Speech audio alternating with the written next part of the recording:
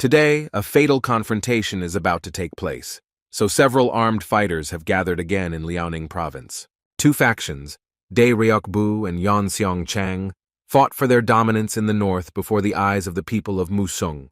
The concentrated old man in the white robe noted in a stern voice that his opponent looked quite good. This was not the first time they had fought, but quite a lot of time had passed since their last battle. The man in white added that Mo Yonsei opened the gates of Gabon more than 10 years ago, so the position of Liaoning's leader could not remain vacant for very long.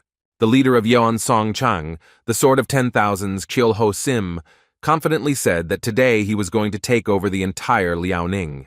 The leader of Dai Ryokbu, the strong wind dance, Manchok Sang, had a crazy smile that only grew wider, as it was not the first time he had stained the land with blood. The dark-bearded man's followers screamed in unison, shouting their faction's name at the top of their lungs. The upcoming battles were watched by a drinking old man who knew that the leaders Dai Ryokbu and Yan Xiongchan were the best in the region. The disorderly old man ran 1,000 miles to see the spectacular fight between two powerful factions. They didn't bother to play the prelude for long, so the steel of their swords instantly clashed, causing sparks to fly around. The old man commented on the incomparable power of Man's sword and Master Chul's dragon sword, which did not give in to each other at all. And although the old man might have seemed like an ordinary homeless drunk, he was actually a public elder, Iron Man Hongmu Gyu. In the end, he jumped down saying that there was nothing more interesting than watching others fight, and a statue of the bronze black dragon appeared in front of him.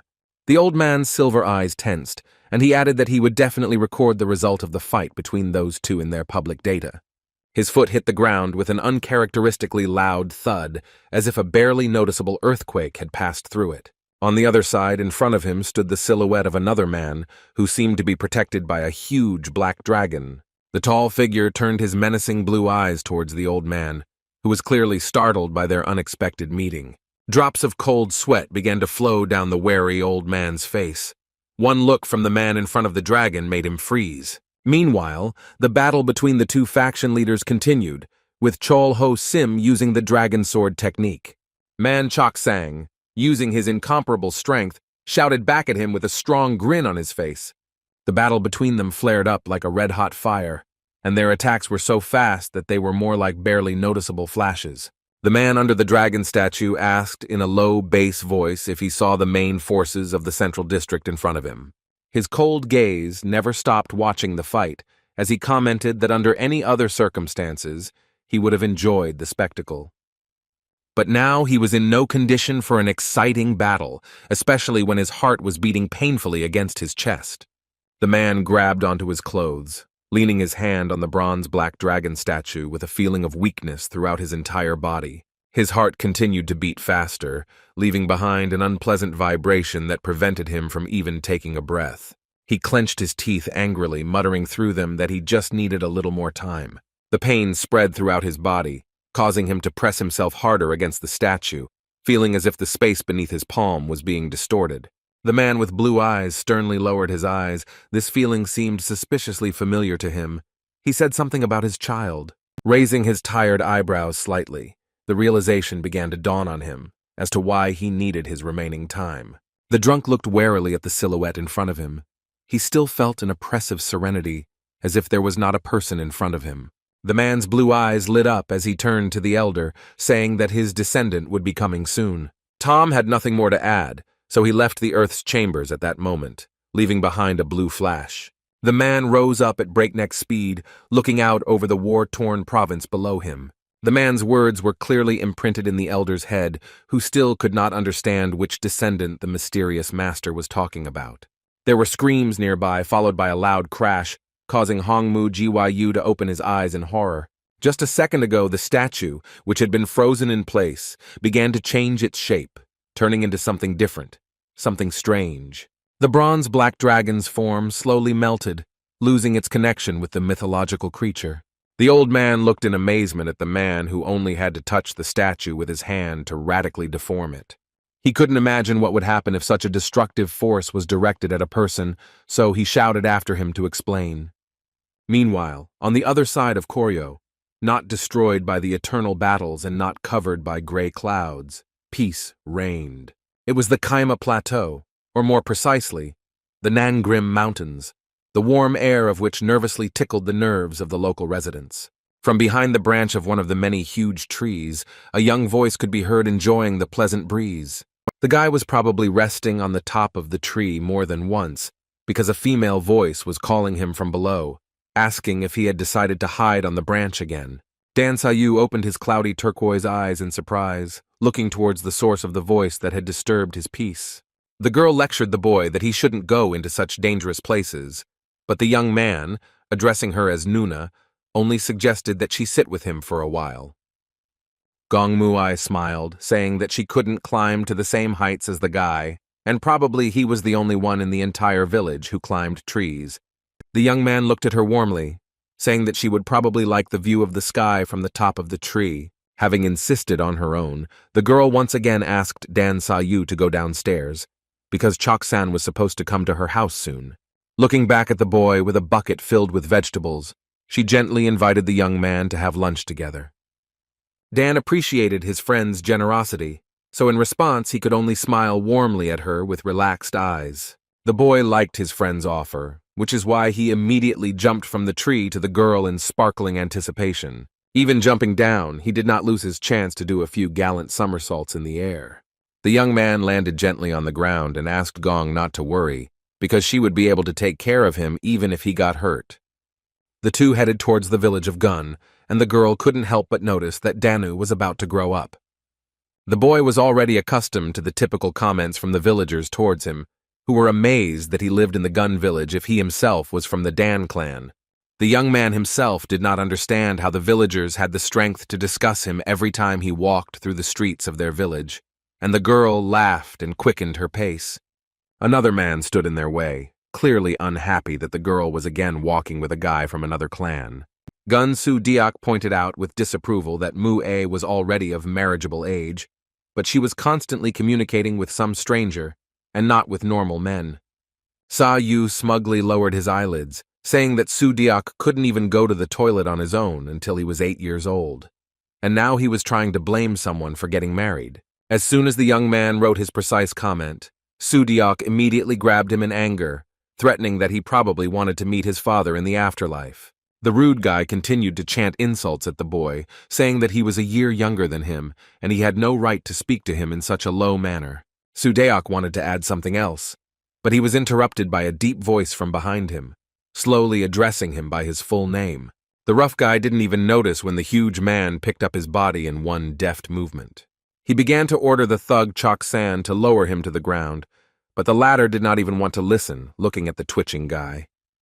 The big guy said that Hyung Nim, which was Su Deok's more respectful name, blocked his path, so he had to remove him by force. The girl ran up to the bully, ordering him to let the bully go, since using force was not at all the style of their village. Cho San didn't hesitate and let go of Hyung Nim, even though he had to throw him to the side so that he flew away like a mannequin. Su Deok crashed into the nearest fence with a loud scream, smashing into it and leaving a dent in the wood behind him. Lying under the remains of a wooden fence, the rude guy mumbled in a disgruntled voice that Cho San had always been useless. The elder old woman immediately recognized the brute, screaming his name in a creaky voice and calling him a brat. Cho San looked awkwardly at the elder, who began waving her bamboo cane in front of him, asking what clan he was from and who he stood up for. The big guy interrupted her dissatisfied exclamations, offering her to her face to look at the scrolls with the news that Hyang Ri Nim had given her. The old woman looked at the contents with displeasure, suspiciously analyzing each letter, while Cho San urged Mu Ai and Saou to leave.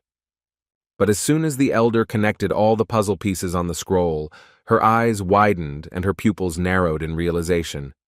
Saou tried to remain silent and unperturbed, as he was already receiving too much unwanted attention.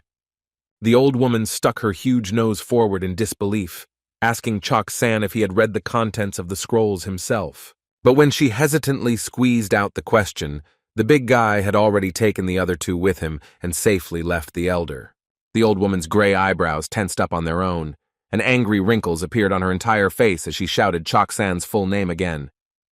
The elder began waving her cane again, threatening to throw the now-disappeared Cho San out of the village while the villagers tried to calm her down. Su Deok glanced irritably towards the departed trio, while the old woman continued to dramatize that she would die if the big man did not take the stranger away from the village. Meanwhile, Cho San threw a wet boar on the ground, telling the hungry Saou not to complain and to help him once he was fed for free. The brute began to examine his prey, involuntarily asking the girl when she would introduce the village to the man she had met. Her eyes widened in shock. She couldn't even imagine that anyone would guess about her recent affair.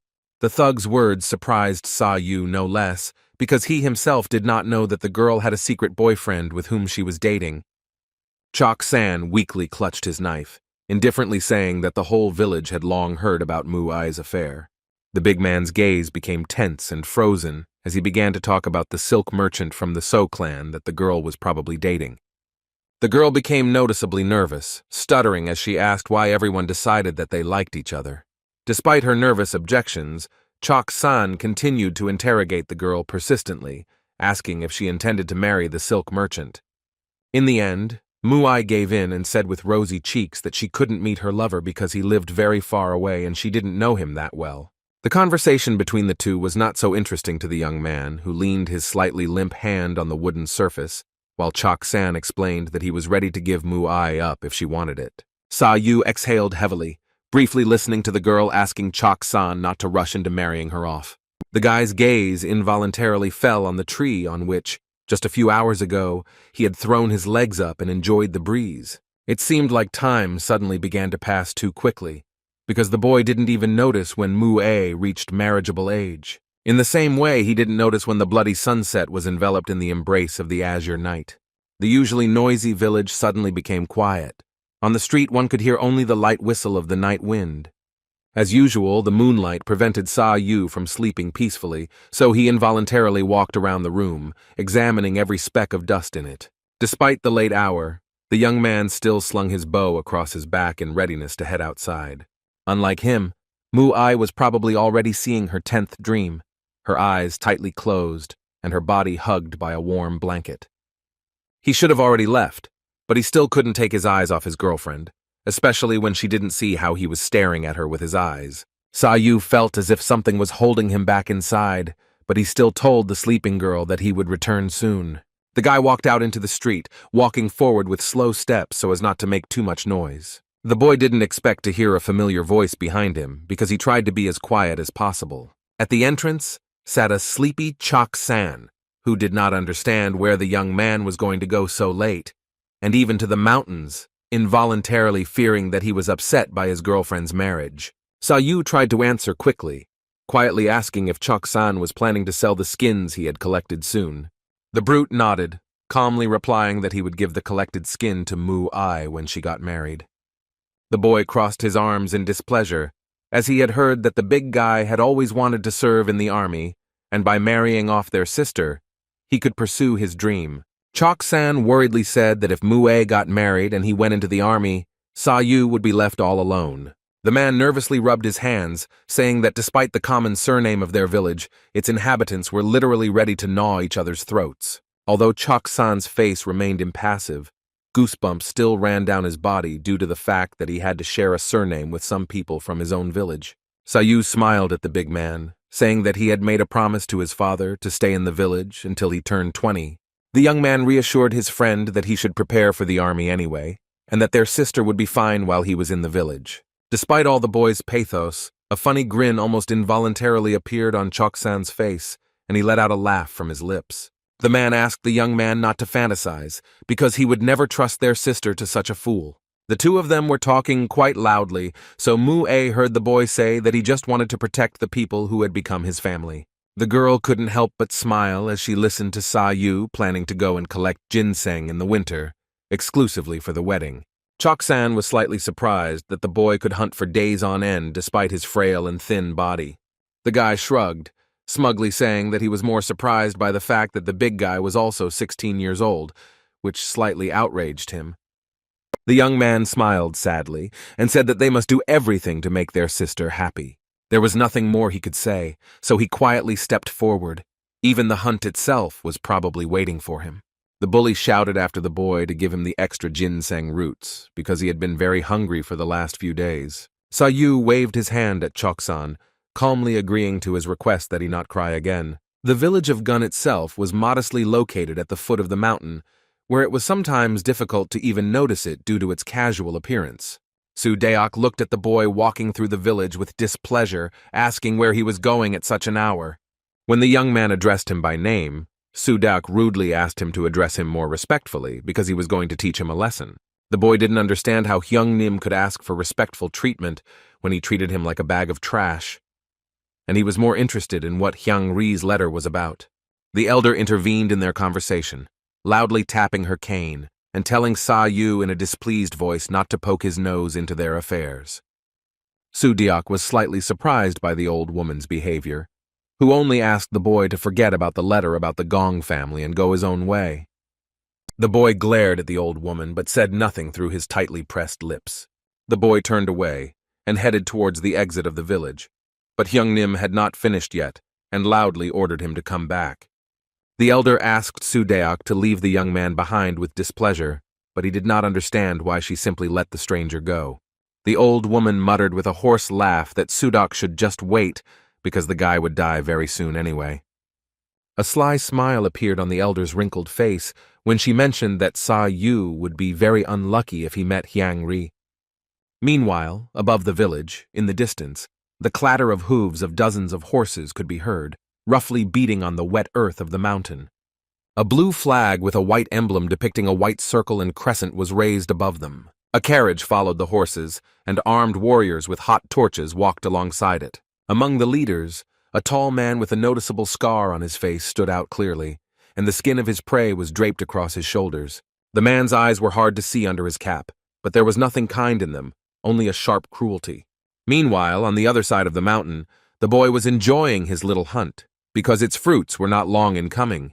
Saou looked at his hands in surprise, as he had never found ginseng roots so quickly and so easily. Moreover, in a few minutes, in his hands lay not one root of the medicinal herb, but two at once. The guy raised his head in satisfaction, trying to contain his happiness at the treasure he had found in the form of two unfortunate bunches. But he could no longer contain his joy, and soon the bright exclamations of the lucky man were heard throughout the forest. His hunts usually lasted for several days, so the days slowly turned into red sunsets. And after the next sunset, as expected, comes a dark night, although often illuminated by many stars in the sky. There were many places in the mountains that the boy usually explored, so he entered one of the denser areas. In the end, the young man realized that he had wasted all his luck in that one night, because he never found any more ginseng roots. Leaning on the damp bark of one of the trees and looking at the obscuring fog, Saou couldn't help but whisper that he should have gone back home. On the other side of the dense forest, even through the fog and cool weather, the boy could see wavy smoke. The young man rose to his knees curiously, since wandering so deep in the mountains was practically suicide for an inexperienced tracker. Saou lowered his eyebrows uncertainly, his gaze wary and skeptical, but he still decided to check the source of the fire. The guy jumped down, trying to land quietly and approach the strange man who had made a fire in such a remote place. Looking down, the youth saw a bearded man sitting quietly in front of a hot fire with his hands on his knees. The man looked quite stern.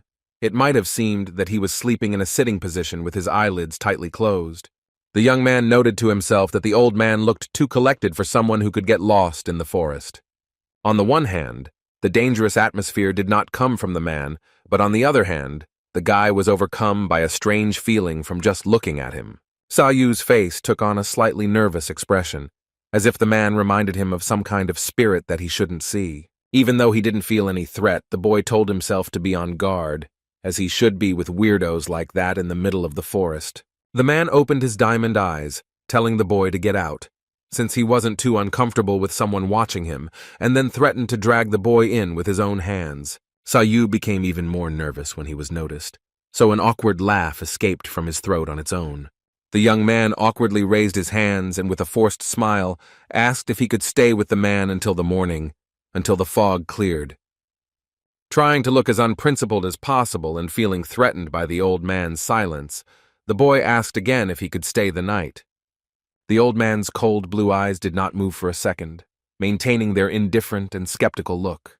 The stranger looked up at the bare tree in the embrace of the dark night, then motioned for the boy to sit down next to him. As expected, the fog grew thicker with each passing second, turning into a huge snow-white fiber around them. The young man offered the man some fried mushrooms on a stick to eat, since in the forest, and especially in the mountains, he could not offer him anything more sophisticated. The old man looked at the stick with several mushrooms with distrust, indifferently examining it from all sides. Soon the man decided to slowly bite into one of the mushrooms, although this gesture looked as if he did it purely out of politeness. Silence reigned between them again, and Saou noted to himself that the old man did not look very hungry. With a small piece of mushroom in his mouth, the stranger asked the boy not to look at him with such surprised eyes, because any food should be eaten slowly and carefully. Then the man opened his eyes again, deciding to get to the point and asking who the youth in front of him really was. The young man felt a little uneasy about making eye contact with him, so, looking the other way, he introduced himself and mumbled that he lived in the village of Gunga, near Gon and Ren. The old man asked if the boy was talking about Huazhongmen village, and then noted that his last name did not match the name of the village. Saou awkwardly scratched the back of his head with an uncertain smile on his face, saying that it was due to some circumstances. The man did not let the young man get off the hook, so he added that he tried to hide his fear behind a forced smile and politeness. The young man was already frightened by the man's strange eyes, but it seemed as if he could read other people's thoughts with just one glance. Not knowing how to respond to the strange old man's precise guess, the boy could feel cold sweat starting to roll down his face. With the same awkward smile, Dan changed the subject and asked where the old man was heading, since he decided to go to the mountains, where ordinary people would never think of setting foot. The old man's tense gaze did not disappear. He continued to stare at the boy with his unnatural eyes. Finally, the man slowly but confidently said that he had come to their mountains with the purpose of killing someone. Saou was shocked by this answer, and he said loudly that even if the old man was tired of living, he should at least die with a pure soul. The boy's sharp indignation caused a bitter smile to appear on the stranger's face, through which he called him funny. The man let out an imperceptible laugh through his lips, saying that he had not come to the mountains to say goodbye to his life. The boy's eyes widened in even more confusion when the old man said that he didn't even deserve to die.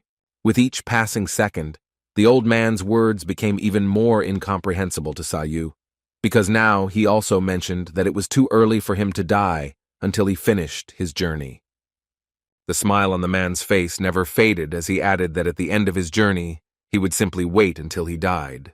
Then the sage unceremoniously closed the topic along with his eyes, saying that he had not eaten something as tasty as the guy's mushrooms for a long time. Silence blossomed around again, as if neither the first nor the second could add anything more. During all this time, enough nervous air had accumulated in the guy's chest to exhale a whole cloud in a noticeable tremor. The young man lay down on the cold grass, wondering why the old man was acting so strangely. The boy's cloudy turquoise eyes stared up, still thinking that the man was about to say goodbye to his life, and so thoughtlessly. The guy glanced at him with one eye, but the man continued to remain strictly silent, even though he had already proven that he could see through other people's thoughts. Over the course of the night, the fire began to gradually die out, turning the branches into crumbling coals and leaving behind an unpleasant smoke. In the morning, the boy decided to leave the old man, although he felt some peace inside due to the fact that he would no longer have to lie under his cold gaze. Finally, Saou looked back to see if the man had even noticed that he was about to leave. But the old man didn't even bat an eyelid. He just continued to sit quietly with his hands on his knees, like a sleeping statue. The young man left behind only one ginseng root, although he himself did not understand what prompted him to such generosity. And yet his decision to give the old man one ginseng root out of honor began to hit his conscience already on the way home. The guy began to loudly exclaim about how he regretted giving such valuable material to some guy, despite the fact that he had been struggling to find it for days. The young man bit his finger, wondering if perhaps he had done so out of pity and regret for the old man who was about to die. Saou tried to calm down, inhaling a small amount of air and instantly exhaling in smaller clouds. Still, this was not the most important thing, so the boy looked up dreamily and thought about what he should do now. Optimistic thoughts began to fill his head, and he hoped that fate simply did not allow him to get the second ginseng root. He tried to put his worries aside, so he simply went to Gong Village. But even when he stopped regretting his decision so much, his conscience again picked at his soul, and he again reproached himself. Usually Gun Village was quite noisy, even on weekends, but today it was suspiciously quiet, as if he had entered a ghost village. The boy stood in place, thoroughly numb from the fact that the entire village had turned into a complete wilderness while he was gone. He was so focused on the strange phenomenon that he didn't even notice when someone suddenly snuck up on him from behind. The fist quickly moved towards the boy, but he was not fast enough to react in time. Su Deok slammed his fist into the back of the boy's head with all his might, causing him to stagger and cry out from the sharp pain in his head. The boy ran with his feet across the ground, instantly landing face down helplessly. Saou clutched his body in pain, asking with noticeable anger in his voice why he was attacked without reason. But as soon as he even tried to protest, Su Deok grabbed his head, pressing it to the hard ground with all his might. Su Deok pressed the helpless youth's body against his chest, and, with a terrifying look, triumphantly whispered that he had finally caught him. An elder approached them, loudly banging his cane on the ground and saying that no one would treat Dan like trash if he were not an outsider. Wrinkles appeared all over the old woman's face as she said that they were going to deal with Saou for the good of their village and lock him up. But the beaten boy innocently did not understand what they were talking about and how he could interfere with the well-being of their village. Su Deok chuckled, smugly saying that Hyang Ri had already been sent to their village to watch over their place like a king. And yet the guy with the broken forehead still did not understand what relation he had to the arrival of an influential person in their unfortunate village. Su Deok noted with a sense of insane self-satisfaction that Hyang Ri had arrived with the ambassador from Yuan, and they were going to choose a princess to send to Yuan. The boy's turquoise eyes widened in anger when he mentioned that they had decided to send to Yuan Mu Ai. Despite his weakened body and sluggish state, a loud scream escaped the boy's throat. The boy opened his mouth wide, sinking the sharp fangs of his teeth into one of Su Deok's fingers. Su Deok twisted painfully from the sharp pain in his arm, loosening his tight grip for a few seconds. However, this turned out to be his own mistake, because as soon as he relaxed a little, Saou's next blow was aimed at his face. The boy clenched his fist and jerked his elbow with all his might, causing Su Deok to fly back. The young man needed to act incredibly quickly, so he turned his cloudy turquoise eyes in another direction. Saou grabbed his wooden one, swinging it quickly as if it were a giant slingshot. The boy deftly picked up one of the sharp arrows on his back, grasping it with 2 fingers and loading it into his bow. The elbow strike was one of the boy's several moves, so soon Su Deok's face also met the boy's knee. It seemed like the two of them were frozen in mid-air, but for the guy it was one solid second that he didn't even notice. Saou's eyes twitched in panic in different directions, and he tried to analyze what he should do next. The boy fell onto the body of the angry Su Deok, grabbing his bow and pointing the sharp blade of his arrow straight at his face. Saou began to emotionally say that he had suffered for a very long time from disrespectful treatment because of his last name and the way they spoke about his deserter father. The young man felt betrayed and said with a trembling cry that he would never have thought that the people who gave him a chance to live would try to get rid of him. The old woman pressed her lips together and angrily ordered the other villagers to grab the brat, who had suddenly begun to defend himself. Inside, the guy felt how hard his heart was beating from excitement, fear, and anger, so he simply could not calmly react to the next indignation directed at him. Instead of ignoring them again, the young man aimed his arrow at the elder and ordered her and her minions to stay away from him. At that same moment, the arrow blade flew past the old woman's face, a few centimeters from her temple. She simply didn't have time to react, letting go of the bamboo cane from her hands, which became a target for the guy's bow. A noticeable trace of blood appeared on the elder's cheek, and she began to nervously curse the stranger. The boy nervously clenched his teeth and said that even though his father had run away, he had taught him how to run away, catch up and hunt, which no one in the village could do better than him. With a trembling voice and a battered face, Saou triumphantly said that he would shoot through the head of anyone who tried to stab him in the back. The crowd of silent villagers froze along with the elder, who continued to stare at the boy in horror. The young man finally said that since they wanted him to leave so much, he would fulfill their wish, but together with Mu Ai and Cho San. The guy had nothing more to say, and he turned away to the cries of the old woman, who was outraged by his insolence. Sudeok panicked and exclaimed that if they let Saou escape, the envoy from Yuan might destroy their village. The old woman loudly ordered Sudeok to grab the boy so she didn't even hear the sound of hooves behind her. But when they turned around, it was too late. A terrifying man on a dark horse was already standing in front of them. He didn't say a word, sternly looking at the people below him with the crossed scar on his face. And even though Saou tried to remain calm, his heart was literally pounding out of his chest as he ran towards Mu-Ai's house. The young man began to shout loudly at the girl, who turned her head in his direction questioningly. Mu-Ai smiled innocently at the guy, saying that he was just in time since they were just about to go out for lunch. The boy ran past her, ordering her to pack her things and leave. But the girl was more concerned about the boy's bloody face. Saou simply didn't have time to try to explain anything to his Nuna, so he threw open the doors of the house, literally rushing inside. The boy quickly picked up the essentials and threw the things into one pile on the rag, telling the girl to take only the important things. Mu-Ai tilted her head in concern, saying that she could treat the wound if he had run into some beast in the mountains. But the young man continued to say that they didn't have much time. The youth threw a bag of things on his back, adding that with the wild ginseng root they could last for some time, and then asked where Cho San was. Anxiety filled the girl's face when she told him that Cho San had gone into the forest to get firewood and asked why Dan was acting so strangely. The news about the big guy made the guy look irritably towards Nuna. It was one of the worst-case scenarios. The young man realized that they were simply wasting their time, so he grabbed his girlfriend by the hand and said that they urgently needed to find Cho San. Mu-Ai looked at him with her silver eyes in shock, telling the boy to stop and tell him everything. She dropped the bucket of vegetables and fruits from her hands, while the guy didn't even want to listen to her questions. As he headed into the forest, the boy noticed a strange but no less disturbing picture on the other side of the village. A group of horses, a carriage, and several guards lined up in front of the crowd of Gong villagers. He looked at the tall man on the dark horse. He was probably the representative from Yuan who had come to sort things out. The scarred man silently looked at the poor villagers, his gaze cruel and unpredictable.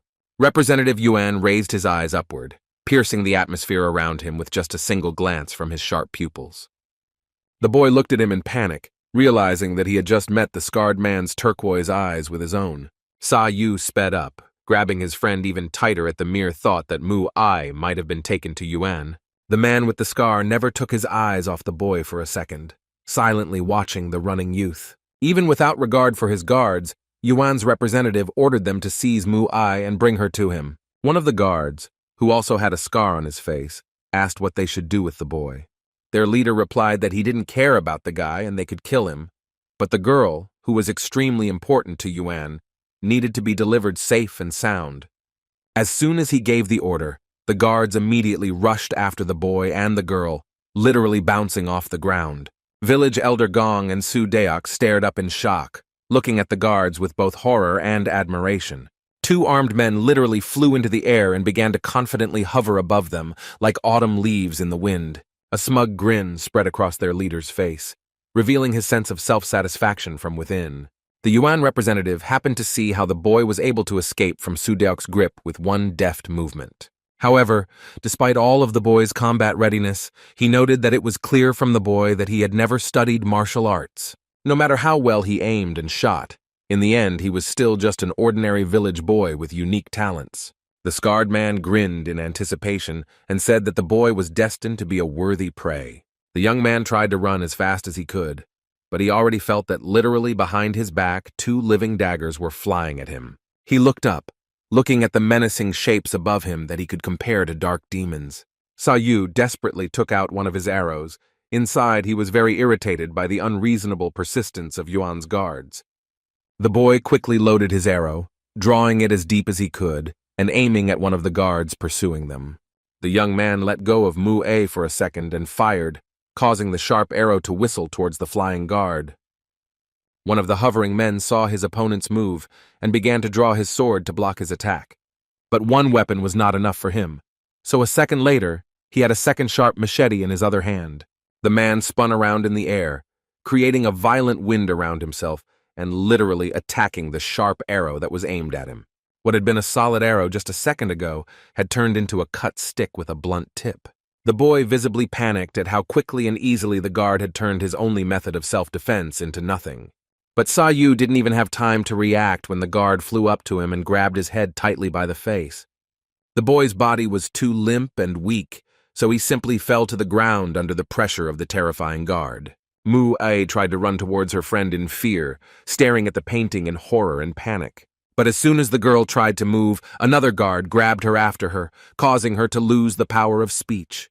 Saou felt very helpless and useless, looking at the fact that he couldn't even protect Mu-A. The young man couldn't stare at the girl for long, because a second later a sharp blade was aimed towards his face. One of the guards looked menacingly at the boy, telling him that he could kill him instantly. Swinging his blade deeper and about to plunge it into the guy's forehead, the man received a blow to the face from someone else's fist. The guard was immediately thrown back when the broad-shouldered Cho San intervened in their fight, and was able to save Saou in time. Mu-A widened her eyes along with the other thug, staring at the new guest in shock. The guard who flew away raised his machete in mid-flight, plunging the tip deep into the ground and rolling along the ground. The bodyguard landed angrily with an irritated groan, causing the dust around him to rise up. Saou looked at Cho San in surprise, even though he was unable to get up from the ground in his beaten state. The brute glared at the two guards, asking with displeasure what kind of freaks tried to attack the guy and their Nuna. Suddenly, for a few seconds, an oppressive silence rang out in the mountains, which did not indicate anything good. The young man explained the situation to Cho San, who spoke with hostility about the two Yuan thugs. The boy angrily clenched his teeth as he said that the letter from Hyang Ri was to hand over Mu-A as the princess of Yuan. Saou confidently suggested that they go to the peak of Chong Ran Bon, since it would be easy for them to hide from the Yuan representatives there. One of the bodyguards made fun of his colleague, asking if he could help him, but his partner angrily asked him to keep quiet. The defeated thug wiped his face with his wrist, looking away in irritation and preparing for his next attack. The other guard's face formed a sinister grin, through which he called Cho San and Saou brats who were shaking with fear. He swung his machete and charged towards the two with a chilling look, shouting that they should not expect an easy death. The thug's eyes began to shake as he realized that his own people were about to shamelessly sell out his sister. He started shouting and asking how they dared, in all their sanity, to sell a person behind his back, and even so that she could become a princess. Cho San glared at the thug, tearing his voice apart as he said that he would never sell Mu-A to such barbarians. The man reached out with his sharp axe, swinging it towards the guard flying towards him. He tore a stack of hard firewood from his back and gripped the axe tightly in his hand, staring predatorily at Mu-A's offender. The first thing the thug did was throw several tightly packed logs at his enemy. The rope snapped in midair from the intense pressure, causing some of the wooden stumps to fly off in different directions. It was a kind of diversionary maneuver, so Cho San immediately jumped up and jumped on the bodyguard. Excitement took the guard's body, and he grinned fiercely, amazed at the fighting spirit of the young strongman.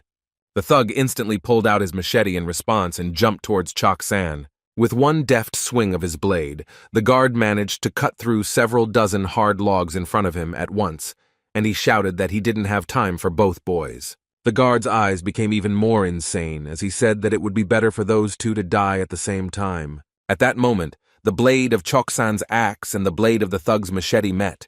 They looked like two wild animals. Cho San shouted in anger that the bodyguard should try harder if he was so eager to kill them both. The guard cowered. He didn't expect the 16-year-old giant to have so much strength and tenacity. The scarred thug decided to try a different strategy, swinging his blade again in a different pose. The bodyguard fought off the thug's attack by spinning on one leg and swinging a counterclockwise punch at his opponent. The sudden circular attack confused Cho San, and he stared at the enemy's sharp blade heading towards him. Cho San leaned slightly, offering his strong shoulder so that the boy could fight him off like a springboard. After a short pause, the young man loaded his bow, aiming at the guard in flight and quickly releasing his arrow. Saou's heart was beating too fast for him to concentrate calmly, but the adrenaline also awakened new strength in him. The first sharp arrow was followed by a second, and the boy turned his bow into an automatic crossbow. The guard looked up in shock, stopping his attack at the sight of several arrows flying above his face. The guard began to deftly swing his sword to the side, as if he had some kind of whip in his hands that could cut sticks. Cho San took advantage of the moment, swinging a hard fist at his opponent and directing it straight at the man. The guard's strong body met Cho San's iron fist, taking the full impact with a creaking pain. The guard felt a crunch in his chest, groaning loudly with a tense face. This simple attack was enough to knock the thug off his feet and send him flying in the other direction. The guard rushed through space, and his exhausted body crashed into the nearest tree in a matter of seconds. The bodyguard could only groan in pain as he hit the flat surface of the tree roughly. The man looked at Cho San and Saou in horror, calling them little scumbags with calm malice. But the guard didn't even have time to recover when another arrow from the boy was aimed straight at his face. He barely managed to dodge the sharp weapon, turning his head to the other side and looking in fear at the tip of the arrow stuck into the tree. Trying to remain calm, the man merely glanced nervously at the wooden weapon next to his face. However, the guard was so carried away by his first dodge that he didn't even notice how the second arrow hit him right in the leg. A sharp pain rushed through the entire lower body of the thug, who remained silent, even looking at his leg nailed to the tree. The other guard, still holding on to Mu-ai, exclaimed enthusiastically in cruel pleasure as he was very amazed by the skills of the two. He couldn't laugh for long, because after a second he was interrupted by the rough voice of another man, saying that his laughter could be heard throughout the entire Gam Plateau. Yuan's representative slowly approached them, threateningly saying that his envoy was enjoying his partner's suffering too much. Saou, through his hostility and contempt, said that the tall man with the scar was that same damned ambassador from Yuan. The tall man with the scar loomed over them menacingly, unable to believe that the experienced Yuan hunters had failed to catch the two unfortunate boys. Beneath his scar was a terrifying silver eye, the gaze of which was enough to make even the most steadfast of daredevils shudder. One of the guards who was holding Mu-ai back apologized to his leader, but the other one just lowered his head without saying anything. The man looked at his bodyguards with disdain, saying in a cold voice that he would deal with them a little later. The laughing hunter's former self-confidence and arrogance disappeared as he obeyed his leader in fear. The tall man with the scar began to approach closer, indifferently turning the grass beneath him into crumpled footprints. Saou and Cho San stared at the man tensely, as he said that even he was amazed at the incompetence of his warriors. The man seemed to be summoning a hurricane with his presence, saying that the students had been able to hold out for quite a long time with their primitive skills. A terrifying grin appeared on the scarred leader's face, and he added that it was a great pity that he had to call those two useless brats from Goryeo. The man's stance was menacing. He literally made the ground shake and everyone present feel like prey. Cho San and Saou felt this oppressive aura, this rough wind, as if knocking them off their feet. The boy had never seen such energy before, because of which he could not even allow himself to move. This did not stop Cho San, and he continued to stare at his enemy with fierce eyes and an angry look. The big guy screamed at the top of his lungs in anger. He could no longer control the rage that filled his soul. Cho San literally went berserk, shouting at the man with the scar that he would not give Mu-ai to anyone, and that he would have to kill them first to take the girl. Yuan's ambassador didn't even listen to him, putting his hand on his chest and pressing it with a strange pressure. The brute suddenly felt as if he himself could no longer move, but could only stare at his enemy, his feet dug into the ground. Cho San looked down with worry. He couldn't even lift the axe in his hand and swing it at the head. Saou himself couldn't do anything, staring dumbfounded at his helpless friend standing in front of the Yuan ambassador like some kind of mannequin. The scarred man grinned madly, and then said that he would have no problem fulfilling the request of the two boys. He pressed even harder on Cho San's chest, transforming the energy in his palm into something more crude and otherworldly. Cho San didn't even have time to react when he suddenly felt pain throughout his body, causing him to vomit blood. The unceremonious blow made the big guy drop the axe from his hands and fly off in the other direction like a bag of sand. Cho San's previous self-confidence and ferocity disappeared, and he flew towards the tree behind him. But even the thick bark of the tree was not enough to stop the big guy's flight, causing his body to break through it. With a loud crunch, the tree carelessly split in half, but the big guy continued to fly away and drag his body along the ground. Together with the top of the tree that was pierced through, Cho San landed on the ground with painful groans. The big guy rolled over several times on the hard ground, feeling a burning pain throughout his body that prevented him from controlling himself. Cho San left behind a noticeable trail, as if scorched by his body, which was left with burns from the leader's indifferent blow. Cho San tried to move, but every movement was accompanied by unpleasant sighs from him, due to the pain in all his vulnerable points. The boy screamed in horror the name of his friend, who helplessly covered the ground with his own body.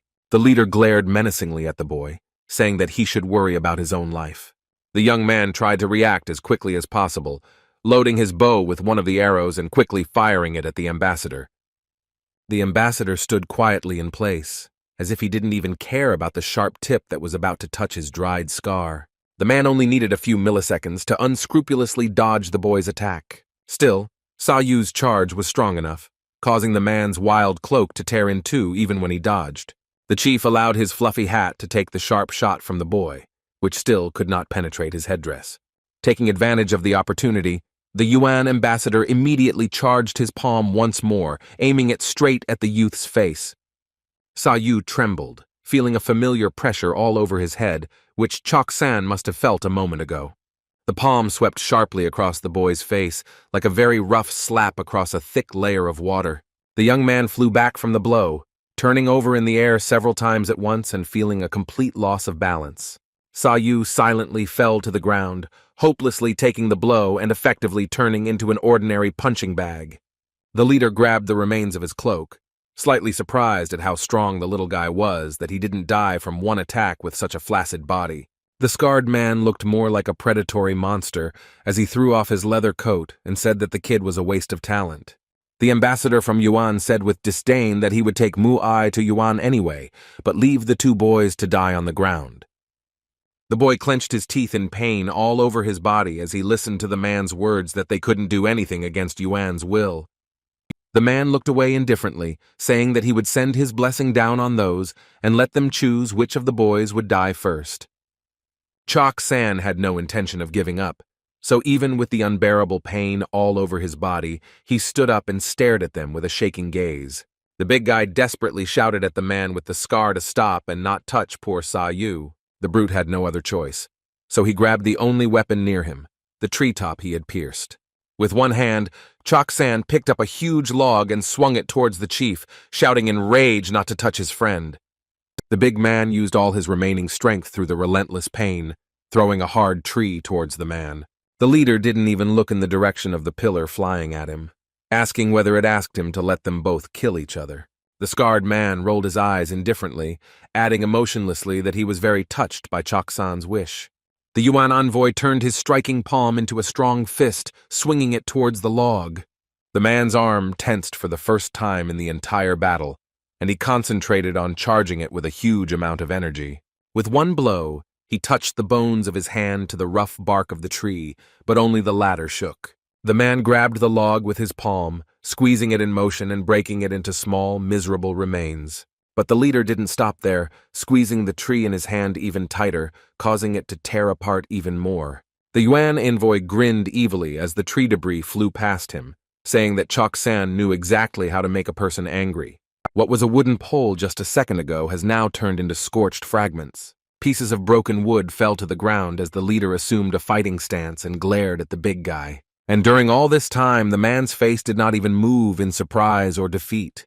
He was absolutely indifferent, even when he was destroying. Only then did the chief's eyes suddenly open and he shouted that he had decided to kill Cho San first. The man rushed at the big guy like a demon in the night, like a bat in a cloak, dangerously releasing its claws. The guy touched his teeth in horror, looking hopelessly as the scarred leader approached Cho San in 1 second. The brute didn't even have time to react when the Yuan envoy's knee was aimed straight at his face. The kick was enough to send the big guy flying back, exhausted with his head thrown back. But the leader wasn't even finished yet, preparing to direct another blow towards Cho San, an even more painful one. The man with the scar pinned the big guy to the ground, almost turning his pectoral muscles into white sand. The young man screamed hysterically and ordered the leader to stop. There was fear and anxiety in his eyes. Only out of desperation, the boy rushed forward to at least try to save his friend. The man saw the silhouette of the jumping boy behind him, saying that he made it clear that Cho San would die first. Once again, narrowing his silver eyes, the man added that he was going to kill Saou in an even more sophisticated way, so he just had to wait. The boy kicked the ground as hard as he could, aiming his foot towards the man with the fierce look. Saou's movements were slow, awkward, predictable, so the leader calmly dodged, just lowering his head to the other side. Moreover, with his unsuccessful attack, the guy literally exposed himself to the next attack of the man's clenched fist. Now, the Yuan representative gathered all his energy into his fist, creating even more excruciating pressure with a punch to Saou's face. Without even having time to calmly react to his opponent's attack, the young man flipped over in the air. The pain spread throughout the boy's body again, so much so that he literally felt nothing as he fell to the ground. Mu-A tried to scream something in horror through her closed mouth. She clearly wanted the man to stop beating her family. The leader walked past the two lying guys, calmly saying that he actually liked people like that. With cruel admiration, the Yuan ambassador whispered through his teeth that such a fearless spirit of those was a symbol of a real man. He wanted to add something else, but his leg was suddenly grabbed by Cho San, who squeezed it tightly in his hand so that his grip left bruises. The big guy stared silently at the leader, with whom he met his exhausted and hateful gaze. Cho San narrowed his eyes, glaring at his opponent and ordering him not to touch his friend. He tried to repeat himself again, but his face was met by the steel fist of the scarred man, not letting him finish. The blow was quite strong, but the big guy didn't even land, taking the leader's sudden attack on himself like an impenetrable shield. The entire time, a noticeable look of surprise flashed across the scarred man's face that he had withstood his attack. He tightened his fist even more, causing Cho San to flinch slightly, but he continued to stare at him and order him not to touch his family. In the end, the big guy couldn't stand it any longer and grabbed the leader's hand tightly, sternly saying that he would protect Saou and Mu-A. An audible whistle sounded through the air as Cho San punched through the space with his fist and tried to hit the leader. The man once again dodged the thug's inexperienced attack, straining his arm in response with a multitude of protruding veins. The envoy from Yuan walked around the big guy on the other side, as if he had seen all of his opponent's movements in advance. The scarred man decided to act just as roughly, grabbing Cho San's back tightly and leaving scratches on it. Cho San groaned in pain, feeling a painful pressure on his spine as the leader unceremoniously lifted his body. The pain in Cho San's back became more and more unbearable with each passing second, causing him to scream in agony. Saou stared in horror at his friend, who was on his last legs and could turn into a lifeless mannequin at any second. The man dragged the big guy in the other direction, continuing to say that he really liked people like that. Approaching the cliff, the leader did not even want to listen to the painful cries and groans of Cho San, twitching in his hand. The man with the scar added in a calm but no less terrifying voice that he enjoyed destroying such people physically and mentally even more. Despite his spine being shattered into pieces, Cho San turned to Saou with his last breath. With a trembling voice, the big man finally asked the boy to take care of their Nuna. Mu-A screamed desperately towards Cho San even though there was a sharp machete under her throat. Finally, the scarred man stopped playing the prelude, loosening his grip and letting the brute fall. Cho San's exhausted body was thrown from one of the highest points on the plateau by a Yuan envoy. Saou desperately shouted at the scarred man to stop, but it was too late. Cho San was dead.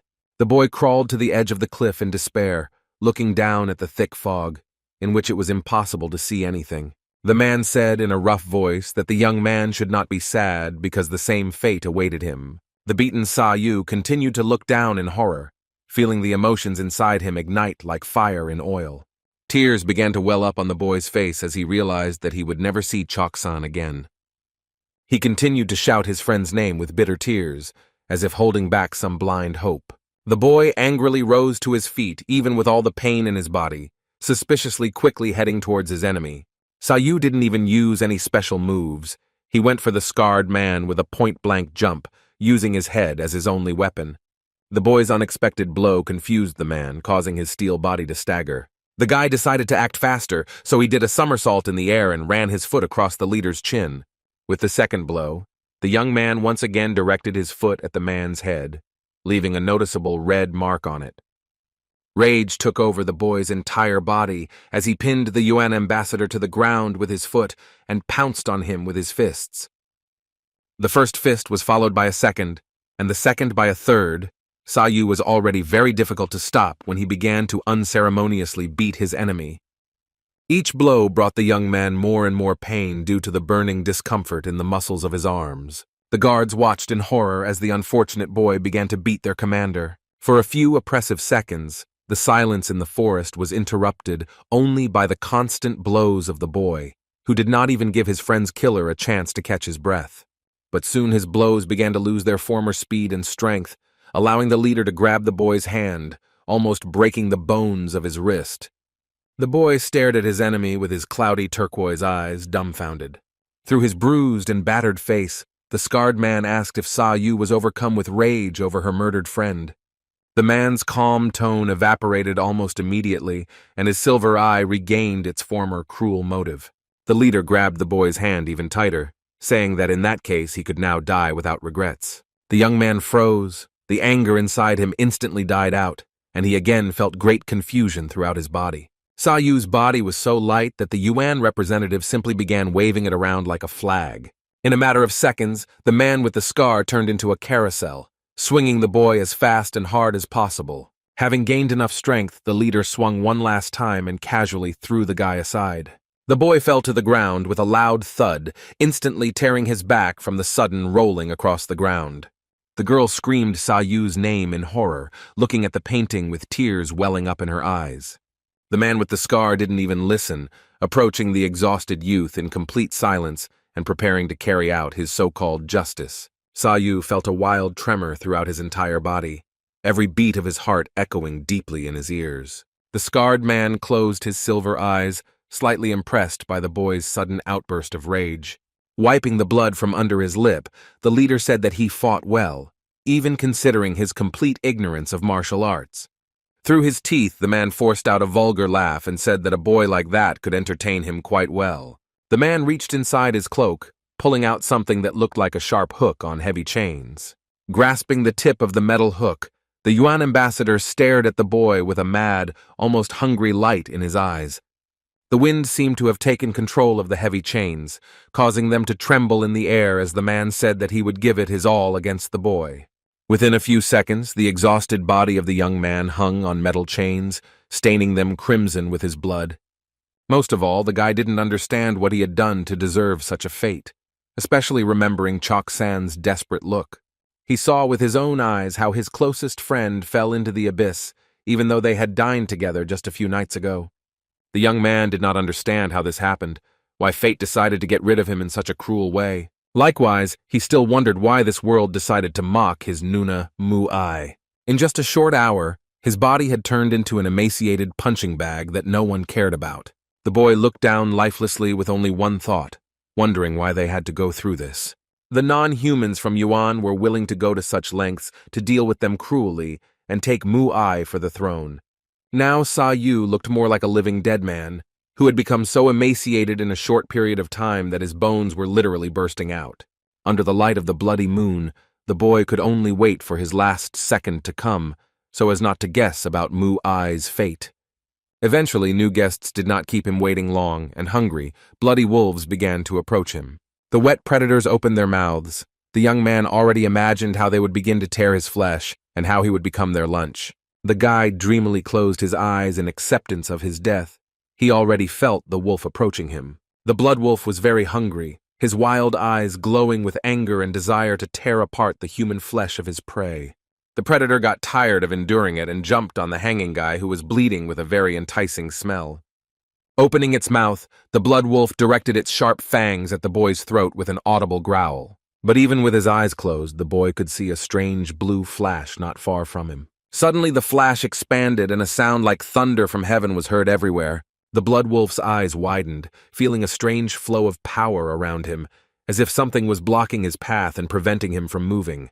The guy looked at the predator in surprise, which in a matter of seconds turned into lunch for the blue flash. The young man looked warily towards the strange light, which was expanding and becoming brighter with every second. Then a man started approaching the guy and saying that the previous night the guy looked quite healthy. The man with blue eyes from last night spoke the obvious fact that the boy was now looking very unwell, and other blood wolves were starting to surround him. The old savior began to approach the predators even closer, only creating a frightening rustle of leaves and grass under his feet. From the greedy eyes of the wolves, one could tell that they were feeling both anger and fear towards the strange old man. The blood wolves pounced on the man with sharp fangs, their slippery saliva flying everywhere. A whole herd of predatory animals attacked the old man one after another, Some even jumped on him. First of all, the man, surrounded by a blue flash around him, asked the boy if he was still alive. Stretching his hand forward, the sage once again enveloped it in his diamond aura, capable of blinding anyone. The man grabbed one of the blood wolves by the muzzle, squeezing its nose tightly and creating small diamond lightning bolts around it. The predator's body began to take on a completely different shape, warping and turning into something like a wet rag from which all the life force was being squeezed out. Another wolf pounced on the old man with glowing predatory eyes, opening its mouth at a full 90 degrees. The sage concentrated all the blue energy into his palm, moving it through space as if it were his special blade. Having placed his palm on the face of one of the predators, its body began to tear apart in exactly the same way and turn into a wet pancake with spiral movements. The blood wolf, having become the old man's unlucky prey, howled loudly in anger, and its form completely lost its former appearance. And so it happened with every wolf that tried to block the old man's path. They all ended up in a destructive cycle. Having dealt with all the wild animals, the man looked at the boy in the tree, silently examining his half-dead state. The boy seemed to come to life again and looked at the familiar old man with hope, addressing him as an elder. The blue aura around the sage suddenly dissipated, and he came closer to the young man, seriously asking if he wanted to live. Lowering his eyelids in a cold expression of his diamond eyes, the old man added whether Saou was willing to suffer more than hell. The boy had no strength at all to answer, so he only repeated the old man's question in a low voice as he drew breath. The man looked at the boy carefully as he told him that his loved one had been taken to Yuan and his best friend had been killed. Saou forced out a tired smile, saying that all he could do was wait for his death, and that nothing could be worse than that. The old man extended his strong hand forward, noting that even in hellish agony the boy held back a smile and laughed. The sage released a blue flash from his hand, the spiky light colliding with the thick chains, causing them to stagger. The exhausted youth finally felt a little relief when the chains were broken on both sides and he began to fall. The old man watched as Saou fell head down with chains on his wrists. The man came closer, wrapping his arms around the boy's battered body and holding him close, saying that he was very lucky. The boy leaned his face against the sage's shoulder, quietly listening to the words about how his smile saved his life. Without taking his blue eyes off him, the old man added that the boy should never lose his smile. The grass made a soft, rustling sound as the boy's body fell onto it, and the man said that 35 of his bones were broken and 70 muscles were damaged. Lowering his gray eyebrows, the old man added that now the boy himself had to choose whether he wanted to be cured or remain helpless for the rest of his life. But this didn't worry the boy as much as why the stranger from the previous night decided to save him. The old man remained silent for a few seconds, then held out the ginseng root that Saou had given him out of pity that morning. The man suddenly squeezed the boy's gift in his hand, creating several small lightning bolts along with the blue flash. The ginseng root began to glow with a bright blue light, and thick, glowing juice began to slowly drip from it. A few charged drops of the strange elixir fell straight into the boy's mouth, leaving a slight tingling taste there. The old man said in a serious voice that there are only 206 bones in the human body, as well as 650 muscles. The man's hand glowed again with a blue flash, as he said that the boy would be able to control his powers completely when he realized the value of every muscle and bone. Pressing his middle and index fingers together, the old man pointed his sharp palm straight at the youth's body. When the man's fingers touched the boy's body, he felt an unsettling energy around him, causing him to shake in convulsions. The sudden flow of energy made Saou freeze as the man explained that the boy was still in a stable condition, and his ritual was supposed to help him recover successfully. Even though the boy felt every nerve in his body begin to reconnect, he still couldn't move as his veins began to clear, and he found himself in a state of suspended animation. The boy's arms began to twist, repairing damaged bones and nerves with incredible pain and speed. Along with the unpleasant feeling of burning pain, the young man also felt the energy cooling him down, and eventually his hands could move again. Blue magic engulfed his legs around him, squeezing all the strength out of them, accompanied by loud sounds of flashes, thunder, and the crunch of his own bones. The guy's nerves reconnected, and he straightened his leg sharply. In his head, there were sounds of his internal organs moving, the sound of his breathing, the sound of his blood flowing. The old man sat down quietly on the ground and said that by hearing all the necessary sounds, the young man would be able to understand not only the 36 main veins, but all 360 throughout his body. Even though the boy couldn't utter a word, he still listened to the old man's instructions that they needed to know which vessels to pour energy into in order to destroy the body from the inside. Saou, for the first time in the entire process, could not bear the onslaught of pain throughout his body and screamed loudly from the painful feeling in his internal organs. The old man quietly closed his eyes, saying in a stern voice that once the young man understood all of his teachings, he would be able to study high-class martial arts. Opening his diamond eyes, the sage added that by obtaining the so-called ghost eyes, Dan San Yu would be able to be reborn as a supreme artillery general. Nowadays, Goryeo has been considered a hopeless place by many people, whether it was the words of sages or ordinary passers-by. A man with a beard moved through space, outwardly resembling either the embodiment of a thick cloud or the face of the coldest wind. As it was said, especially on Mount Myoyan, because of the nobles who wanted power without caring about the common people, nothing could stop the country from its certain end. The whistling wind moved inside one of the caves of the Myoyang Mountains, and a voice narrated that due to the terrible state of the country, the appearance of a young warrior named Li was very important. The old corrupted region of Goryeo, in particular the Manson Cave, was abandoned, and the newly formed nation was presented as the will of the heavens themselves. The fluffy embodiment of the cloud whistled louder, creating an audible hum and oppressive sigh of wind around itself. Inside the cave there was a round pedestal, and next to it stood several pillars that resembled huge thrones. The wind struck one of the bells, causing a ringing sound, and a voice said that even the worried swordsmen were impressed by the abilities of the immortal warrior from Haidong. The strange wind began to take the form of a languid old man in a torn cloak, and he said that it was he who asked someone to come, but in the end he was late himself. The man the old man was addressing slowly said that there was no need to apologize, and that he was glad that the sage had invited him. As it turned out, this man was the immortal swordsman from Haidong, Park Jong-mo, and then he asked if he was invited for the benefit of the new country. The wind spirit said that the ruler of their country was obliged to change, to which the three ascended ones agreed. The old man in the torn clothes was the guardian deity, saying that he was worried about the rumors that the young warrior Li was pretending to be one of the three ascended ones. The third man exhaled heavily with his head down, saying that he understood both of them perfectly well and wanted to explain why he had invited them. The empty-eyed sage, Venerable Master Da-Chun Yu, said that they had lost many innocent lives over the past year. Da-Chun Yu began to narrate that just recently, the 7 earthly deities and Cho San from Mount Chilbosan died tragically. There were many different talented students in Goryeo, but only a very small part of them were truly worthy and kind people. The 7 earthly deities earned their name through their noble and incredible deeds. According to the words of the surviving disciple of the earthly deities, the elder and the young man came to meet the deities because they revealed the martial art of Huan Yu. The Huan Yu martial art itself was essentially a combination of magic and martial arts, and such a technique was the only one capable of killing earthly deities. The 7 earthly deities remained the best of the best, but even they were not able to fully reflect the art of Huan Yu with their power. However, even with all the incredible power of magical martial arts, it always had its pitfalls. A glowing hand, a bright flash, the sound of quiet thunder, an outstretched palm.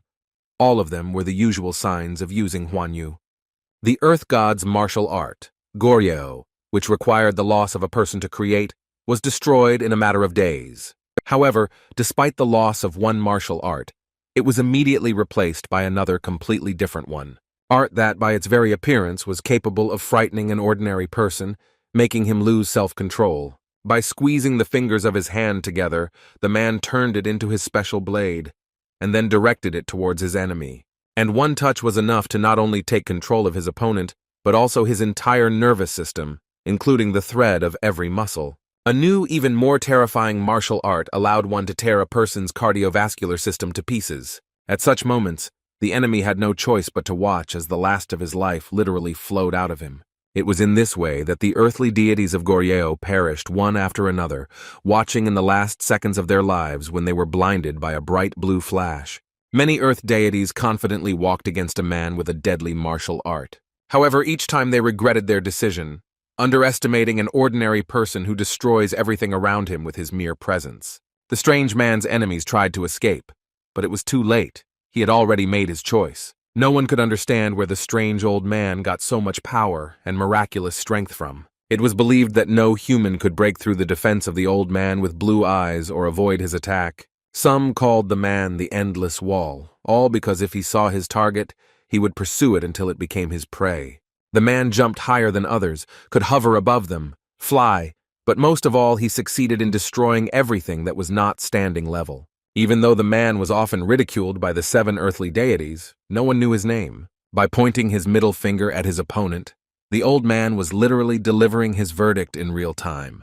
Even when he attacked from close range, the entire cave shook, and everything around turned into blurred ruins. Many other people always had some kind of weapon with them, be it a sharp dagger or a flexible sword, but the old man always attacked exclusively with his hands. As expected, the old man could only use one touch to reduce his enemy to a chaotic mess. This is how Cho San of Chilbosan Mountain died, because after meeting the murderous old man, not even his remains remained. Da Chunyu concluded that the situation must have been getting worse if many innocent lives had been lost over the past year because of an unknown old man. The empty-eyed man added that their land's path to immortality could end before it even began as they thought about how to develop a new country. One of the other sages became nervous and indignant, almost shouting as he asked who could do such things to ordinary people in Goryeo. The man with the blonde beard angrily asked if the royal family by any chance knew about their plans to rebuild the country. Gritting his teeth tightly, the blonde added that it wasn't so easy to find people who would be willing to kill righteous people in the middle of the day. Da Chunyu lowered his head, asking in a serious voice if his fellows had forgotten by any chance that the man with blue eyes was not a myth or an urban legend. Clutching the fabric of his torn cloak tightly, the empty-eyed man recalled the incident 10 years ago when 30 people were gathered for a cowardly attack. On the same day 10 years ago, the target of their attack was not killed because a third of those brought were eliminated on the spot. It was the evil spirit, Han Mubek. Da Chunyu lowered his eyebrows angrily, saying that the evil spirit, aka the Supreme Artillery General, had returned from hell. Meanwhile, Saou was trying to get better, recuperating, and as if trying to learn to walk again. While he was trying to regain all his strength and not lose heart, he didn't even suspect that they were discussing him. Saou was too busy with his inner thoughts to wonder about the fact that he was called a disciple of an evil spirit from hell itself. Speaking of various techniques, they included the so-called heavenly weapon technique that the old man practiced with Saou. In fact, the name of this technique spoke for itself, and its owners were called the true weapon of heaven. It was a traditional martial art, passed down from master to student for thousands of years, and was born from an ancient technique. Using this technique, it was necessary to feel your entire body, vessels, and muscles to find out which part of the body you can break and destroy at will. It all starts with knowing which vessel can be stimulated in such a way that the human body is destroyed from the inside. The young man and the old man finally clashed, both using their elbows to hit each other's more vulnerable spot for this attack. The guy had gloves for a reason, since the technique required a special palm weight, exceeding 20 pounds. The technique's attacks themselves were also quite different from the usual ones, since they did not consist of swinging fists, but of dense blows with the palms. As the old man had instructed the young man, Saou needed to sense the restraining weakness within himself, which he was not very successful at. The boy decided to change his strategy and attack in a slightly different way, spinning in the air to recover. But still being a very green newbie, he didn't even realize that with this small movement, he exposed his vulnerable point, his elbow, to the enemy.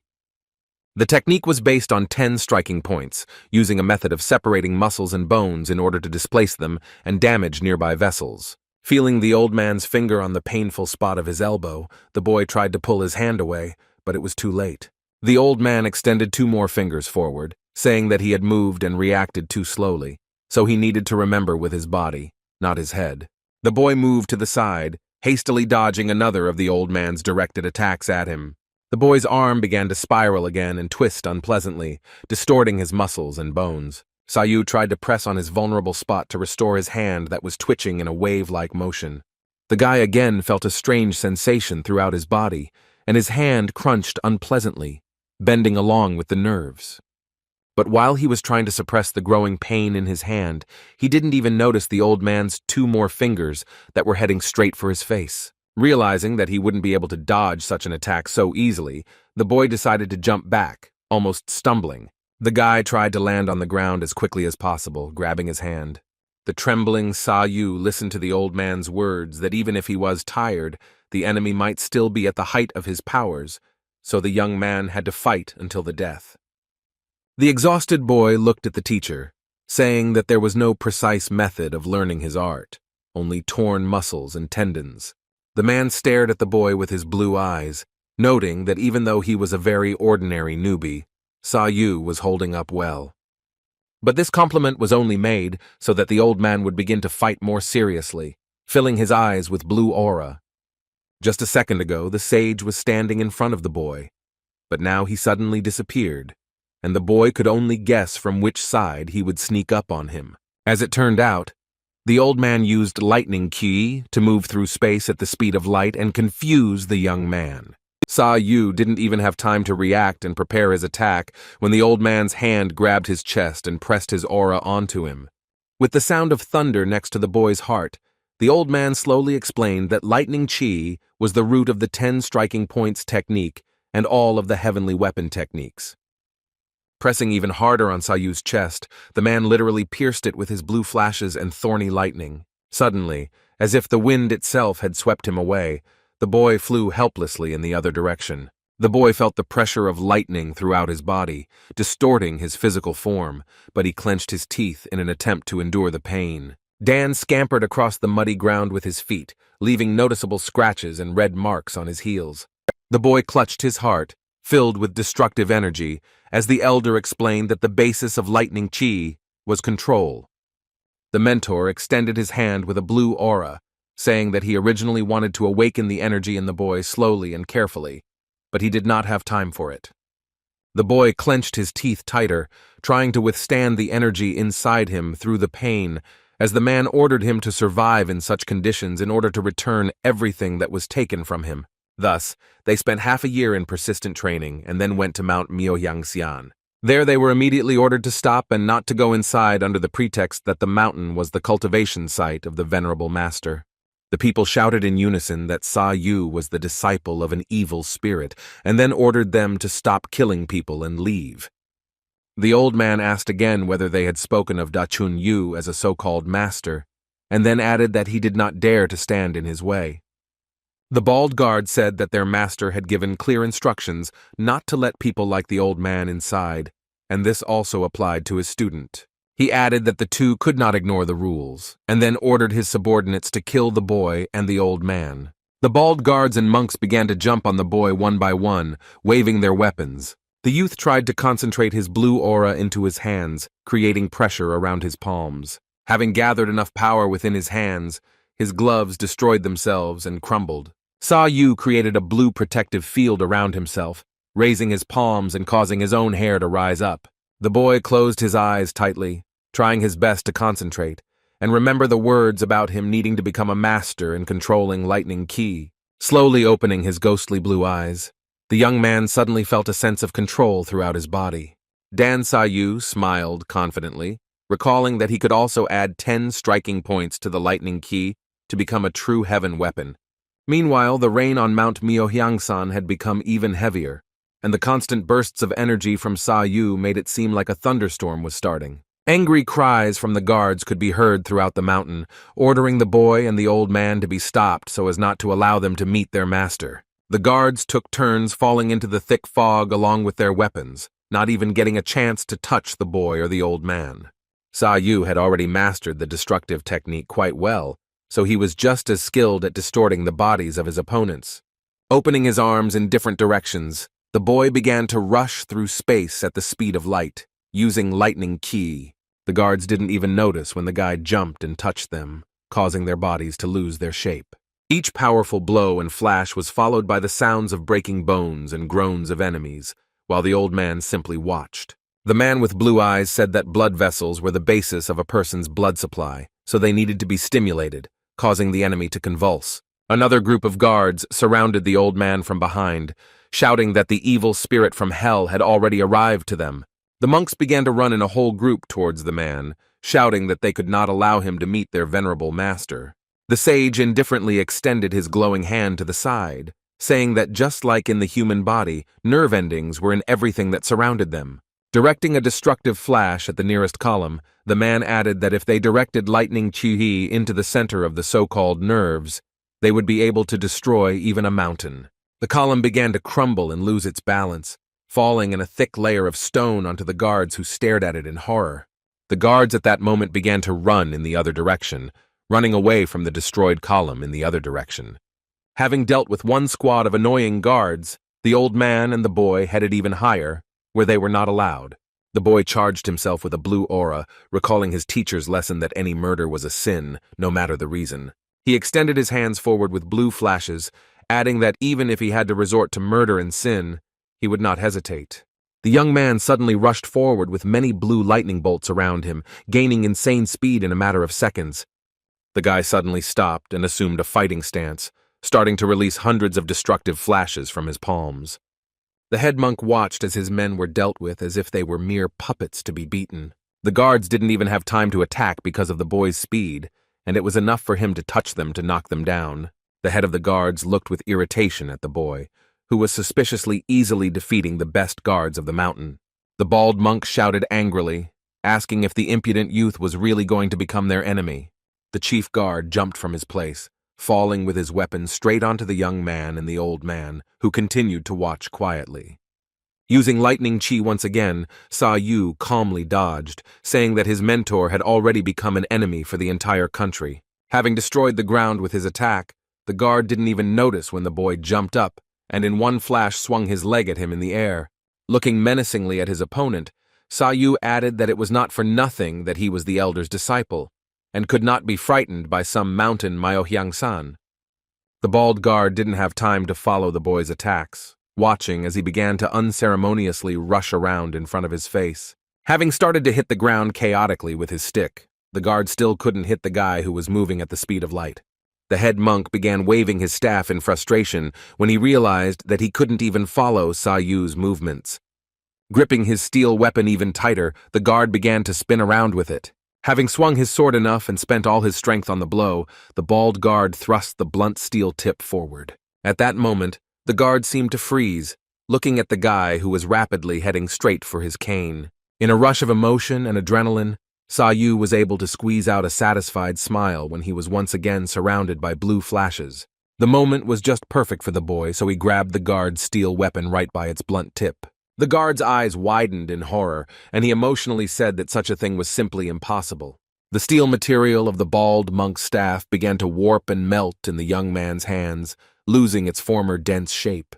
The guard froze abruptly, still clutching his weapon in a feeling of simultaneous confusion and fear. Then the monk released the stick from his hands, feeling how prickly blue flashes began to creep up on his palms. Smugly lowering his eyelids in the realization that this was not what the guy was after, the guard cheekily clicked his tongue. The guard raised his steel leg up, turning in midair and pointing his sharp toe at the boy.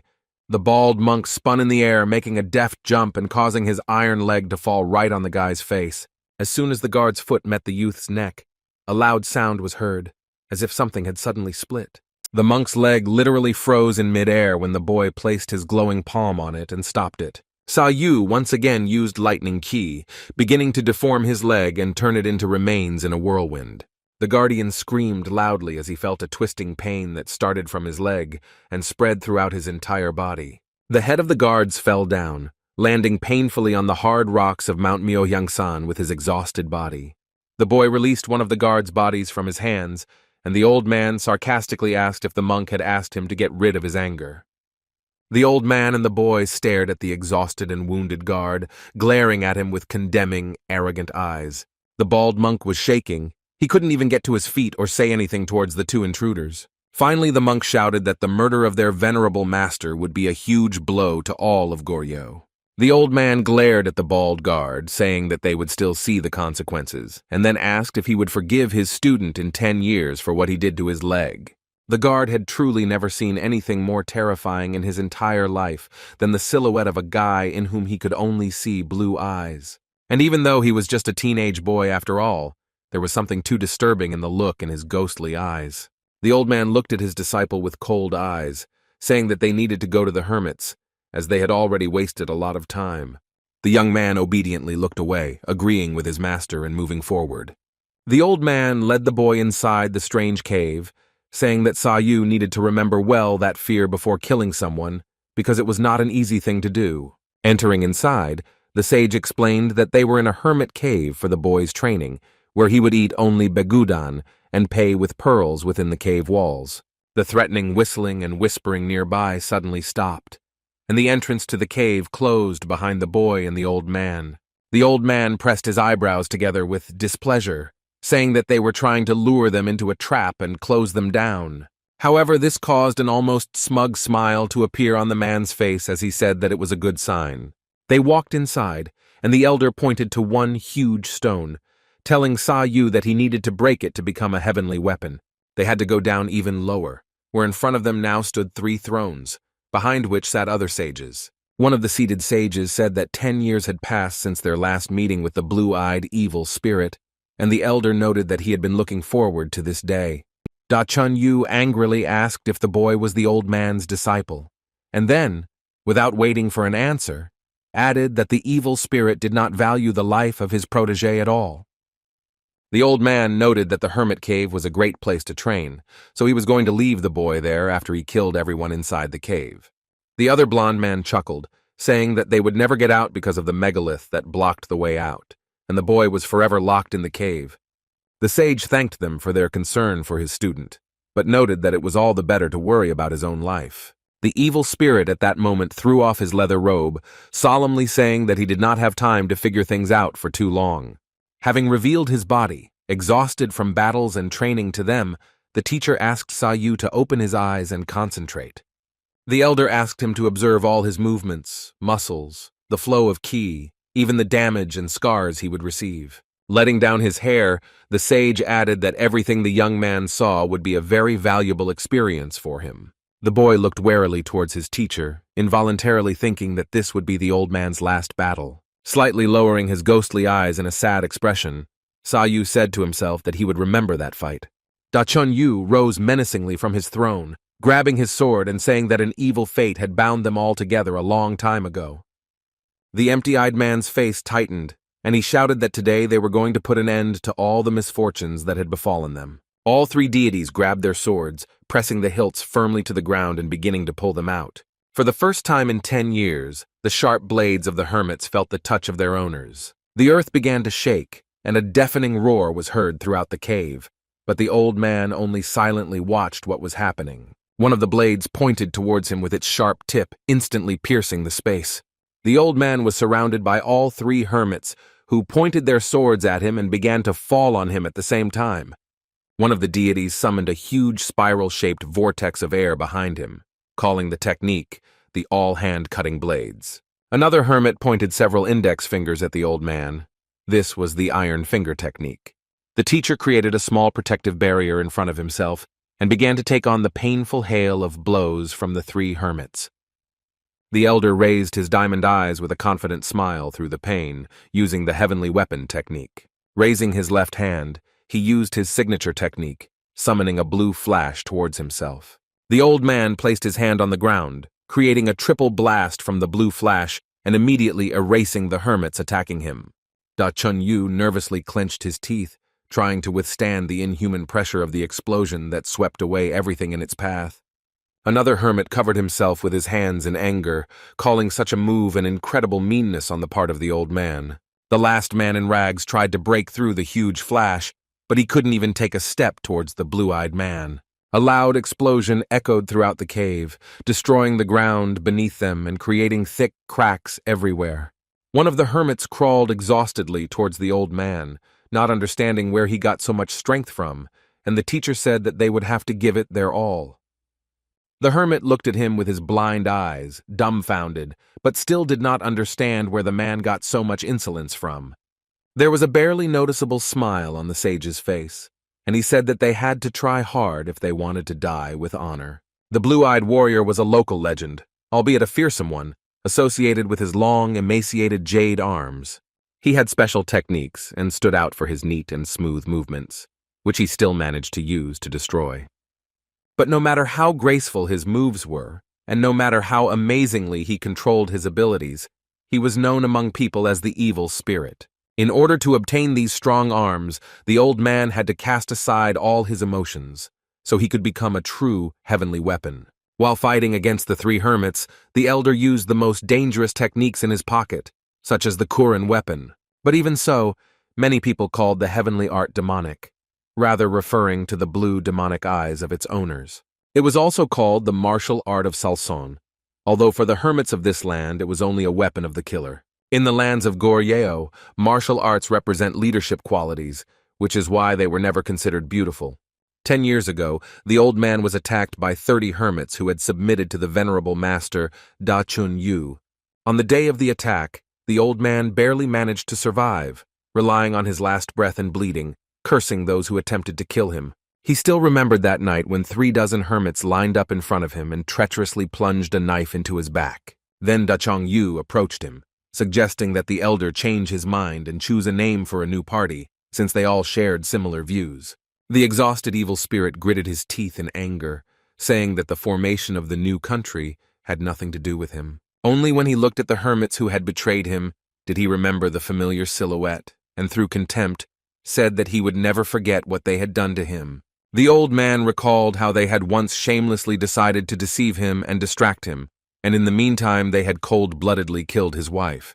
But the man's wife was not enough for them, so after that, they made sure that his daughter and her nanny also disappeared without a trace, as if the wrath of the heavens themselves had descended upon the earth. That day the sage shouted that if they did not kill him, he would return and kill them all one by one. Da Chun Yu's eyes suddenly widened in surprise, looking at the anger of the old man who had decided to choose the so-called path of destruction. The evil spirit didn't want to listen to them anymore, so he used his technique and created a huge explosion around himself. That day, 10 years ago, the entire village was struck by the man's destructive blue flash, and a third of the hermits died in the battle. It took the old man 10 years to heal from the fatal wounds from the battle, although he eventually found his daughter's location. For some reason, after landing in Liaoning province, he kept hearing rumors that his daughter had gone to the continent. That was why the old man landed next to the bronze black dragon statue on the continent. But although the old man's wounds healed gradually, he soon realized that he did not have much time left. When he clutched at his heart that day, he knew he had to squeeze as much strength out of himself as he could. In the end, the evil spirit simply had no choice but to return back to Mushun in Liaoning province. In his old age, the sage saw a certain child of Saou's age, but now he was not even able to remember his daughter's face. His memories were blurred. Meanwhile, the battle against the hermits was in full swing, and Da Chun Yu said that this battle would be the last one for all of them, one way or another. The evil spirit threateningly said that if this was truly their last battle, then he was obliged to incinerate them all. The elder broke through space with lightning ki, preventing the hermits from attacking with their gusts of wind. The sage would grab his enemies by their flaccid, vulnerable body parts and then press his palm to contort them. There was a noticeable anger burning inside the old man, so he did not hold back when he had the opportunity to tear apart the body parts of his opponents. Park Jong-mo screamed at the top of his lungs, shouting that the insane evil spirit had torn off his arm as a huge flash spread throughout his body. The other hermits heard the crunch of their brother's bones and rushed to his aid point blank. The old man did not let them approach, stretching his palms forward and releasing from them prickly blue flashes under the explosions. Using the heavenly weapon technique, the man clenched his hands into fists, squeezing the space in front of him in the same way. He wrapped his next attack around his enemies, using heavenly strike to incinerate the enemies that flew at him. The hermits fell exhausted, their bodies limp and almost unable to move, to the ground. The three began to change back into their true forms as wind, saying that they needed to suppress the old man's lightning so that their blood and energy would not be drained. However, the elder's flashes only continued to expand, and he grinned sarcastically, saying that he only had one more attack left to make. The hermits tensed again, seeing how the old man was about to use a new technique. One of the three stood up and concentrated, creating a cold wind around himself, and using the so-called heavenly spectral hand. Another hermit shouted at the top of his voice his move, which he called the heavenly sword, the Great Thunder Strike. The name of the technique spoke for itself, and a second later a long cloud blade appeared in the hands of the immortal swordsman. The third air spirit tensed up and prepared to use his supreme deity palm. He slapped his hands loudly, creating a strange pressure underneath him that was capable of destroying the cave. But the evil spirit did not even retreat, coming closer to those with only one thought, that this was his last battle. The old man rushed forward, telling himself that everything that remained would be just an eternal dream, and he had no regrets except for one small thing. This was the evil spirit's final attack, so he opened his arms and the light around him became even brighter. Lowering his gray eyebrows and focusing his ghostly eyes, the man used his strongest move, Heavenly Explosion. The only thing the man regretted was that he left his daughter, Saou, all alone. In the blinding flash and explosion, the teacher could only think of the one person he had never been able to meet. When the cave was completely destroyed, the exhausted old man said that his daughter had disappeared with a book on sword techniques, which she had probably already studied. Finally, the evil spirit asked the young man to help his daughter if they met in the future, and she was worried about something. Saou lowered his eyebrows sadly and heartily accepted his master's last wish. Without taking his empty gaze from the broken ceiling of the cave, the old man reminded the boy that he should never lose his smile. The boy looked at the destroyed cave, listening to his teacher's words about him needing to find his path of heavenly weapon. Saou forced a smile onto his face, and tears streamed from his eyes when the elder said that there would be nothing holding the boy back in the world anymore, and that he needed to follow his own path. At that time, the boy did not yet suspect that 10 whole years would pass in a similar manner, and he would begin to talk with the corpse of his teacher. The young man recalled out loud how Cho San was killed and Mu Ai was forcibly taken away, as if his teacher could say anything else. This was not the first time that Saou had recalled this. It was more frightening for him to imagine what could have happened if the old man had not saved him then. Every episode of that day was clearly imprinted in the boy's head. The terrible roar of the bloody wolves and the evil spirit standing in front of him, who asked if the boy wanted to live. As it seemed to him then, never in his life had he been in such a low, unhappy state. On that fateful day, the old man asked if Saou was willing to live, even if he had to suffer worse than hell. The young man looked at the lifeless body of his teacher, saying that quite a lot of time had passed, but he still had not begun to decompose. Saou glanced at the pale evil spirit in silence, as if pretending that he had answered something. Sometimes the boy felt as if he was going crazy, looking at the dead teacher, who looked suspiciously alive. The boy fell before the old man's corpse, saying that he had not appreciated his help that day, but now he was proud to have become the elder's disciple. Once again looking at the emaciated, lifeless body of his mentor, Saou fell silent. He leaned even deeper towards his teacher, loudly introducing himself to him as the 35th heavenly weapon before leaving him forever. The boy pressed his lips together, but a sob came out on its own, and a single tear fell from his eye as he began to talk about the love that the master had given him. The young man felt a weight on his soul, and through his tears he mumbled how he could repay all the love of his mentor. Saou didn't allow himself to turn into a wet rag, standing up on his own feet to muffle his own tears. The boy looked away in a completely different direction. He felt that he needed to gather himself before leaving. Finally, the guy turned away and began to walk away in the other direction at a slow pace, echoing around him. Then, like an echo still existing in his head, the teacher's voice sounded, reminding the boy not to lose his smile. The young man looked back uncertainly at his mentor's body, but he received nothing more in response. He looked at the quiet old man, remembering how he had asked the boy long ago whether he wanted to live. Saou stared at him, adding that he also asked if he was willing to live with suffering worse than hell. When the old man asked him about this on that fateful but fateful day, the young man mentioned that his close friend had died and his sister had been taken away by barbarians. As it seemed to Saou then, this was his last chance to force a smile because he could not imagine anything worse. Then the old man thoughtfully noted that even having experienced suffering and unbearable pain, the boy found the strength to smile. Lowering his gray eyebrows, the boy's future mentor said that he would be able to survive precisely because of his smile. These were the last thoughts that overtook the boy when he remembered the words of his teacher. A smile appeared on the boy's face again, because it was not for nothing that the old man asked him to follow his own path before his death. Dan Saou turned away and looked to the side, saying that he was going to fulfill his teacher's will. As the boy approached the cave's exit 10 years later, a loud bell rang out in the temple above his training area. In the Banma temple, the bell did not stop ringing for a second, but the strikes became deeper, louder, and more alarming. Stone statues of defeated hermits, who sat quietly and listened to the unpleasant ringing of the bell.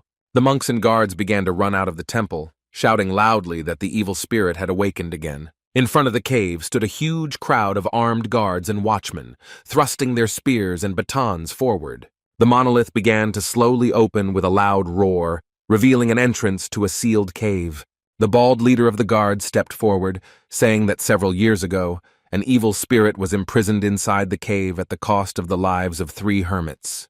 The guards shouted loudly that their temple existed to prevent the resurrection of the evil spirit. At his command, a huge army of temple guards and monks began to run towards the opening passage into the cave.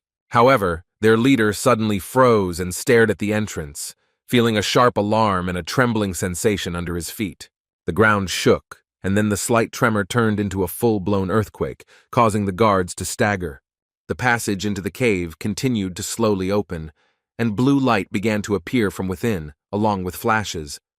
The head of the guards approached the monolith at the entrance, but the light of the hermit's cave blinded him. The guards and monks began to jump towards the strange light, which deafened them and did not allow them to get closer. The blue flash literally began to sweep away everything in its path, turning its surroundings into ashes in a matter of seconds. The bright light could be seen even from afar, and it stood out especially well on the top of the mountain. The bald guard took a nervous step back, saying that it was impossible, that the cave trap had been shaken. The head of the guards did not understand at all what was happening, so he froze in horror, looking at the passage to the cave. The entrance to the cave suddenly split in two and began to fall on the bald guard in 2 thick parts. The gates surrounded the man on both sides, falling to the ground with a loud crash that made her stagger. Saou started to come out, coughing slightly after the sudden flow of dust hit his face. The boy couldn't help but mention that perhaps he should have hit a little harder, but he interrupted himself with a loud exclamation about how bright the sunlight was. The young man hesitantly opened his blinded, ghostly eyes, looking around. A smile appeared on Saou's face as he felt the warmth of the daylight around him, which he had missed a little over the past 10 years. The guy stretched his hand up towards the sun, covering the hot and beating rays of the bright star with his palm. Even such small moments seemed alien to the guy, something unusual, so he enjoyed them. Covering one eye, the young man said nothing more, shielding himself from the piercing rays of the sun. The head of the guard stared at the boy in horror, recognizing him as the boy who had come with the evil spirit into the cave 10 years ago. It had been a long time since the man had felt such pain in his leg, but it was the guy who took it away from him. Having lost his leg 10 years ago due to the attack of the boy's technique, he felt the spiral pain again in the present. The moment was well imprinted in the guard's memory. On that rainy day, the boy single-handedly dealt with his warriors and then threw him off the cliff. Now the bald head was sure that back then, 10 years ago, the old man and the boy had come specifically to deal with the hermits. In the end, the boy was able to defeat even him, taking his severed leg with him. And the head of the guards was not the only one. Hundreds of other warriors were mercilessly destroyed by the boy that same day. This could only mean that it was not an ordinary boy who stood shoulder to shoulder with the evil spirit. And that look, the look of a real devil with diamond eyes, was seen more than once in the guard's terrible nightmares. The look of an ordinary boy who mastered the ghostly eyes and became the disciple of the evil spirit. Returning to the present, the boy, still with one eye closed, asked what temple the guards were talking about, because he had never seen anything like it when he came there for the first time. An old man with a hoarse voice in a red robe began to approach him, saying that the temple was built to imprison the boy master. The elder added that the temple was also built to honor the 3 hermits, who sacrificed themselves for his imprisonment. The head of the guards glanced nervously at the older man, hesitantly addressing him as Monk Wanyan.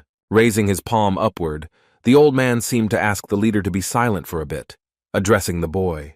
The monk unceremoniously asked if the guy wanted a bloody war with the inhabitants of their land, like the evil spirit. The young man smiled, confidently answering that such was the path of his master, but he did not wish harm to anyone.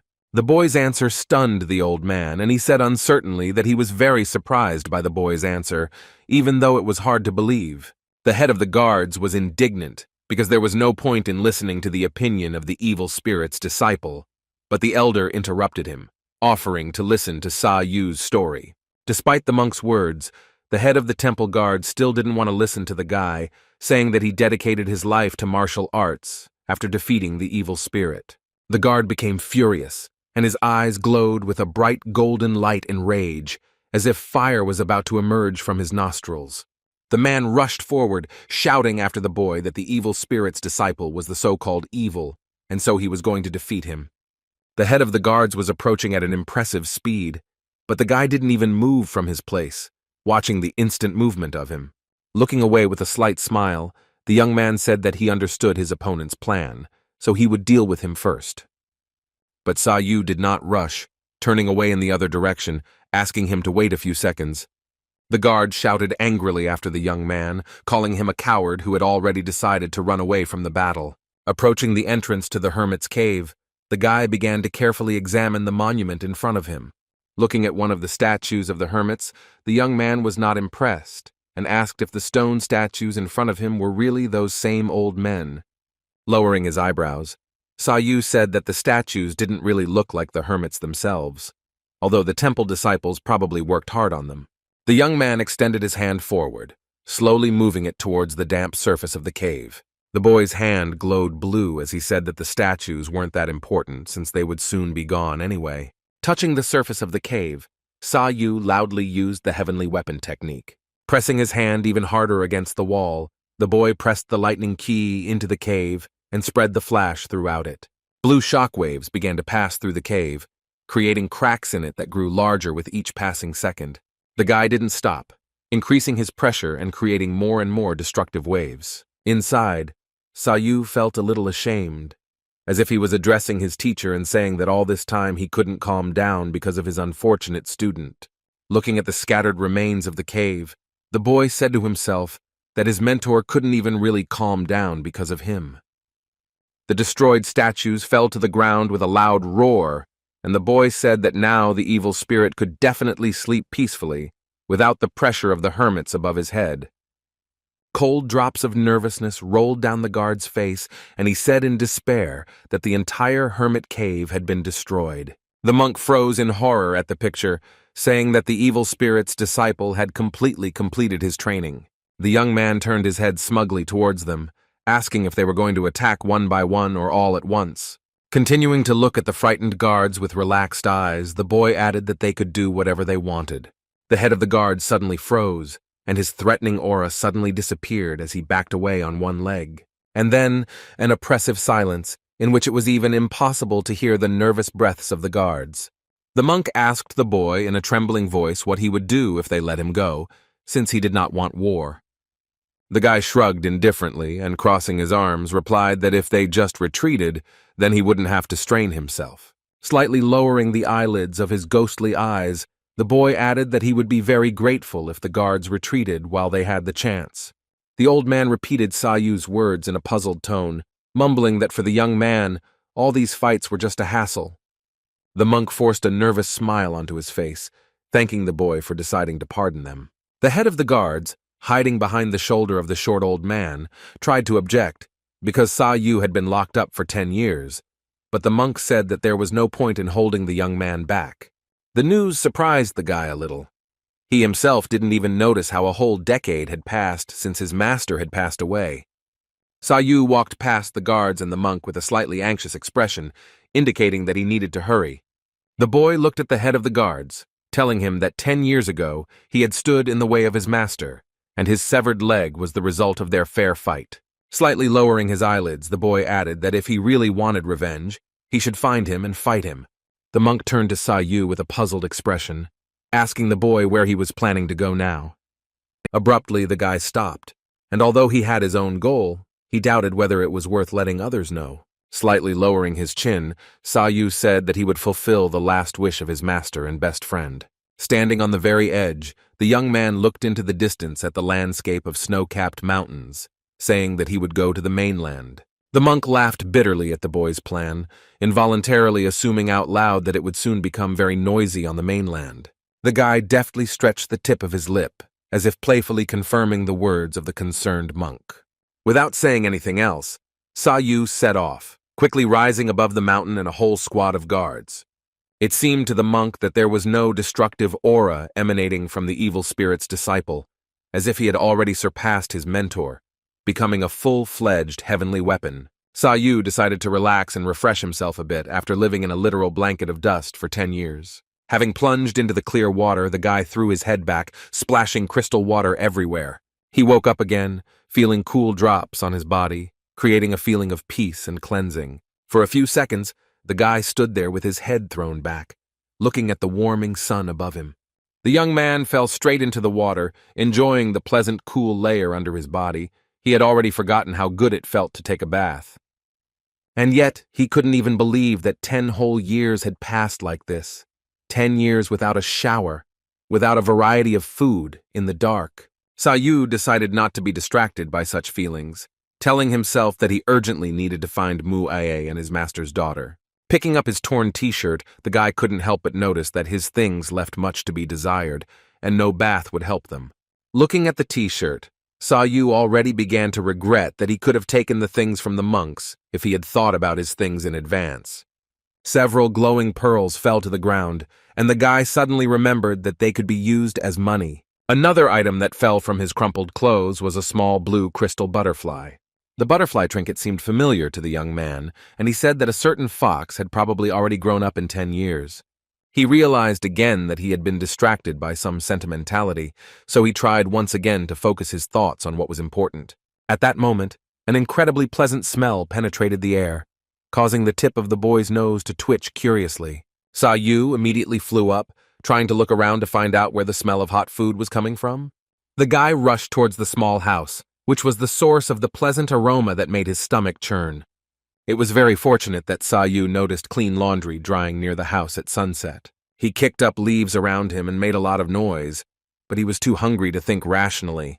The guy headed straight into the house, first intending to pick up some clean clothes, and then perhaps have a snack. Meanwhile, a little girl near the house was ordered to stop lounging and go collect clean clothes from the line before the sun went down. The girl began to take off her underwear and mumbled discontentedly, saying that Wu Yuxi was constantly scolding her. But just as she was gathering a few things into the clothes basket, a strong wind arose around her, causing her to exclaim. The little girl looked around in surprise, trying to understand why the violent wind had suddenly decided to rise. She watched in horror as her family's clothes began to fly away from her, as if completely willful. The young man jumped into the nearest pants and jacket right in the air. He really liked the clothes. Saou straightened his jacket and pulled up the sleeves, saying with a satisfied smile that it fit him just perfectly. While buttoning his clothes, the guy mumbled that he almost ended up naked, while the little girl looked at him with wide eyes. Noticing her, Saou threw one of his pearls into the girl's hands, saying that it would definitely be enough for them to buy new clothes. The girl looked in fascination at the glowing pearl in her tiny hands, commenting on how brightly it shone. Only then did she turn her gaze back to the boy and, dumbfounded, tried to ask the guy something. But a second later the young man simply disappeared, leaving behind only flying leaves. Climbing up the nearest tree, just like in the old days of his youth, the boy crossed clothes off his list of needs. Gathering his long locks into a ponytail, Saou added that his hair had also already dried. The guy confidently lowered his eyebrows and looked to the side, asking himself if he was ready now. Dan Saou extended his hand forward and opened his palm, saying that it was time to head to the continent. The very next night, Saou went to South Liaoning, Fengcheng, illuminated by the bright snow-white moon. A whole detachment of armed men on horses waving their torches ran under the gorge. Their commander-in-chief, the head of the Zhang sect, Do Yuk, looked around with his stern eyes. Do Yuk looked up, hearing the sharp, shrill cries of the local crows that suddenly flew overhead. The old man walking with them asked with slight fear whether they could be in any danger in such a place. The listless old man, who was an ordinary nobleman, Gyo Yamyun, looked down and asked who could dare to go against the Chan sect. Do Yuk was silent for a few seconds, and then said with an arrogant smile that their sect had no reason to stay in Little Fengcheng. The sect leader explained that the current Murim top brass, the Iron Union, was his target, and he was going to become a part of it. The man added that they had ruled Liaoning province for a long time and got rid of all the rats, but the Moyeon family had recently started moving again. The Iron Alliance created the Saha League, one of the 3 most influential sects, and with it came a new ruler, the village of Daryok. Despite all the confusion, the smile on Do-yuk's face grew even wider as he said that many people underestimated the Moyan family. Looking at the old man with a smug look, he noted that they were much richer, and when the wars for the province ended, the Chong sect would become even stronger. In the carts they carried several golden artifacts that brilliantly indicated the status of their family. The old man laughed with satisfaction, saying that destroying Daryoki village and joining the Iron Alliance would be quite easy. The languid old man's eyes drooped again and he mumbled that they could lend the Chong sect their strength. He wanted to add something else, but at that moment he felt a sharp pain in his chest as an arrow pierced his heart. The old man looked down in horror, and icy drops of sweat began to roll chaotically down his face. Seeing the respected old man fall from his horse, Do-yuk shouted loudly after him. The man's relaxed eyes suddenly tensed when someone from the squad warned that they were being ambushed. Looking up, sect leader Chong saw a terrifying scene in front of him. Several dozen warriors with machetes were attacking them from above.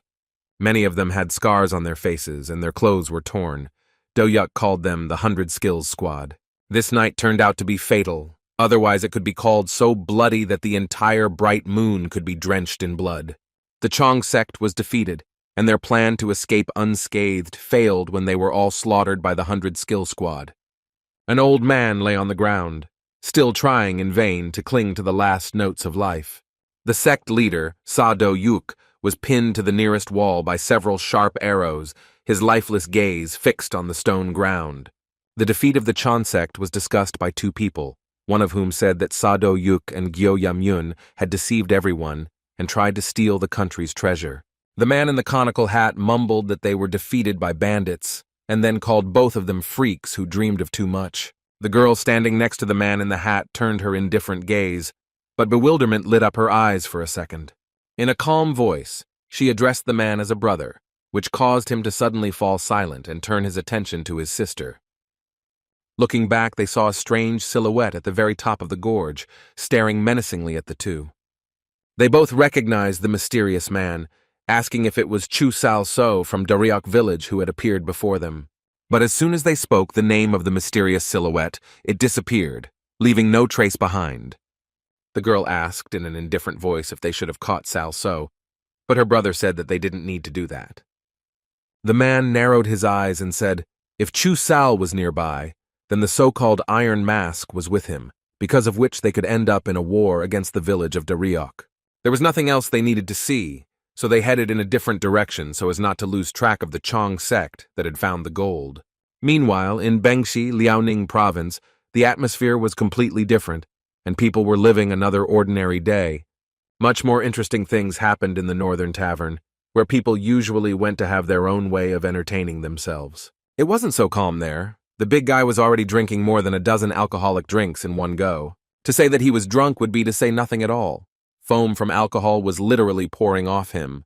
The fat man shouted loudly to his fans, and the crowd screamed in delight, saying that the boss had impressed them again. This was the leader of the 100 Skills Squad, Naha-chu, whose life was literally based on drinking and having fun.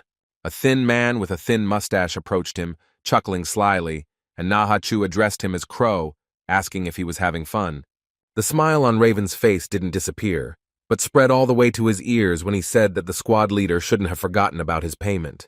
Naha-chu laughed loudly in a drunken voice, saying that it was thanks to the mustachioed man that they were able to steal the gold of the Chan sect, and Raven laughed quietly in response. An old man nearby was trembling as he listened to the shouts and drunken cries of the men celebrating their victory. The 100 Skills Squad has conquered the northern tavern in its own way, occupying its territory for some time for unbridled drinking. The old man nervously looked out to see with one eye why they were celebrating so wildly. While he was wondering where the drunken hooligans had come from, another man began to approach them, stepping loudly in his dark boots.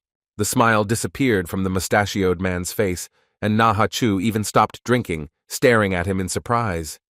A man in torn dark purple clothing and a mask on his head continued to slowly approach one of the tables. Naha-chu became noticeably nervous. His swollen face literally began to melt at the sight of him. He clearly recognized him. The leader's drunken heart began to beat out of his body when he recognized the man as Gyomu Su from Daryok village, who had been mentoring Cho San. Gyo-Mu-Su was otherwise known as the Invisible Iron Mask, which was an incredibly fitting nickname for someone who looked gloomy even in front of others. Iron Mask sat down at one of the tables in complete silence, abruptly interrupting the solemn feast of the 100 Skills Squad. Raven put a confident grin on his face, saying that the 100 Skills Squad had already booked the Northern Inn, but he ignored him and remained silent. Gyo-Mu-Su suddenly lost his temper and shouted angrily at the old owner, saying that he came because of the good reviews about the inn, but no one even poured him water. The Raven jerked, not understanding why he was screaming so loudly, while the old man nervously ran up with a glass of water on a tray. At the same moment, 2 more people in white boots entered the Northern Tavern, playfully saying that Iron Mask had been too angry at the poor old man over 1 glass of water.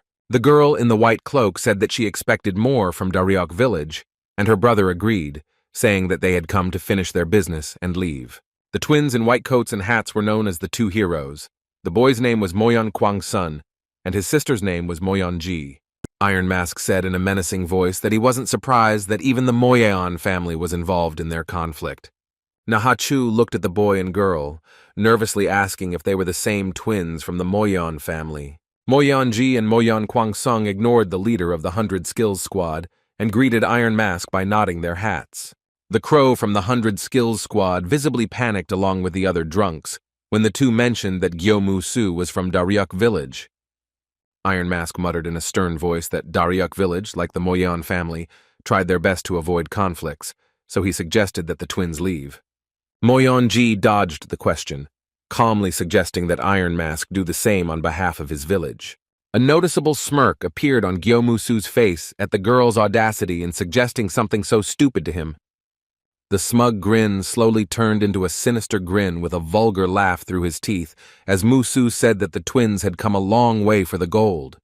As much as Iron Mask wanted to ruin the plans of the twins from the Moyeon family, he was overcome with a cruel passion, and the eye under his mask began to glow red, staring at them with his predatory eyes and stretching out his skinny arms.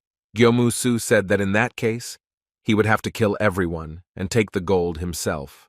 The atmosphere in the Northern Tavern suddenly lost its former lightness, and an oppressive silence fell in anticipation of the 2 heroes' answer. A smug grin appeared on one of the twins' faces, and he said that even 20 years after their agreement, the pathetic ghouls could not distinguish heaven from earth. The twins smiled maliciously with frightening looks, saying that Daryok village was behaving very impudently. Moyeon-ji and Moyeon Kwang-sun simultaneously drew their blades with a loud clicking sound. The twin brother said in a cold voice that he was going to fight Iron Mask for his insolence. Nahachu clenched his teeth in anger, saying that they were going too far, interrupting their celebration with their battles. The leader of the 100 Skills Squad stepped forward, grabbing his machete to prove that they were wrong to think his squad was weak. Then Saou entered the Northern Inn, coldly saying that he had been told to stay at the inn if he was in Bengsi. Moyeon Kwang-sung turned his gaze in surprise towards the strange stranger who had interrupted them. Moyeon-ji followed her twin brother's example and stared at the 4th guest in the inn. Saou walked past them indifferently, throwing his hands behind his head and admitting that in front of him was indeed the best inn in Bengsi. Nahachu looked in amazement at the unfamiliar boy who allowed himself to so brazenly break into their conflict. Iron Mask froze in bewilderment for a second. He couldn't believe that the guy walked past the 2 heroes of the Moyeon family so indifferently. Saou lowered his eyebrows with a slightly tired expression, commenting that the room was quite noisy. The young man stepped forward with an indifferent gait, attracting the astonished glances of those present. After remaining silent for a few awkward seconds, he asked, slightly confused, whether he had interfered with someone's proceedings. The boy walked past those present and asked them to simply ignore him. The 2 heroes stared at the stranger in surprise, with confusion and disbelief at the same time. Moyeon-ji was even more surprised when the boy indifferently sat down in front of the nervous innkeeper and asked for something to eat. It was the perfect moment for Gyo-Mu-Su, whose eye once again lit up with a bright red light. Iron Mask concentrated his energy around his hand, loudly saying that this was his chance. Shouting that the girl had revealed her face, the representative from Daryok village pointed his sharp palm towards Moyeon-ji. Moyeon-ji stared at the Iron Mask's hand flying towards her, making a terrifying whistling sound as it moved. Her brother stood in front of her, telling Musu not to even try to attack her so suddenly. The boy opened his sharp fan, holding it out in front of his sister to fend off his opponent's attack. Moyon Kwangsung began to defend himself with a huge fan, and Iron Mask continued to attack him closely. Having repelled the attack of the Daryuk family representative, the boy flew to the other side under the loud groan of the enemy. Kwansung landed on the ground in a fighting stance and stood in front of him once more, preparing to respond aggressively. The guy from the two heroes jumped on the Iron Mask. Now their roles were reversed and the latter had to fight back. Iron Mask didn't have much time to react, but he extended his hand, enveloping her in a dark aura. Gyomusu tightly clenched his palm, turning it into a sharp claw, tightly clenched in dark bandages. True to his nickname, Iron Mask's arm seemed to take on a steel form, preventing the boy from the two heroes from breaking through it. But one blow was not enough for Moyong Kwangsun, so he continued to attack, forcing the man to fight back with only one hand. Gyomusu tried his best to attack back, but his opponent's swings were too fast, too agile. The northern inn became an arena for the battle between the Moyan family and Daryuk village, but no one was brave enough to intervene in their fight.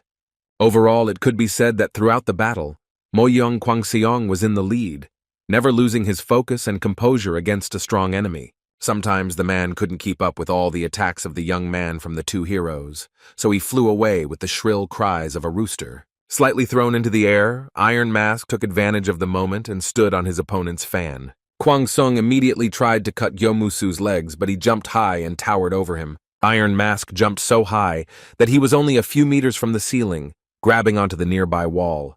Gyomusu left cracks on the wall with his steel hands as he stood there like a waiting spider. When the man started running in circles and jumping higher, Kwansung mumbled that he was running away like a scared rabbit. Iron Mask smirked wickedly at the white-robed boy's comment, calling him long-tongued and saying that his strength didn't justify their family's status in the province. Then Kwanseong suddenly heard cracking sounds above him, his hat starting to crumble. The guy's cone hat split in two, but he continued to maintain his cool and indifferent look. Raising his eyes slightly, the twin brother said that the fame of Daryuk village had also been exaggerated. Iron Mask's moment of gloating didn't last long, because a second later, a representative of the Moyeon family cut off the sloppy tail of his mask. The man froze in visible irritation, looking at the torn fabric flying away before his eyes. For a few seconds, Iron Mask said nothing.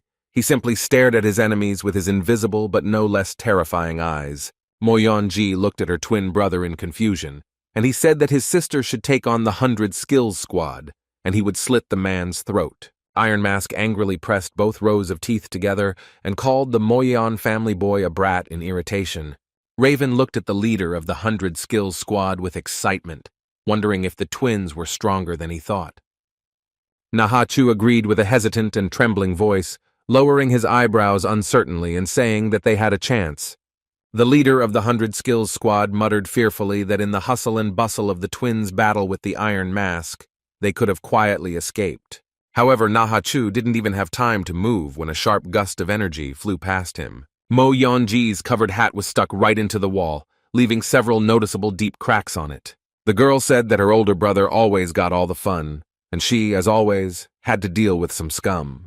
The 1,000 Skill Squad shouted towards the girl, who at the same moment began to open her shining sword.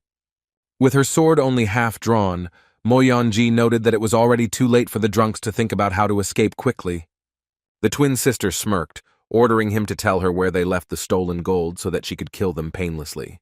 The fat man with swollen lips said furiously that the stupid girl had stood in their way, and his men had done nothing. The leader of the 100 Skills Squad began to manifest himself in the flesh, shouting to kill everyone, be it the Mook family or the Daryuk village. The men of the 100 Skill Squad rushed at their opponents in anger, swinging their sharp machetes. Iron Mask shouted that from today onwards, the Moyak family was his enemy, and then ordered Cho San to kill everyone in the room. Cho San responded to his master's call at that very moment, breaking through the walls of the establishment with his frightening face. The walls collapsed and several armed warriors burst into the room, who looked more like silhouettes of dark demons. The shadows beneath the Iron Mask's wing pointed the tips of their weapons straight at the twins, who raised the entire northern tavern to its ears. The thugs from Daryuk village looked quite frightening with their empty eyes and sharp spears. Gyomusu tore his vocal cords, shouting at the top of his voice that the gold would belong to his village. The sharp cry from him finally caused Saou to come out of his trance, and he felt a strange tremor throughout his body. Looking around with interest, the guy began to wonder if he had misheard the battles for valuable ore taking place in the tavern. The young man looked at his hot soup, which the owner of the establishment had prepared for him in all the hustle and bustle and chaos. Picking up his chopsticks, he glanced at the noodles, the smell of which tickled his nostrils with its pleasant aroma. The old owner suggested that the boy go to another tavern, but the boy only replied that he was from Gorge and had not eaten normal food for 10 years. And yet, the owner of the establishment pointed out the situation in fear, and the young man looked indifferently towards the fight. Looking at the wild carnage of the wild people in front of him, Saou asked why they were fighting, and the old man explained that they were deciding who would get the gold stolen by the bandits. As the young man chewed his food, he remembered that the master had once told him about the Moyan family, who were fighting for power over the province. Meanwhile, the battle was in full swing, but the people who were taking the most damage were the Daryok villagers and the 100 skill squad. The boy noticed one of the soldiers from Daryok village who flew past and hit the counter. Moyokji remained cool and indifferent, but inside she still didn't understand how the boy could eat his soup so calmly in such an atmosphere. The girl looked at the boy with interest, and a suspicion crept into her head that he had studied martial arts. Meanwhile, Saou was indifferently sipping his soup, and his twin sister continued to suspect that he was very skilled at hiding his power. Looking around in the other direction, the girl decided to turn her thoughts into a more appropriate channel. She glanced out of the corner of her eye at one of the warriors of the Daryok village, who was trying to attack her from behind, pointing the sharp blade of his spear at her. But the shadow warrior didn't even have time to react when a thin cut was drawn across his face, splitting his head in two with one sharp movement. A sudden blow flashed across the entire floor in front of the girl as she swung her sword like some kind of whip. Mo Yonji doubted her theory, telling herself that Saou looked too young to qualify as a master. Rolling her eyes in a business-like manner, the girl was now sure that the boy had simply learned some lousy martial arts and was just showing off. The girl looked at Saou's back, saying that if he still wanted to live, then he should leave the place before it became even more dangerous. The guy threw his head back indifferently, mumbling that he hadn't finished eating yet, which was why he asked not to pay attention to him. The girl's breath escaped her lips as she called the young man brave and told him to do whatever he wanted. Moyeonji quickly jumped towards the battlefield, continuing the fierce fight over a few gold bars. Meanwhile, one of the Iron Mask's messengers regained consciousness, looking around in surprise with his hand on the back of his head. The guy looked at the man with a puzzled look, who was still confused and trying to figure out how he ended up in the tavern. When the shadow warrior noticed the strange boy, paranoia suddenly got the better of him, and he began to charge his palm with energy, suspecting that the boy was also from the 100 skills squad. The soldier from Daryok village extended his claw towards Saou, who continued to sit quietly and watch. The young man still had chopsticks in his hands, which he began to spin, creating blue sparks around them. The boy pointed the charged tip of the sticks pressed together, which turned into a wooden blade. The Daryok village warrior's finger collided with the indifferent boy's clenched chopsticks, creating a small blue-tinted shockwave around them. The sudden collision of the two sent a signal into the man's finger, and a flash of blue energy began to distort his hand, starting with his index finger. An energy flow rushed through the entire body of the soldier from Daryok village, causing him to shake in convulsions and then turn into a roasted ember. The man tried to exhale, but blood was gushing out of his lips, and the veins were twisted all over his body along with the nerves. Even though the thug had fallen in front of him, the guy continued to sip the soup broth, addressing each group in the tavern. The young man thought for a few seconds before answering, and then just let out a disappointed sigh through his lips. Lowering his eyebrows, a slightly smug smile appeared on his face, and he stared at those present. With a relaxed face, Saou stated in a solemn tone that he expected more from such outstanding organizations. Meanwhile, Moyeon Kwangsung and Iron Mask continued their fight, with the former continuing to force his enemy to fight back and retreat. The sounds of howling wind, whistling and grinding of clashing blades could be heard throughout the tavern. Iron Mask asked with displeasure why the Moyeon family collected gold from everywhere and everyone, not understanding their intentions. The twin brother narrowed his eyes in confusion with a focused expression, saying that they had no specific goal. Moyeon Kwangseong jumped up to his enemy, who was straddling the walls, loudly saying that their family would take all the gold for themselves no matter what. The leader of the 100 Skills Squad opened his eyes wide, breathing out words through the sweat all over his body about how the freaks in front of them were too strong. Naha-Chu looked at one of his warriors being pierced by an agent from Daryok village, noting that this way they would definitely be destroyed soon. The Raven, with a shaking voice, nervously stepped back, saying that 8 people from their squad had already been killed. Naha-Chu cursed loudly under his breath, scribbling each vulgar word with vivid temptation until an angry cry burst from his lips. The fat man swung his broad arms high, driving his 2 huge fists into the ground with a wild cry. The leader of the 100 Skill Squad slammed the floor with all his might, causing a trembling shockwave to rush across the entire ground. The wooden floor instantly shattered into hundreds of cracked planks, causing the shadow warriors from Daryok village to jump. With a loud crash, Moyeon Kwangsun and Gyo Mu-su lost their balance due to the sudden destruction of the floor. The twin sister looked at the fat man with her irritated, judicious eyes, calling him trash, while the girl was distracted by the unexpected attack of the leader of the 100 Skills Squad. She did not notice when her face met a fist. Naha-Chu rushed towards the girl from the Moyeon family, swinging his fist at her with all his might and making a frantic jerk. The fat man spoke in anger, spitting out words about how he would never forget the humiliation that the Iron Mask and the 2 heroes had doomed him to. Running to the exit of the tavern, the leader of the 100 Skills Squad immediately jumped out, declaring that he would kill them all. Moyeon Kwangsung pursed his lips in annoyance and headed in the other direction at breakneck speed, muttering that he was distracted like an idiot. The shadow warriors from Daryok village shouted to Cho San so that they could not leave the boy alive, and their leader gave them the order to catch Kwang Son. Cho San-so's agents broke through the inn's ceiling a second time after their twin brother, leaving a huge hole in the roof.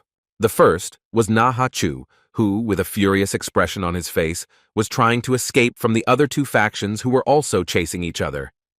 Moyeon Kwangsung focused his gaze seriously, telling the fat fool that he wouldn't be able to just run away at that speed. Iron Mask growled through his rage at his twin brother that he would not let the boy go until the Moyeon family paid their price. Sluggish Raven tried to catch up with his boss, the leader of the 100 Skills Squad, but he was much less prepared for situations like this.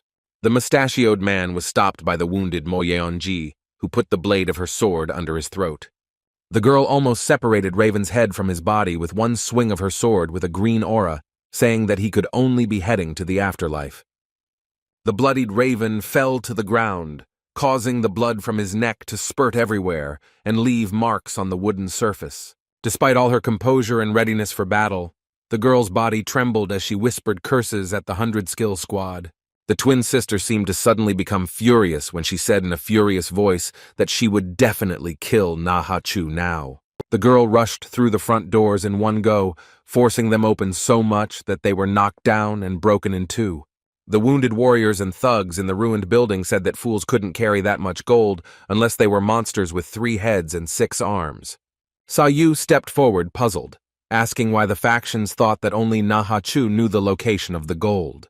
The Raven was still breathing, quietly begging for help, and the young man looked with interest at the man with a cut throat. The boy's hand flashed a faint blue light as he said that unfortunately, his martial art could only kill, not heal. The guy extended his hand forward, sticking out a few fingers right in front of the neck of the mustachioed man who was dying, who didn't understand what he was trying to do. The boy pressed on the man's face, causing him to cry out in pain as he explained that he could only delay his death in pain.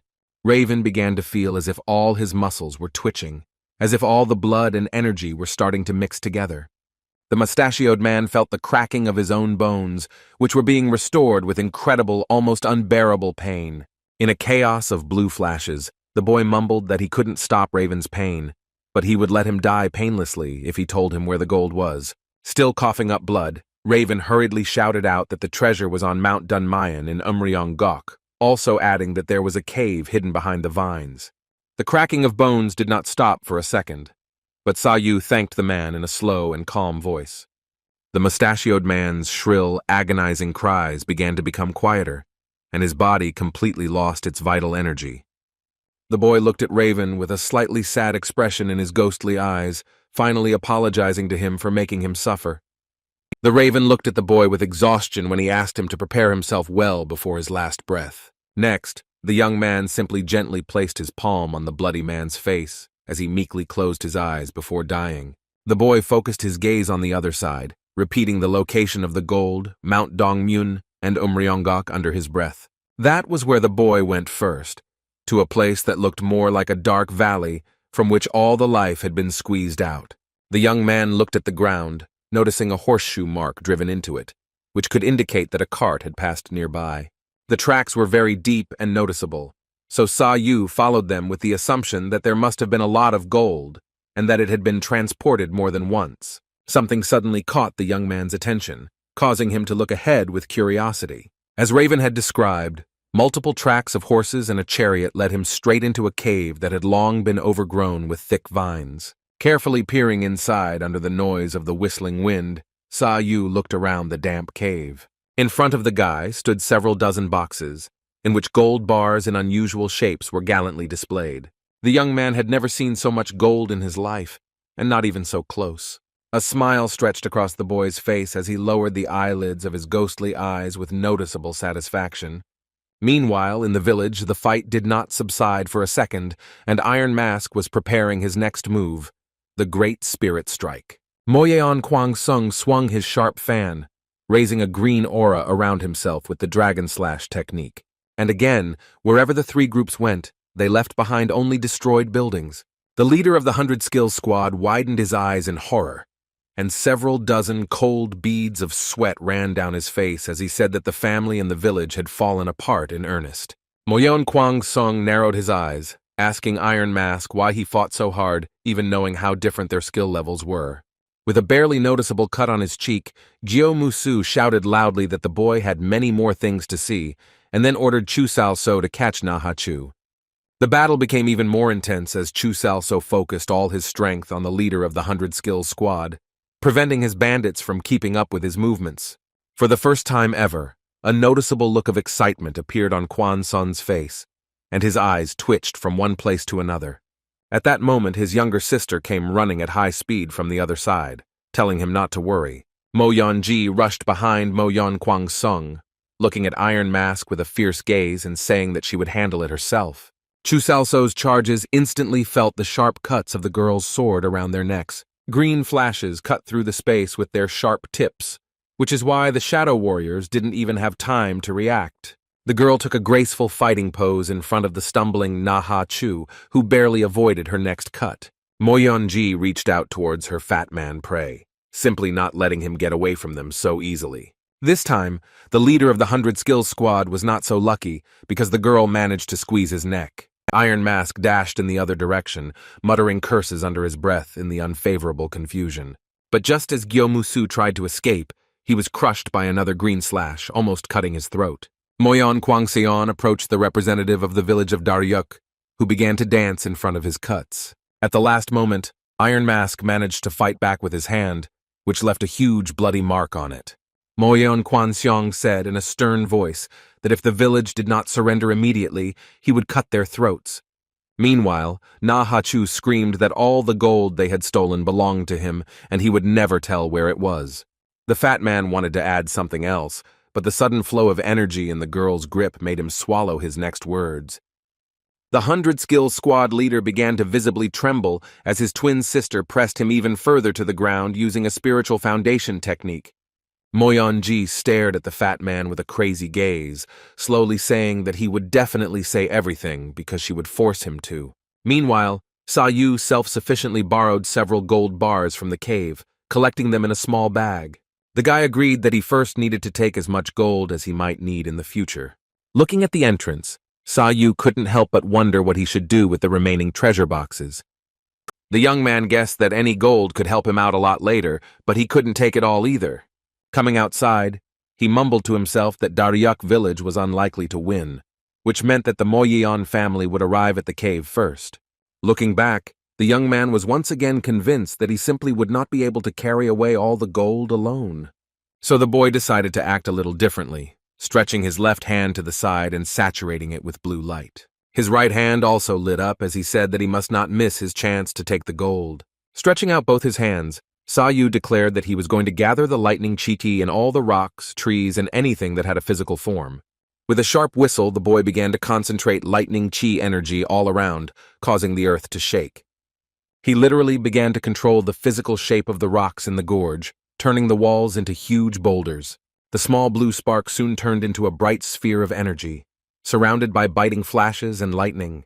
When the boy finished his process, he walked along one of the trees to see the result. A huge cloud of dust rose above the gorge after his little experiment, which turned out to be a little bigger than he expected. The young man noted that now that the gorge was nothing but ruins, anyone who came looking for gold would be stuck in it for a very long time. Now, in front of the guy, there were solid ruins, which could also be called a real natural dump, created by some kind of earthquake. The wind began to whistle and howl unpleasantly, and the boy began to wonder if the ruins were the very same Shenyang, the most populated place in the entire Liaoning province. The teacher once told him about several factions, such as the Daryok village in Fushun City and the Moyeon family in Shenyang City.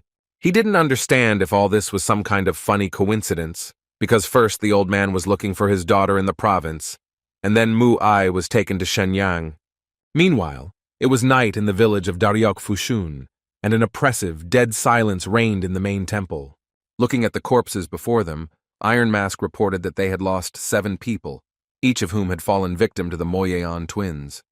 Another man with curly dark hair silently looked at the lifeless bodies of the people from their faction. It was the leader of Daryok village, Man Quan Wu, who muttered in a calm but no less disappointed voice that they had lost very good people.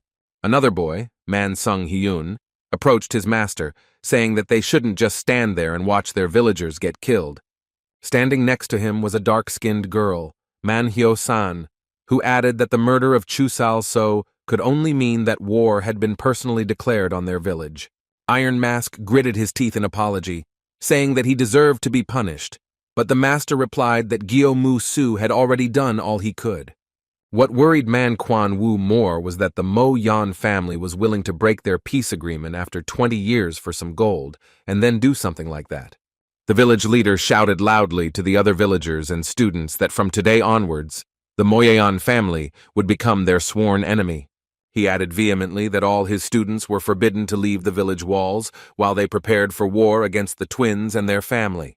Man Quan Wu's disciples obeyed in unison, looking at him with their blinded gazes. Iron Mask gritted his teeth, quietly addressing his master, as if he still had some doubts. Man Kwang Wu interrupted him, saying that he had also made a mistake, so he would put Gyo Mu Su in the forefront against the Mo Yan family.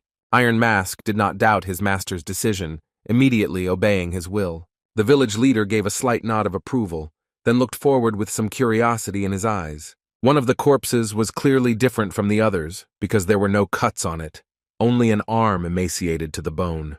Opening his red eye with noticeable curiosity, the master asked what happened to the other's body. Man Sung Hyun looked at the village chief in surprise, asking why he had suddenly frozen with a worried expression on his face. The village leader lifted the cloth over the victim's face, which was suspiciously distorted by a blue aura and burns rather than the twins' cuts. Nervous beads of sweat ran down his face as the man said that the victim's internal organs were fine, meaning the death was caused from the outside. Man Quan Wu lifted the corpse's hand, trying to feel for any sign of a pulse under its wrist. The master's suspicions surfaced when he realized that the victim's veins had been torn to shreds by the terrifying Qi energy. Iron Mask visibly trembled when his master asked if there was anyone else in the inn besides the bandits and the Moyeon family. Gyo Mu Su recalled the 20-year-old youth with irritation, noting that although he had good movements, his ki did not seem so dangerous to him. The village chief tensely noted that at 20 years old, it was indeed impossible to use such ki, so he shifted his suspicions and asked them to be careful. Man Kwang Wu ordered Sung Hyun and Hyo Sang to deal with another group in Liaoning province, the Northern Wind Talents. However, the village chief was very worried that among their enemies, there was a man who could destroy the circulatory system with a single touch. The man clenched his teeth in anger at the thought that someone in the Moyeon family could so brazenly use something so rotten. The village chief couldn't help but think that the existence of such a warrior could be a turning point in the coming war against the Moyeon family. That night proved to be fatal for the two warring factions of Liaoning province, not just for Daryok village. Meanwhile, in Shenyang, where the Moyeon family was located, there was not as much noise. The two heroes stood before the illuminated window in complete silence, although they usually kept their cool, even among themselves. Their older brother approached them, saying that the wounded twins were quite late. The elder brother of those noted that, judging by the exhausted looks of those, they had not been very successful in their mission. Moyeon Kwang-sung lowered his eyes and apologized to his elder with a dissatisfied expression, saying that they had disappointed him. The elder brother's name was Moyeon Gun-seong, and he noted that they could not disappoint him if he did not expect anything worthy from them from the very beginning. He didn't give the twins a chance to justify themselves, saying that their father was already waiting, which caused the two heroes to fiercely maintain their silence with angry looks. The doors into the main room of the Moyeon family temple swung open with a loud creak that broke the deep silence of the room. The three of them went inside, and Moyeon Gun-seong informed his father that the twins had finally returned empty-handed. The father remained completely silent for a few seconds, looking into the distance and not turning to face the younger members of their family. The old man with the flowing beard and the leader of the family, Moyeon Dongjeon, asked in confusion how the two had failed to find out where the gold was. Kwang-sung apologized to their father, saying that they had only made a small mistake. The guy said that when he went to Umryongok, he found that the entire gorge had been destroyed, most likely due to a recent late weather. The old man raised his gray eyebrow in displeasure, surprised that the boy was describing such an offense as a small mistake. The twin brother added that he would find gold in any case, if his father was willing to give him another chance, even if he had to move a whole mountain. Father interrupted Kwang-sung, not allowing him to speak with his hand outstretched to the side, his voice still filled with displeasure. The old man's hand crunched as a green aura enveloped it, and he angrily ordered the boy to come closer. Kwang-sung didn't even have to approach, because a second later, he felt his father's strong grip on his neck. Mo Yeon-ji screamed in horror towards her twin brother, trying to stop her own father from strangling him. The girl rushed at full speed to stop the leader of the Moyeon family. Moyeon Kwang-sung began to scream loudly in pain as his father's green aura began to squeeze his neck even tighter. The twin brother tried to justify himself, but the old man did not even listen, saying that his son was too careless about their very important task. The girl was still trying to get through to her brother, but Moyeon Gun-seong wouldn't let her pass, holding out his hand in front of her. Moyeon Gun-seong glared at his sister, grumbling through clenched lips for her not to interfere. The father grabbed his son even tighter, asking why he thought their family had to hide from the outside world for so long. Through a tight and unpleasant grip, the boy mumbled that he separated their family in order to join the League of Five Dragons, the Iron Alliance. The old man continued to look at Kwang-sung with displeasure, saying that this was where his knowledge ended. Father said that the whole world considered them to be the second strongest of the five and showed great promise, but in reality they only tried to hold them back and then kicked them out altogether. The Moyeon family was once cruelly betrayed by others, but they were able to climb back up. Then, the leader of the family decided to get rid of those who were hindering them, among whom were the elders of their family, who also wanted their decline. As it turned out, the elder did none of this for the sake of the League of Five Dragons. He just wanted the Iron Union to kneel before them. The head of the Moyeon family led his son outside, pressing his face painfully against the temple balcony so that he could take a closer look. Moyeon Dongjeon asked his son pointedly if he had seen what he had been telling him all this time. Stuttering nervously, Kwang-sung mumbled that from the balcony he could see a cave in the northern mountain range. The old man confirmed his son's guess, adding that the legacy of the northern mountain range could destroy the League of Five Dragons. Then the father noted that the only way to obtain the ridge's inheritance was to obtain as much gold as possible. The battered and bleeding boy apologized to his father after hearing that his son's small mistake was ruining the plans he had been building for 20 years. Gun-sung decided to intervene, saying that his father should act more calmly since Kwang-sung understood everything well enough. The elder brother added that the head of the family should not worry, as he had a backup plan, and in a couple of days, his father would receive the gold through the Steel Horse Bureau. Tun-gun's son became more confident and solemn as he added that the legacy of the Northern Ridge would be completed very soon. The old man thought for a few seconds and then casually released his son from his arms, lightly tossing him first. Father muttered sternly that the twins were withdrawing from the mission, and then told about the rumor that the Northern Wind Talents were plotting something with the League of Lions. Moyeon Kwang Sung clenched his teeth tightly through the burning pain all over his face, saying that he would remember his father's decision. The old man ordered the two to keep watch over their lands, and then placed his hand on the balcony in a more dreamy tone. The leader of the Moyeon family said in a quiet, raspy voice that he had waited 20 years to complete the plan, and now they only had one step left. The old man's calm tone instantly disappeared as he grabbed the balcony with his hand, scattering part of it into hundreds of small sawdust. A wicked smile spread across the father's face, and he confidently said that by carrying out their plan, they would finally bring the whole world to its knees. That night, just like that simultaneously ill-fated and fateful day, a bloody moon shone in the sky. Saou had been trying to let go of that terrible moment for 10 years, but every time he returned to those memories, now because of the killer moon. He could swear that sometimes in the very corners of his mind, he heard a familiar, desperate cry, causing him to shudder in horror. Along with him, the face of Cho San appeared, asking the boy to take care of Mu-ai before he died. And that moment, those lifeless eyes of the falling Cho San were well imprinted in his memory, as if he saw this picture every day. Saou seemed to be able to feel that moment every time he shouted out the name of his friend who had unexpectedly met his death. But even though he tried to fight back against the man with the scar that day, in his memories things were sometimes a little different.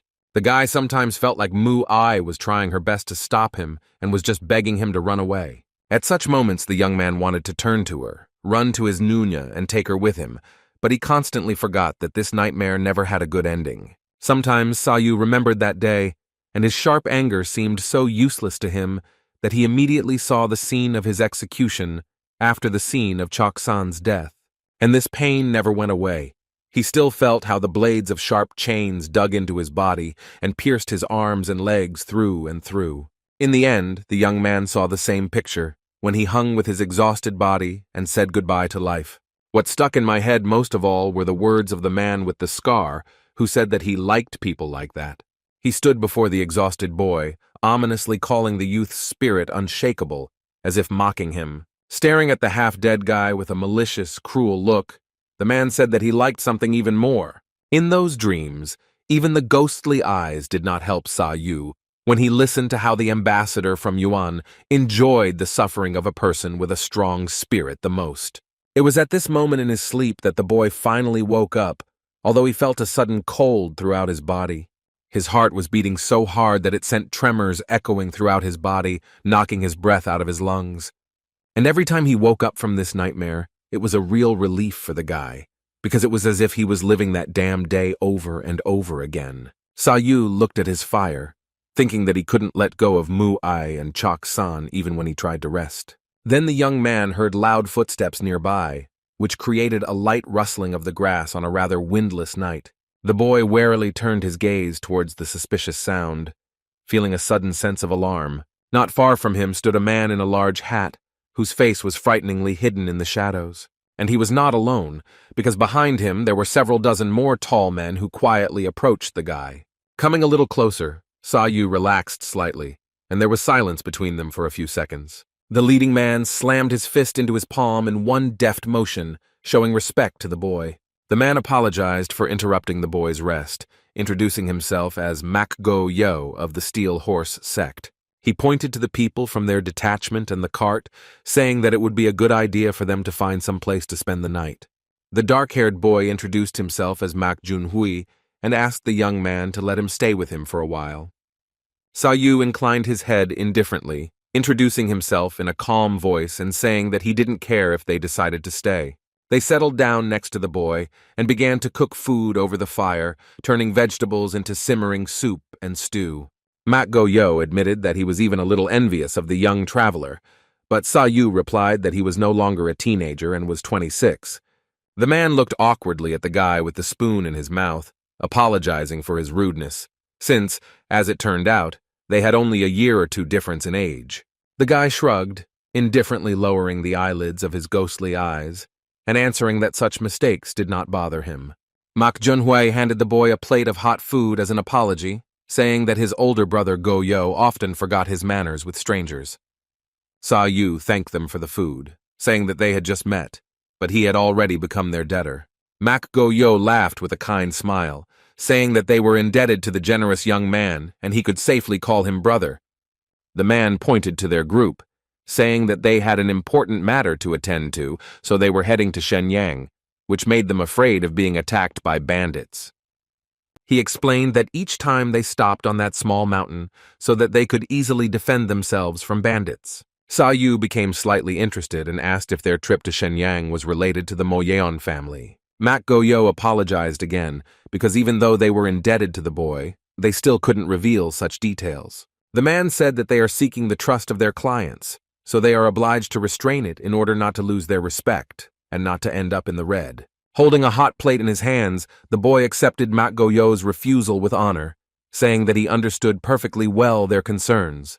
Taking the opportunity, Mak Junhui asked if Saou was also going to Shenyang, to which he replied that he just needed to find out something there. When the young man asked where they got their information from, Junhui replied that the best sources were always public and weak societies.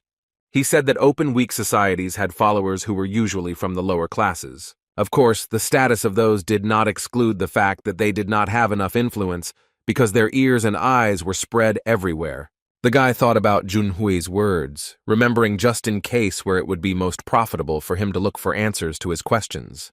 Mak Go-yo interjected darkly, saying that because of the Da Ryuk and Moyeon families, Shenyang was on the brink of war, so it was best to avoid them unless it was something important and urgent. Lowering his head, Saou quietly admitted that this was all the information he wanted to know. A smile appeared on the boy's face. All these details would be enough for him when he got to Shenyang. Saou didn't even suspect how self-confident he looked out of nowhere. Mak Go-yo looked at the boy slightly nervously, not understanding why he suddenly started to smile widely from ear to ear. The man lowered his head uncertainly, muttering that he thought it was difficult for the young man to talk about Shenyang, so he wouldn't ask. The next morning, the sect decided to take Saou with them, while also telling them about their assumptions that all power would go to the Iron Union. The conversation on the wagon slowly turned into gossip as the dialogue began about how the Iron Union building covered an area of 4 kilometers. As it was said, the Iron Union could compete with the Murim Union building in terms of size, so no one expected that anyone would be able to surpass them in the future. Saou inquired about the Iron Union, as they seemed quite influential to him. Mak Go-yo looked at the young man in surprise, because even those who were far from the world of martial arts had heard of the outstanding group. The boy laughed awkwardly and said that he hadn't been to the mainland for a long time, so Guo-yo explained that the Iron Alliance consisted of the 9 Foundations, the 5 Dragon Alliance, and the Lion Alliance. These names meant nothing to the boy, who crossed his arms unimpressed and asked if they were really that strong. To this, the man asked if the boy knew about the best masters of the world, the 2 saints, the 3 tyrants, and the 4 honorable warriors. He noted that one of those masters was the Rainblade Saint, Yun Yop Ya, also known as the head of the 9 Foundations. Among them was also the so-called leader of the 5 Dragons Alliance, also known as Saint Hwangboguki, and together with the previous one, they were the strongest masters in the world. Following behind those 2 was another warrior, otherwise known as the single-sword tyrant Choi Mu-seong, the leader of the Lion Alliance, who was not much weaker than the previous 2. The 3 heads turned out to be so powerful and dangerous that there were rumors that they would soon all become immortal. Saou recalled something with a puzzled look, because in Goryeo there were also people who had gained immortality. It was precisely these masters that his teacher called hermits, but in the end all of them died at his hands. As the boy knew, it was because of the power of the heavenly weapon that his mentor received the status of the so-called evil spirit, because it was used for murder. Even though it was no longer possible, the young man would still be very interested in seeing the 3 candidates for immortality in battle with his teacher. But Saou's idea wasn't that impossible, as he also wanted to fight the 3 masters one-on-one. The young man's thoughts were interrupted when he smelled a foul odor from the other side, causing him to wince slightly. The boy looked back in the other direction as the smell of blood began to become more pronounced and uncomfortable. Mak Junhui shouted loudly to his brother Mak Go-yo, causing the latter to look at him anxiously. Junhui said in a serious and gloomy voice that they found the bodies of the dead nearby. Mak Goyo's eyes widened in terrifying attention, as if they had gone that way specifically to find the victims. On the other side, the entire road was covered with bloody corpses, some of which were dressed in the Moyeon family uniform, and some that looked like ordinary travelers. Saou froze in realization when one of the cart drivers said that in that case, they couldn't even be sure of their own safety.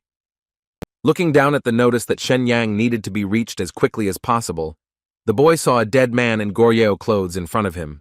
The horses noticeably accelerated, gaining a ferocious pace with each passing second in order to wash away traces of their presence near the dump of the dead. Mak Goyo shouted at the top of his voice that they needed to leave this place immediately and stay together on guard. The horses' hooves began to clatter even louder as they ran through a nearby rock canyon. Even in all this hustle and bustle, the young man was haunted by disturbing thoughts that looked more like great confusion. He couldn't ignore the fact that one of the corpses was clearly wearing Goryeo's uniform, which was even stranger if he had come all that way just to become a wanderer. Mak Goyo shouted to the boy that he might be very shocked by the terrible picture, adding that they also saw the corpses of the wanderers from Daryok, who were simply cheap brute force instead of warriors. One thing was clear to the boy: travelers were just expendable for the highly skilled families, but that didn't explain why there was a man from Goryeo among them. Mak Juhoon exclaimed to his brother that they were already approaching their destination, and he saw a bronze statue of the Black Dragon. Saou looked up with interest with his ghostly eyes and asked which statue they were talking about.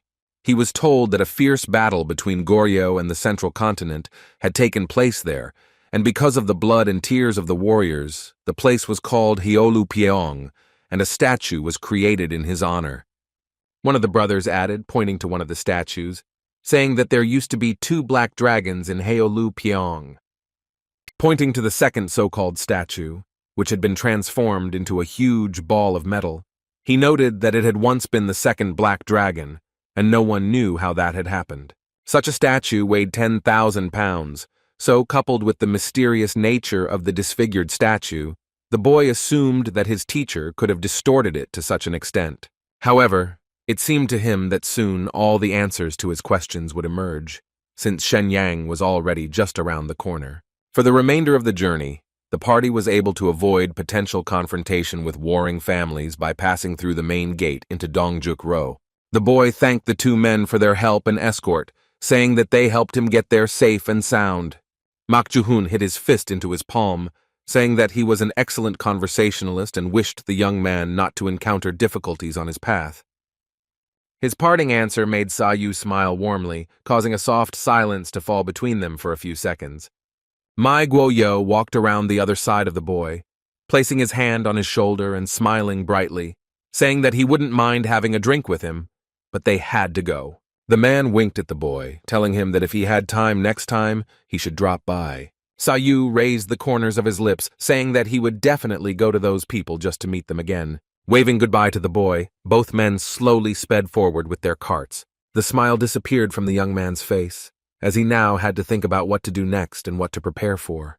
The boy began to slowly step forward, his thoughts filled with a little confusion. Saou quickly jumped off the ground and began jumping on buildings at such a tremendous speed that no one could even notice him. Having landed on the roof of one of the houses, the guy looked around and admitted that the view in society was not bad.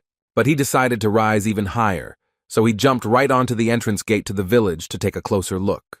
Without even falling onto the flat surface of the entrance, the young man decided to playfully grab the village flag. Dan began to swing, making several circles on the flag at once as if he was missing his childhood and had ended up on some kind of carousel. Slowing his pace slightly, the young man looked dreamily in the other direction, taking in the beautiful view before him. The thought flashed through the boy's head and he chuckled, telling himself that he now understood what the Moyeon family was really trying to achieve. On the other hand, Saou heard heart-rending nervous cries that begged for help. Looking back in the direction from which the terrible scream came, the boy's gaze swept across the village. He didn't have to search for long because soon he noticed 3 men who surrounded a little boy and beat him, ordering him not to appear in the village again. One of the men shouted at the boy to get out and amid cries for help, reminded him that he had already told him to disappear several times. Saou lowered his eyebrows in displeasure, a little confusion on his face as he heard the typical Goryeo dialect in the crowd.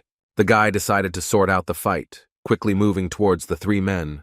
The little boy clutched his head, saying through tears and a trembling voice that his mother was very ill and he had to find his father. One of the men swung his bat with nails, shouting at the boy that he shouldn't have been wandering around in such a place and distracting people. Saou rushed towards them at the speed of light, asking if the man had gone too far with his attitude towards the little boy. The young man extended his index finger forward, creating bright flashes around him that colored the entire space around him blue. It was enough for the guy to lightly touch the man's wooden bat to begin to destroy its structure with a small touch. The wooden texture of the club immediately began to disintegrate into hundreds of small wooden pieces. The man stared at the boy in shock as his weapon was replaced by a rotten remnant of an extinguished torch. Saou assumed that the man was from the open community and then asked if beating up ordinary children was one of his duties. The man didn't even have time to realize when the guy ran his finger through the air again, placing its tip on his forehead. He did the same with the other offenders of the boy, quickly placing his unspoken curse on them. Saou concentrated all the blue energy into his hands, applying his fingers with amazing pressure. Flashes began to appear everywhere, and with them shock waves with trembling diamond lightning around them. The men flew off in different directions amid screams and groans, sharply feeling how their bodies began to collapse.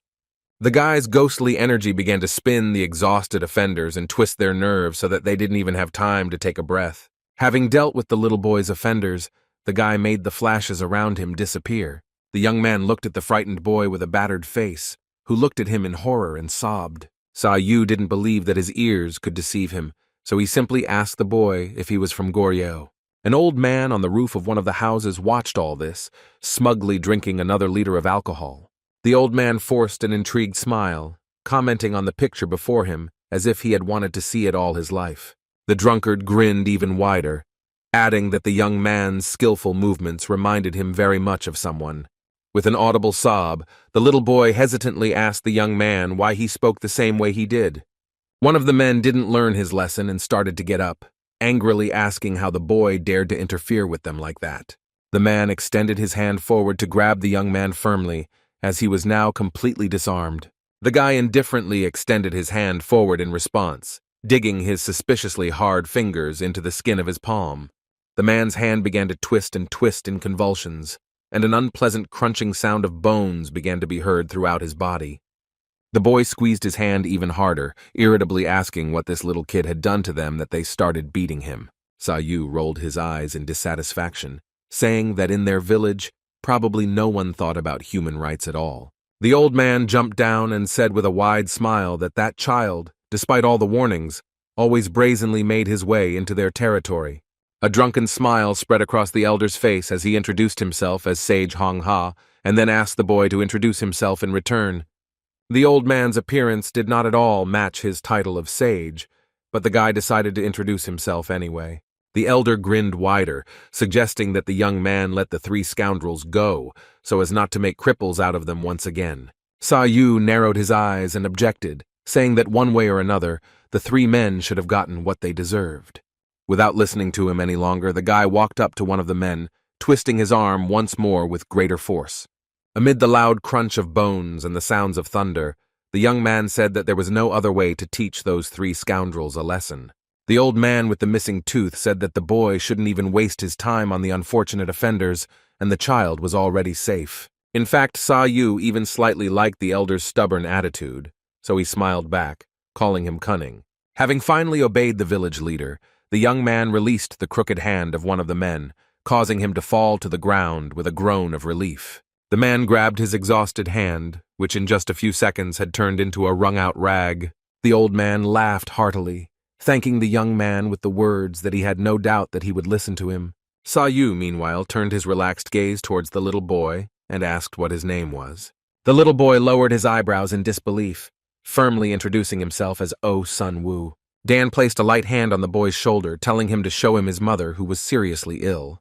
The exhausted man with a limp hand was afraid, and did not understand why the elder let the boy go, and the old man arrogantly said that the man was not even a poor man, and even understood that he had saved his life.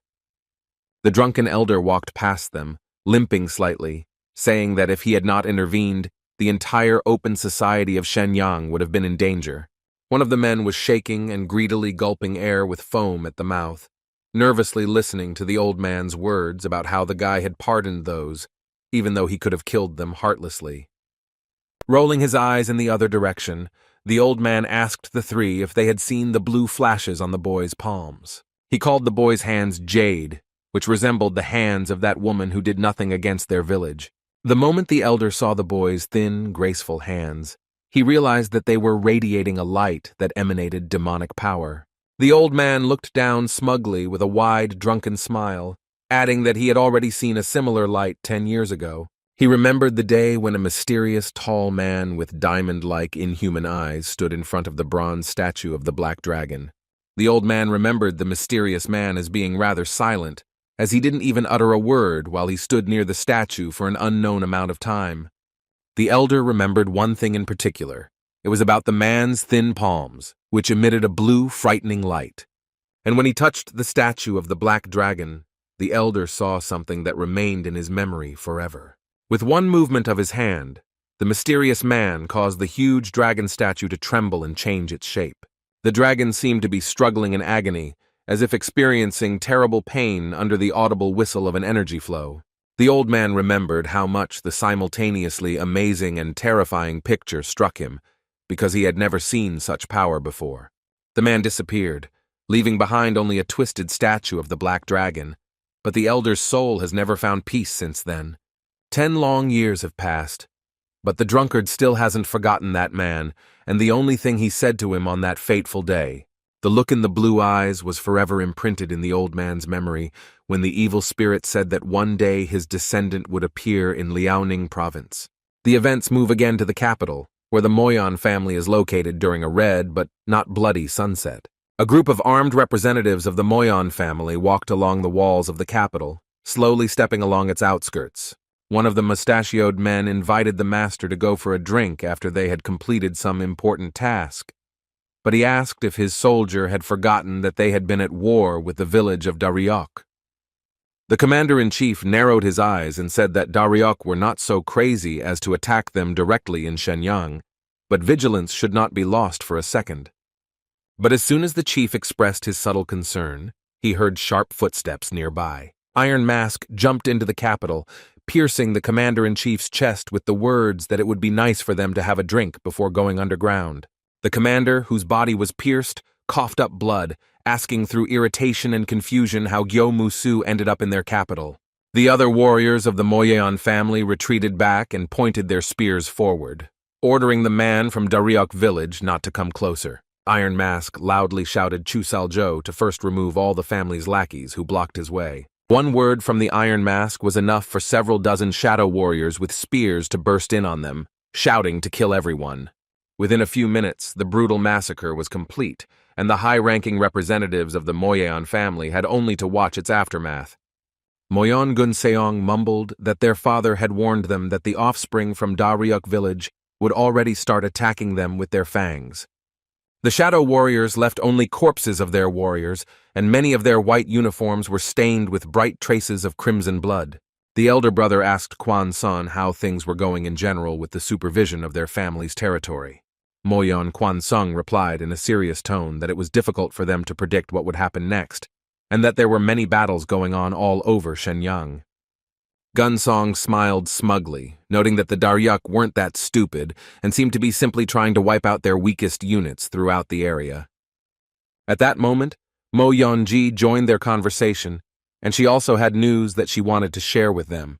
The girl informed her older brothers that a valiant warrior of the North Wind and the Lion Union had appeared nearby. The news caught both of their attention, causing them to look warily at their sister and ask her to clarify. These were quite big words, because the so-called valiant warrior was none other than Chol Mu Rin himself from the Lion Union. The girl confirmed her brother's doubts, adding that there was no doubt that a warrior from the Lion Union had come to them. Quan Seong looked away, gloomily saying that the Lion Union had decided to intervene in their war with Daryuk village after all. Squinting seriously, the twin brother noted that they urgently needed to get rid of Chol Mu Rin, who would choose the side of the enemy village.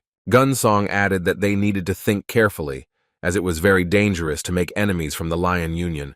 At that moment, a gloating smile appeared on the older brother's face, and he noted that they needed to personally greet the valiant warrior and finish everything that very night. Meanwhile, the little boy brought Saou to a small temple where his sick mother was. The corridors were so quiet that such silence could confidently be called dead. The doctor touched the sick mother's pale hand, trying to feel at least some signs of an improved pulse. But the doctor only frowned with displeasure and mumbled something under his breath, looking at the exhausted, middle-aged woman. The doctor said that the case was very difficult, and the woman's blood vessels were very damaged, which is why she lost a lot of strength and blood. Sun Wu took a hesitant step towards his mother, pleading with her, but receiving nothing in return. Saou narrowed his eyes in disbelief, asking if the doctor really couldn't cure her, or if it was all about money. The doctor bowed his head in displeasure, noting that he was the best local healer, but to cure him he needed wild ginseng root and some rare medicines. Saou had had enough of such expressions, so he reduced it to the fact that the old man simply needed money and bet a gold bar. In response to the old man's surprised look, the boy asked to cure the woman, even if it would cost a lot and take months. A lump rose in the doctor's throat, and the mere thought of the alluring gold made him shake with temptation. Looking at the gold bar, the doctor hesitantly said in a stuttering voice that he would do everything in his power to cure the woman. The doctor put an awkward smile on his face and left, saying that he would return in a day when he had prepared all the necessary medicines. Several streams of bitter tears rolled down Sun Wu's face, and he began to thank the guy for taking care of his mother's treatment. The boy said that he was in debt to the young man, to which he asked again what the boy's name was. The young man smiled warmly at Sun Wu, saying that if he was also from Goryeo, then he shouldn't cry so openly. The little boy looked at him with a wet face, listening to him say that he didn't need to cry now or at any other time. When the guy was left alone, he went to the nearest window and opened it, peering into the hot sunset. Saou sat in silence as the landscape of a huge mountain stood in the distance terrifyingly. The guy's thoughts were quite confused, and he couldn't stop guessing about what Mo Yan's family was quietly planning. There were so many unrelated events that the family was involved in that he was already beginning to wonder if Mu A's kidnapping had anything to do with the coming war. And at the same time, many things seemed unsaid to the boy, especially when he thought about his teacher's daughter and remembered Sun Wu's story. The boy said that his mother got into trouble while looking for her husband, who was a merchant in Goryeo and other countries, until he disappeared without a trace. He added that when his father asked the Moyeon family for help, he ended up disappearing, and rumors were that other similar people were dragged into the family's cave. The young man fell exhausted onto the table, wondering that there were probably many people from Goryeo on the lands who had to fall before the family. Thinking out loud, the boy looked away indifferently and asked the old man what he thought. The village elder grinned smugly through his missing teeth, asking how he knew he was in the room too. Saou replied that there were no old people in the world who smelled so much like alcohol, to which Hongmu Gyu noted that this was the only way poor people could live. Leaning on the table, Iron Man asked in a more serious tone what had the boy so worried. The boy put his fingers to his lips, saying that he knew that the old man had overheard his conversation with Sun Wu. The young man's tone became even more gloomy when he mentioned that he was very worried about the incident of the missing people from Goryeo. The old man noted that, in fact, similar incidents had been happening quite frequently in their province for 20 years. Slightly lowering his eyelids, the elder added that Gaiban had been investigating the disappearances, but no one had found out anything, so suspicion fell on the Moyeon family. Saou exhaled heavily because he had heard that the information from Gaiban was very unreliable, but it turns out that he was lied to about this too. The old man chuckled sarcastically once again at the boy's impatience, saying that over 20 years they had acquired more valuable information. The guy tried to maintain an indifferent look, listening to the old man's words about how they even knew the location of the very cave where they hid people. Hongmu Guy spread his hands, playfully adding that his information ended there and he could only tell for a handsome price. Saou narrowed his eyes slightly in slight disbelief, assuming that the old man was trying to force him to make a deal. The old man simply replied that information had to be paid for such were the principles and moral code of the Gaiban.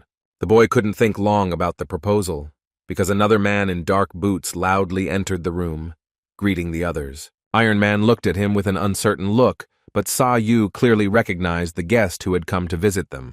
A tall man in dark clothes and long hair entered, and a long sword was draped over his back. The terrifying guest's hair resembled waves due to its texture, which made it seem to dance in the air. It was Cho San, the valiant warrior of the North Wind, who was also listed as a rising star among the 2 saints, 3 tyrants, and 4 warriors. Saou recalled that the Iron Union consisted of 3 associations, and San belonged to one of them, the Lion Union. The emergence of such an important figure could only mean that even the high-ranking figures of the Iron Union took the war very seriously. Dan analyzed the appearance of the valiant warrior, falling into some thoughts that did not give him peace. Another guy in a white robe approached the man in dark clothes, saying that they hadn't seen each other for a long time. Moyeon Gunseong slammed his fist into his palm, saying that it was a great honor for him that a person from the Lion Union had decided to visit them. Cho San looked at him indifferently, mumbling that it had indeed been a long time since their last meeting. Moyeon Gunsung pointed to a small table in front of him, inviting the man to sit down so they could discuss something over drinks. The warrior from the Lion Alliance smirked smugly, refusing Gunsong's offer since he already had a partner. The representative of the Moyeon family looked away, skeptically asking what other partner the man was talking about. San didn't respond to the Moyeon family representative's confusion, but instead slammed his fist into his palm and greeted Hongmu Gyu. The old man raised his gray eyebrows slightly in surprise with a smug grin, asking how he knew him.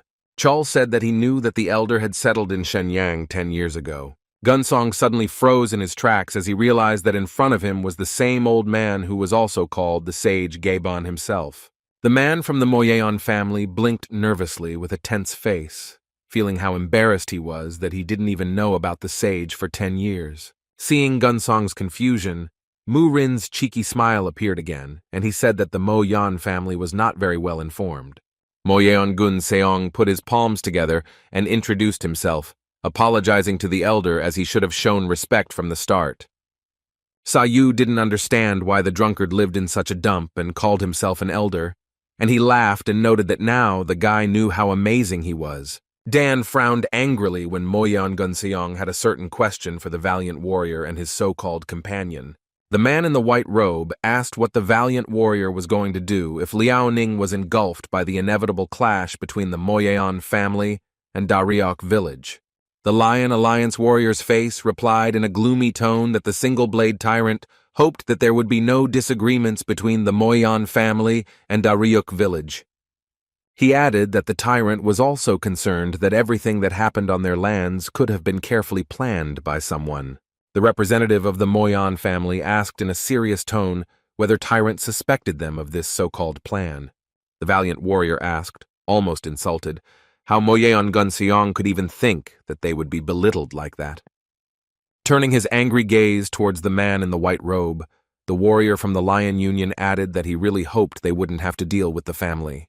That was all Gunsong wanted to hear, so he unscrupulously turned away and began to walk away. Pausing for a moment, the elder Moyeon added that Chulmu-rin should take care of himself. Mysteriously turning his silver eyes towards the man in dark clothes, Moyeon added that Shenyang was very unsafe at night. Mu-rin lowered his dark eyebrows angrily and thanked him for his concern, although there was no noticeable warmth in his voice. Coming out, emotions engulfed Gunsong's entire body, who found it funny that a warrior from the Lion Alliance was trying to avoid fighting in order to stop them. A sly grin formed on the elder Moyeon's face as he simply found the thought funny. Moyeon Gunsung smiled brightly with a light laugh beneath his clenched teeth, telling Chulmu-rin out loud to enjoy his last day. Meanwhile, the mention of the single-sword tyrant made the old man remember something, and he asked how he was doing. Mu-rin replied indifferently that his father was doing well, and then added that Iron Man looked younger now than he did 10 years ago. This is literally what the guy heard from the Steel Horse Union. Chol Mu-seong was not just considered one of the best warriors for nothing. Only then did the man turn to the thoughtful boy for the first time, introducing himself to him once again. For a brief moment, Dan Saou was slightly taken aback, but almost immediately he gave a small nod and introduced himself in response. Chulmu-rin found the guy a little strange because he didn't have any aura at all, which was considered a great talent to hide. The Lion Alliance warrior looked closely into the youth's ghostly eyes, telling himself to be on guard since he was so close to the sage.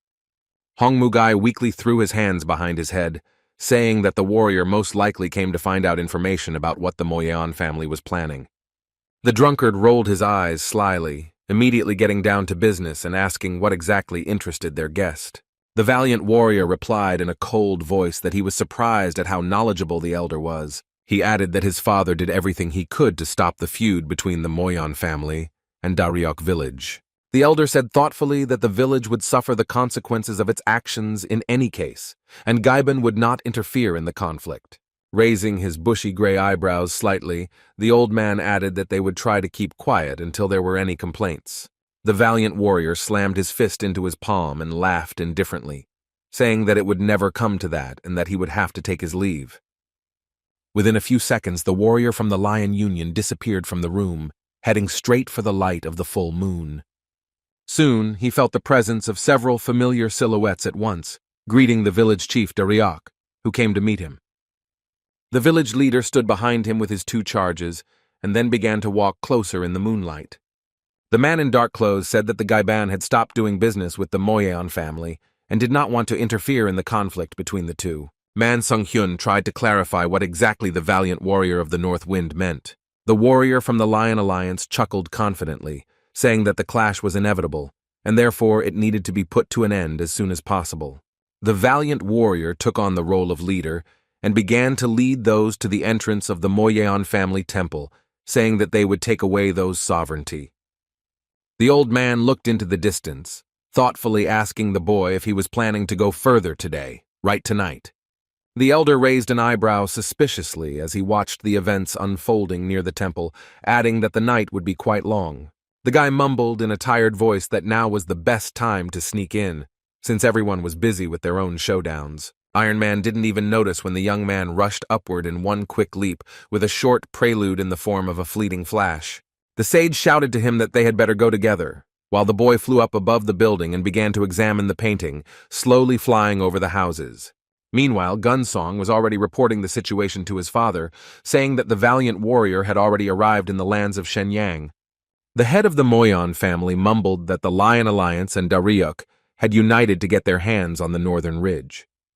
Moyeon Gunsong replied that the sage from Gaiban himself had also miraculously appeared in Shenyang, so he warned them to be careful, even though they had promised not to interfere in the war. Father noted that even if Gaiban tried to interfere, they would finish them off right away, since today was a very important day in the history of the Moyeon family.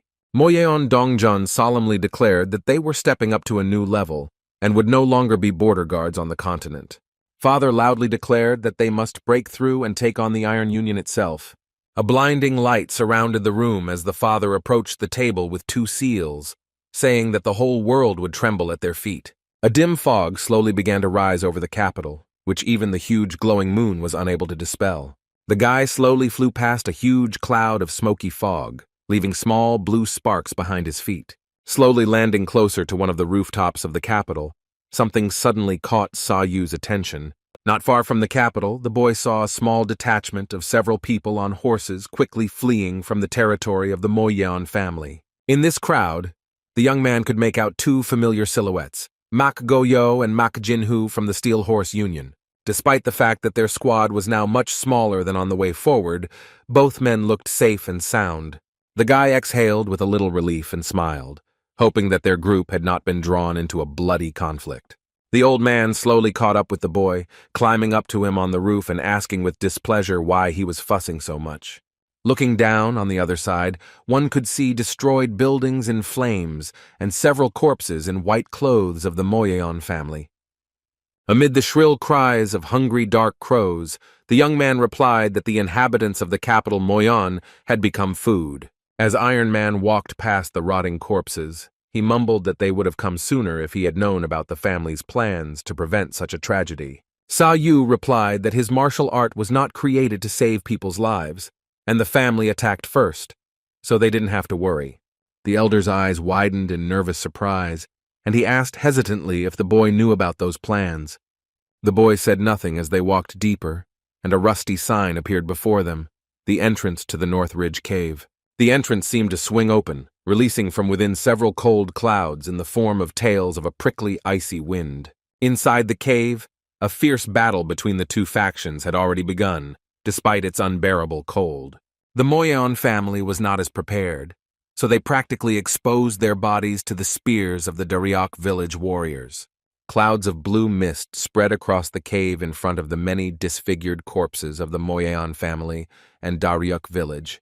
Iron Mask rushed forward in a rage, ordering the destruction of the entire Moyeon family. Warriors in white clothes ran towards them, shouting to stop Daryok village and protect the Northern Ridge Cave. Man Sung-hyun and Man Hyo-sang quickly charged towards their enemies, stretching their arms forward. A dark aura began to appear around the representatives of the Daryok village, with which they easily destroyed their opponents. Mu-rin prepared for another attack with his huge sword, using a move called the Fierce Lion Strike. The status of a valiant warrior justified itself as the man began to spin with his weapon and cut down the enemies around him. The warriors from the Moyeon family fell to the ground exhausted after every move the warrior from the Lion Alliance used. Mu-rin noted that the Moyeon were very collected, and the village chief Daryuk muttered that they broke through too easily, considering that the family had hidden the existence of the cave for 20 years. The Shadow Warriors rushed forward with the same viciousness, but they were stopped by a bright golden flash that rushed through their bodies. The Lion Alliance warrior glanced nervously to the side, watching as one lightning attack knocked down several soldiers at once. The golden fire rushed straight through the warriors of Daryok village, burning their skin, but not stopping and heading straight for their leader. Iron Mask tried to run up shouting to his master to beware of the strange light. But when Man Quan-woo turned around, it was already too late, because a golden fire crept right up to his face. A bright wavy flash rushed past his body, so he was unable to dodge and felt a burning pain all over his body. Taking a tentative step to the side to dodge, he unsuccessfully exposed himself to an attack with his arm, which was separated from his body. The leader of the Daryuk family nervously clutched his severed hand as his charges cried out in alarm. Meanwhile, the entire Daryok squad heard firm footsteps near the entrance to the Northern Ridge Cave. Man Quan-woo nervously turned his trembling gaze towards the other guests, trying to remain calm despite the unbearable pain. In front of the entrance to the cave, a whole squad of Moyeon family soldiers lined up, who were significantly different from their usual representatives with their dark suits. They looked quite frightening with their masks, pointed cone-shaped hats, and almost lifeless looks. Man Kwang-woo narrowed his eyes nervously, trembling as he heard another voice nearby, gloatingly declaring that Daryuk had come a very long way. In the golden flashes, it was difficult to discern the source of the voice, stating that he did not think the village chief himself would appear. The flashes grew larger with each passing second, and in them one could only see the hands of a man saying that the cave was indeed very interesting. Chol Mu-rin slowly looked up, and although there was no great surprise in his gaze, something clearly caught his attention. In front of them was the glowing head of the Moyeon family, with 2 golden rings spinning next to him. Moyeon Dongjong smiled fiercely with wild eyes, taking pleasure in trapping them. Meanwhile, with the cold whistle of the icy wind, Saou and the elder crept up to the entrance of the Northern Ridge Cave. There was a creaking sound inside, and the corridors were very dark, but thanks to the moonlight, one could see the many corpses of the Moyeon family and Daryok village. The guy looked down in confusion. He expected a bloody picture, but what was in front of him seemed much more unusual. Looking at the many emaciated corpses, the young man muttered that the people from Daryok village were very stupid to have fallen for the provocation of the Moyeon family. Walking forward, Saou exhaled heavily, saying that there was nothing they could do, but the old man replied that they shouldn't turn a blind eye to such crimes either. Hong Mugai looked at the boy with concern, hesitantly asking if he also wanted to take over the Northern Ridge Cave. Saou didn't understand where the old man got such a theory from, which surprised him even more, because now he didn't understand at all what the guy was trying to achieve. The young man mumbled relaxedly that he didn't care at all about the cave of the Northern Ridge or about the entire ridge as a whole. This answer surprised the sage even more, so he asked what was wrong with the families trying to get the ridge, which was the source of many martial arts. The old man heard an unpleasant creak under his feet when he asked why the boy had gotten involved in the conflict at all if he wasn't interested in it. As soon as the young man heard a strange creaking sound after the sage's foot pressed on the slab beneath him, he turned his gaze to him. The old man looked nervously at his feet, realizing that he had been too distracted by the conversation and had fallen into a trap. The cave began to shake, and the walls began to move suspiciously, their blunt stone surfaces moving towards the elder. The elder was not going to give up so easily, so he concentrated in front of the looming threat. Iron Man put both hands forward, pushing back on the trap as it continued to move unceremoniously towards him. The pressure of the approaching wall turned out to be much stronger, because of which even the strength of the sage was not enough to withstand its pressure, and he rolled along the ground. With an unpleasant crackling and whistling sound in the air, the elder continued to apply all his strength. He was visibly tense, so no matter how hard he tried to stop the approaching wall, it just kept moving. Then Saou ran up to the old man, placing his jade hand on the trap and creating several blue flashes on its surface. Using lightning key, the boy sent blue energy towards the wall, destroying its structure with multiple ghostly lightning bolts. The young man smiled at the elder and said that no one had been able to defeat his heavenly weapon for 1,000 years. The boy's words really amazed the drunkard, who could not even imagine that he possessed such an amazing form of martial arts. In fact, even the sage had never heard of such a technique and could not even imagine that someone could use something like that, much less a person from gorge. The young man said nothing, walking out onto a small cliff and looking at the temple in the middle of a cave, which was completely covered in ice and huge icicles. The elder was noticeably surprised as he looked at the huge icy lake that was located in the huge cave. Only then did the elder see something more suspicious. A strange light that emanated from the crowd that surrounded the entire temple. There stood Moyon Dongjian with his golden rings, which the sage called the Testament of the Northern Ridge, the treasure of Murim that everyone was hunting for. The old man noted that there had been a very heated battle between them, so he was curious about what Saou was going to do. The boy remained silent, listening to Iron Man's words about how it would not be easy for them to slip past them and take possession of the Northern Ridge. On the other hand, the young man saw one of the abandoned houses, which seemed to be covered with a fluffy blanket of snow. Without saying anything else, Saou flew up again at a rapid speed, ignoring the sage's comments. The elder awkwardly scratched the back of his head and exhaled heavily, saying that the strange kid behaved so calmly while the battle of the strongest martial artists was taking place before his eyes. Having landed on the cold surface, the boy began to slowly approach the snow-covered house. Everything turned out to be exactly as he thought when he noticed several dozen people inside, huddled tightly together to keep from freezing to death. The old man jumped down and walked up to the guy, raising an eyebrow in surprise and commenting that they had apparently found the very same missing people from gorge. Saou extended his hand with blue light forward, creating noticeable flashes at the tips of his nails. The guy directed destructive energy straight into the wall of an abandoned prison house, destroying its wall with one movement. The head of the Moyon family nervously looked towards the blue explosion, carefully examining the destroyed building. Moyon Dongjung glared angrily at the boy who allowed himself to interfere in their conflict. He immediately noticed Saou and the old man from Gaiban, fearing that they might come to interfere with their plan. The father turned to the two heroes, gritting his teeth and ordering the two to deal with the boy, the old man, and the prisoners so that no one would leave the cave alive. Moyon Ji and Moyon Kwang Sun tensed up angrily as they listened to their master's order and headed towards their target. Saou's hand was still extended and glowing with a blue light as he looked at the surprised prisoners from gorge.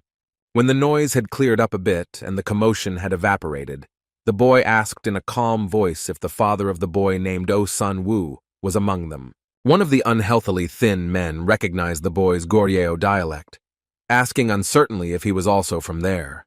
The exhausted man in a terrible state mumbled that he was Sun Woo's father, Oh Sun Woon, and then nervously asked if his son and wife were okay.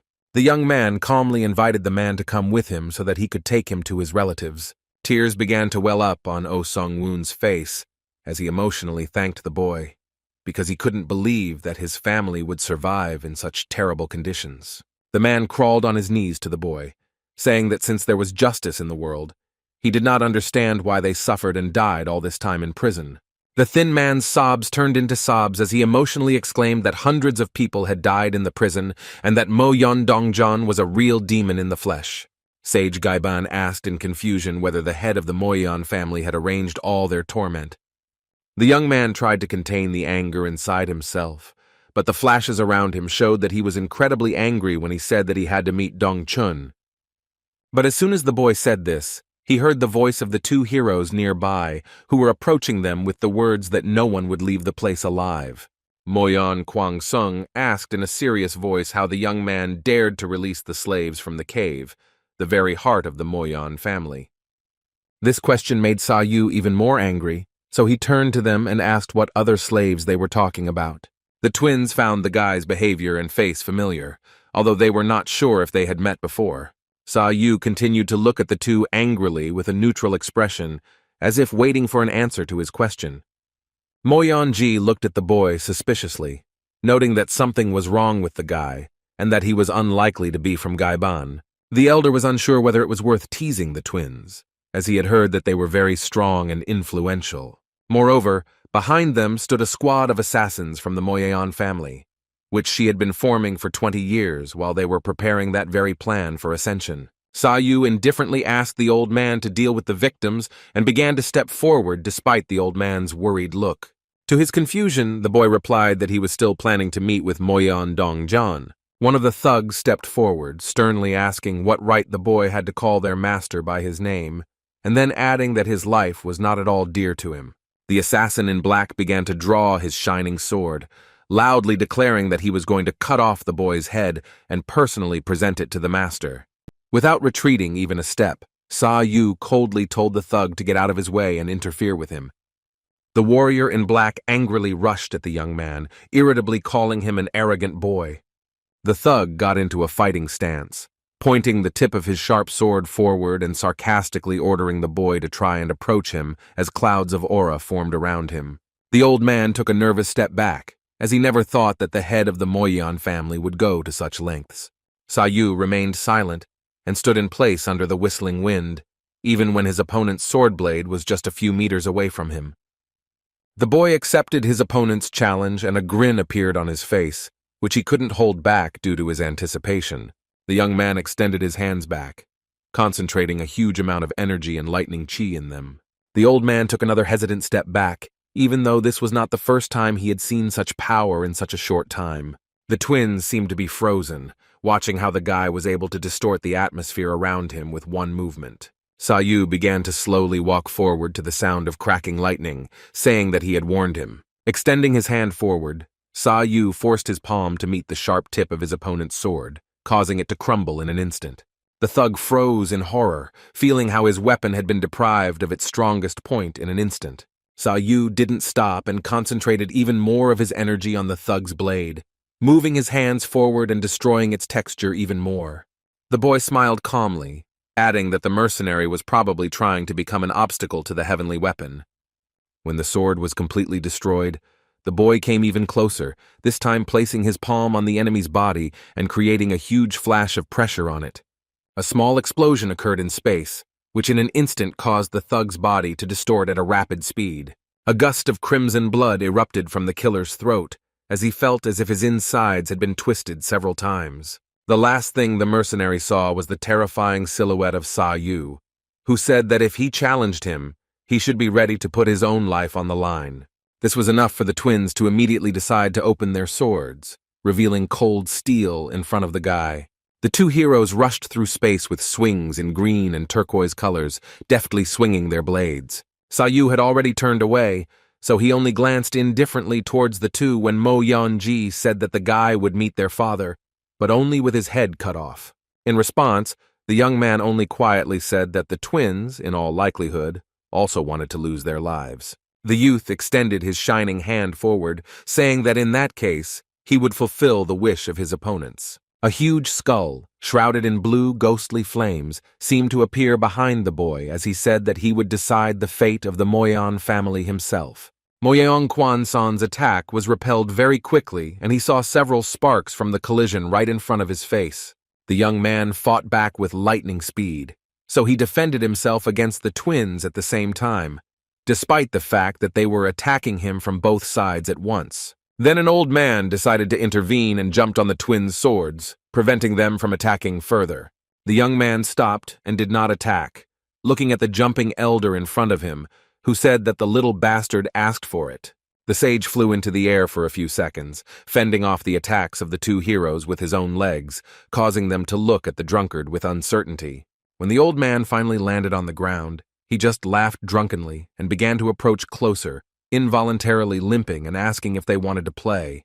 The sage scratched his beard smugly, telling the twins through the whistling sound of his missing tooth to leave the young man, because now they could have a wonderful time with him. Then the elder turned sharply to the bewildered boy and in a serious voice ordered him not to stare at them and to go faster.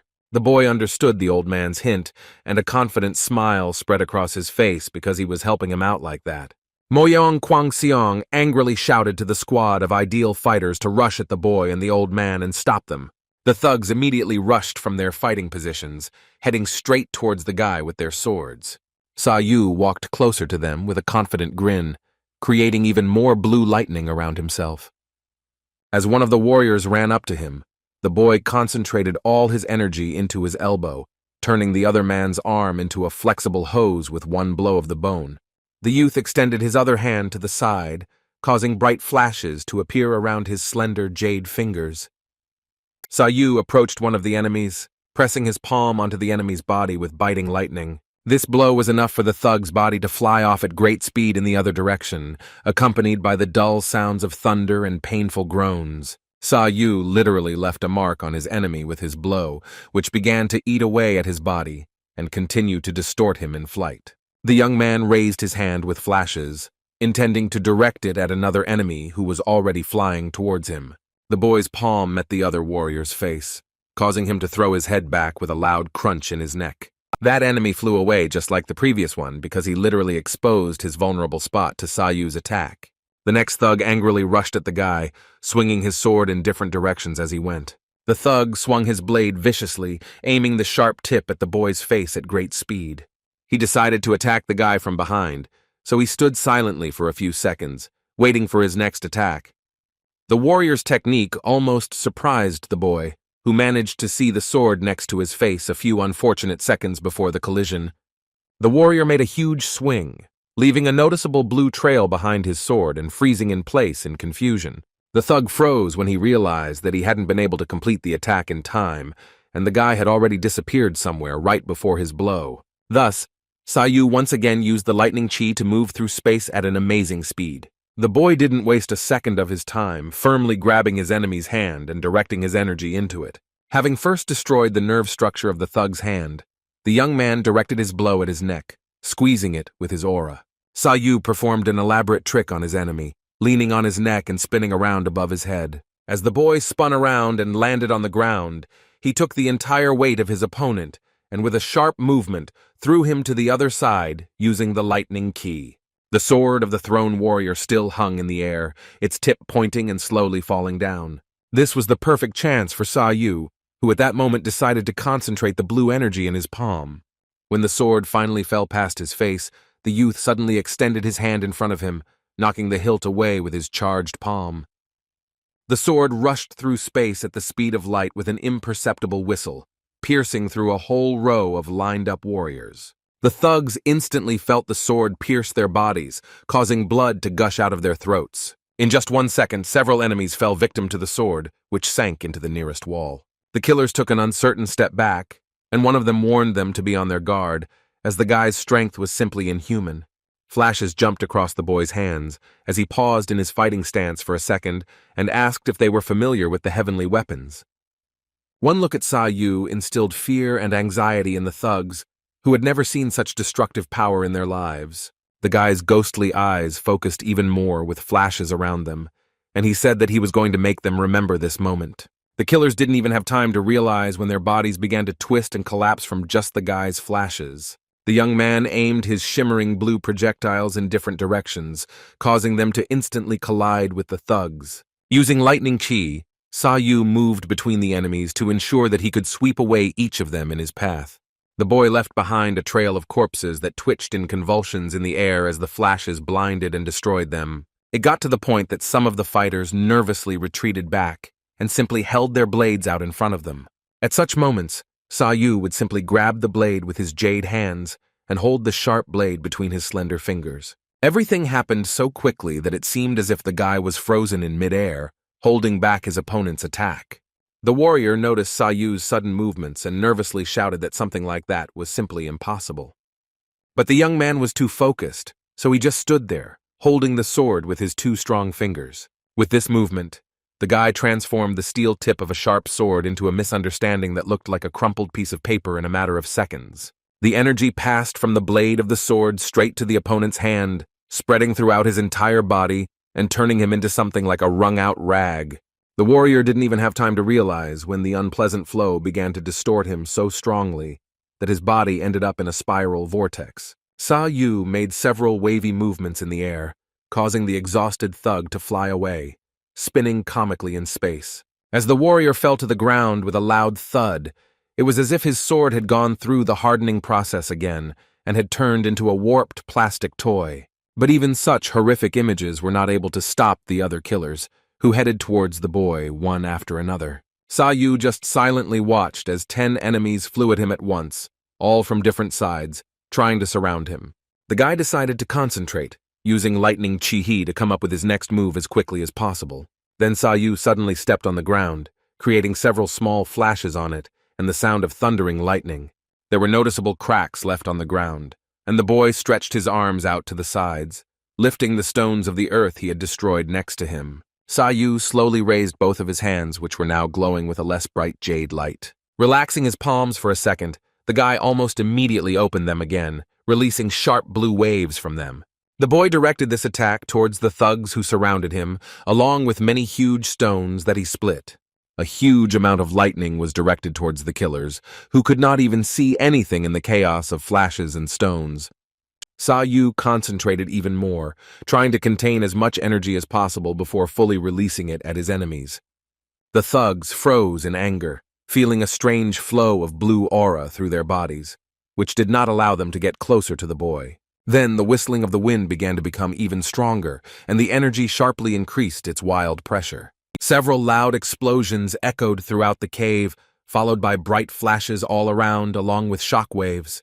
The next squad of killers rushed through the created cold fog and dust, flying at the same speed towards the boy. The boy heard whistling and the sounds of swords opening next to him as menacing, wild-eyed figures approached him. The young man changed his position and put his palm in front of him in the area of his heart, quickly preparing for his next attack. One of the warriors shouted to his charges that Saou was too strong for an ordinary person. But as soon as the boy prepared for his next attack, the mercenaries decided to rush past him, casting wary glances at the boy. The warriors began to move in smooth but swift movements in different directions, flying next to the guy. However, they did not run away, but only gathered together under the cries that dozens of streams of ki should unite with each other. They exclaimed that, united as one, they would be able to defeat even the strongest warrior. Saou just stood there, watching as hundreds of warriors surrounded him and turned into one huge typhoon. They literally became a huge dark storm in the middle of the snow-white cave, howling and breaking through the ice. The boy glanced aside with slight suspicion at the fact that they were putting so much effort into defeating a single person. This skill was collectively called the Big Dipper Constellation by the thugs, surrounding their victim with hundreds of swords. The blades came closer and closer to Saou's face, who continued to remain indifferent and calm. It seemed like the guy was trying to focus on something completely different, because he didn't look away for even a second the entire time. The young man abruptly put his hand to the ground and asked in anticipation who had told the thugs that they had the right to stand in his way. A bright jade color began to form under the guy's hand, and flickering flashes and lightning began to appear next to it. The youth chuckled, asking why they were so confident that they could survive even if they used a combination attack. It was a technique that his teacher had used in exactly the same way 20 years ago, the so-called triple explosion, which destroyed everything around its owner. This attack was enough for the guy to sweep away all signs of life around him and destroy the hurricane of thugs around him. The bright explosion grew larger with each passing second, increasing its radius to such an extent that the entire cave was immersed in it. Moreover, the blinding flash could be seen even from a bird's eye view over the lands of Shenyang. The elder stared in shock at the bright explosion, nervously taking a step to the side under the crunch of the thug's bones. Mo Yeon-ji and Mo Yeon-kwang-sun stared at the painting in both surprise and anger, not understanding where the boy got so much strength from. The shock wave from Saou's attack left behind several cuts that headed straight towards the twins.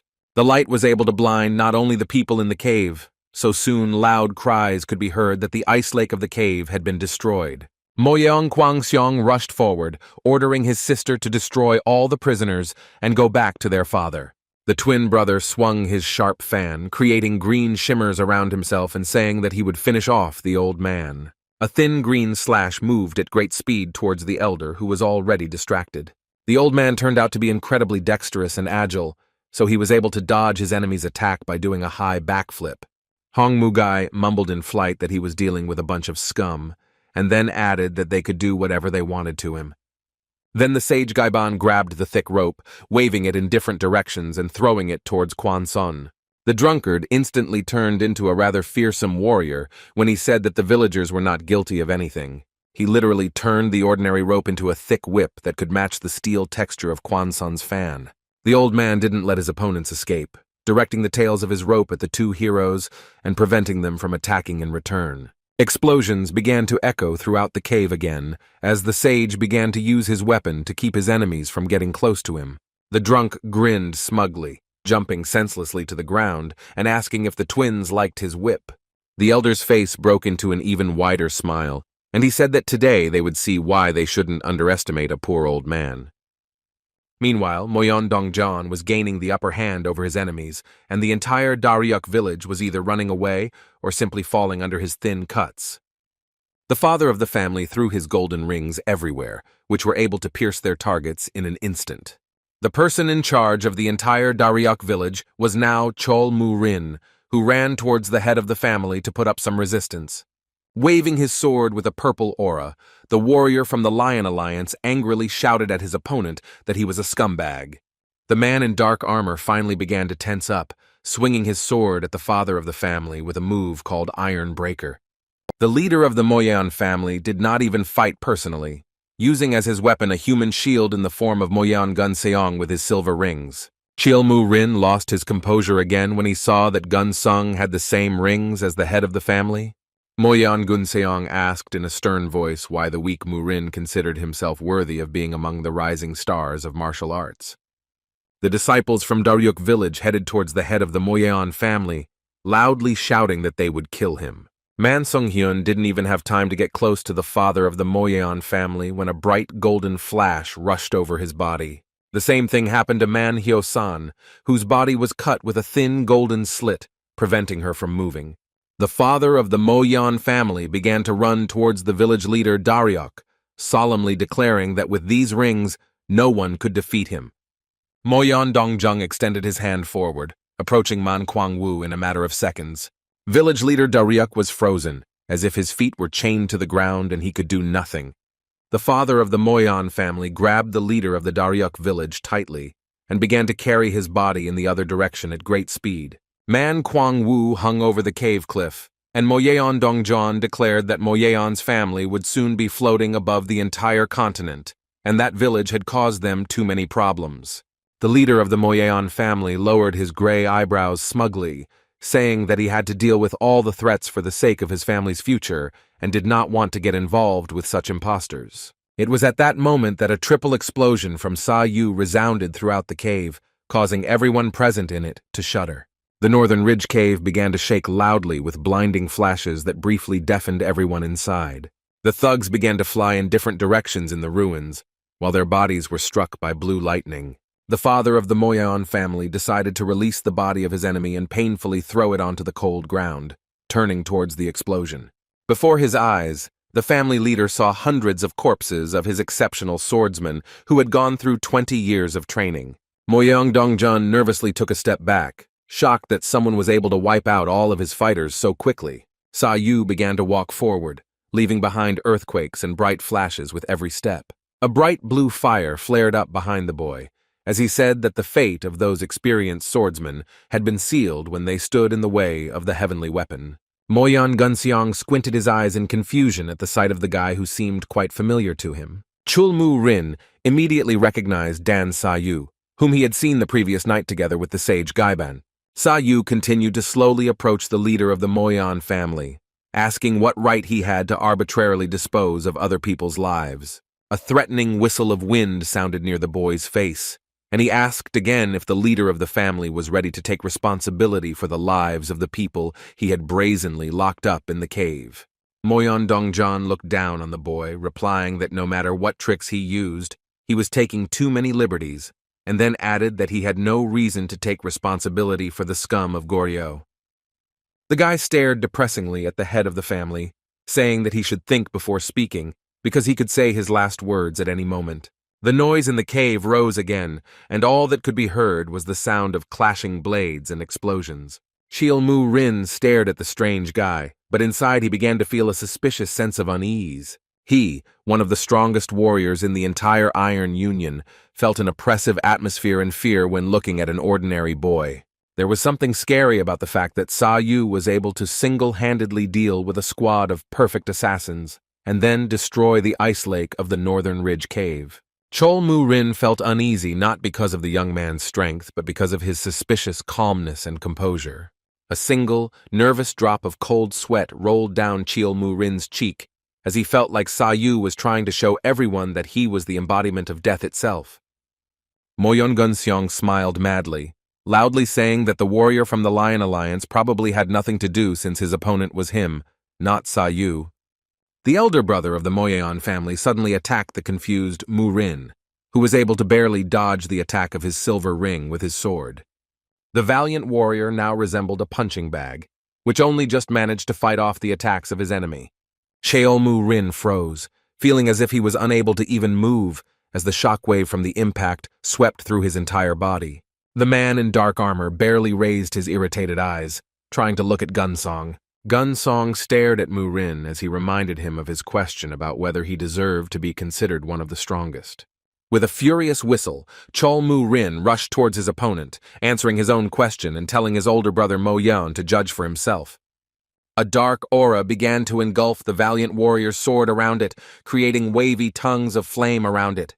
Meanwhile, Mo Yeon Dongjung decided to repeat the words of the boy who told him a few seconds ago that he would kill him. The golden ring began to spin over Mo Yeon's father's hand, and he said in an offended tone that the last words were only waiting for the boy. Father Mo Yeon visibly tensed up with his angry gaze, declaring that he was invincible because he had mastered the martial arts of the Northern Ridge itself. The ring above his hand began to spin even faster, gradually turning into huge tongues of golden fire. Mo Yeon Dongjung raised his hand, creating a blaze of golden aura around himself. Pointing his hand with fire towards the boy, Moyon Dongjan shouted in rage that the boy would become his offering for the rings. Moyon Dongjan began to twist the golden fire in his palms, turning it into a huge, sharp spiral, aimed straight at the boy. Saou stood still, looking at the huge circular saw made of golden flames that was getting closer and closer to him. The guy began to slowly summon blue flashes on his hands, and small lightning bolts began to appear next to him. The youth extended his slender jade hand forward to defend against the next attack from the head of the Moyan family. When the golden flame of the circular saw collided with the boy's palm, it turned turquoise and began to shake. Saou only slightly tensed up, beginning to spin his enemy's golden fire and transform it into something else. The boy froze for a few seconds, as the attack turned out to be slightly stronger than he initially expected. Saou then decided to increase the pressure of his energy, creating a flash around himself and exploding Dongchun's golden aura to turn it into ordinary golden dust clouds. Looking at the destructive chaos in the golden lights, Moyeon Dongjan grinned triumphantly, shouting that he had been creating his rings for 20 years. The head of the family's gaze relaxed, and he stared madly at the result of his attack, adding that nothing would stop him anymore. Meanwhile, the golden lights and blue flashes disappeared, leaving behind only a fog of cold dust. When the dust cleared slightly, Saou's silhouette appeared behind it, grabbing the golden ring with his jade hand. The sight alone made the family leader freeze in horror, and his eyes widened in confusion. The boy clutched the burning ring in his hands, saying that it was for the sake of such a weapon that the entire Moyeon family wanted to get the gold. Moyeon Dongjan nervously stepped back, realizing that the boy was the one who stole Banksy's gold. The young man continued to clutch the gold ring indifferently, saying that they had wasted 20 years on some misunderstanding. A bitter, almost sympathetic chuckle escaped the boy's lips as he said that unrivaled power could not be obtained by relying on some trinkets. Saou's jade hand was still flickering with blue lightning and flashes as he handed the ring back to his enemy. Saou released the golden ring from his hands for a brief moment, almost immediately deflecting it with his charged palm. The golden ring began to spin at great speed in flashes of the young man's aura, and he added that he did not need such trifles. The charged ring began to fly towards the father of the Moyeon family at incredible speed, whistling through space. Still holding the second ring in his right hand, the leader of the Moyeon family nervously strained his strength. Moyeon Dongjeon was furious, so he threw a second gold ring towards the one flying at him. The charged golden ring instantly collided with the second one, which was saturated with Saou's ghostly energy. Bright golden and blue flashes began to appear everywhere, surrounding Saou and Moyeon Jungdong. Their auras mixed together, but the difference in strength was obvious, causing Moyeon Jungdong to fight back. A loud whistle sounded as the head of the Moyeon family tried to press his hands even harder on his gold ring.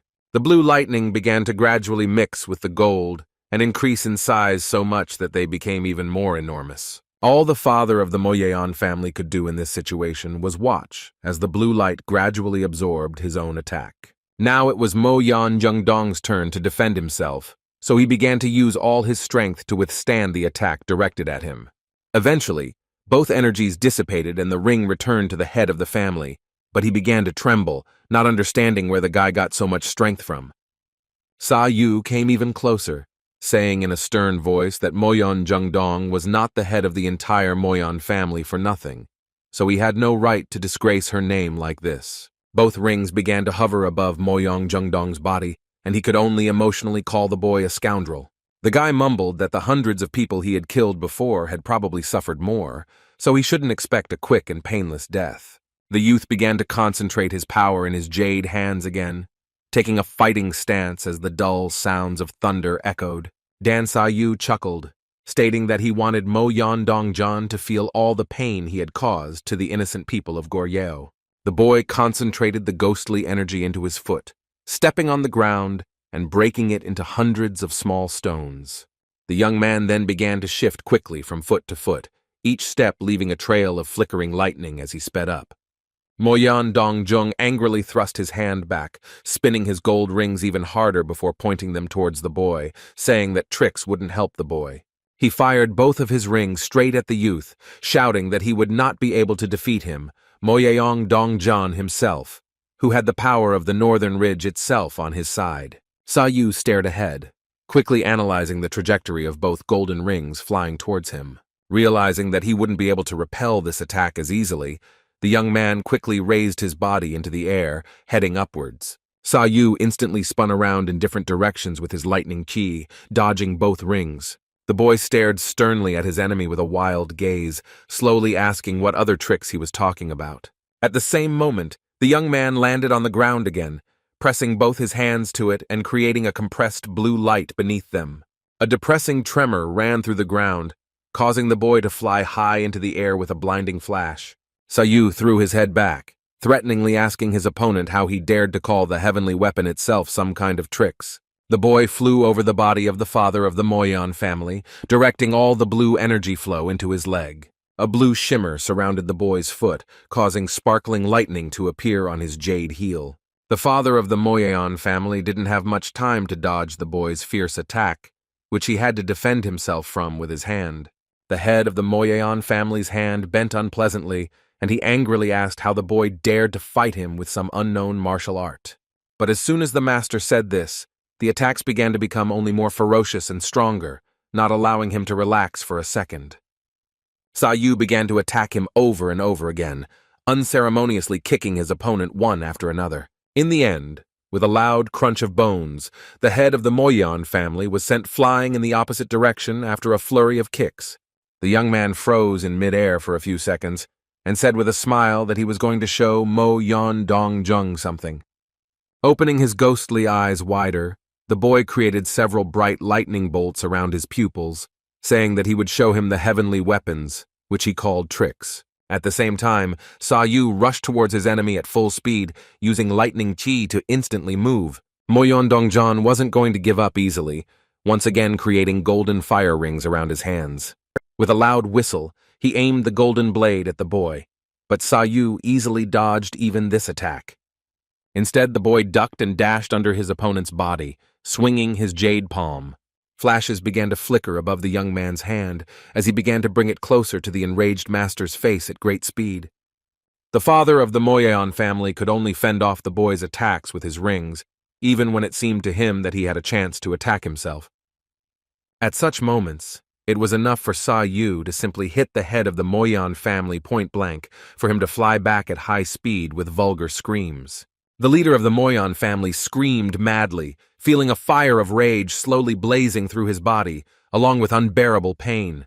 Moyeon Dongjung landed on the ground and spread his arms out to both sides, creating a golden aura around himself and turning it into fire. A thin whistle began to form above his hands, and the head of the family extended his hand forward, as his golden aura slowly began to lose its color and turn green. Despite all the pain throughout his body, Moyeon Dongjun tried to hold on and block the boy's attacks. But the guy just kept running forward, even looking at the stone depression that the master was creating beneath him. The man directed all his energy towards the boy in the form of a fiery dagger, which flew straight at his face. Another ring of the head of the Moyeon family broke through the golden dagger, the light of which increased with each passing second. The first ring was followed by a second one, which began to spin even faster in the air and surround the guy. As the young man moved swiftly thanks to his lightning ki, he didn't even notice when two of the master's weapons flew past him. This attack was not enough, but Moyeon Dongjeon had no intention of giving up, so he clenched his teeth together furiously and prepared to attack again. Concentrating his powers in his hands, the man used his mind to turn both golden rings towards the boy, directing them towards him from behind. Saou didn't expect this, so he didn't even have time to react in time when the blade of one of the rings rushed across his throat. The second golden ring surrounded the young man and cut through his entire upper body, cutting him in two. The guy's silhouette suddenly began to resemble a cut piece of overcooked meat. Moyeon Dongjeon smiled fiercely and said with a trembling cry that the boy had underestimated him in vain and believed in his own unfortunate strength. But the head of the Moyeon family immediately froze when he saw something different, something unfair, before his eyes. As it turned out, the cut and destroyed silhouette of Saou was just the residual aura of that one, or, to put it simply, a weak distraction in the form of a helpless clone. The real Saou soon jumped up at lightning speed, towering over his enemy with jade flashes all around him. The head of the Moyeon family was stunned. Now he could only watch as the boy in the air walked towards him with terrifying eyes. The man tried to protect himself with his hand from another blow from the other's leg, the pressure from which turned out to be even more significant. Still holding back the boy's attack, Moyeon Dongjun angrily clenched his teeth and called him a bastard. The head of the Moyeon family still tried to snap back with a golden attack, but the boy ignored it, flying back with a somersault. The guy landed professionally on the ground, looking at the enemy in front of him, who fell to the ground exhausted and began to shake like a frightened rabbit. But Saou wasn't done yet, raising both of his skinny palms and creating a blue glow around them, which for now took the form of a normal glowing smoke. The guy's thin arms began to crunch, and the veins began to stand out along with the bones under the words that the head of the Moyeon family would experience incredible pain. The youth's ghostly eyes lit up even more. This was a heavenly weapon move called palm destruction. The guy crossed his arms and began to perform movements that from the outside resembled a strange dance or spell. Saou literally stretched his jade hand so that they could grab his opponent from a distance, and it was enough for him to grab one of the less vulnerable points of the head of the Moyeon family, squeezing his hand with incredible force. Then the technique began to work, twisting Moyeon Dongjeon's arm until it began to resemble a rag from which liters of water had been wrung out. The loud crunching of the master's bones began to be heard, along with his painful and agonizing cries. There was nothing human left in his hand, and the twisted skin began to gradually tear from such pressure. This was not the end yet. Saou was just warming up in this way, so he threw a stinging slap into his opponent's face as an interlude. The boy began charging his hand again, clasping his fingers tightly together to turn it into a makeshift blade. Catching the trembling hand of the Moyeon family's master, Saou pressed his palm against the one with a bright blue flash. Once again, Moyeon Dongjeon's hand began to twist painfully, resembling a huge spiral that was tearing apart everything around it. Mo Yan Dongjung could already be considered a living dead, as he had completely lost control of his body and had completely turned into a punching bag. A cutting bolt of lightning from the young man flew through the unwinding spiral, its power no different from a tearing bullet. The man's eyes filled with blood from the pain and destroyed nerve endings, and a crimson liquid appeared under his eye sockets. The head of the Moyan family was completely destroyed in every sense of the word. He looked more like a scarecrow emaciated by crows.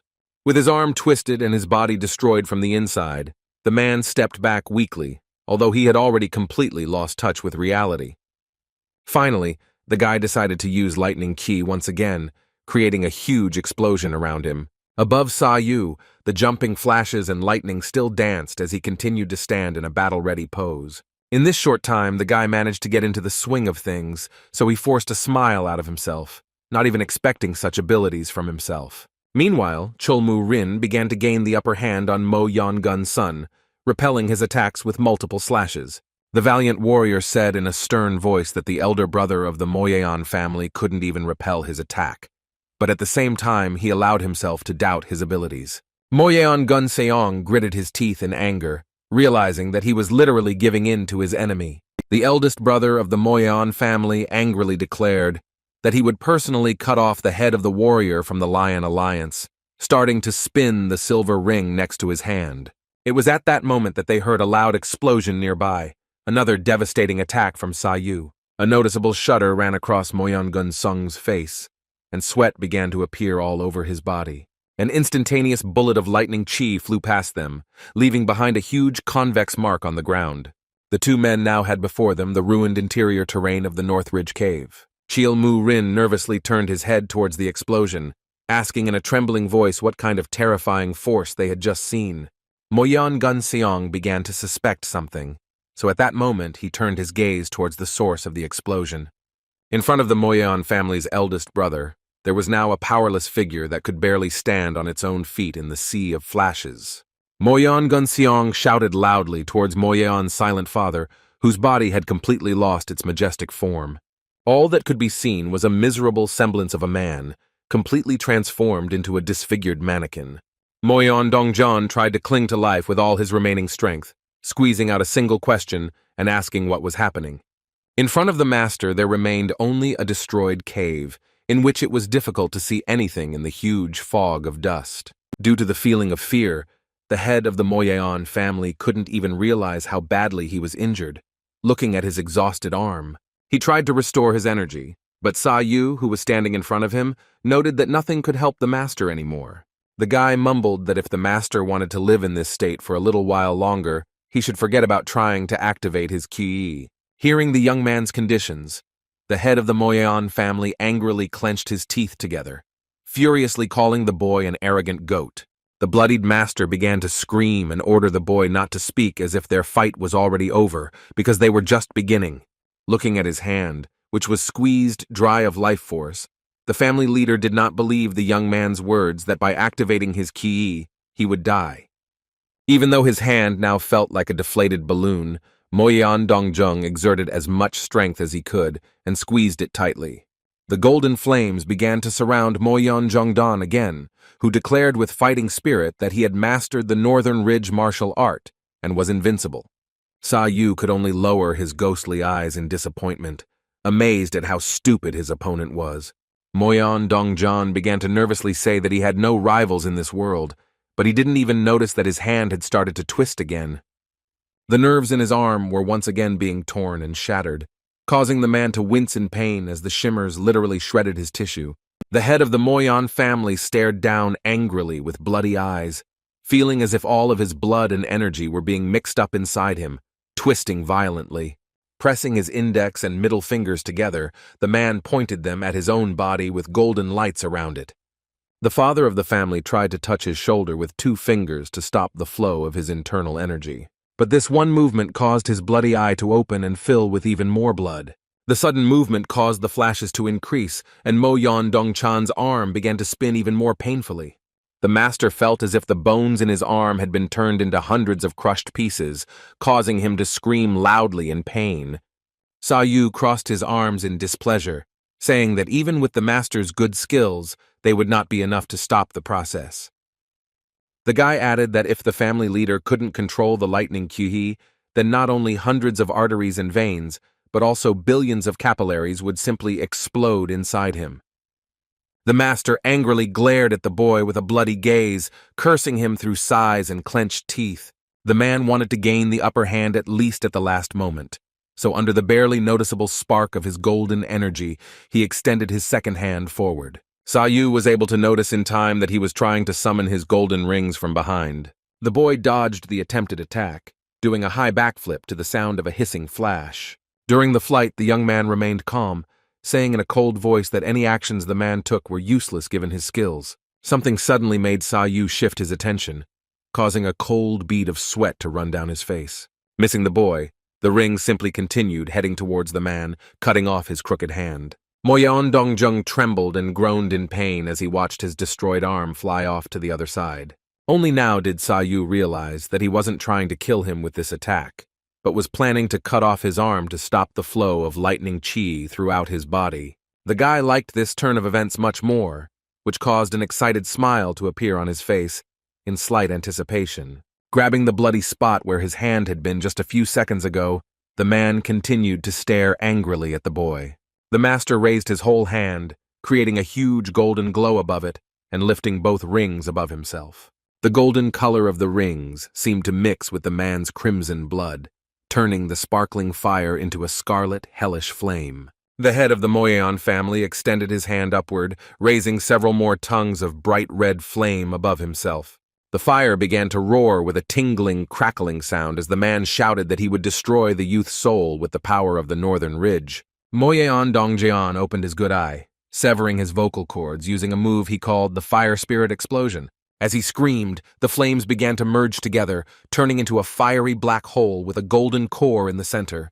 The cave began to collapse with a crackling sound as the fire released its fangs and began to slowly eat away at it. This was not a good sign for Saou, so he had to think urgently about how to proceed. The guy looked with interest at the bloody fire that began to surround him with its destructive energy. The temple in the middle of the cave began to succumb to the influence of the fiery element, as tongues of flame began to devour it as well. The fiery black hole grew larger with each passing second, and the temperature in the cave rose to an unbearable level. The flames spread throughout the North Ridge cave until they surrounded everyone present. Moyan Gunsung felt several beads of sweat run down his face in a short moment as the heat began to engulf his entire body. Chol Mu-rin stopped his attacks for a split second, only to look at the huge fiery vortex in front of them. The fire rushed past Gun Seong and Mu-rin, causing both men to fly in different directions as the flames crackled. Saou stared at the huge vortex of heat in front of him, commenting that Master should have started with something like this. Moyan Dongjung bared his teeth fiercely, clenching his teeth, making a grinding sound through a heart-rending groan of anger. Saou lowered his eyebrows with a serious expression, noting that as long as the key was causing pain to the master, his internal energy would destroy itself. In any case, now there was only one small thing left to do, so Saou took a fighting stance, charging his jade hands with lightning. The boy ran his foot along the ground, saying that in this state, the master would not be able to die very quickly. The fiery vortex grew larger right in front of the boy as he almost clasped his hands together, starting to create a blue glow between them. Saou's voice took on a much more terrifying tone, and he said that he would make Mo Yan Dongjan experience hellish pain. It was time to show the true power of the heavenly weapon, so the boy extended both palms forward to the dull sound of thunder. A noticeable blue shock wave swept through the cave, and the space inside it began to distort. The lightning around Saou appeared with even greater intensity as he directed the huge energy sphere towards the fire vortex. For a few seconds, the guy just waited for the right moment in the bright flashes, jerking his fingers in convulsions. But as soon as the right moment came, the young man took advantage of his chance and squeezed his hand tightly, gathering all the energy around him into it. This move was the so-called Heavenly Strike, which in one moment increased the energy sphere to an unimaginable scale.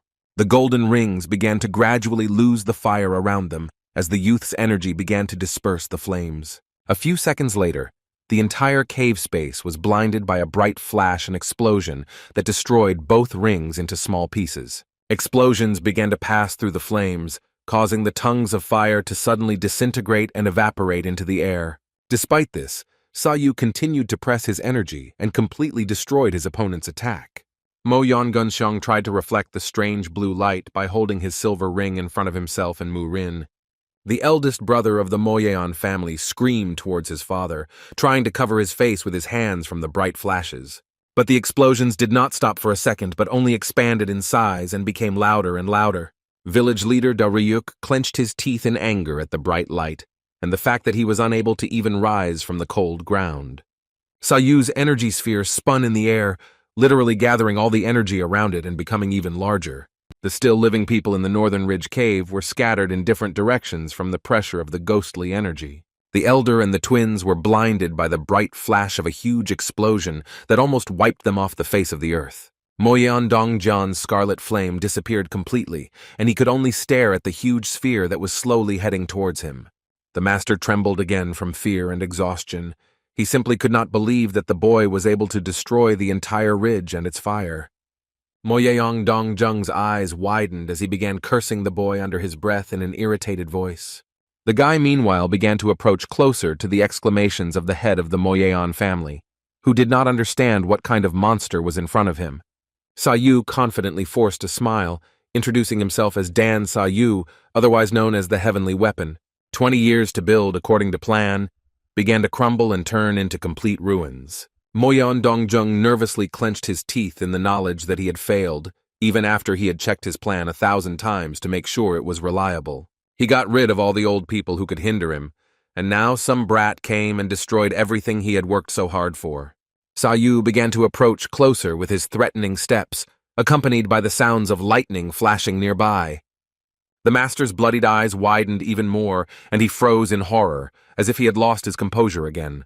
Moyeon Dongjung could only shout in anger towards the boy, venting his rage and despair on him. The head of the Moyeon family fell to the ground, exhausted, and in horror, ordered the young man to stop and not come closer to him. Saou stood in front of Moyeon Dongjian and glared at him menacingly, preparing to carry out his justice any second now. The master begged for help in a desperate voice, despite the fact that the entire cave was deafened. The man trembled more and more with each passing second, whining in a pleading voice that he didn't want to die yet. In response to his plea, Saou could only smile, because he was trying to ask for mercy after everything he did to the innocent people of Goryeo.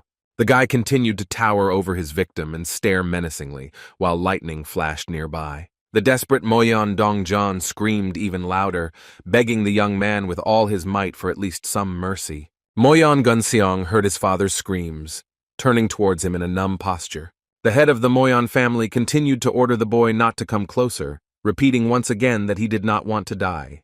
Moyeon Gunxiang was about to intervene for a second, but he felt dangerous inside, especially after everything the guy had done.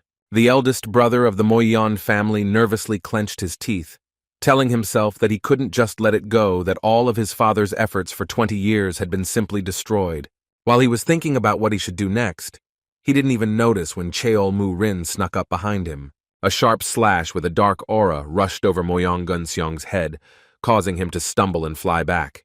The valiant warrior held his great sword out in front of him, watching as his opponent flew away exhausted. A few drops of dark red blood were left on the ground as Moyeon Gunxiang clutched his cut face in anger.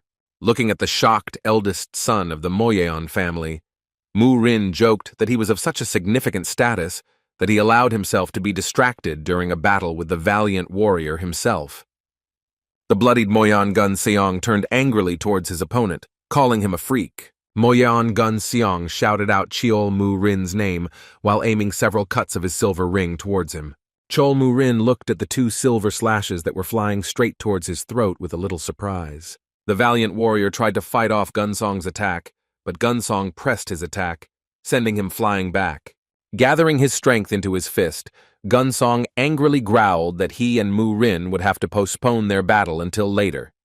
As soon as Cheol Mu Rin landed on the ground, he instantly met the clenched fist of the Moyeon family's eldest brother with his body. The fist swept across the Lion Alliance warrior's chest, creating a noticeable gust of silver wind in its place. The valiant warrior nervously clenched his teeth, through which he coughed up an imperceptible trace of blood. Mu Rin was struck by several attacks from Gun Sun, who repeatedly directed slashes with his silver ring towards him. The hands of the eldest son of the Moyeon family made an unpleasant cracking sound as he began to quickly spin the ring in his hand. Moyeon Gunseong shouted loudly towards his exhausted father, throwing the spinning ring towards the boy. Saou didn't immediately hear the whistle next to him, so he let the silver ring get quite close. The elder brother of the Moyeon family accelerated and tried to fly into the air at full speed to rise above the boy. Only then did the young man notice the silver cut next to him, abruptly turning his gaze to the sharp blade. The guy ran his hand over the silver ring flying at him, deflecting the attack in the other direction with the words that something like that wouldn't work. In fact, Moyeon Gunsung took advantage of this moment to distract the boy and grab his father. The master's body was heavy, and Gunsong had no strength, so he called Saou a scoundrel with all his might. Breathing heavily with blood all over his face, the eldest brother of the Moyeon family said that even if the boy went to hell with him, he would not allow him to destroy his family. Moyeon Gunseong headed up with the body of his exhausted father, promising to take revenge on the young man for everything. Looking at Gunsong flying away, Saou slowly rose up and called him exactly the same idiot. The boy looked at the fleeing Moyeon family members with an indifferent expression, asking why they thought they could escape from him. Extending his jade hand forward, Saou confidently said that he would take the lives of Gunsong and his father. As he flew, the eldest brother of the Moyeon family nervously glanced at the blue flashes that were heading towards him. The elder brother of the Moyeon family desperately fought off the boy with his impulses in the form of sharp silver rings. The spinning silver ring began to swing in the air at a rapid speed, getting closer and closer to the guy. Unimpressedly lowering the eyelids of his ghostly eyes, Saou couldn't help but wonder what kind of unfortunate techniques those people had. Moyeon Gunsong looked back at Saou with worry in his eyes, who was about to block his attack and send it back in his direction. At that moment, the eldest brother of the Moyeon family decided to change tactics, directing the silver ring in a different direction with the movement of his fingers. The silver ring suddenly whistled, changing its trajectory and flying in the other direction without touching the young man. Saou glanced warily towards the silver ring that had moved to a slightly different position. A sharp gust in the form of a ring flew past from the other side of Saou, who looked uncertainly at his strange movements. The silver ring swept its blades across one of the huge rocks nearby, cutting through the thick layer in one motion. The air blade split the huge rock above the boy's body in two, causing him to slowly begin to fall to the ground. The stone began to gradually crumble, turning into small pieces in a matter of seconds and staggering. It began to fall on the young man with a loud roar, creating an audible earthquake throughout the entire northern ridge cave. Looking at the falling rock, Saou dramatically said in an indifferent tone that he definitely didn't expect such a reception. Everything began to fall apart in an instant, and the already destroyed temple fell completely into ruins. The ground shook loudly with an oppressive tremor, the shock wave of which could be heard even at the top of the mountain. Meanwhile, the elder fought the twins one-on-one, watching as Moyeon-ji flew towards him with a jerk, spinning in the air. The old man was being surrounded from both sides, so Moyeon Kwan-seong and his sister attacked at the same time. At such moments, the sage Gaiban grabbed his whip even more tightly, repelling the attacks of the two heroes simultaneously. The strong swings of the rope left noticeable marks and dents on Kwan-san's fan, which continued to attack unceremoniously. In many ways, the battle consisted largely of neither twin being able to get close to the old man or cause any noticeable damage to him. Moyeon-ji pointed her sword tip forward, heading towards the elder at high speed. Moyeon Kwang-seong opened his fan so that it faced the enemy with its long blade. This time, Iron Man didn't have time to swing his heavy whip, so he could only watch as two attacks were directed at him. Moyeon-ji's sword almost flew across his face, but the old man tilted his head to the side in time, preventing it from digging into his skin. This was only the first attack, after which Moyeon Kwang-son immediately made a dense cut through the air. The drunkard jumped up with a desperate groan, landing on the blade of a sharp fan with his trembling legs. This continued for a few more seconds, the old man first dodging the sword strike and then jumping back, sliding along the fan. After another such cycle, Hong Mugai decided to jump back a little further, digging his fingers into the hard ground. Then the old man swung his whip with all his might, hitting Moyeon Kwan-sun's face with its hard shape. The second end of the rope managed to catch Moyeon-ji, who twisted from the sharp pain and the impact. The old man rushed past them, throwing his fists at the twins and causing them to release their weapons, flying off in other directions. However, the elder was not yet ready to finish, solemnly declaring that he had now caught both of them. The rope tightly wrapped around Mo Yan Kwang's son several times, tightening so tightly that he could barely breathe in the tight embrace of the rope. At the same moment, Iron Man began to spin his whip very quickly with Mo Yan Kwang's son at the tip, swinging it towards his sister. The elder used as much force as he could to grip the rope tightly so as to raise the wind around them. Mo Yan Kwang Sung nervously shouted, feeling like he had lost all control over the situation and his body was being sent in the other direction at a great speed. But the old man wasn't finished yet, because he pointed the other end of his whip at Mo Yan Ji, gripping her in the same way. The elder continued to spin the twins in different directions for a few more seconds, not even giving them a chance to figure out what was happening. Finally, the whip relaxed its grip, and the two heroes fell powerlessly to the ground under the old man's leap. Mo Yan Kwang Sung nervously rose to his knees, trying to catch his breath after what had happened in just a few seconds. Mo Yan Ji looked at the elder warily, finally recognizing him as Hong Mu Gai of Gaiban. The old man raised a gray eyebrow in puzzlement, noting that the twins had fought rather shamefully for those who had kept people in prison for 20 years. It was at that moment that a huge rock collapsed over the temple inside the North Ridge Cave. The elder nervously turned his gaze towards the noise and dust that suddenly began to rise into the air. A large, cracked rock fell downwards at great speed, creating an oppressive tremor throughout the entire cave. When the stone finally hit the cold ground, the oppressive sound of a collapsing structure echoed throughout the North Ridge Cave. The temple was destroyed, and nothing remained in its place except a huge, flat stone that raised it to the ground. Suddenly, a frightening silence fell over the entire cave, interrupted only by the grinding of stones. Hearing a strange crack, the former prisoners of the cave looked at the destroyed temple in shock, not understanding what was happening. The old man froze in horror, puzzled, wondering if that same boy from Gore was involved in all the destruction. Mo Yeon Gun-sun rushed over Mo Yeon Ji and Mo Yeon Kwang-sun with his father's body on his shoulders, ordering them to retreat immediately. The elder brother of the Moyon family warned them on the go with a ringing alarm in his voice that the great calamity had awakened. A bright blue light began to form under the collapsed stone, gradually covering its surface with narrow cracks. A few seconds later, the huge rock shattered into thousands of small pieces as Saou's sharp finger pierced through the thick surface. Saou stood with his hand raised, glaring menacingly at the fleeing Moyon family, who stared at him in horror.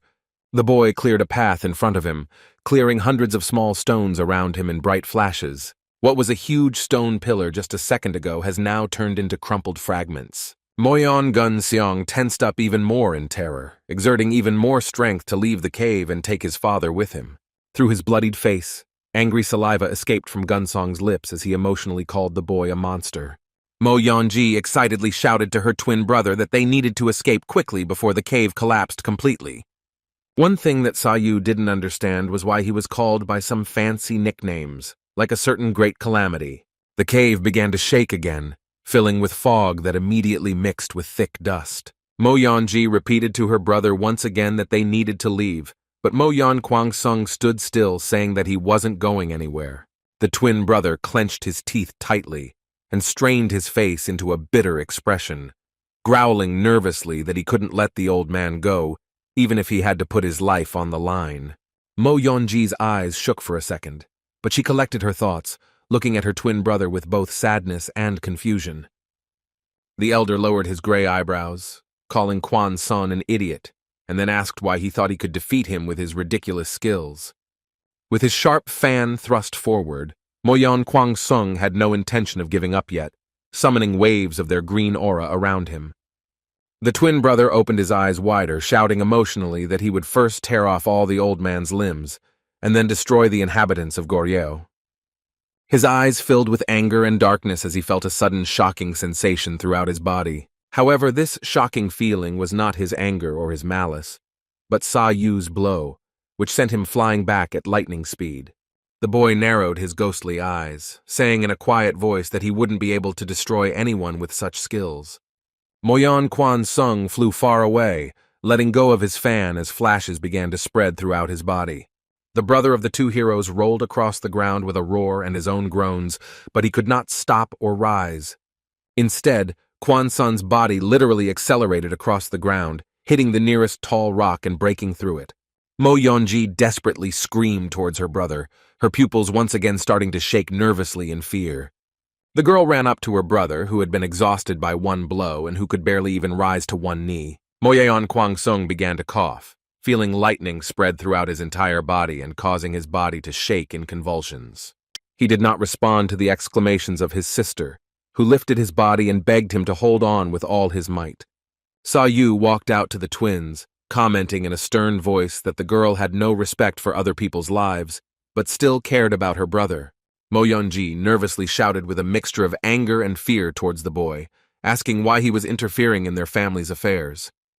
Saou only replied that he had no intention of interfering in anything and that it was the Moyeon family that was standing in his way, trying to stop him. The girl did not understand what he wanted from them and answered at the top of her voice that the guy was lying and even took the money that was supposed to go to them. Then the young man told how he had once followed two caravans from Goryeo that were heading to Shenyang and Moyeon. The twin sister's eye twitched nervously when the boy mentioned two caravans, as if the mention seemed familiar to her. Saou added that exactly 10 years ago, there was an envoy from Yuan in one of these caravans, which suspiciously coincided with the date when the Moyeon family wanted to complete their plan. The guy put forward a theory that the envoy from Yuan had some connection with Shenyang, even if the Moyeon family had nothing to do with him. Then Saou also mentioned the incident 20 years ago when the Moyeon family practically took over the Northern Ridge Cave without permission and began stealing people from Goryeo. He noted that somewhere around then, 10 years ago, a girl from Goryeo, whom he had been looking for several years, was kidnapped. One of the older prisoners was noticeably surprised when the boy mentioned a certain girl, as if some realization had popped into his head. The exhausted old man opened his one eye in surprise, trying to understand whether the boy was looking for the one.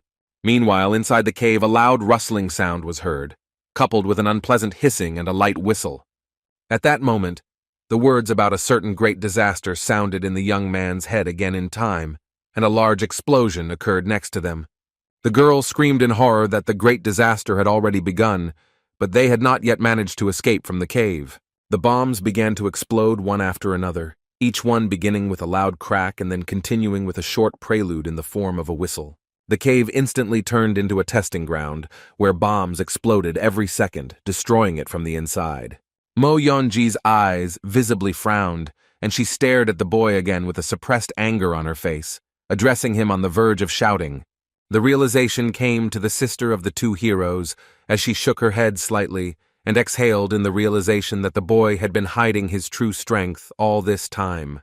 Then she remembered that day at the Northern Inn when Saou, with his mere presence, had doomed them to failure. The girl added that the cave would become the young man's grave, and even if he came out alive, Moyeon's family would find him and definitely take revenge. There was nothing more she could say, so she jumped with her brother's body in agony and headed towards the exit of the cave. Explosions began to reverberate throughout the cave, leaving huge craters and complete ruins. Today, the capital of the Moyeon family will not be quiet, even if the calm ambience of the dark night could indicate something completely different. All this was just the calm before the storm, when explosions suddenly began to echo across the surface of the cave. The explosions were so powerful that the great disaster lived up to its name and destroyed almost the entire capital of the Moyeon family. The entire capital was covered in a huge layer and clouds of dust, surrounding its outskirts with a gray haze. Thus 15 days passed, but the noise never died down, the clouds of dust never completely cleared, and the entire capital, with the exception of the temple, never blossomed again. The head of the Moyeon family, Moyeon Dongjong, sat on his throne, still unable to find peace, thinking about something. Only until today, the father of the family was going to allow himself to be sad and drink another bottle of alcohol. Father told himself that even the stupid death of Mo Yan Kwang Sun would not allow him to dive headlong into grief. Even it would not make him grieve for the rest of his life. Moyeon Dongjung promised that his youngest son's family would not be a coincidence, adding that it would be their contribution to the future. Taking the last sip of his dry wine, Moyeon Dongjeon said that no matter how much he continued to mourn, he would force himself to forget his loss. The wine bottle fell from the hands of the head of the Moyeon family, falling haphazardly onto the floor, hoping to break. But just like the other 3 empty, regrettable bottles from previous similar promises, it fell to the ground whole. Moyeon Dongjeon was going to stain his hands with blood for the sake of his family, so he first planned to clean up the remains of Daryuk village and then unite with other clans. He thought that even though he had lost a lot, he still only needed a little time to recover and resume his plan. Grasping the bloody spot where his hand had been, the master seemed to feel that searing pain all over his body again.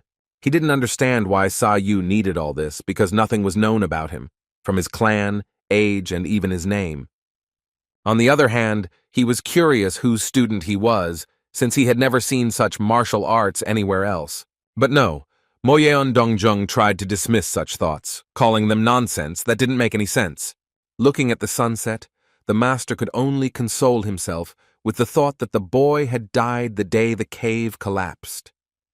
The rest of the evening passed in such chaotic thoughts, until the crystal moon descended into the sky. Moyeon Dongjeon sat in complete silence and peace, trying not to worry about anything anymore with his plan in his head.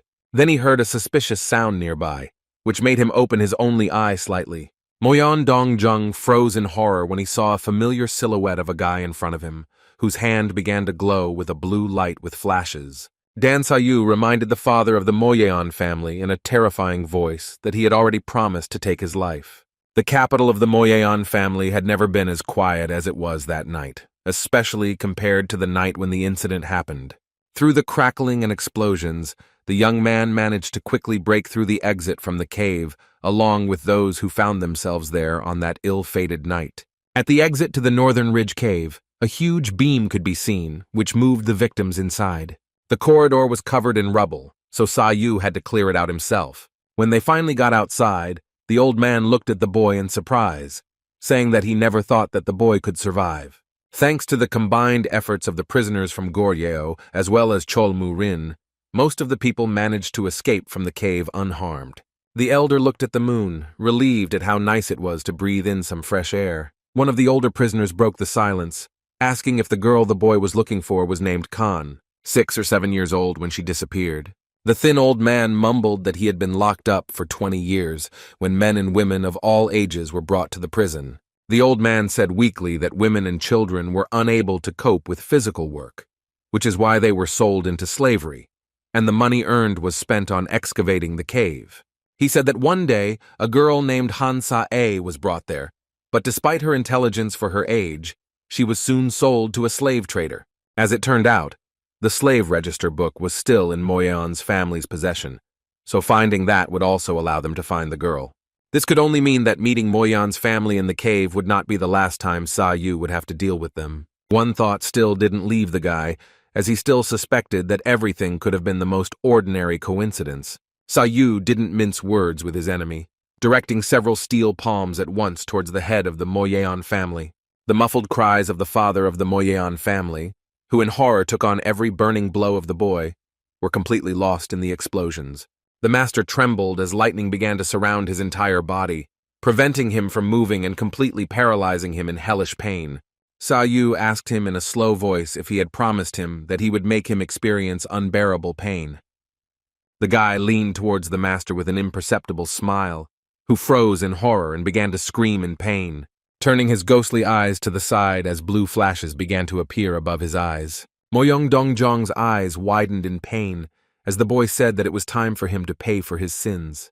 The top floor of the Moyeon family temple began to glow with a bright blue light for the rest of the night. But soon the sounds of lightning and screams of horror ceased, and the light at the top went out, leaving no trace behind. After a while, in the suspicious depths of the night, the doors to the upper floor slowly swung open. It was Moyeon Gunseong. Moyeon Gunseong stood at the entrance, announcing that they had completed all the necessary preparations before heading to the Iron Union. Clapping his fist together with Mo Yeon-ji, the older brother added that they had destroyed the entire Daryuk village for their own safety, and so they wanted to say goodbye before leaving. But when there was no answer, Gunsong looked warily towards his father, suspicion in his eyes. The eyes of the Moyan family's eldest brother widened in horror as the horrific scene appeared before him in all its glory. In response, silence came again from the emaciated, one-armed corpse of their father, whose disfigured face could only be barely seen in the shadows. Moyan Gunseong screamed in horror towards their family leader, realizing that they were being attacked. Moyan Dongjan begged with all his remaining strength to urgently call some kind of doctor, while his face was pulsating with blue energy. Gunsong and Ji asked him to hold on at the top of his voice, while Saou jumped down from the top floor with satisfaction and headed in the other direction. The guy looked around, carefully examining where he should go next, since he didn't have a plan yet either. However, Saou still managed to get hold of that very book of slaves, which would allow him to find his master's daughter. The book itself looked like an ordinary wooden scroll, but despite its modest appearance, it contained very important information. Saou began jumping from one rooftop to another again, landing and rising again to the prickly sounds of lightning and muffled thunder. So the guy decided to move to one dining room, which he went into before going to the cave 2 weeks ago. Oddly enough, just like last time, he heard a familiar voice at the table asking if the guy had gotten what he wanted. There was an elder sitting at one of the tables drinking, and Saou commented that it must have been very atmospheric for him to drink liquor under the moonlight. The old man chuckled, noting that Moyan Dongjan was now considered a villain by the entire world, despite his status in the past, so he offered him a glass to drink for the repose of his soul. Saou said that he wasn't that sensitive, so he wouldn't drink to someone like the leader of the Moyan family.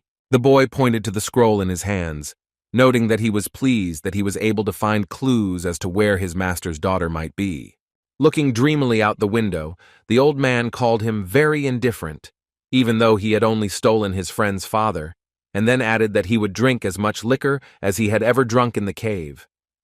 The drunk began to unceremoniously suck alcohol from his bottle when the young man walked past him suspiciously. The old man remembered something, telling the boy that he knew someone who could help him find the girl. Saou narrowed his ghostly eyes suspiciously, not responding to the old man's suggestion.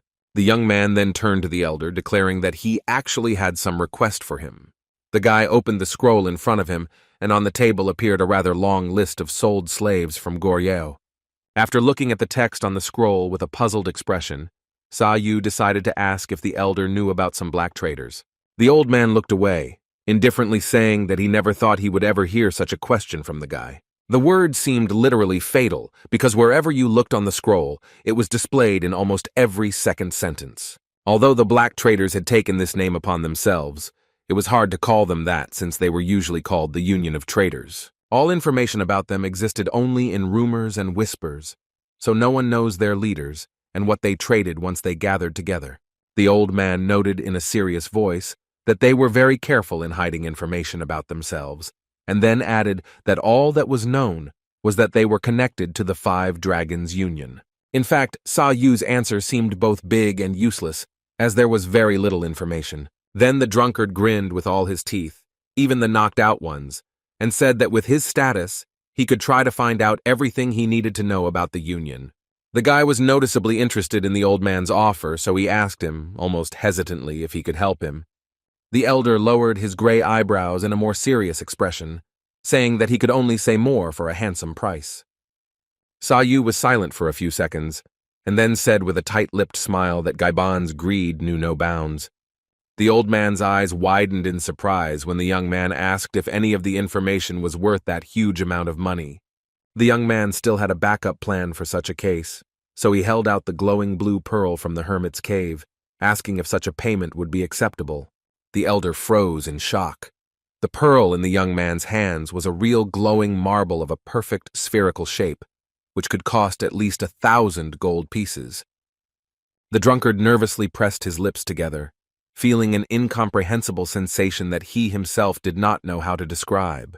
Still, he was afraid, starting to resist the guy's offer, loudly asking if the guy thought that he would take the ball with a shaking hand, even if it really was made of marble.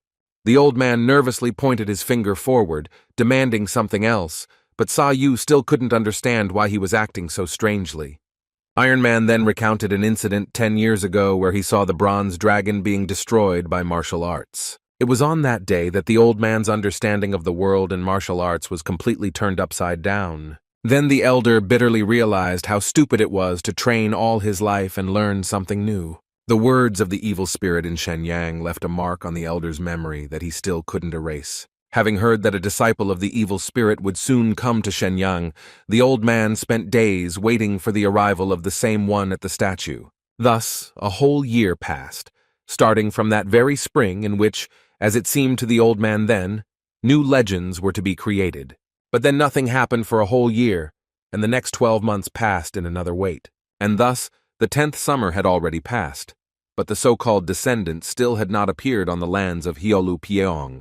The 10th summer has passed, and where there is a 10th summer, there is also a long 10th winter, covering everything with the snow of expectation. Just a few weeks ago, something unimaginable happened, and the old man heard a detachment rushing into their village. It was such an ordinary caravan that the elder himself seemed to sense that something special was about to happen that day. It was then that the old man saw a strange guy on one of the carts, who even then seemed damn unusual to him. Hong Mugai crossed his arms and said that it was on that day that he saw him, the man whom the evil spirit had called his descendant 10 years ago. Dan Saou was the man that the sage Gaiban had been waiting and wanting to see for 10 whole years. Lowering his fluffy gray eyebrows in confusion, the elder said that he recognized Saou by his blue, unnatural eyes, which he also saw on the evil spirit. With his shoulders slumped in a slightly puzzled expression, the boy mumbled that the old man seemed to be indeed acquainted with his master. The youth looked at the elder with his ghostly eyes, asking him if he had wanted to know the secret of the heavenly weapon in the form of a fee all this time. The old man wrapped his lips around the neck of his alcohol-soaked bottle, replying that he was giving information for a good price. Iron Man grinned wryly and added that since the guy agreed to work together, they could help each other and be equal. At the very least, the young man was satisfied with the elder's answer, so he couldn't help but smile widely on his face. Slamming his fist into his palm in respect, Saou said that he was glad to have made such an equal deal with the sage Gaiban himself. Closing his eyes, the young man said that he did not know a lot, but still promised to tell everything he knew. Hong Mugai smiled even wider as he walked up to the boy and introduced himself with his title. Repeating the boy's gesture, the old man promised to make every effort on behalf of Gaiban to find anyone and anywhere at the request of the young man. Saou felt a warm feeling in his soul that he had not experienced in the 10 years he had spent in the cave. Perhaps this was the first time in a long time that the boy truly felt like he had someone other than his late teacher on his side, or perhaps it was a promise he made to him. However, the boy knew that no matter how sweet this short moment of understanding was, he and the old man still had much to see. The next day, Saou left the capital of Shenyang, and the elder, indifferently throwing his hands behind his head, asked where the guy was in such a hurry that he didn't even want to say goodbye. Saou folded his hands behind his back, calmly replying that his master had asked him to go to Taiwan and find his daughter, but the sage pointed out that they wouldn't be able to do anything that quickly. Then the elder handed the young man a small, crumpled magazine with torn-out pages, saying that it contained all the important information about Kang Ho that would be useful to him. The old man added that the journal contained reports about Kang Ho and also contained data on all the known personalities of the location. Saou stared at the torn magazine, examining it for a few seconds with a slightly puzzled expression on his face. When the boy finally took the book and opened it, the sage declared that money and power were of course important, but knowledge was even more important. Saou began to read the contents of the journal, which contained names that were slightly familiar to him, such as Saint Rainblade and Saint Palm, who was also called the Half-Immortal. The first of the 3 saints was the so-called Huangbo Gong Ak, who was driven out of the northern Yuan by the influence of the Iron Alliance itself, the strongest force since the Ming dynasty. He recalled that the Iron Alliance consisted of the 5 Dragon Alliance, the Lion Alliance, and the 5 Foundation Alliance, and Huangbo Gun Ak was the leader of the former. The second was the Rainblade Saint, who stood at the head of the 5 Foundations, as well as the 5 Dragon Alliance, the heart of the Iron Alliance. Saint Rainblade was also called by his real name, a certain Yun Yap Ya, which Saou also heard about on the way to Shenyang. The old man noted that those 2 saints were considered the strongest, but he still felt that there were masters who could resist them. Such people were the masters of Kang Ho, known as the 3 Splendors, which consisted of the 3 steel blades of the procession, the Ghost Blade, and the Valiant Warrior of the North Wind. Also among the strongest with potential were some 3 buds, which included Blood Plum Bud, Lotus Bud, and Iceflower Bud. Incidentally, the mention of the 3 splendors made the young man remember the valiant warrior they had seen in the cave. The old man noted that the young man's déjà vu was not without reason, since the valiant warrior was Chol Mu Rin of the Lion Union. Chol Mu Rin himself belonged to the Lion Union for a reason, because he was subordinate to the tyrant of the single blade, Chol Mu Seong. As was known, Chol Mu Seong was considered the strongest of the 3 saints, which is why Dariok village was under their control. Chol Mu Rin was the son of the great Chol Mu Seong, so there were mixed rumors that the future of the entire continent would be in his hands. The old man noted that the 3 splendors and the 3 buds were the same age as the boy, so he would be able to get to know them. The boy looked up in confusion, not denying the elder's suggestion but not agreeing with it either. Thus, their walk began near the gorge and ended not far from it when they decided to sit down for the night. As usual, the old man enjoyed such moments, wrapping his lips around the neck of his bottle and drinking several glasses of liqueur at a time. The drunkard threw his head back contentedly, noting with satisfaction how much he really enjoyed bathing in alcohol. Saou was not distracted by such trivialities, looking at the journal and saying that it was written there that the 3 buds' strength was not that great. Thoughtfully lowering the eyelids of his ghostly eyes, the boy decided to ask if there was anyone who was considered stronger than the 3 saints. The elder was silent for a few seconds with the bottle right at his lips, saying that such a person existed, in his opinion. Saou looked at the old man warily when he mentioned a certain single strongest person that he had never heard of before. Sage Gaibang said that according to rumors, such a person was someone from northern Yuan, who was called the Lord of Heaven, whom even all the tyrants together could not defeat. No one knew what the heavenly overlord's true power was, so he became something of an urban legend. The old man nervously handed the bottle of alcohol to the boy, saying that it seemed to him that he had never seen anyone stronger than the boy. Just one name caused a strong sense of déjà vu in Saou, so he couldn't help but wonder if Mu Ai had been taken away by that same heavenly lord. With his hands hanging down in a helpless expression, the boy continued to wonder who that man could really be. The elder rolled his eyes indifferently, trying to change the subject and ask the young man about his heavenly weapon. Saou asked what he was interested in, and an enthusiastic smile spread across the sage's face, and he shouted that he was so interested that he could explode in anticipation. The guy exhaled, holding out his hand forward with the words that even if he said it, it would hardly be very clear. Looking at his hand, the young man said that the master had told him that the technique had been invented more than 1,000 years ago, but in fact, he had only taught him that he needed to hit the weak spots.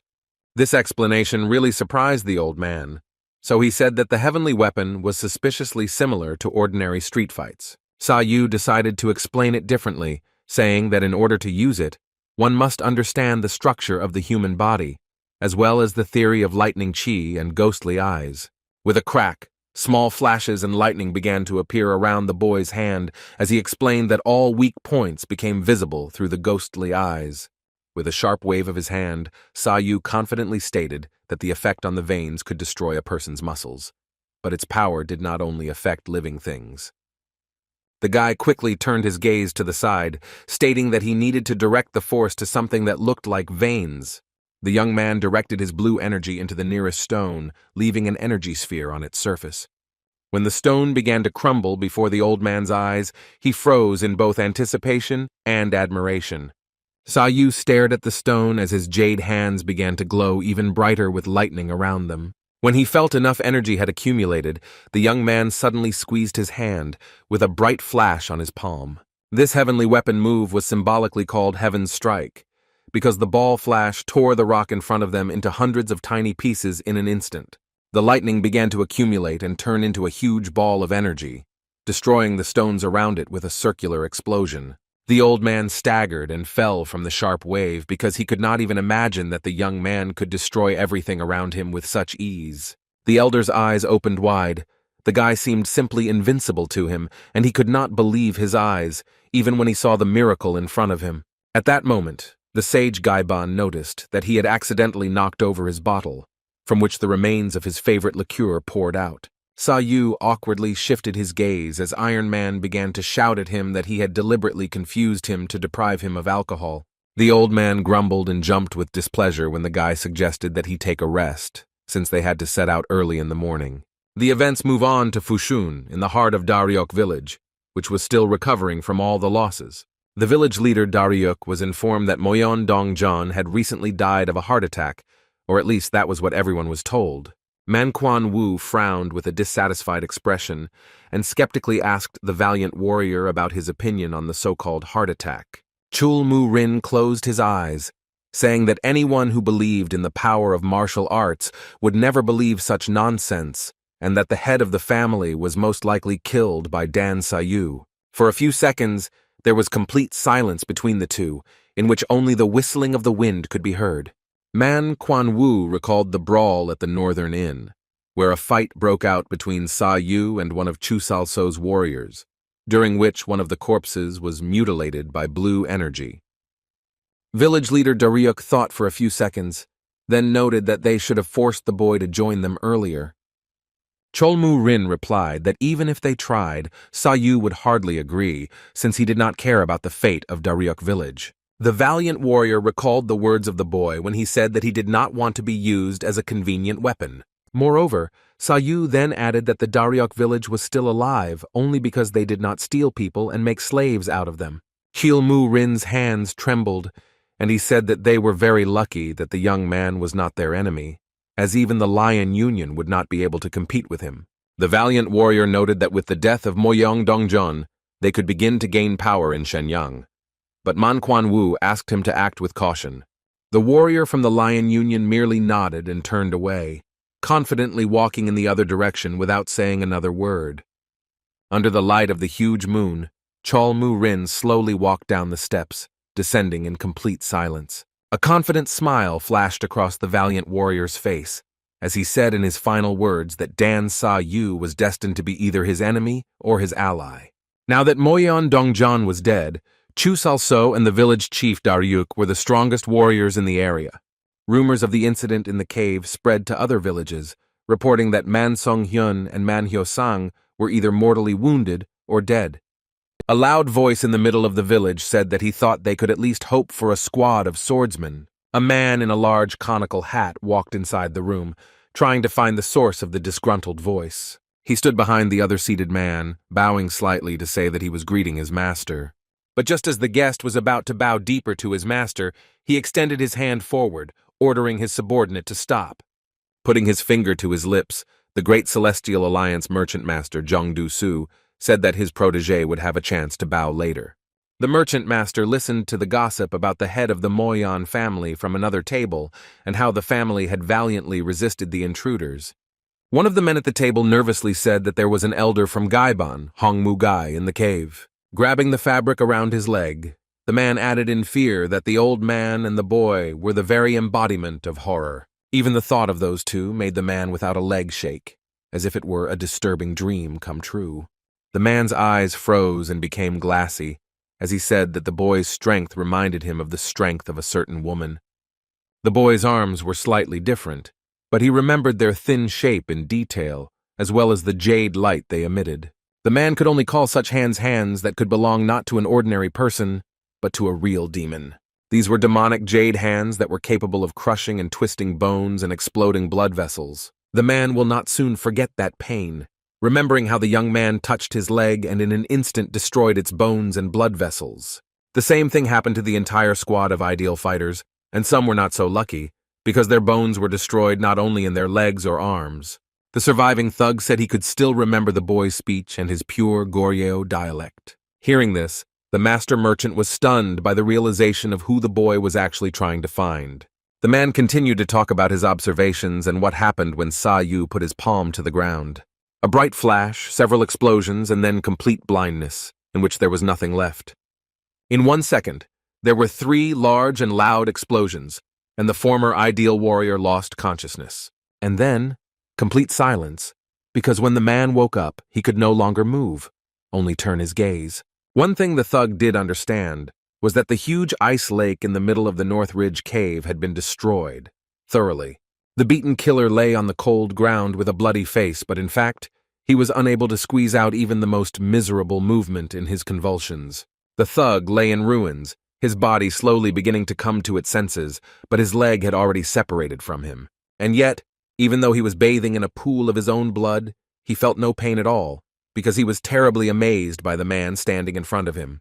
Dan Saou's ghostly eyes never left his memories, and his expression still made him shudder. As it seemed to the man then, the boy looked like a terrifying king who had just won a war. That's why this name gradually became ingrained in people's hearts. Saou was now called the King of War because of this little story. The master merchant asked his apprentice if he was interested in hearing about the young man, and he replied that the story was simply terrifying. Sup Myung-hui stood in amazement as his master noted that the cutting off of limbs and the destruction of the lake were hard to believe, but every legend begins to live along with its rumors. Chun Du-su said in a serious tone that he needed to go to Taiwan, so he asked his student to contact Gai Bang to find out something about the boy. The student grasped the hilt of his sword with a slight tremor, bowing to his master and obeying his will. Finally, Jung Du-su decided to ask what Mo Yeon-dong-jung actually died of, since he also didn't believe the rumors about a heart attack. Sup Myung-hui reported that a popular theory in the village was that the head of the Moyeon family was actually killed. The master merchant twirled the cup between his fingers, saying that the situation was unfolding in a very curious way. Raising his drink, John Du-su noted that something serious must have happened between the War King and the head of the Moyeon family if they were hiding the cause of death. The master merchant angrily raised one of the corners of his lips, saying that one way or another, the boy was taking on too much. Meanwhile, Saou's face showed displeasure as he said that they should have taken horses before leaving. The tired old man, dripping with sweat, replied that the boy did not value his old health at all, since he thought that he could make him walk for 3 days straight. They had traveled a long way in just 1 day, so Taiyuan in Shanxi province was in front of them. Taiyuan was home to one of the branches of the Great Celestial Alliance of Merchants, which expanded greatly after the fall of the Yuan dynasty. The old man mumbled that the black traders had great power in their hands, but the War King should rely on him, since Gaiban had good business relations with the traders. Saou looked out the window thoughtfully, some thoughts still lingering in his head, but he tried to focus on the merchant union. The young man himself had not heard about his new nickname, so he asked the old man why he called him some kind of king, and even a war king. After stuffing his mouth full of hot soup, the elder was slightly surprised that he hadn't heard of the urban legends about him, and was about to tell him, but they were interrupted by a loud voice from outside. Outside the window stood a tall, thin man and 3 guys with swords, one of whom was shouting at him to kneel before the young master of the Crane Cry Wall, Hwang Mu-ik. Saou suddenly froze, feeling a sudden anxiety throughout his body that made his eyebrows almost meet. The tall, thin man didn't even seem to move from his spot, so he continued to stare at the 3 with his sharp gaze. His tousled, dark hair literally hung in the air as he wrapped his hand around the sword on his belt. Saou carefully looked at the oppressive man, next to whom he could sense the typically dangerous bloodlust key. Hong Mu-gai looked more like a hamster with stuffed cheeks, saying that something would soon start in the city if they met the son of the head of the Crane Cry Walls himself. Putting his hand on his waist, the thin man said in a cold tone that he knew Hwang Mu-ik, the warrior of the thugs, very well. The dark-haired man looked at the 3 preys in front of him with a predatory look, saying in a cutting voice that Hwang Mu-ik had taken advantage of his father's position and killed 100 people, forcing the women to commit suicide. The man's name was Kan Vi, the blade of the demon of the underworld, and he said irritably that they had recently driven the creatures out of Yuan, and now the savages from foreign lands had come to rebel in response. The guards angrily clenched their swords, not understanding what the thug who allowed himself to interfere in the affairs of the village was talking about. A fat man approached them from behind, ordering his subordinates to stop arguing and lower their swords. The young master of the Crane Cry clan, Hwa Mu-ik, asked how much he needed to pay Kang Wee to start working for him, so that he would calm down. The proposal angered the thug even more, and he said with a wide grin that the fat man definitely did not deserve to live, and he would destroy the demon like that one. Without wasting another second, the dark-haired man drew his wide claymore with a whistling sound of metal. Stretching out his skinny hand in front of the fat man, the thug's face took on a terrifying look. and he said that his sword was made to kill the likes of Hua Mu-ik. The thug's calmness disappeared in an instant, and his eyes filled with a mad light as he shouted that he would destroy the demon. One of the fat man's servants froze in horror, finally recognizing the thin man as the very same blade of the demon of the underworld. Another of Hua Mu-ik's subordinates was left unarmed in a second when the cut of the thug's claymore turned the tip of his sword into a flat surface. The swords were followed by the bodies of the fat man's bodyguards, who instantly felt cuts on their torsos. Kang Vi growled silently, ferociously turning the obstacles in front of him into stakes cut into dozens of pieces. Hwang Mu-ik took a nervous step back and trembled in horror as he watched the blood start to spurt out from his charges. The fat man became even more nervous when he realized that he was literally chained to the ground and could not move in fear. Putting his foot on the balcony, the elder decided to intervene in the fight between them, stretching in a languid voice and saying that he usually didn't like to exert himself after eating. Saou didn't understand why he was trying to help someone like Hwang Mu-ik, and the old man said that even though he deserved to be executed 10 times over, he needed to do something.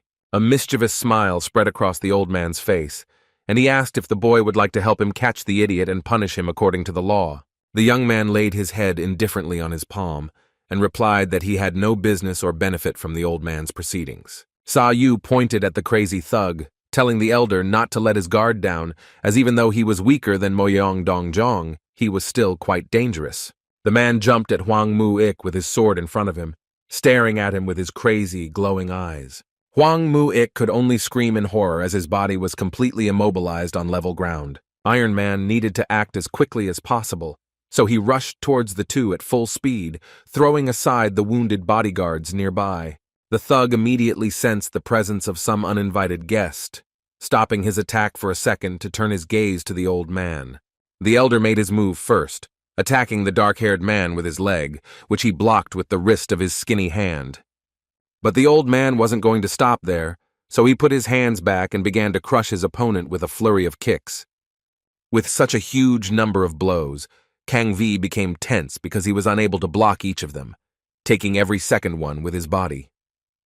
Within a few seconds, the session turned into a performance where the old man began to unceremoniously kick his enemy. Realizing that Kang Vi was a little confused, the elder took advantage of the moment and folded the fingers of his hand together. Iron Man pointed his hand towards his opponent and extended it right in front of him, pressing painfully on the man's body. The demon's blade was caught by the old man's steel palm, flying off in the other direction at great speed. Kang Vi groaned angrily as his body began to drag painfully along the ground from the unexpected blow. Despite this, the thug seemed to see his target blindly and did not even notice the sage Gaben, repeatedly saying only that he must destroy the demon. The small ring that held the man's dark claymore was torn from the hilt of his sword with one sharp flick of his finger. A sharp, blinding light appeared, and the blade of the nether demon once again loudly declared that it would definitely get rid of the demon. Kang Vi swung with all his might, pointing the huge blade of his claymore towards the elder at a right angle. Looking at the sword flying at him, the old man thoughtfully said as he walked that it would be quite difficult to convince the thug.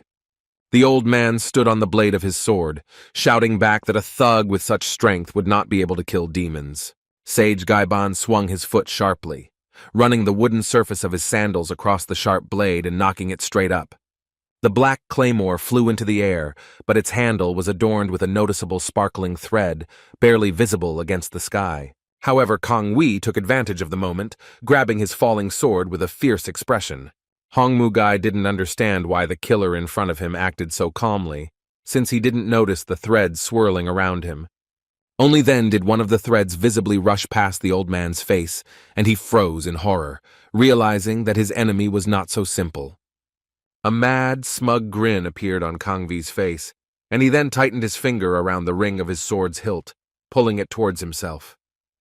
Easily pulling the ring towards himself, the thug abruptly changed the tension, and literally squeezed it in his palm with all his strength. The elder was immobilized as thin but dense threads surrounded his body and forced him to freeze in place, pulling together. Now Iron Man has effectively become a living target for the thug, who has already grabbed his claymore and begun to prepare for the finishing attack. Saou looked at the situation from the window, realizing that in such a state, the sage Gaiban would hardly be able to come out of the water unscathed. The guy walked out to the balcony, charging his jade palm with a dozen ghostly flashes and asking what the thug was doing in broad daylight. The young man only narrowed his eyes slightly as flashes began to surround his body and gusts of energy began to flow through his veins. Saou grabbed the nearest chopsticks, starting to spin them wildly in his palm, creating cracking sounds between them. After waiting a few more seconds, the guy quickly took aim and pointed two sharp sticks towards the fighting old man and the thug. With a noticeable flash of light in the air, both wands rushed through the assassin's threads, tearing them in two and causing their owner to lose control of them. The thug froze in confusion and anger as he suddenly felt that he could no longer draw his weapon. The old man breathed a small sigh of relief, commenting that his opponent's silver thread clearly made him more dangerous than he had originally thought. The thug froze in place in bewilderment, because even he couldn't cut his silver thread, and then someone tore it with ordinary chopsticks. Kong Vi raised his head in anger, shouting at the rat to come out and fight in a fair fight. But when he looked in the direction from which the two sticks had rushed at him, he saw no one else outside the window. A slight shudder ran through the thug's body as Saou approached him from behind and placed his hand on his shoulder. The guy asked in a threatening voice what kind of fair fight the man who had used a gun in his back was talking about. The young man whispered that if he wanted to fight him so much, he would have to put his own life on the line. The thug turned his head in a furious motion, his predatory and mad eyes bulging straight at Saou. Then the assassin swung his sword with all his might straight at the boy's face, who asked what Kang Vi had decided to do. Now the young man decided to actually intervene in the fight personally, using lightning ki to flip in mid-air and rush past his enemy's hand. The thug felt a suspicious pressure on his face just a second after he fiercely thrust the broadsword in front of him. Saou's leg stretched out in a stream of energy, rushing across the assassin's face so that his neck made an unpleasant loud crunch. Kang Vi flew to the other side, his furious face falling straight into the ground amidst irritated groans. In mid-flight, Saou once again approached his opponent, firmly grabbing his arm while he was vulnerable. Through his teeth, the thug spat out some crimson blood and could only glare at the boy with anger. Saou pulled the man's hand towards himself, directing his clenched fist straight into his armpit, causing the enemy to wince in pain even more. But this was not the last attack, because the young man straightened the killer's arm, only to immediately press on his skinny bicep. Pressing his fingers together, the boy transformed his palm into a pale blade, which he directed at the enemy.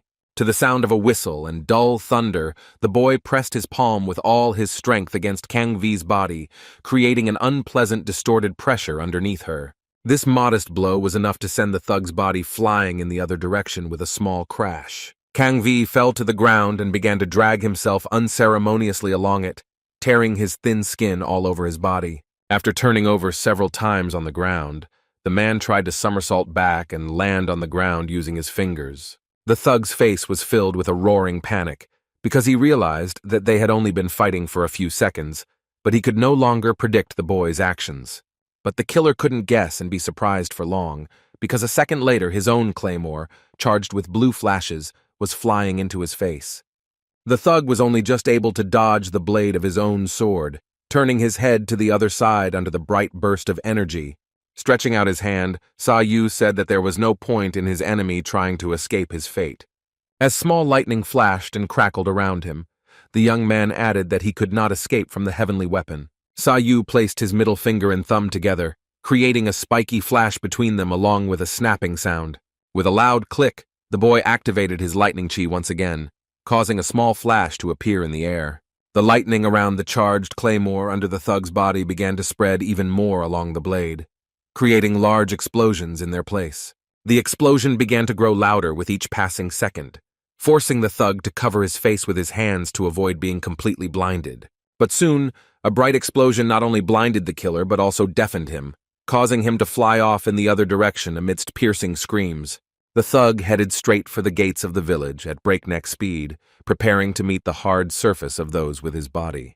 Just a split second later, another angry groan escaped from Kanvi's throat as he finally crashed into the gate.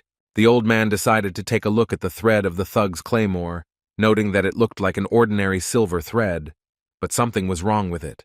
The elder could have easily torn it apart himself, but then he noticed that diamond dust was floating along the arteries of the thread, making it very dense. A sudden realization came to the elder and he froze in horror, because there could only be one explanation for the diamond dust.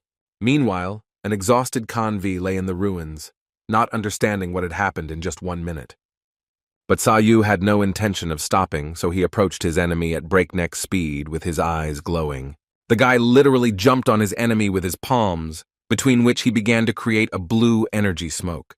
With every millisecond, the boy squeezed his palms even tighter, forcing the lightning to touch the smoke and surround him. A loud whistle sounded, causing Kanvi to only stare in horror at the energy that was bringing his end closer. At that moment, the elder shouted at the top of his voice to the war king not to dare kill the thug. Saou didn't expect such a sharp turn, but he still decided to listen to the old man, quickly changing the trajectory of his attack. The boy instantly redirected his palms in the other direction, causing a huge explosion to rush through the village. With a crash and a grinding sound, many buildings and houses were completely destroyed when a bright flash of Saou passed through them. The old man stared at the destruction in horror, asking with a heavy breath if they would even be able to escape from the village. The thug couldn't take his frightened eyes off the guy, taking panicked breaths in horror through his whistling nostrils. He was already prepared to die, but instead, the youth's jade hands stopped right in front of his face, touching his wrists. Still threatening his opponent, Saou agreed with the old man, noting that they should better go confess to the local authorities. Saou lowered his ghostly eyes in a depressing gaze, asking the thug if he had hoped that his observing partner would help him get out alive. Amidst the trembling and nervous sighs, Kangvi looked away in fear and irritably asked how he knew about his friend. There was indeed another man standing on the roof of the village's main building, unimpressedly commenting that Kangvi had only failed because he had tried to kill a man in broad daylight. The man with the bow on the roof said that when it comes to the question of human lives, it is better to carry out the will of heaven quietly, unnoticed. The mustachioed man noted that Saou was quite strong, especially for someone who looked so young and could use such strength.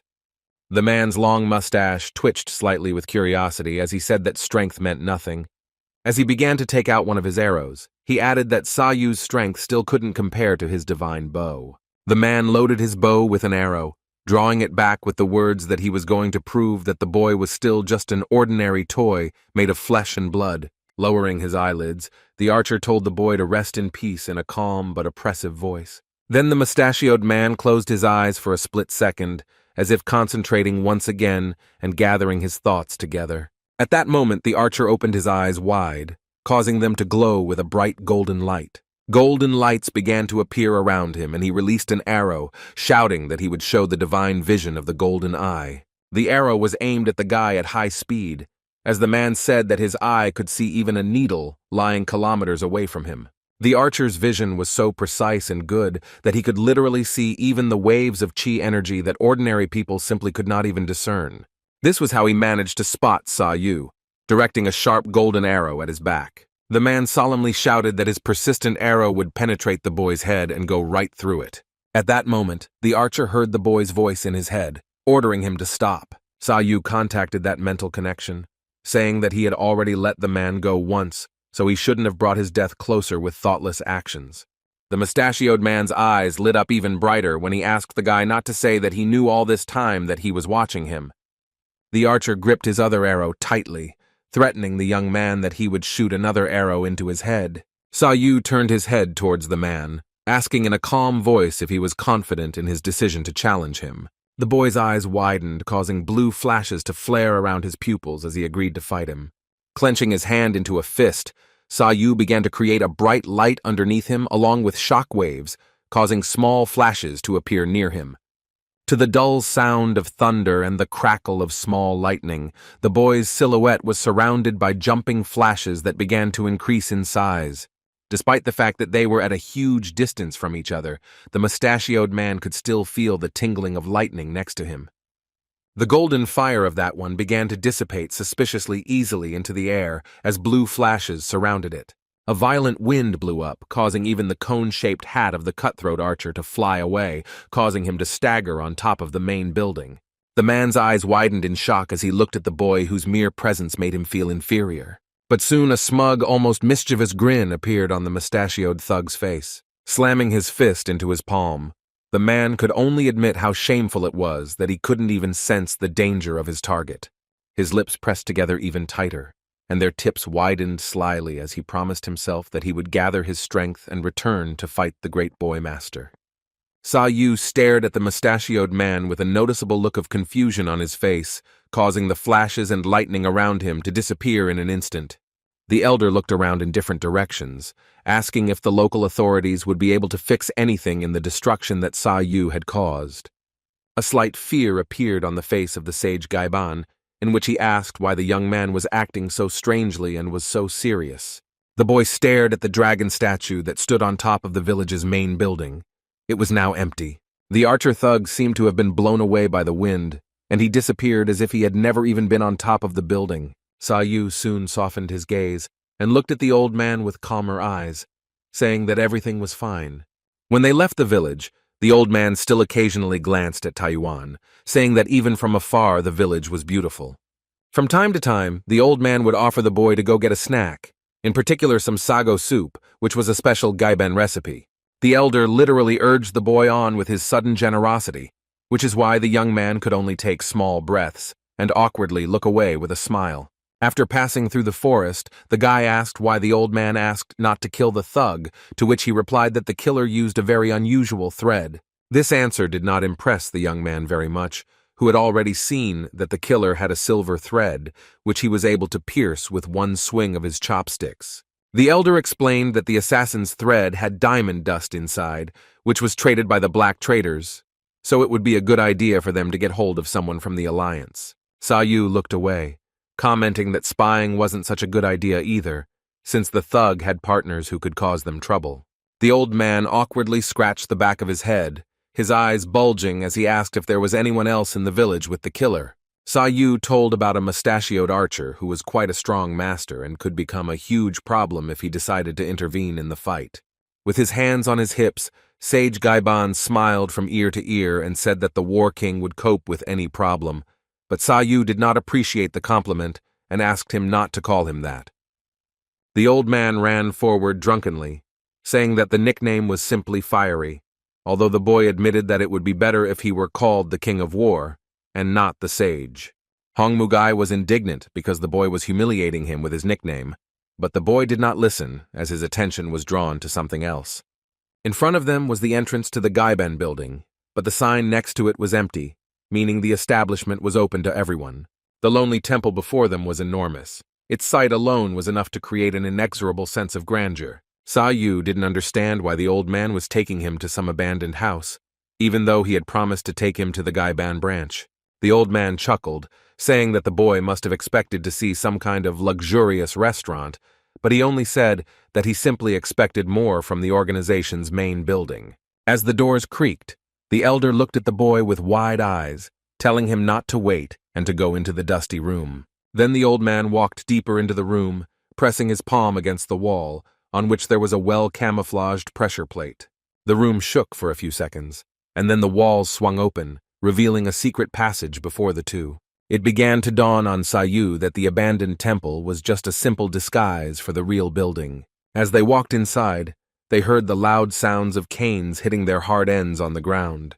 Gaibang's disciples and charges placed their canes on the ground, lowered their heads and pressed their palms together, greeting Hong Mugai, their elder. A huge crowd of people loudly greeted the old man and Saou, who came to the Gaibang branch in Taiwan with one voice. The elder grinned mischievously with pride in his eyes, jokingly calling his students scoundrels, whom he had not seen for 100 years.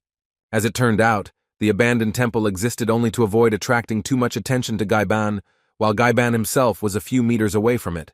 The old man looked up, asking if the village organization had lived up to the boy's expectations, adding that their branch had been gathering information about what was happening in Zhongwan.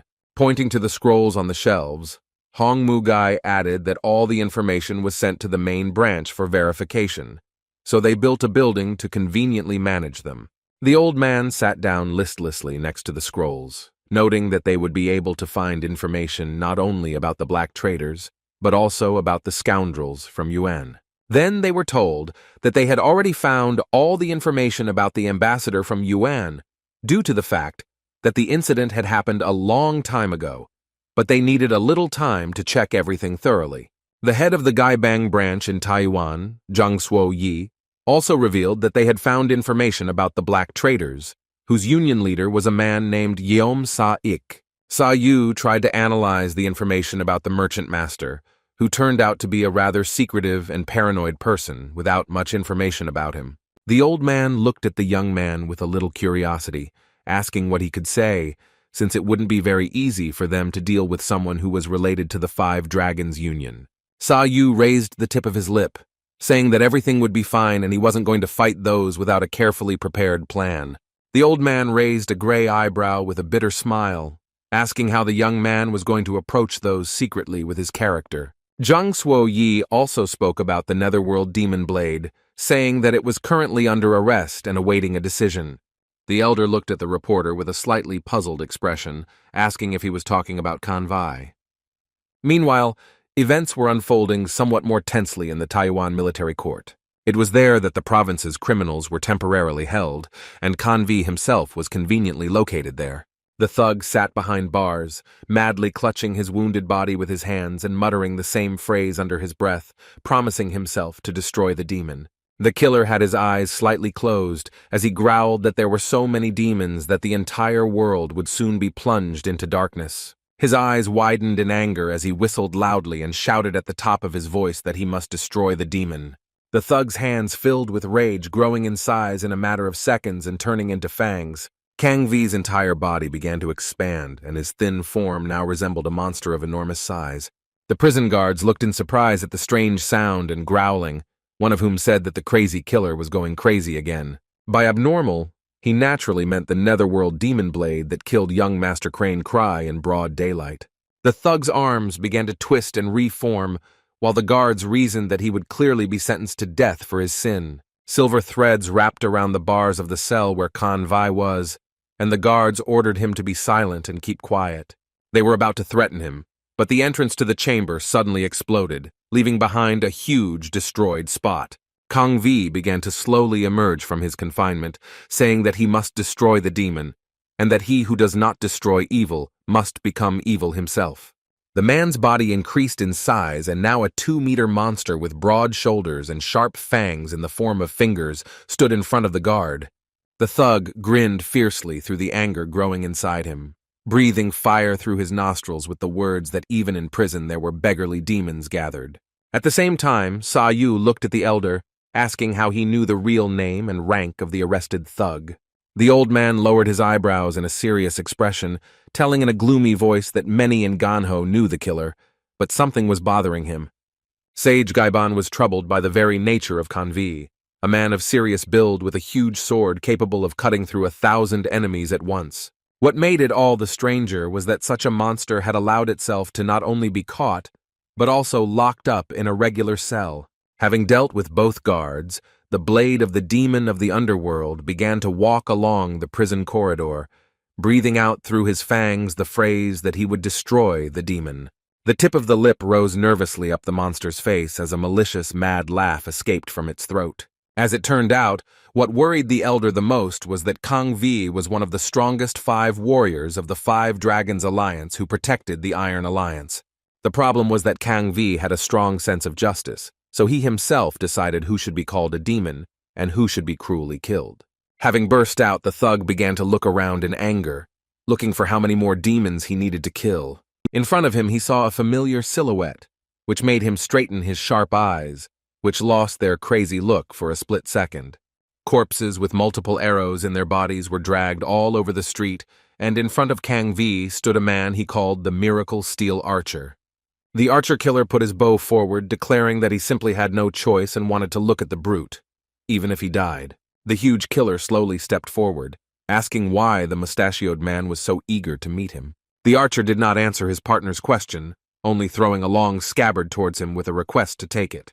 The brute grabbed the scabbard with his hand, carefully examining his partner's gift from all sides. The wonderful steel archer, Yum Do-jung, said that he had an order from Yeom Sa-ik and Kang Wei on his shoulders to do something for the Five Dragons Alliance and the Black Traders. The blade of the demon of the underworld began to bear the emaciated blade of the longsword, saying that it was funny that both alliances wanted to clean up their tracks. Kang Vi held the shattered blade forward, examining it in detail against the backdrop of the glowing moon.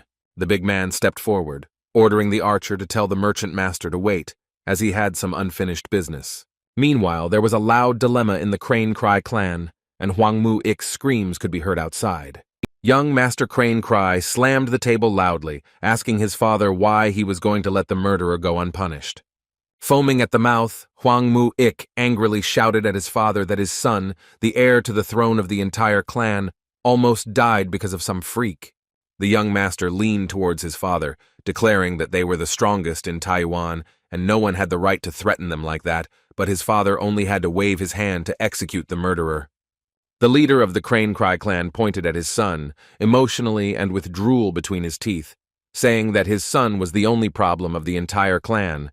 The fat man grabbed his sword, starting to justify himself at the top of his voice, ironically saying that he was just joking and his bodyguards killed themselves. The leader of the Crane Cry clan, Huang Du-jong, exhaled heavily, squeezing his eyelids together with the words that it was he who raised some bastard. The young master lowered his eyebrows in anger, shouting that he was not going to let things go that easily and would not calm down until he personally tore out the legs and arms of that murderer. The fat man ran outside with a sword in his hands, shouting for his subordinates to come to him and gather together. Huang Mu-ik shouted that he, the future leader of the Crane Cry clan, had been unfairly attacked, and that his subordinates had also been harmed. The Crane Cry warriors, along with Huang Mu-ik, charged forward, angrily shouting in unison with their leader that they would restore the honor and influence of their clan. The fat man placed his hands on the gate, ordering his subordinates to head straight to the military court. The heavy wooden gates began to slowly open under the pressure of the clan leader with a terrible creak. But they didn't even have to go to the military court, as their guest was already waiting for them outside the gates of the Crane Cry clan. The brute grinned furiously with all his teeth and a mad expression on his face as Huang Mu-ik nervously asked how he ended up in front of their gate. The young master of the clan was dumbfounded and wanted to ask something else, but he was interrupted in an instant by the guest's sharp cut that rushed across his face. A huge bloody stain appeared in the air as Huang Mu-ik's head was torn in two, and a destructive wave swept through the temple. The father of the Crane Cry clan watched in horror as his warriors were dealt with in a second by some stranger. Huang Du-jong screamed shrilly towards his son, who had turned into a cut piece of bloody meat. The clan leader drew his sword in anger, heading towards the brute with a furious expression on his face. The father burst through the front doors, shouting, asking how Kang Wei dared to treat his son like that.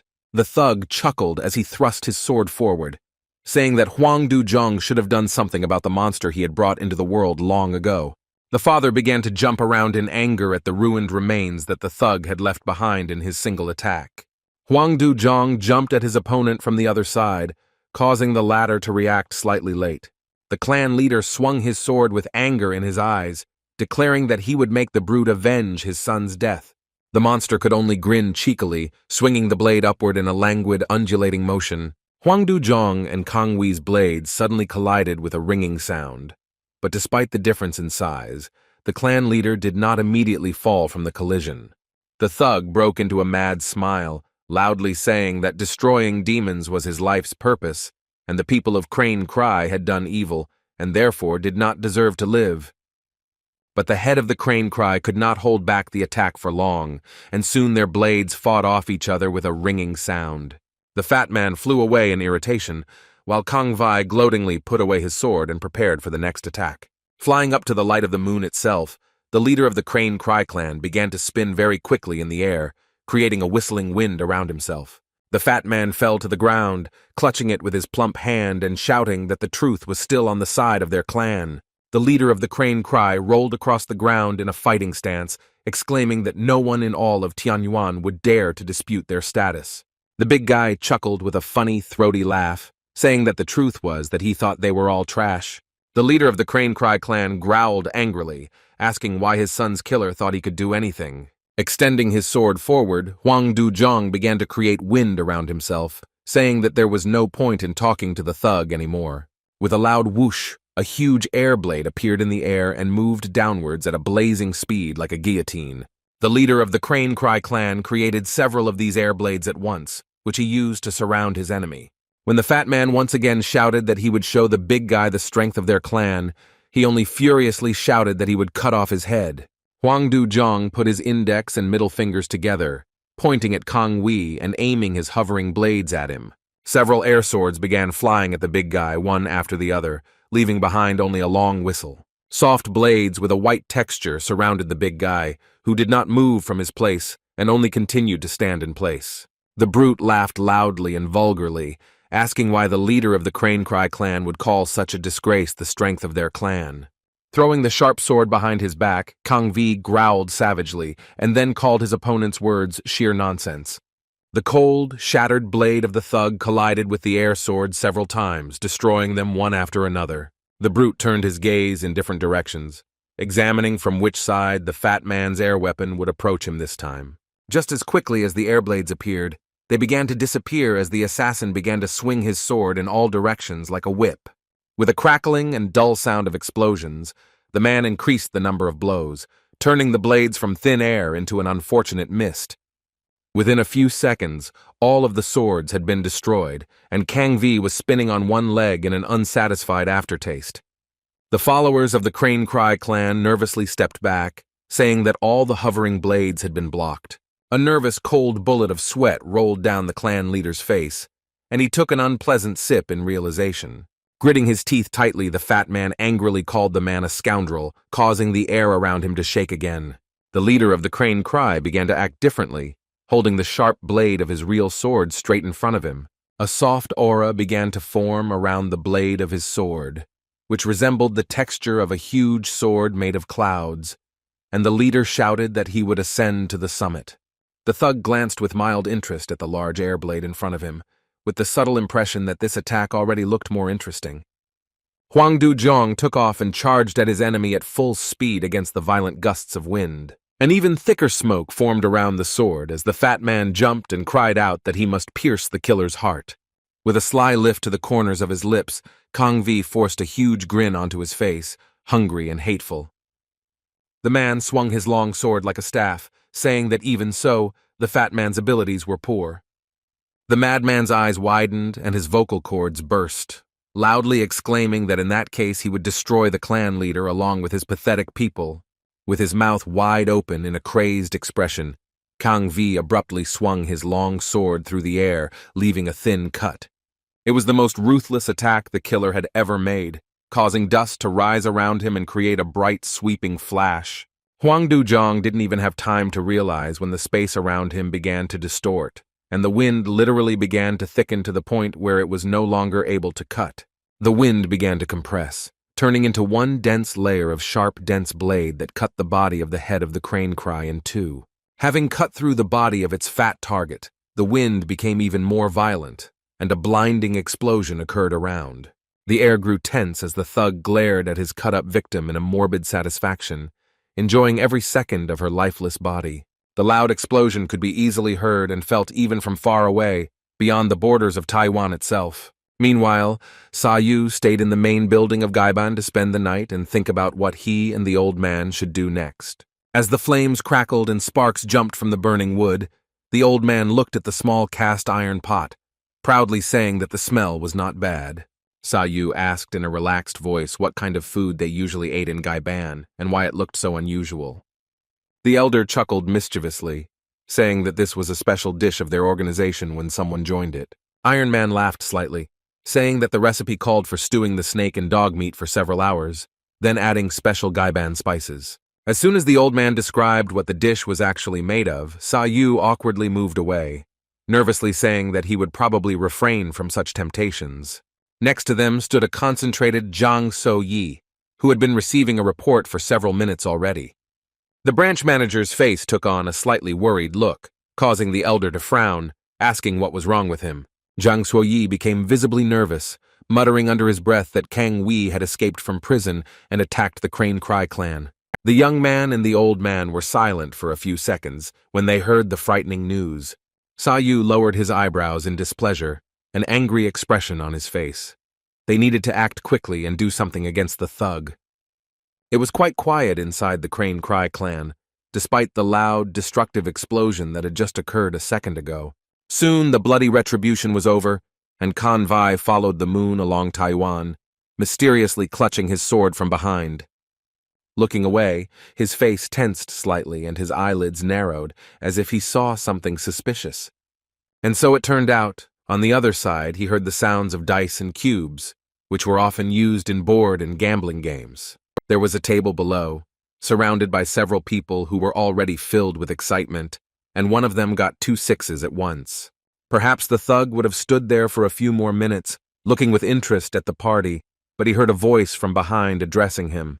It was a short guy who bowed slightly in front of Kang Vi and asked him to follow him, saying that someone was waiting for him outside.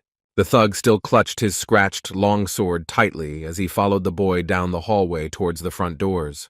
The guy touched the door with both hands, grasping the handles with his palms and lightly pulling them towards himself with a small click. Entering inside, they saw a small, unusual room in front of them, but Kan Vi tried to remain silent and not jump to conclusions ahead of time.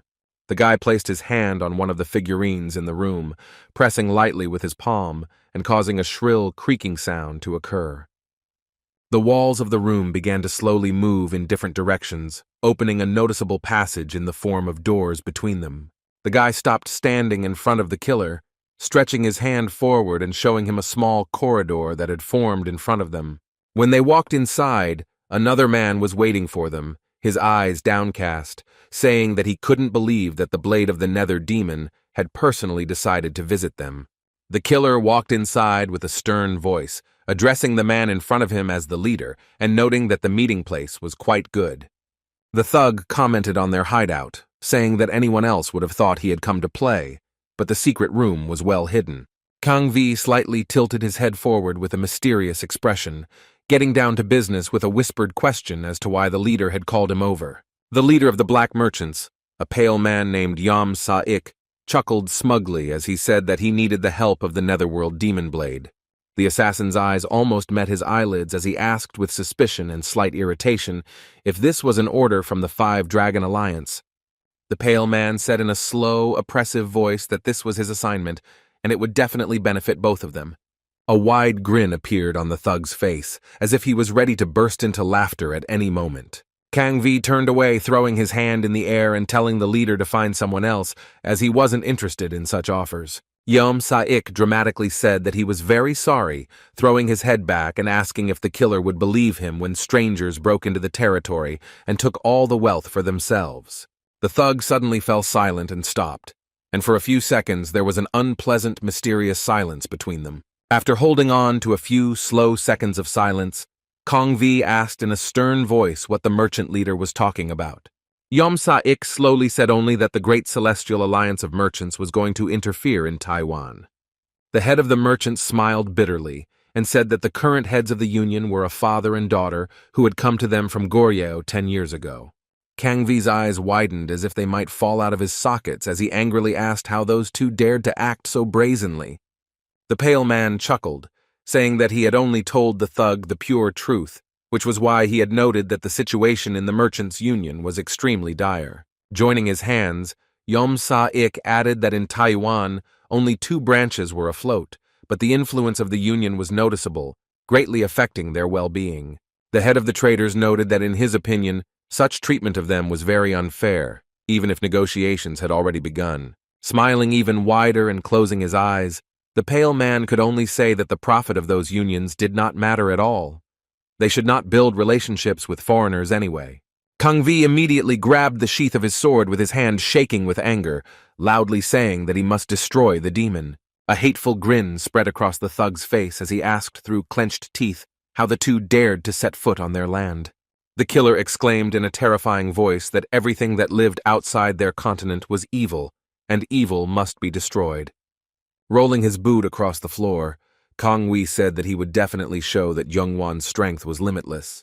The thug began to walk through the corridor with slow steps, saying that he would soon make the Great Celestial Union of Merchants disappear. Yam Sa-ik smiled happily from ear to ear, saying that he liked the killer's attitude to the matter much more. Yum Do-jung went out to the head merchant, saying that it was amazing how easily he got Kang Wei to act.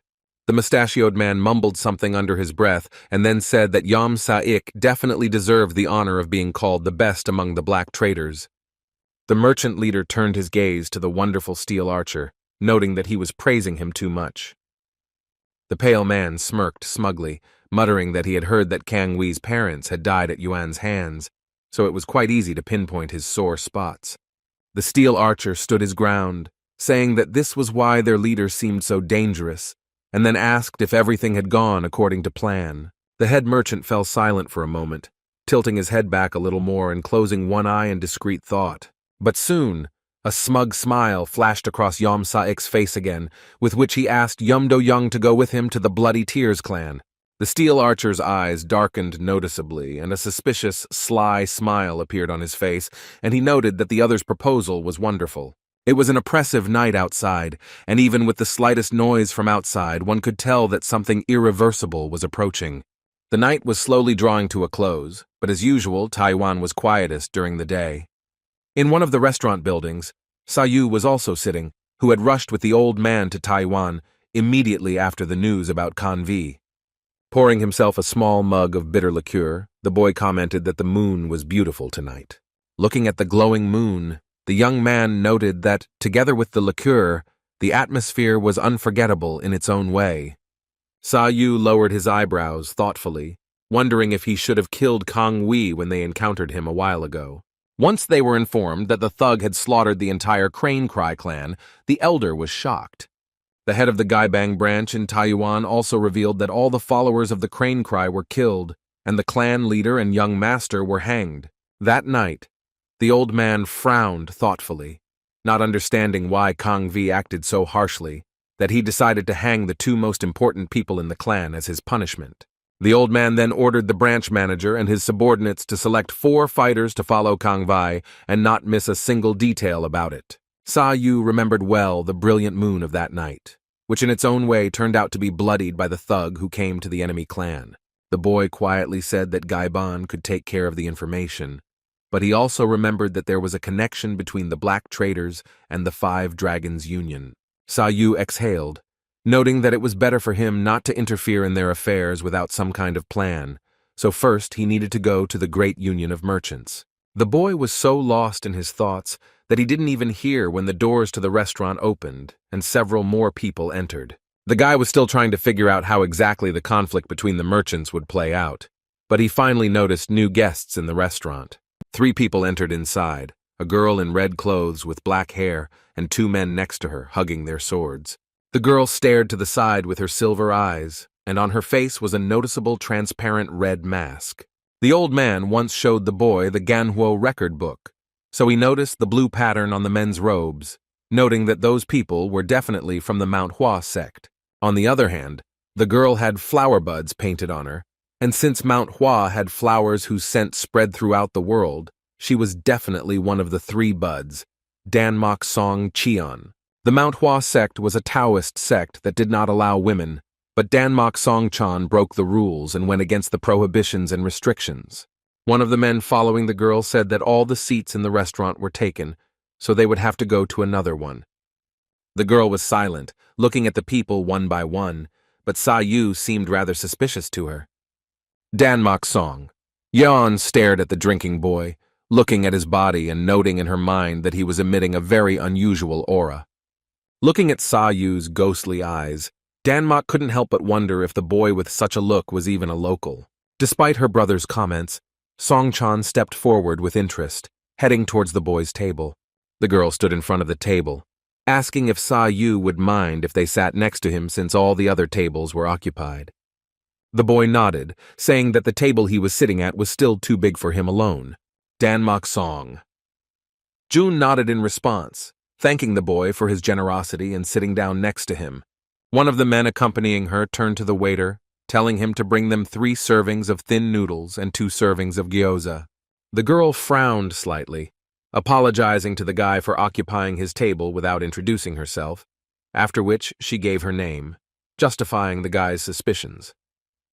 The other man pointed his thumb at himself, introducing himself as a 2nd-generation disciple of the Mount Hua sect, Huozhong Ying. The man with the elaborate mustache introduced himself as the 2nd-generation disciple of the Mount Hua sect, Sanmu Huo, remarking that he was glad to meet Saou. The boy slammed his fist into his palm, closed his eyes, and with a warm smile on his face, introduced himself as Dan Saou.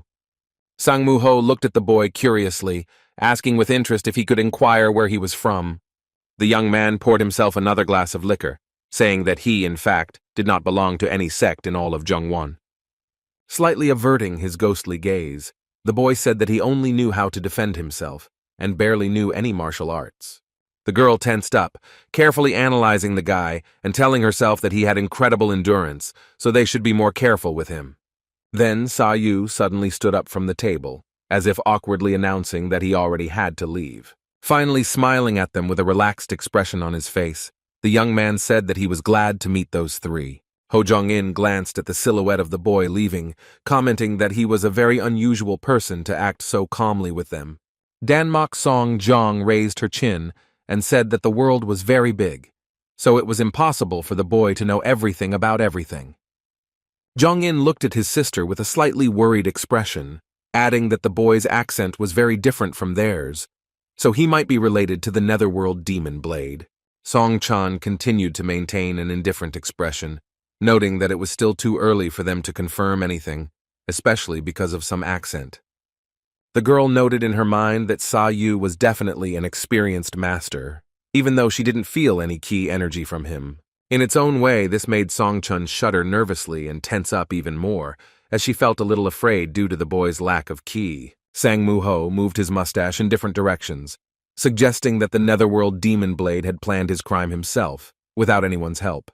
The man with the mustache narrowed his eyes suspiciously, saying that strength had no meaning for a person who, for some reason, decided to throw himself into the most influential clan in Taiwan. The girl thought for a few seconds, and then replied that she wasn't sure, although thoughts of Kan Vi didn't leave her head. The cutthroat was simply a man who always followed his own convictions, so he would not negotiate with anyone else. Song Jong hesitantly said that they would find out all the details the next day when they met with Zhang Du-su and the Great Merchant Alliance in person. The girl asked to order her a bottle of liqueur, but her brothers were not sure whether their master would approve the order, but they still decided to have a glass before bed. As the night was already approaching its irreversible conclusion, morning came quickly, and then noon. As soon as Saou woke up, he decided to go out onto the balcony to get some fresh air after last night. Opposite him was another balcony, behind which stood Song Chan, just examining her sword. The girl looked with interest at the guy with the blade in his hands, noting that she had just seen him yesterday.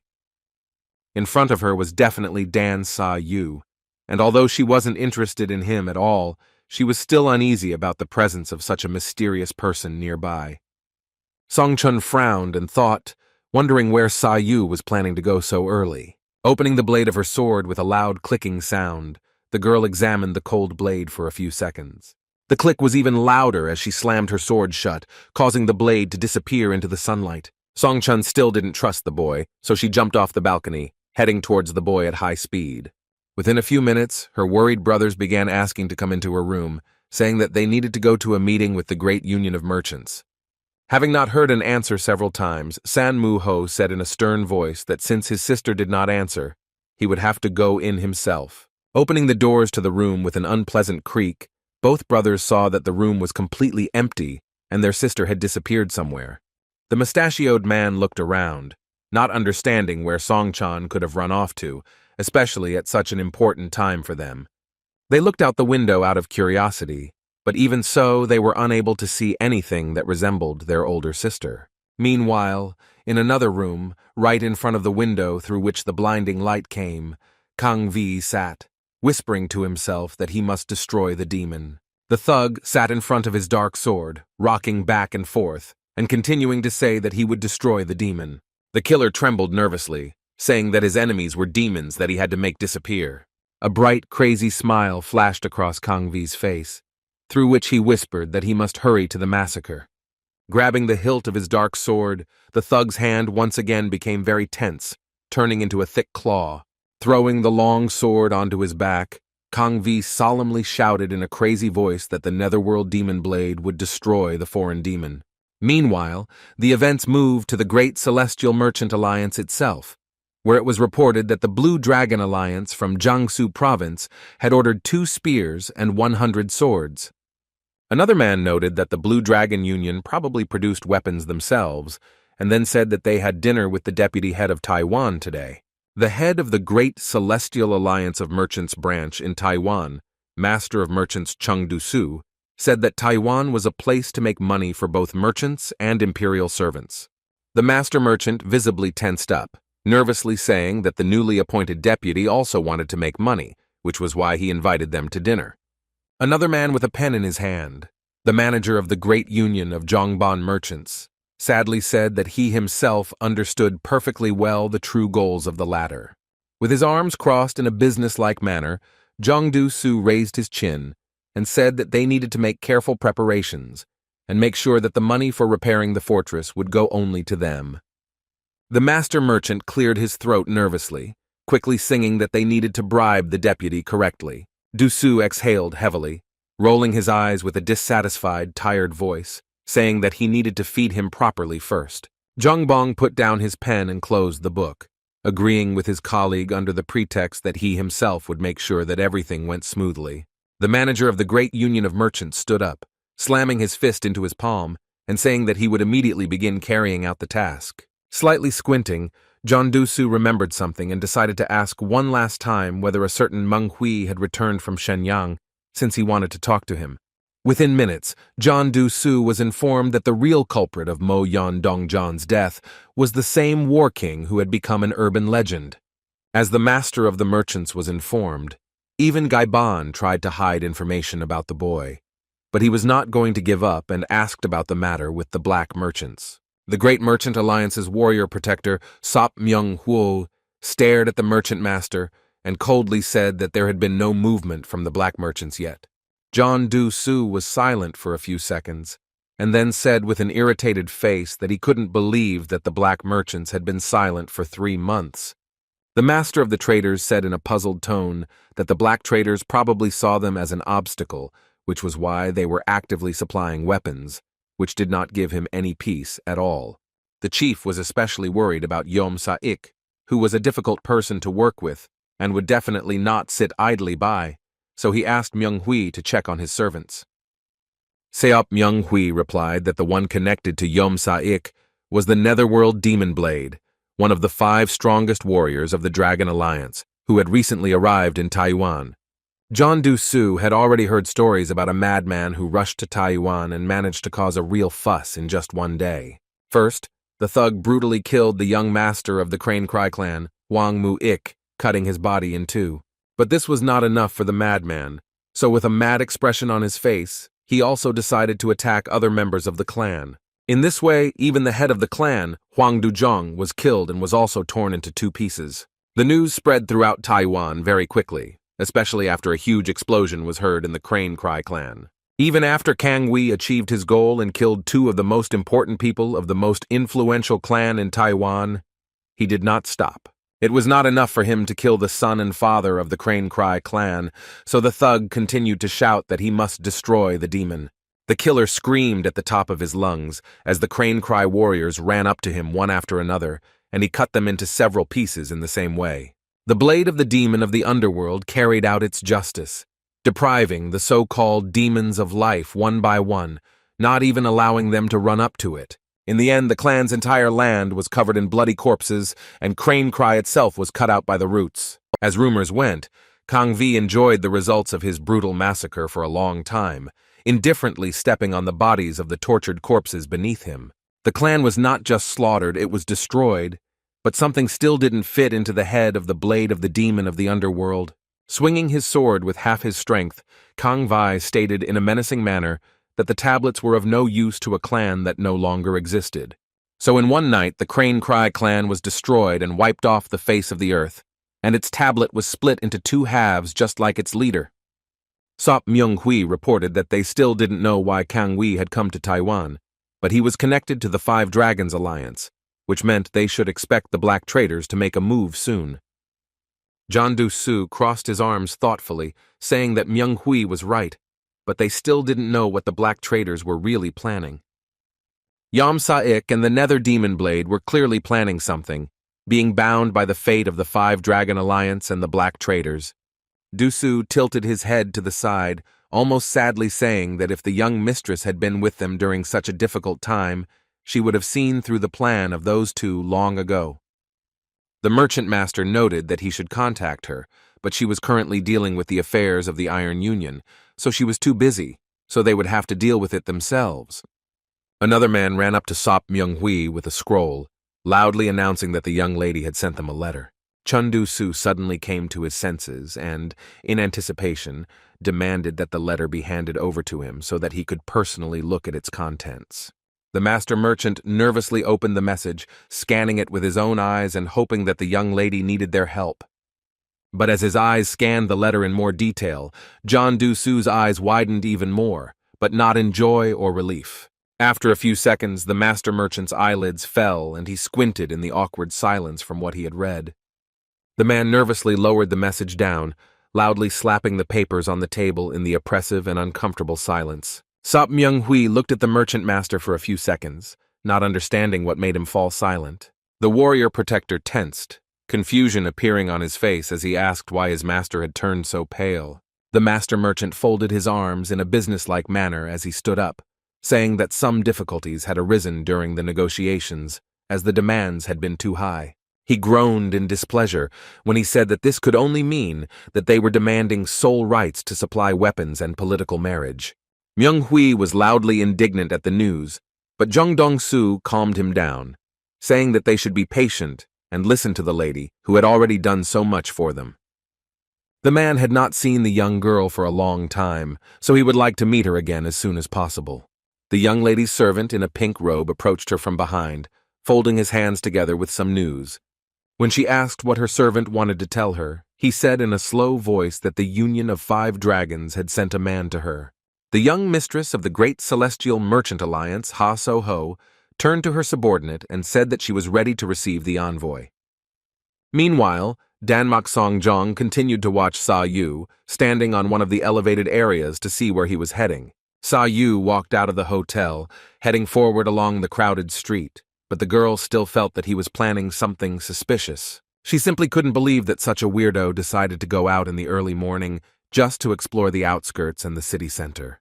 Song-chan was already beginning to doubt whether she was justified in suspecting the boy of anything at all, or whether he was simply hiding his true intentions well. Saou stopped abruptly when he felt someone's sharp gaze on his spine, which was already making him feel uncomfortable. The boy turned around, quickly turning his head back, where he felt someone staring at him. But the girl had already disappeared from the gate, as if she had never been there at all. But the young man could swear that he had not imagined it.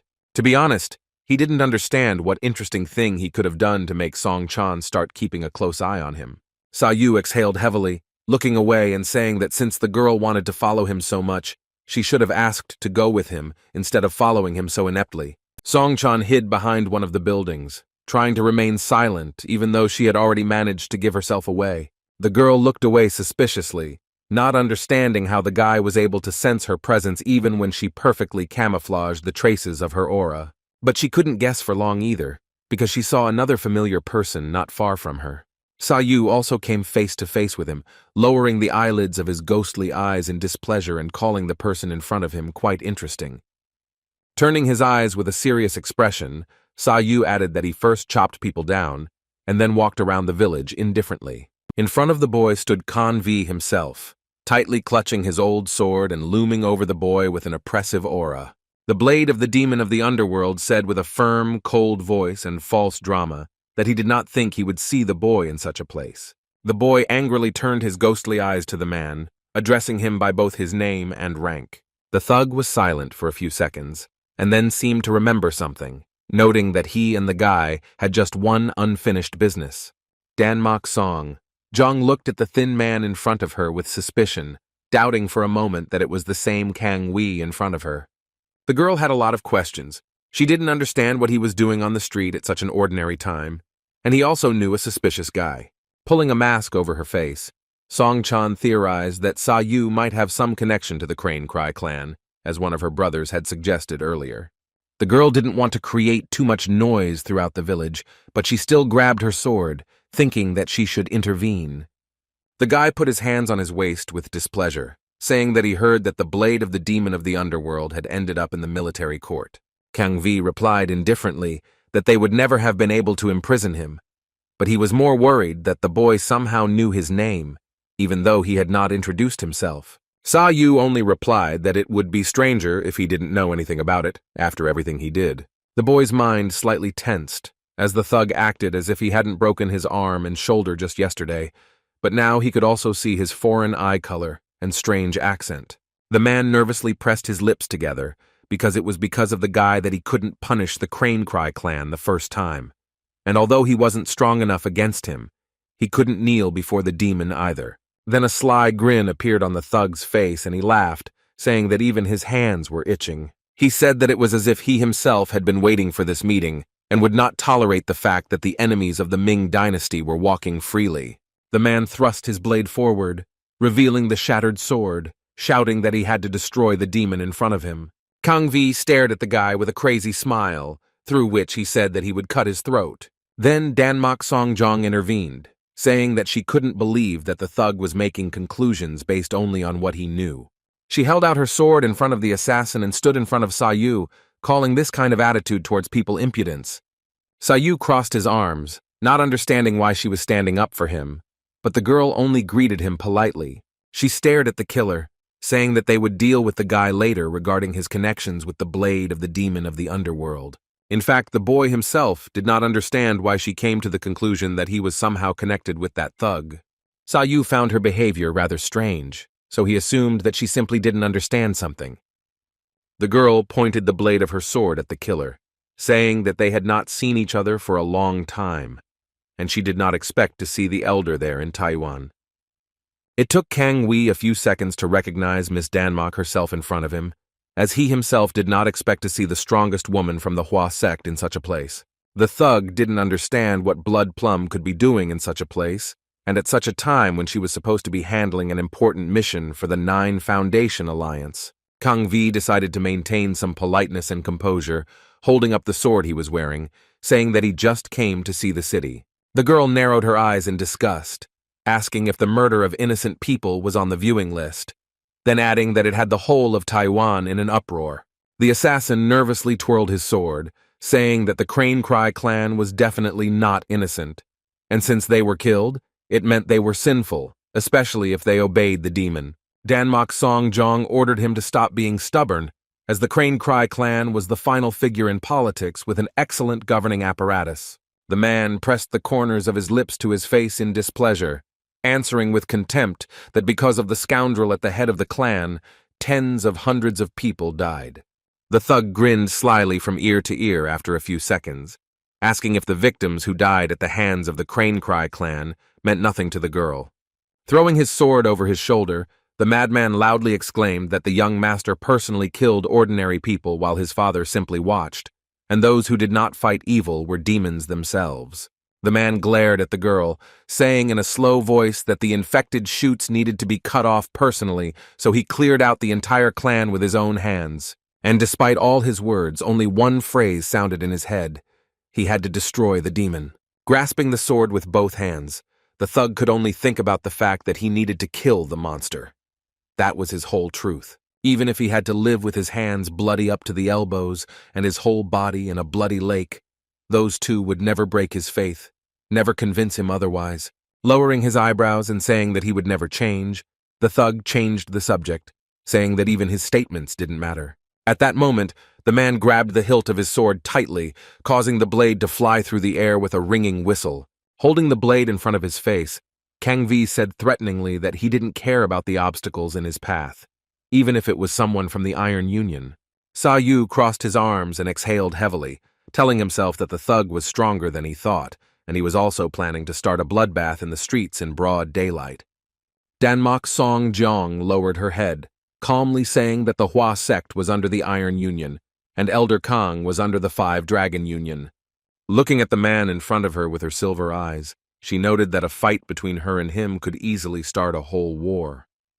But she didn't hesitate, drawing her sword and saying that Kang Vi was too crazy to think with his head, so she took their battle as a challenge to the entire Hua sect. Songchan gripped her blade from both sides, terrifyingly saying that she was not going to avoid a fight if fate had told her to accept the challenge. The girl glared at her opponent, loudly announcing that she would show the killer the exceptional skills of the Mount Hua sect. The street suddenly fell into an oppressive silence, now in the possession of two masters who were ready to cut each other's throats. The boy began to think that it was not for nothing that the girl was considered the bloody plum bud, as she was also the first woman to become a follower of the cult. Saou lowered his eyebrows seriously, noting to himself that there was simply no point in Kang Vi running away from such a battle if he wanted to at least preserve his honor. Passers-by and residents of Taiwan slowly began to approach them, looking with interest at the clashes between Danmak Songchan and Kang Wei. Spectators and a crowd of curious people began to surround them from all sides, whether it was just nearby or on the roofs of buildings. The young man looked around, discontentedly saying that if even more people wanted to gawk, many could get hurt. Danmak Song. Zhang's two brothers ran up just in time, commenting that they had told her to wake up early yesterday because they had an important meeting. However, not far from them they heard a loud noise, which was unusually loud on the quiet street. The cutthroat and bloody plumbud opened their swords, beginning to clash with them to the sound of clashing steel. One of the brothers widened his eyes in horror as he looked at his sister, who was facing off against the very killer who had slaughtered the entire Crane Cry clan the night before. The brothers swung their swords and rushed at full speed to help their sister, shouting loudly that they must protect her. Saou noticed two men not far from him, who were crossing the air in a matter of seconds and were about to draw their swords. Kang Vi took advantage of the moment, his eyes widening in an expression that was both triumphant and mad. The girl turned her surprised gaze towards her brothers, freezing for a second and not knowing what she should do next. With the loud whistle of both blades in the air, they clashed for the first time in earnest, causing Kang Vi's shattered sword to shake along with the ground beneath them. The girl also did not waste her time. With one sharp movement she opened the cold but elegant steel of her blade to repel the enemy's attack. Danmak Songjong turned around on one leg, swinging her sword, while Kang Wei walked in close and made several sharp movements in the air. Saou looked at the girl's brothers once more, so he decided to take action to avoid conflict, intending to stop the thug and bloody bud. The guy stepped in front of the two, holding both his arms out in different directions and grabbing the girl by her hand before she could even make an attack. Kang Vi's grip was much stronger, so the youth had to use a little effort to hold back his attack. Danmak Songjong and Kang Wei froze for a second, not understanding what kind of heavenly power had so brazenly stopped their battle. The girl shuddered, trying to snatch her hand from the suspiciously strong grip of the boy with a questioning look. The thug tensed up even more, and his eyes almost popped out of their sockets as he growled nervously towards Saou. Saou said in a calm voice that the two should stop and postpone their battle to a more suitable place.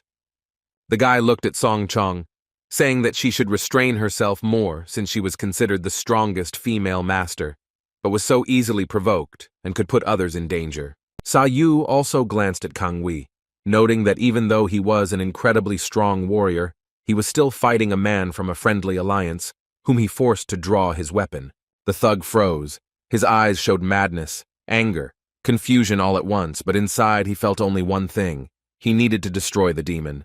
The killer trembled nervously, pressing both rows of teeth and lips together with cold beads of sweat running down his cheeks. An angry tremor ran through the man's body, and he shouted that he would never stop until the demon himself stood against him. Kang Vi tried to grab his sword, turning his skinny hand into a huge fang, but Saou's grip was quite impressive. The boy glared at his opponent with his ghostly eyes, telling him not to say he didn't warn him. Jumping blue flashes began to appear around the young man, and he said in a threatening voice that if he wanted to argue with him, then he had to put his life on the line. The boy pressed down on the sword that was still in Kang Vi's hands with a cracking sound, causing a blue glint to appear on the hilt. Bright flashes began to spread everywhere as the thug screamed in rage and realized that his power had suddenly begun to fade and his arm was beginning to twist again.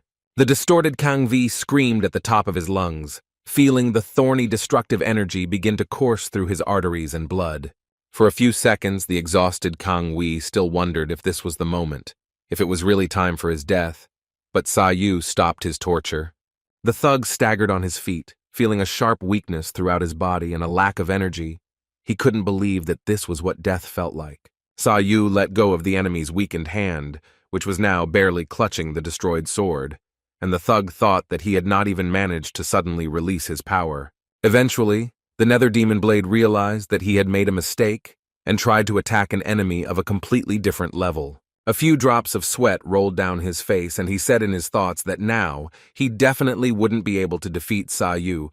He would die no matter what technique he used. Saou let out a small sigh of relief as he stepped back, saying that the killer had made the right decision because he didn't want to just kill someone either.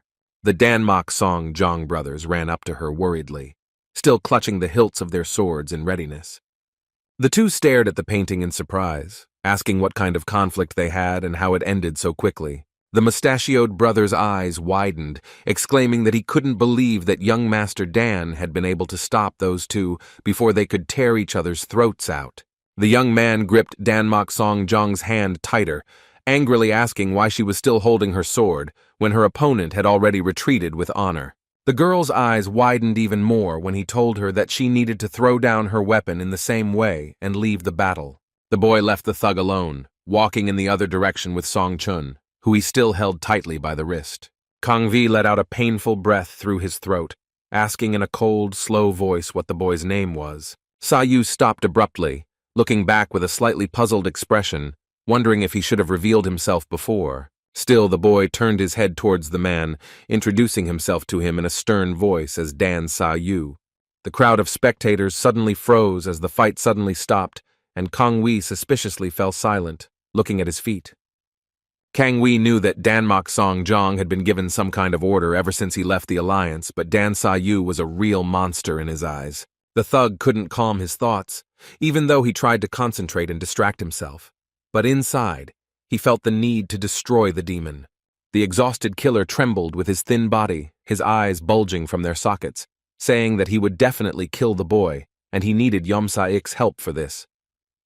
Two men approached Saou and Danmak Song Jong and greeted him, and the boy immediately recognized their attire, saying that they were from Gaiban. First-level disciple Li Jiol and first-grade disciple Zhang Do bowed before the boy, placing their palms together. Saou glanced to the side, asking Zhang Do if he had received an order from their elder, as he noticed that they were keeping a close eye on Kang Wei. The guy noted that watching the madman now was a bad idea, since he was in a fit of rage and could stab anyone who even slightly pressed on his sore spot. Danmak Song Jong thought that Saou was connected with Gaiban himself, which meant, as she thought, he was clearly far from an ordinary person, since he was also ready to interfere in other people's conflicts. Zhang Duo bowed deeply again, saying that they understood the boy's concerns very well, but they were observing them with great caution. The Danmak Song Jong brothers approached her worriedly and wanted to ask where she had disappeared to since early morning, but they fell silent when they saw Saou tightly gripping her wrist. One of the brothers cleared his throat, and the other said that the boy should stop squeezing their sister's hand so hard, even if they didn't understand what was happening. Saou seemed to have just now noticed that he had the weight of the bloody plum bud on his shoulders, so he let go of her hand and apologized. The boy exhaled heavily when the girl's brothers said that they were late and needed to quickly go to the Great Celestial Union of Merchants. The young man looked at them with interest, asking if, since they were going to the Merchants' Union, he could go with them. This was the perfect chance for the guy to find out as much information as possible about his target. The head of the Mount Hua sect once told Danmak Song Chan that the girl had a very difficult task, but the results were needed not only by the Union, but also by herself. The man standing with his back to her said that Song Chan was very young and talented, and in the Union she was called the wisest. The man turned his head towards her with a slightly puzzled look, noting that she had never had an equal in her kind. Danmak Song Jong listened to the words that it was her conscience to decide who to trust and how to act. The girl turned to her master, raising her head slightly and saying that she understood every word and instruction of the Holy Blade. Song Chun turned her gaze towards the boy with suspicion, noting in her mind that he was definitely acquainted with Kang Vai, but apparently they were only connected by their shared hatred. Squinting slightly, the girl thought that his connection with Gaiban was clearly useful, and she would not harm herself if she decided to contact him. The girl looked ahead, telling herself that they needed to mend fences with Saou in order to make Gaiban an ally of the Nine Foundations Alliance. After some time, the events moved to the branch of the Great Celestial Union of Merchants in Taiwan. Saou, along with Danmak Song John and her two brothers, arrived at their destination, slowly heading inside the main building. The guy looked around, surprised, examining the unique architecture of the branch, which stood out for its strange pretentiousness. Throwing his head back, the young man mumbled that he couldn't believe that a branch of the merchants could have such a huge building.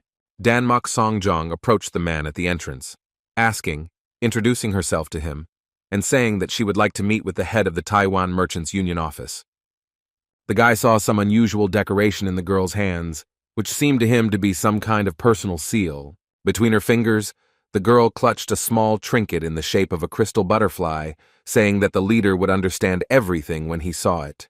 The young man began to rummage in the pocket of his robe, noting that he also had a similar bow tie given to him by a little girl. Saou held out a similar crystal butterfly on his palm, comparing it with the other one, and noting that even their shape was the same. The crystal butterfly even had its own story. It once belonged to Ha So-ho when she promised to become the greatest person on the continent. Once, she gave it to Saou under the pretext that it was exactly the same color as the guy's ghostly eyes, and then asked him to bring it to her when she became a great merchant. The guy smiled warmly, thinking that the little girl had probably already become famous. Danmak Song. Jong noticed the boy's moment of confusion, looking at him, and saying that they needed to go inside already. Saou smiled in calm anticipation, as he was confident that he would be able to find out something about the black traders and So-ho, whom he had suddenly missed. When they walked inside, the boy said that he knew that Danmak Songjong also had the seal of the young lady. Danmak Songjong introduced herself at the entrance along with her two brothers, Heo-jong-in and Sang-mu-ho. Another man came out to them, folding his hands together with a small bow and introducing himself as Chong-bong, the manager of their branch of the Merchants Union. Chong-bong looked down with his head and eyes lowered, saying that since they possessed a special seal, they were also special guests. The manager turned away from them and began to lead them inside, saying that the master was already waiting for them inside. The young man looked up again, commenting to himself that the simple branch was so huge, and then involuntarily thinking that the little girl had changed a lot too. In fact, he never doubted for a moment that things had changed enough in 10 whole years. Saou smiled with warmth on the corners of his lips, noting that the little girl had acquired such wealth too early. Dongmak Songjong, without turning her gaze to the boy, asked if it was his first time. The girl looked at the guy, that she had a friend from the Iron Union, who interacted with the union as a merchant, so they stopped at the branch that belonged to him. As they started walking inside, Saou still didn't understand why Songchan would bring up something like that, since he didn't even ask any questions. Inside, they were greeted, wondering why Danmak and her brothers had come to the meeting after traveling so far from Mount Hua and the Iron Alliance. The girl sat down opposite the master merchant, announcing that she had come to ask for help. The leader of the Great Celestial Merchants Alliance, Chong Du-su, asked if they had arrived regarding Yom Sa-ik and the Netherworld Demon Blade. The girl nodded, saying that the master merchant was the only one they could ask for their assistance. Du-su noted that they had also been keeping an eye on Kang Wei and suspected that he was somehow connected to the black traders. Saou tilted his head to the side in thought, as he had thought that Kang Wei had some sort of connection with the black merchants. The merchant master rolled his eyes calmly, ordering the manager to give something to Danmak Songjong. Chong-bong handed her a small book, saying that they usually did not provide information to ordinary people, but Songchong was an exception. The girl looked in surprise at the book, which, as was said, contained information about Yom Sa-ik, about his business and income, relationships with other people. Du-su noted that they had not yet figured out why Kang Wei was mentioned in the book, but they assumed that he had made a deal with the black traders under the orders of the Five Dragons Alliance. The girl opened the notes, carefully looking through entire lists of text, commenting on what Yom Sa-ik had actually been doing all this time.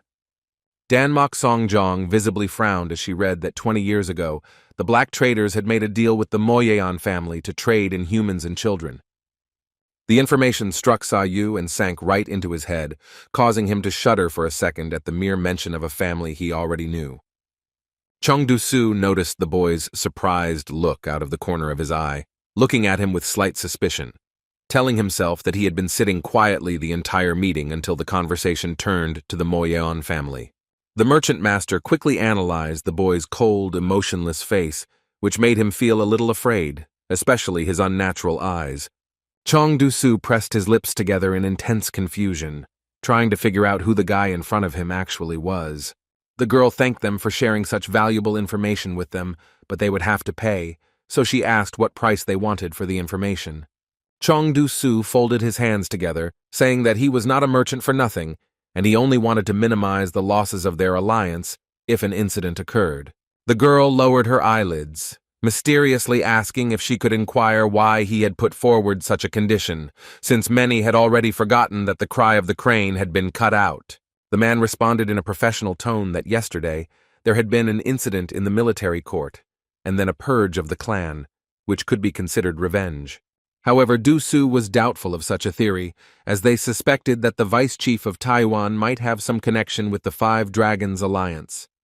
The girl was silent for a few seconds, and then said in a stern voice that unfortunately she did not have such authority.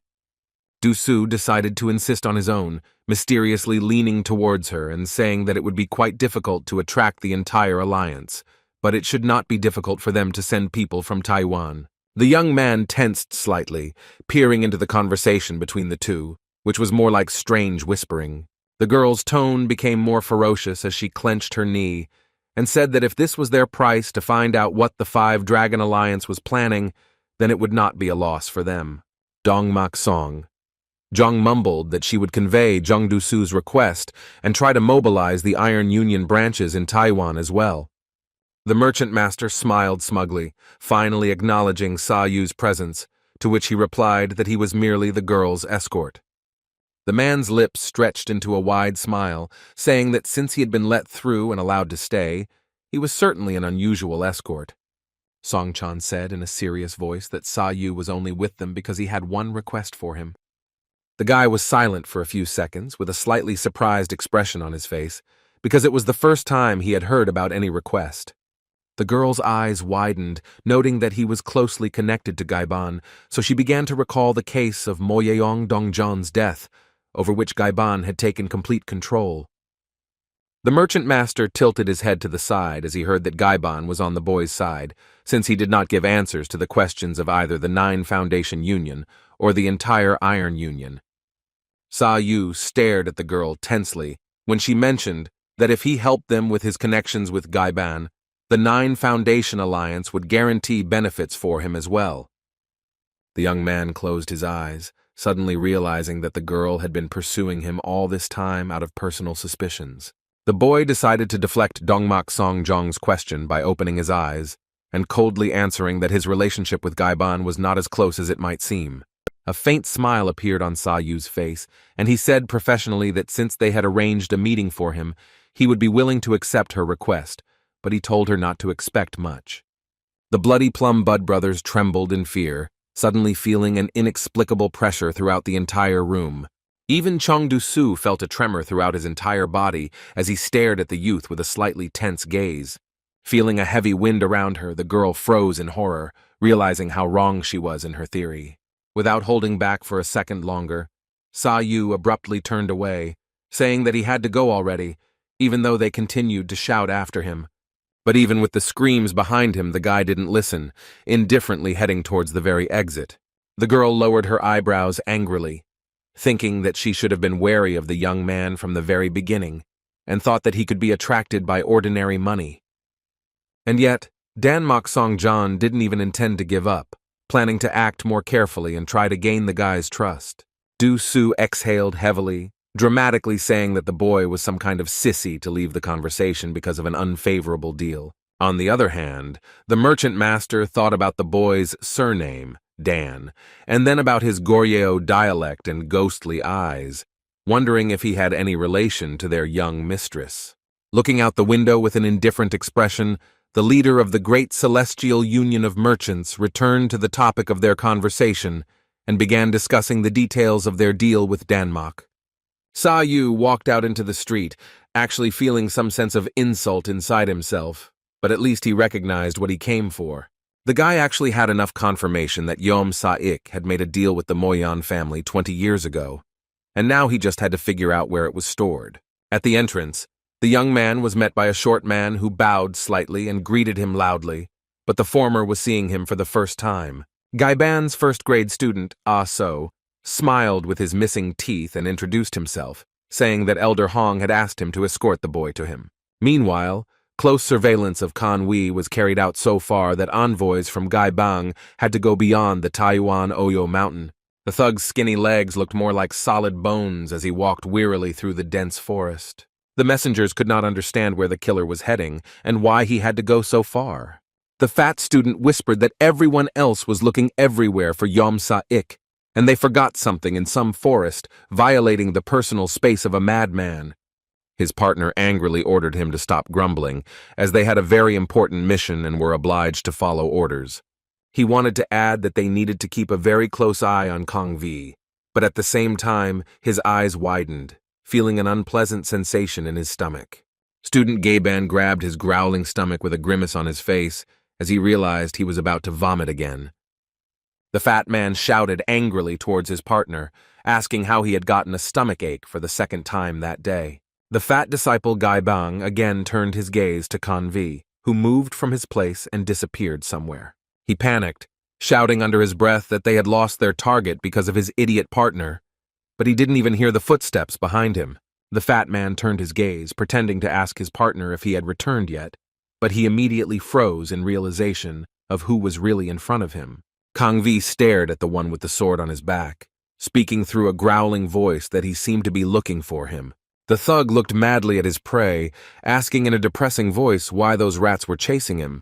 The fat man fell to the ground in horror as Kang Vi hovered over him and began to come even closer with crazy eyes. He didn't even have time to realize when silver threads rushed through the air in a second and tightly wrapped around his neck. A few seconds later, Gaiban's disciple was lying on the ground with a bloody face and neck, and Kang Vi asked one of the silhouettes behind him why he killed him in such a boring way. Kang Vi raised his eyes in displeasure, not understanding why some idiots from Gaiban were chasing him. Looking back, the thug involuntarily looked at his colleagues, dramatically saying that there were a lot of questions and very few answers.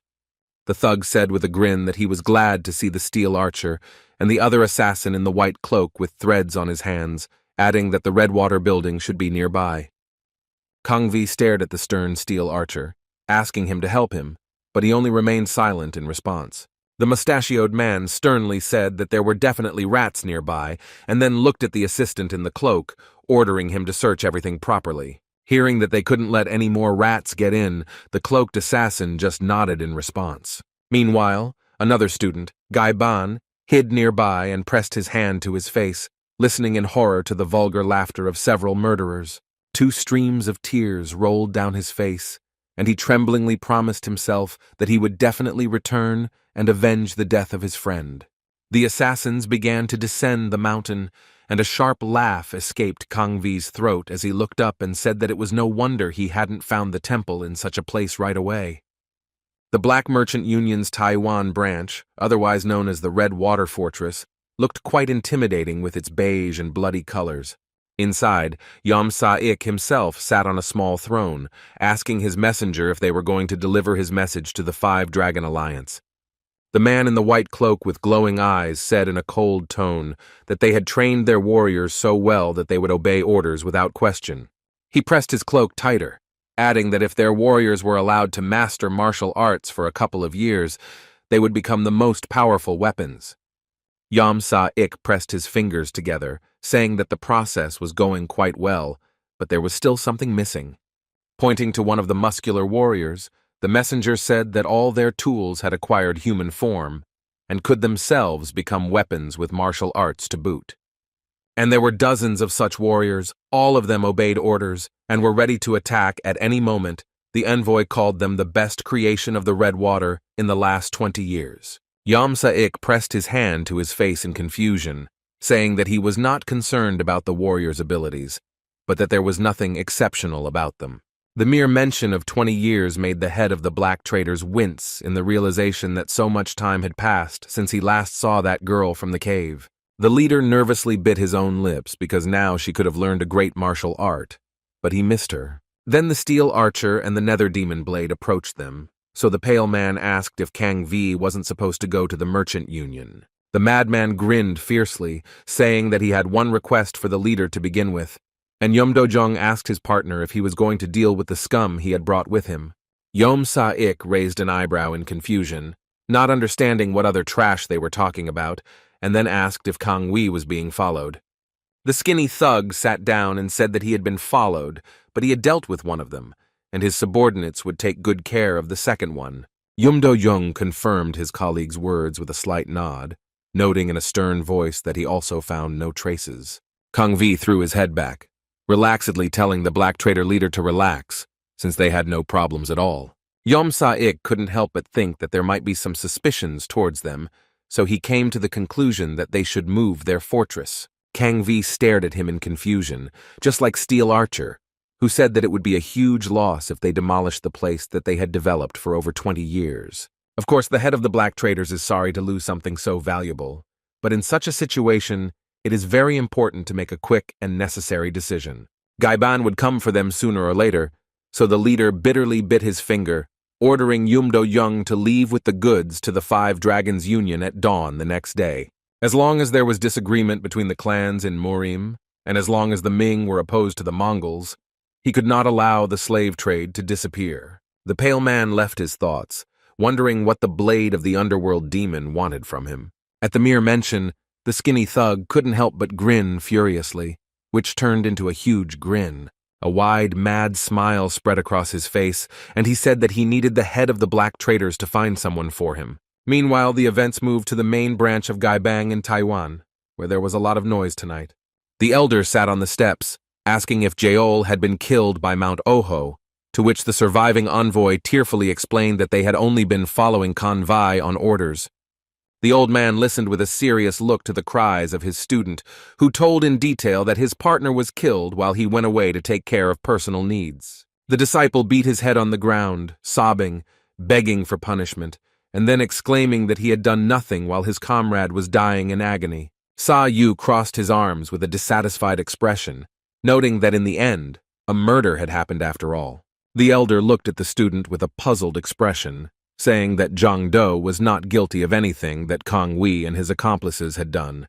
The branch chief nervously noted that the Oho mountain residence was quite far away, so he was sure that the incident was related to Yom Se-ik.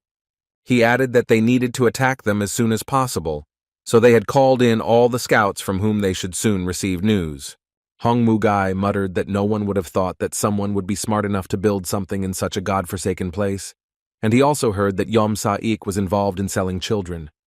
Then Ah-so ran up to them, shouting loudly that they had received a message from a group of scouts, saying that they had found a fortress. Ah-so began to swing his cane in all directions, shouting in anger that it was time to avenge Uncle Li Jil. The drunk stood up with a limping leg, grumbling that they couldn't let the death of one of their followers go unnoticed, so he asked the branch chief to remain as a guard.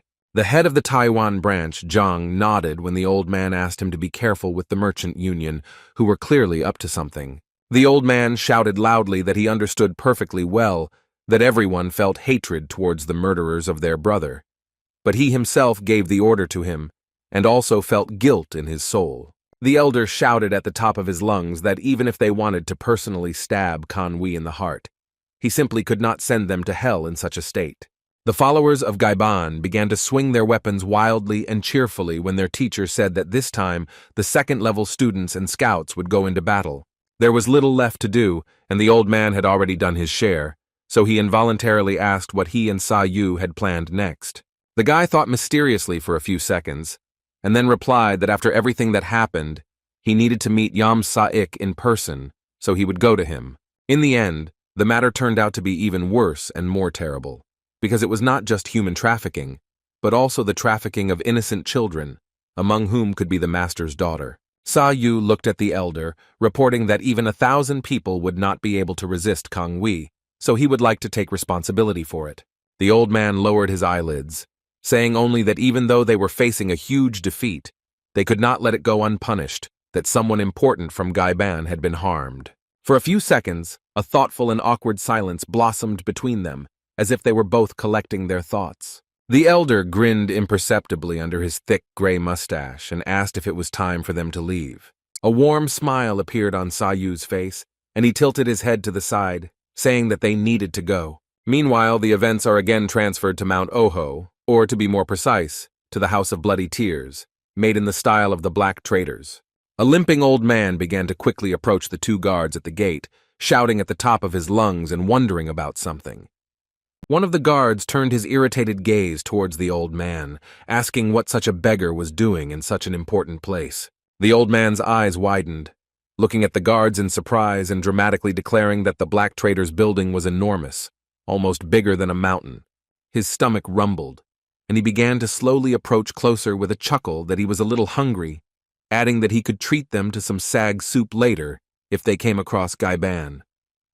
The guards instantly opened their eyes wide and nervously grabbed their swords upon hearing the mention of Gaiban, but one of them didn't even have time to swing when the sage grabbed the hilt of his sword with 2 fingers, twisting it. The old man put his hand on his belt in a businesslike manner and grinned, saying that he had only asked for a little food, and they were already going to kill him.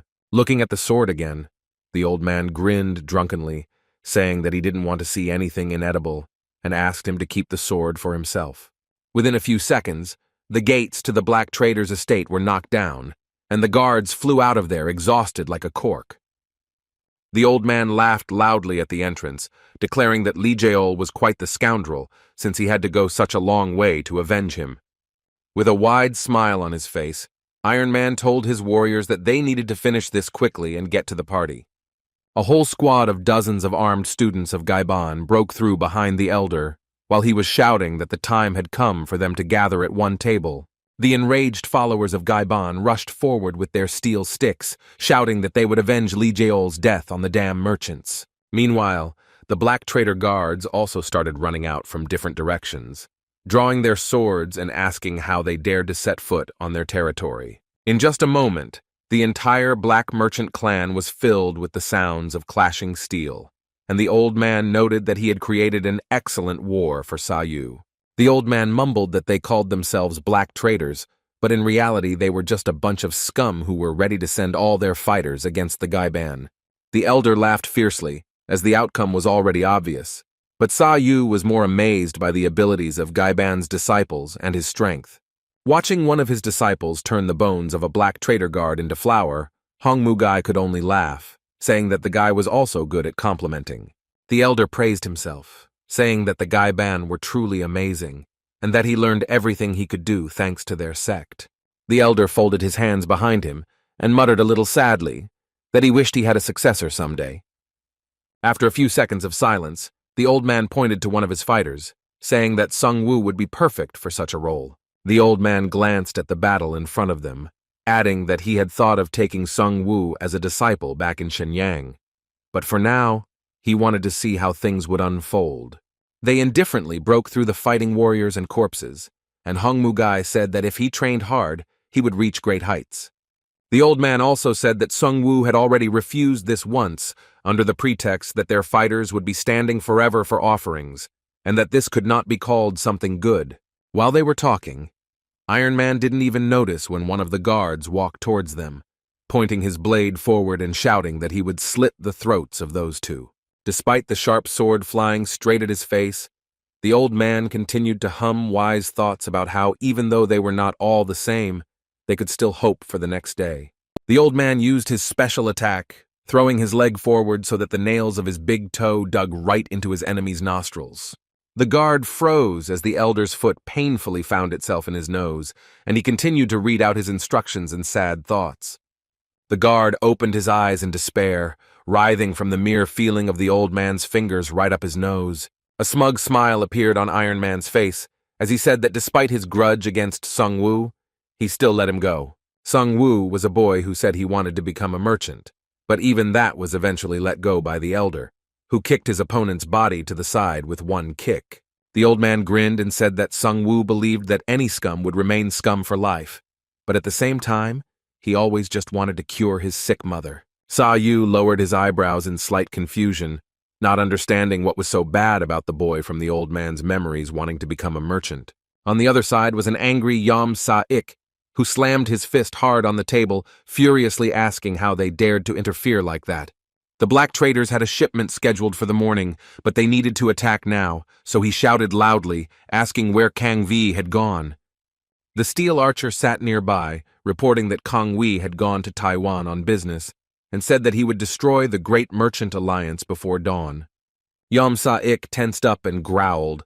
Was the man with the mustache going to sit back while they could be instantly defeated and cause the Dragon Alliance to suffer huge losses? The man with the ears kept his cool, sipping from his cup and saying that their leader should have known that something like this could happen. Putting the cup on the table, the archer said that in the end, the agreement between the two unions was still in effect. Yum Do-young crossed his arms and added that Yom Sa-ik might have spent 20 years organizing all of his plans, but he was still just a pawn on a huge chessboard. The man with the mustache looked up, concluding that from now on, the destruction of the House of Bloody Tears did not concern anyone but Yom Sa-ik. It was only his problem. Yom Sa-ik began to shake convulsively, clenching his teeth tightly in an angry expression. The black trader chief relaxed his eyes as he finally realized that the thug archer and Kang Vi had been planning to abandon him to his fate from the very beginning. But he was not yet ready to give up, so the leader turned on his boot to the other side and headed towards his intruders. Yom Sa-ik loudly exclaimed to the old man and the boy that even at first glance it was clear that those two were nothing but scum from Gaiban. The pale man folded his hands behind his back and muttered that the people from the pathetic sect were behaving too insolently on foreign territory. Gritting his teeth even harder, Yom Sa-ik's face tightened in anger as he ordered Saou and the elder to get out. The old man angrily shouted back that the slave trader's subordinates had killed his disciple, Li Jeol. The guy looked closely at the head of the black traders, whom he actually imagined somewhat differently. Saou himself felt when angry ghostly energy began to spread throughout his body from the mere thought that it was this scoundrel who took away his teacher's daughter. Yom Sa-ik angrily asked what evidence the old man had, and then he tore his voice apart with words about how the Gaiban had already sunk to the point of attacking a peaceful union without reason. This answer angered the old man even more, and he ordered him not to evade the answer and to let them search his place, since he was so sure of his innocence. The pale man's face twisted even more and became covered with wrinkles as he stated that they had no right to search his house. The elder only lowered his gray eyebrows angrily, saying that in that case they would have to use physical force. Yom Sa-ik said that he could use his power as much as he wanted, and then he opened his mouth wide, stretching out a long tongue with something on it. The small object in the black trader's leader's mouth looked like a miniature whistle, which he squeezed between his lips a second later, producing a loud whistle. The warriors immediately responded to the whistle order, heading towards the violators at great speed. Several dozen armed men in cloaks, who in fact did not really look like people, stood in front of Gaiban's detachment.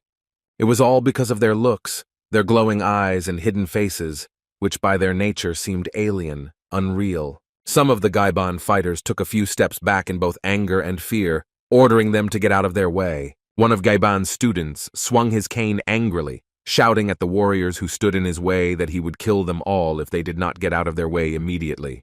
The wooden stick was aimed straight at the head of one of the summoned guards, who only continued to stand still in his torn clothes. However, the man flinched in horror and opened his eyes wide when he saw something in front of him that did not fit into his head.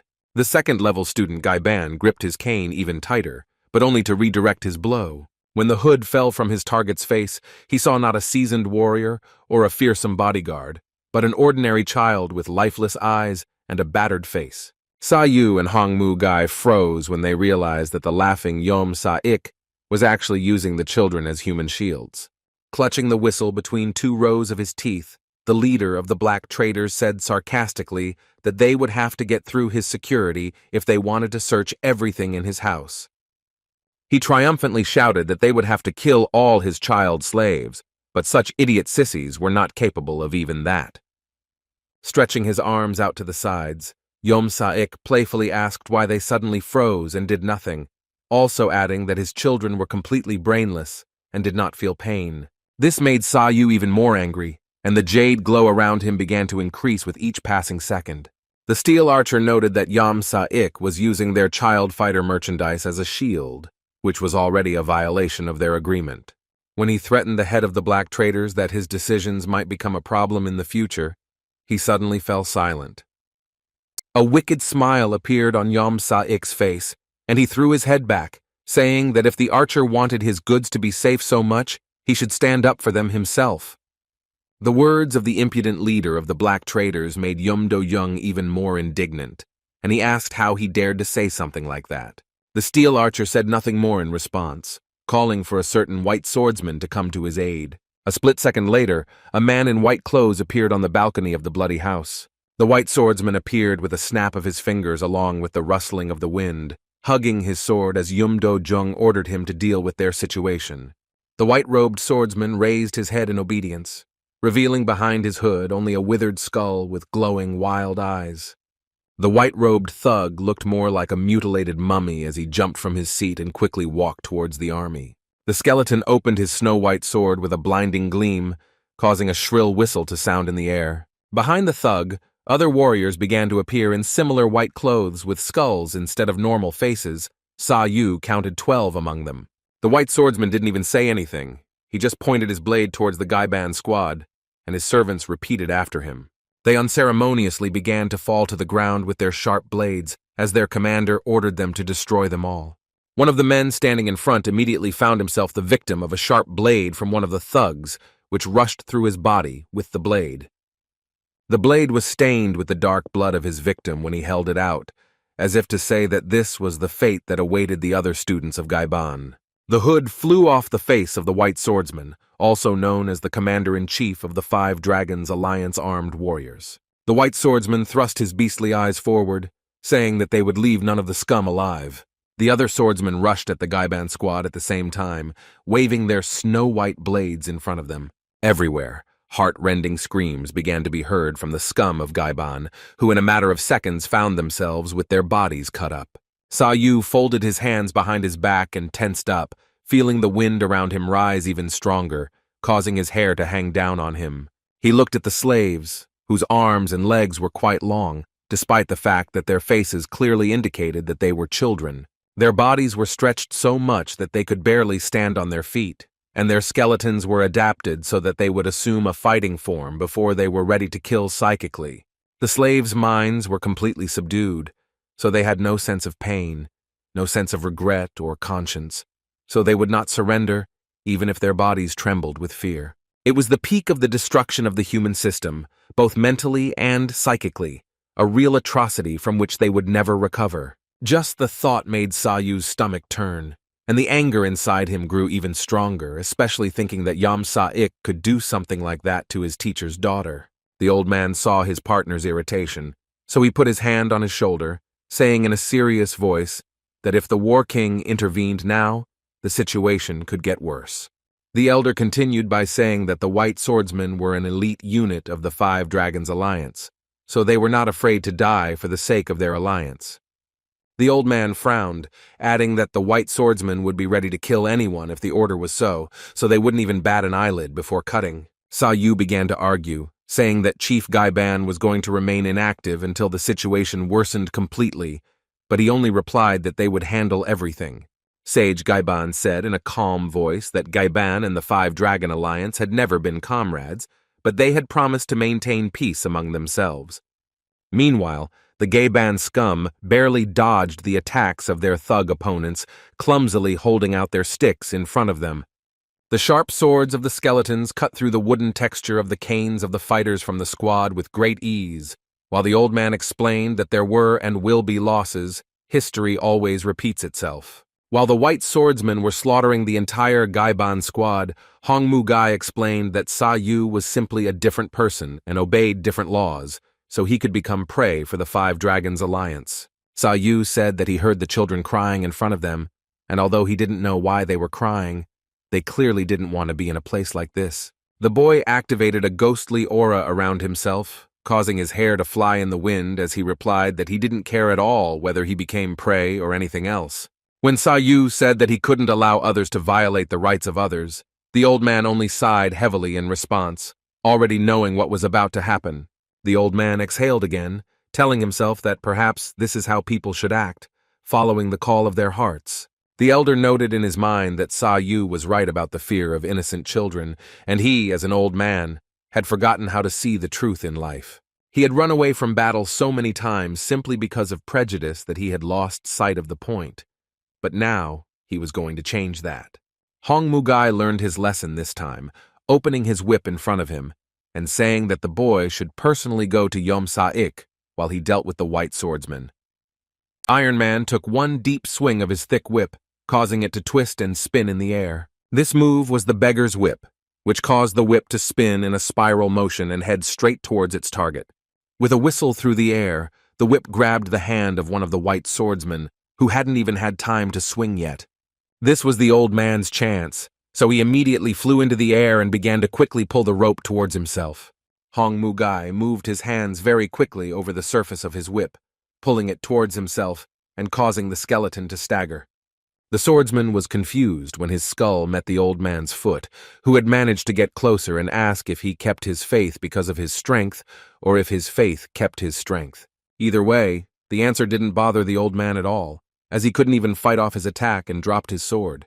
The old man raised his eyebrows unimpressedly, saying that an experienced swordsman would never let go of his weapon. At the same moment, the elder threw his leg up again, knocking the sword hilt above it with his foot and telling his opponent to learn his lesson. Iron Man swung his whip again, causing the sword to fly off with its sharp tip straight at the enemy. The sharp blade of the sword passed through the body of the white swordsman in the next second, tearing his clothes. Hong Mugai wasn't done yet, so he also made several swings of his whip right in front of the enemy, causing him to fly away. The sword plunged its sharp blade into the nearest wall, nailing the body of the dead thug along with it. The white swordsman didn't even have time to realize when his body ended up in such a position that he could only moan and groan weakly. The commander-in-chief of the thugs loudly warned his charges that the old man from Gaiban was not so simple. The elder angrily shouted at them, calling them foolish vagabonds, and saying that they shouldn't have fought them if they didn't want to go to the afterlife with Li Jiul. Hong Mugai gripped his whip tighter, ironically saying that they couldn't even defeat Gaiban, who was considered a bunch of poor scum. Iron Man grinned cheekily, saying that scum should act like scum, so they never fight alone. In fact, Gaiban was just warming up, so soon another squad of men with sticks rushed towards the white swordsman. This time, they had a slightly different strategy, so they took advantage of the moment and surrounded the white thugs.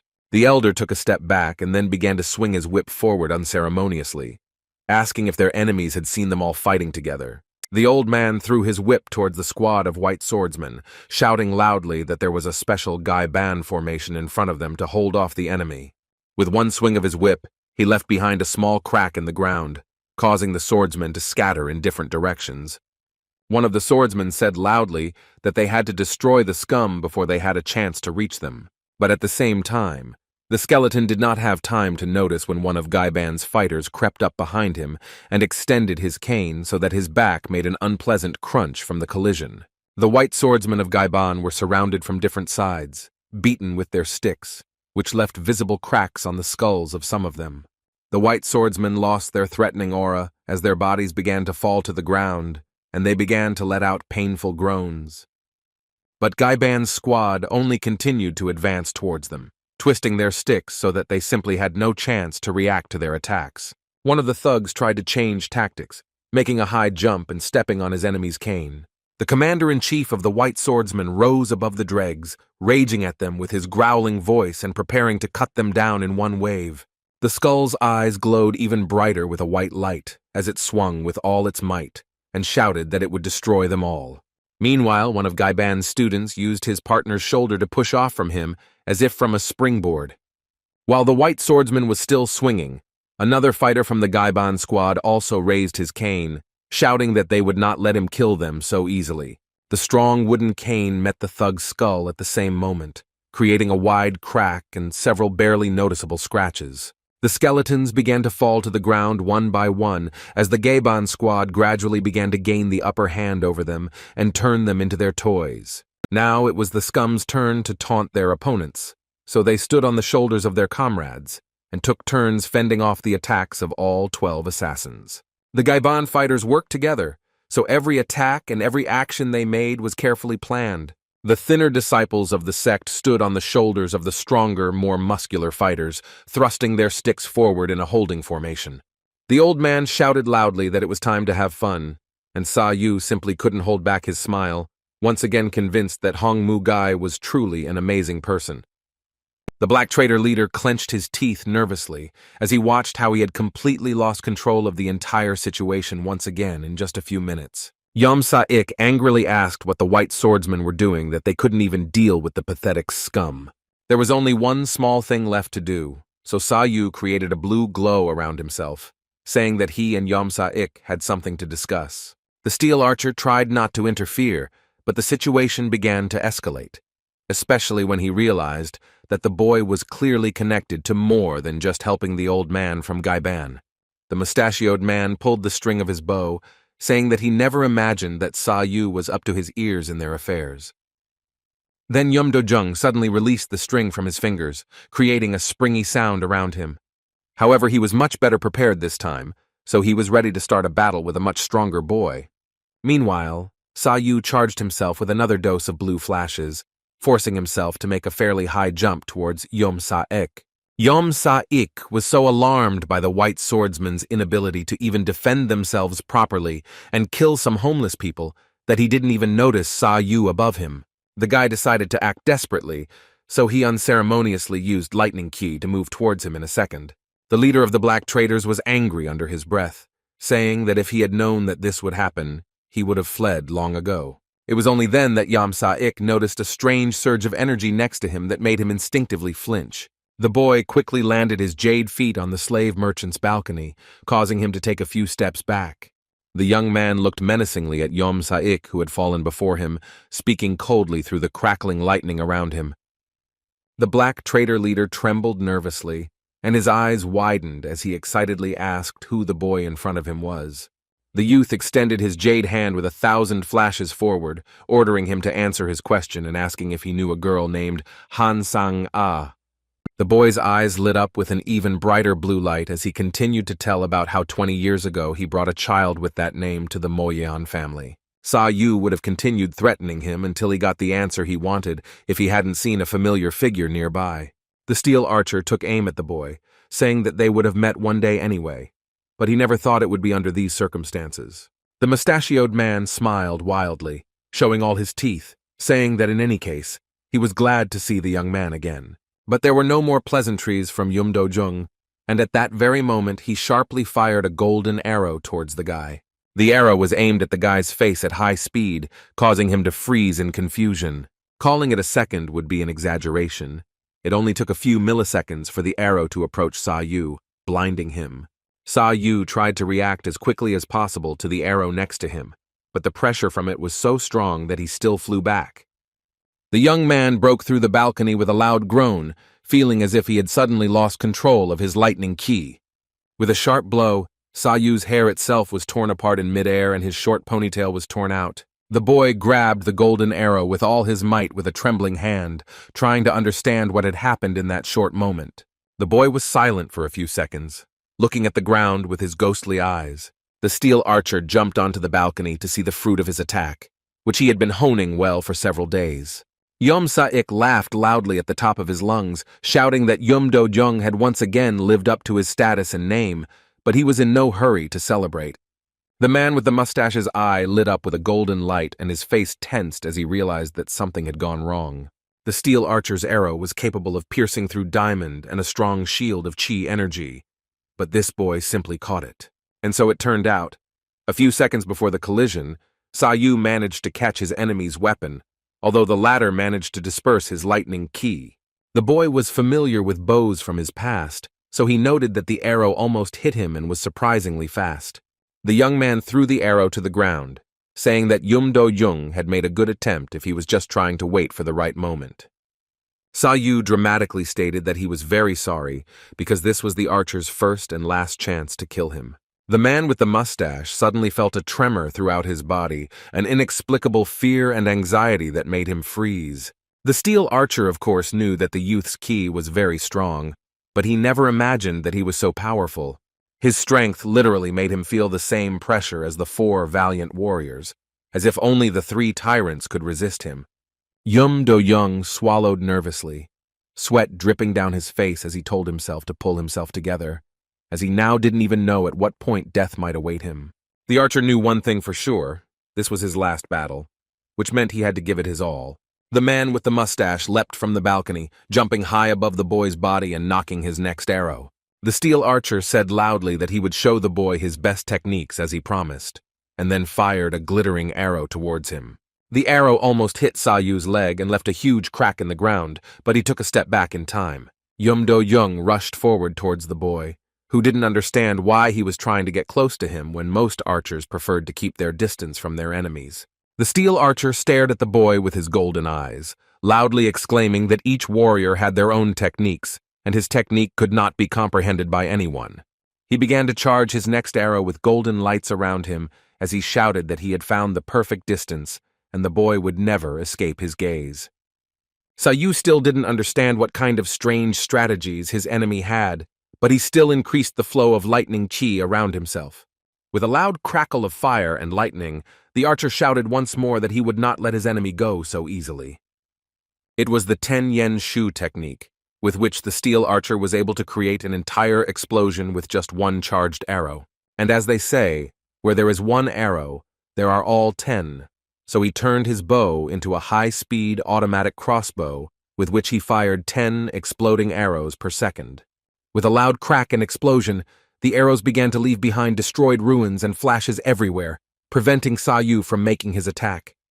The guy found himself in a bad position because Do-young had incredible speed, which allowed him to instantly charge arrows with fire and fire 10 shots at once. The steel archer's strength was greater than any other, which is why he was not just a part of the 5-Dragon Alliance along with his colleague, the Nether Demon Blade. It is not surprising that he released his arrow first, because it meant that he considered his opponent strong and was going to sacrifice his life. The leader of the Black Traders growled in displeasure in the darkness, realizing that even his loyal bodyguard was playing a cruel joke on him. Saou walked towards the flag and something caught his attention, and a brilliant idea appeared in his head. Improvisation was the boy's style, so he grabbed the flag's handle and began to spin around using lightning qi.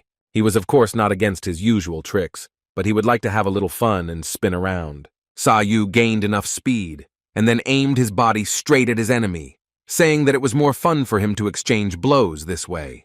The steel archer realized what the boy was about to do, so he jumped back in time, saying that he had thought correctly. The boy landed on the ground, leaving flashes beneath him for a few seconds before jumping back up. Saou felt a strange relief throughout his body, as if he was starting to get some inexplicable pleasure from the battle. The steel archer began to run in the other direction, saying that the young man could switch from defense to attack amazingly. However, the man with the mustache was not going to give up either, swinging his arrow towards him with the words that it would not be so easy anymore. Do-young never slowed down and continued to fire at the boy at the same incredibly fast pace, drenching him in a hail of arrows. The young man began to move between the arrows at the speed of light, dodging each one that tried to get in his way with wavy flashes. Saou was getting closer to his opponent with each passing second, and his spare arrows were already running out, leaving him with no choice but to run away. Bursting into one of the buildings, the steel archer prepared for his next attack, drawing the strings of his bow deeply. Saou continued to follow his opponent at a rapid speed, jumping towards him after him. Do-young raised one of his hands, from which he began to quickly release silver threads, enveloping the space with them. Silver threads surrounded the room, tightly hugging the columns next to them with a barely audible sound. Saou had already begun to suspect what the archer was about to do a second later, when the threads blocked his path.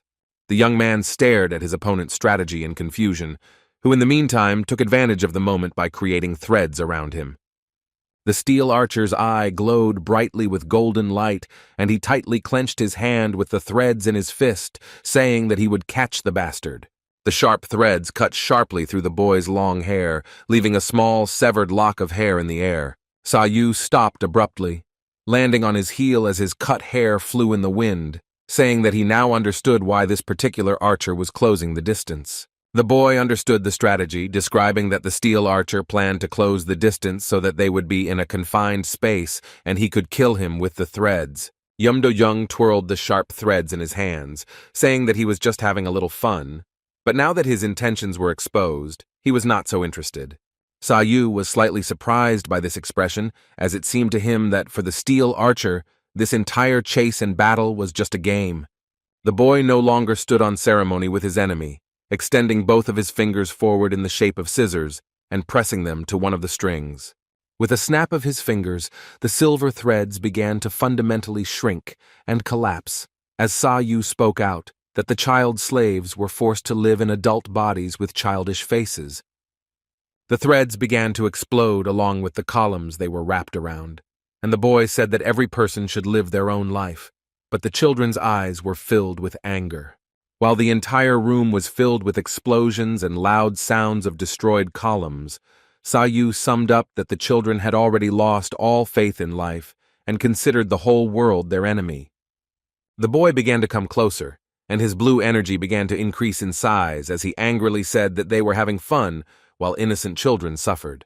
The steel archer froze in horror, loudly asking how he managed to destroy the thread filled with diamond dust with one movement of his fingers. Do-young had no doubt about his enemy's abilities, but up until this point, he had simply appeared to be a warrior with a huge amount of chi. Saou stood in front of the moon in a menacing manner, describing how one of them was a crazy killer, the other was a beast who sold children, and the archer was just watching and having fun. Amidst the crackling of lightning and the sounds of accumulating energy, the young man said in a cold tone that fighting someone like them wasn't even interesting. Soon, loud explosions and dull sounds of thunder began to resound throughout the room again, and the steel archer began to run away from the boy again. Saou was incredibly fast, so in a matter of seconds, he was as fast as he was running on the walls and said that he didn't understand where his enemy was trying to escape to. Having just landed on the wall, the guy immediately rushed towards his opponent again, leaving behind only a small flash. The steel archer also did not lag behind, aiming at the boy with the words that he himself said that he had everything planned out, so it was better for him not to die from his arrows. The guy threw his hand back, charging it with blue flashes and saying that he had no intention of running away from his enemy's attacks. Instead of picking up speed again and dodging the rain of golden arrows, the young man placed his hand on the nearest wall. Saou used lightning ki to press hard on the wall's surface, leaving cracks on it that were shining with blue light from the inside. The room began to collapse in real time in a matter of seconds, destroying itself from the inside under bright flashes of blue light. The steel archer abruptly lowered his bow and froze, watching as even the roof beneath him began to collapse before his eyes. Rocks began to fall right into the face of the man with a mustache as he loudly expressed his displeasure with irritation and excitement in his voice. A shock wave swept through the entire house, causing a chain reaction, causing explosions to spread throughout the hallway. The steel archer only managed to use his silver chains to break free from the embrace of the flashes in time and jump to a safer place. The man with the mustache spun in the air on his sharp threads for a few seconds, and then landed on the ground to the sound of lightning. The archer gathered his threads around his wrist, marveling out loud at how the boy was able to create an explosion and destroy an entire building with one movement. The golden eye allowed the archer to see the flow of his opponent's chi energy, but he couldn't see anything from Saou, so he decided to introduce himself before Do-young. The boy scratched the back of his head and responded by introducing himself as Dan Saou, also adding that he was originally from Goryeo. The young man noted that the miracle steel archer must live up to his nickname and show all his abilities before dying with honor. A grin of excitement appeared on Do-young's face as he couldn't believe that he heard something like that from the mouth of some country bumpkin, saying that this was the best moment of his life. Then the steel archer cheerfully said that in that case he would be ready to show the young man everything he was capable of, starting to take out one of the arrows. The archer twisted his body into a strange position, and several arrows appeared next to him, which he called his special technique, 10 arrows of ki. The man stood up straight on the ground, starting to spin on it several times, creating a crackling spark under his heel. The arrows were lined up in a circular position. This was Do-young's special technique, where he fired 10 arrows at once to make it impossible to avoid them. Each of the 10 arrows contained some portion of Do-young's entire power, which was already very strong. Opening his golden eye fiercely, the mustachioed man began to concentrate his energy to create a huge explosion of dozens of arrows. Around each sharp arrow, small flames and tongues of golden flame began to accumulate, absorbing the man's ki. When the arrows finally gathered enough chi around them, the cutthroat archer pulled the string of his bow tightly. An attack like this meant that the wielder was ending the fight in his favor, so the steel archer gripped his weapon as tightly as he could. Yum-Do-Young pulled the string of his golden bow with all his might and shouted at the boy to run away from his arrows while he had the chance. The man released the string from his hands, causing the energy to gather together and be directed straight at the young man. This was the culmination of the 10 chi arrows technique, which ended with a bright explosion of golden color. A huge drill of arrows gathered together flew straight towards Saou, who only continued to stare at the approaching typhoon with a sharp tip. The boy's jade hand sparkled, and he quietly reminded that he had already said that he had no intention of running away from his enemy's arrows. The young man's palm became brighter with each passing second, and the flashes and lightning around it jumped more intensely. At the same time, the golden light around Yum-Do-Young's arrows began to gradually dissipate as blue energy balls appeared on them. Even in the blinding field of explosions, the steel archer could see that his arrows were starting to be destroyed, causing him to let out a desperate cry of terror. But he didn't have much time to be amazed at how Saou had blocked his attack, because a bright explosion had already hit his entire field of vision a second later. The explosions only grew in size with each passing second. It was an attack called Heavenly Strike. Before the archer's eyes appeared the heavenly weapon itself, with its ghostly eyes and jade devil hands. Anyone who had ever seen something like that, those pincers that reached out to take someone's life, was long dead. Saou rushed through his own explosions with lightning chi and aimed his hand straight at the dumbfounded archer. The archer could only freeze, realizing that his attack hadn't even hit the guy or left a scratch on his body. The steel archer's eyes bulged forward and blue flashes of the youth began to flicker next to him, causing his breathing to stop for a few seconds. But Yum-Do-Young wasn't finished yet, so he reached for one of his arrows, drawing it out with a small golden flash. The steel archer tensed the muscles of his neck, shouting loudly that he was going to give up so easily. With the wind whistling, the mustachioed man quickly loaded his bow and fired a single golden arrow, exclaiming that his arrows would still reach the boy. The golden arrow shot towards Saou in a millisecond, piercing his face after the collision. But the boy managed to stop this arrow in time, grabbing it with his palm and dispersing the golden aura around it thanks to one of his techniques. The boy made a slight turn in the air, then swung his free hand to deflect the arrow and send it back at the enemy. The young man grabbed the arrow with all his strength, charging it with a huge amount of his lightning chi to increase its speed and effectiveness. With the wind blowing loudly, the steel archer didn't even have time to realize when the weapon flashed right in front of his face. At that moment, the archer's large cone-shaped hat flew off his head, falling haphazardly to the ground. Yum-Do-Young froze with cries of confusion, not understanding what had happened and how he had ended up in this situation. Saou looked at him with a stern gaze, saying that his arrows would never reach him, and now he could no longer use them. The steel archer couldn't even speak as the arrow landed right between his eyes and he stared up. He didn't feel any pain, but one thing was clear to him. This was the end, so he just fell to his knees, exhausted. It was all over, and Saou barely even had to put in any effort to defeat the powerful enemy. The boy looked around with flashes around him, saying that since it all ended so quickly, perhaps the archer would find his death a game. The boy lowered his eyebrows in disappointment and said that he had this opinion because the deaths of others meant nothing to the archer. The white swordsman froze in horror, looking at the dead thug with clenched teeth and visible fear on his face. The elder had already gotten used to the fact that he shouldn't be surprised by his partner's skill, but he still surprised him time and time again. The old man knew that the young man was very strong, but he literally defeated the steel archer, one of the warriors of the Five Dragon Alliance. Hong Mu-Gai tensed slightly, already feeling that the death of the thug archer would force the Five Dragon Alliance to act and a massacre would soon take place in Ganhuo. But now they had some more important things to do.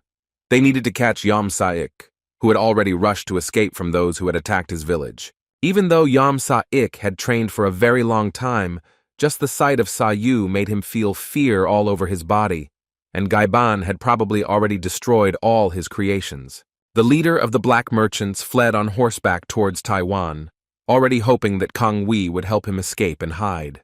There were already discussions going on within the Great Celestial Merchant Alliance that the Merchant Alliance had already attempted to defeat the Five Dragon Alliance, which was taking away their influence. Kang Wei angrily said through his teeth that no foreigners should allow themselves to behave brutally towards the locals, saying that he now had grounds to use cruelty. Then a loud explosion sounded inside one of the buildings of the Great Celestial Union of Merchants, and a trembling shock wave passed through the ground. Meanwhile, in another room, Danmok Song Jong and Chong Du-su continued their discussion. It was then that they heard a loud explosion nearby, which made them both turn their heads nervously from the strange sound. It seemed as if the sound was coming from outside, and the manager was already running towards the master merchant with disturbing news. The manager pressed his lips together nervously, and beads of sweat began to spread across his face as he told them that Kang Vi had suddenly attacked them, and they could barely hold back his advance. Chong Du-su nervously shouted back that they couldn't leave this place as he couldn't allow anything to threaten their young mistress. The Song Chong brothers shuddered in fear, as they never thought that the Netherworld Demon Blade would decide to destroy the Merchant Union, considering how thoughtless it was. Danmok Song. John fell silent, theories running through her mind about Kang Wei trying to sow discord between the foundations, lions, and merchants in order to form an alliance with someone else. But the girl couldn't think for long, because after a few seconds they heard the loud sounds of someone running. They all rushed outside, where the warriors of the Merchant Union were already fighting off the enemies, and the blade of the demon of the underworld indifferently entered the territory with a sword on his back. The warriors of the Merchant Alliance thrust their blades forward and pointed them straight at Kang Vi, shouting that they must put the mad dog in his place. Such a nickname, to put it mildly, greatly angered Kang Vi, who did not waste time and play out preludes, immediately heading towards his enemies with his blade. The warriors of the Union of Merchants didn't even have a chance. They simply froze in fear as the monster's cuts passed across their faces. The madman moved in a zigzag pattern, cutting down his opponents one by one, saying that he would kill each of them. Kang Vi laughed loudly as he thrust his sword into the back of one of the warriors, shouting triumphantly that he would kill even those who would run from him in fear.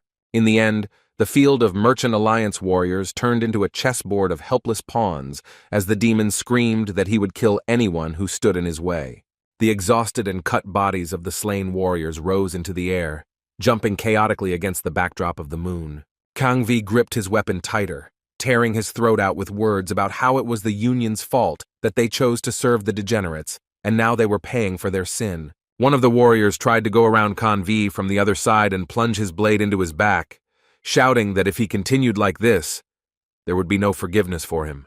The blade of the demon of the underworld glared angrily at the rat behind him, furiously saying that he was just getting started.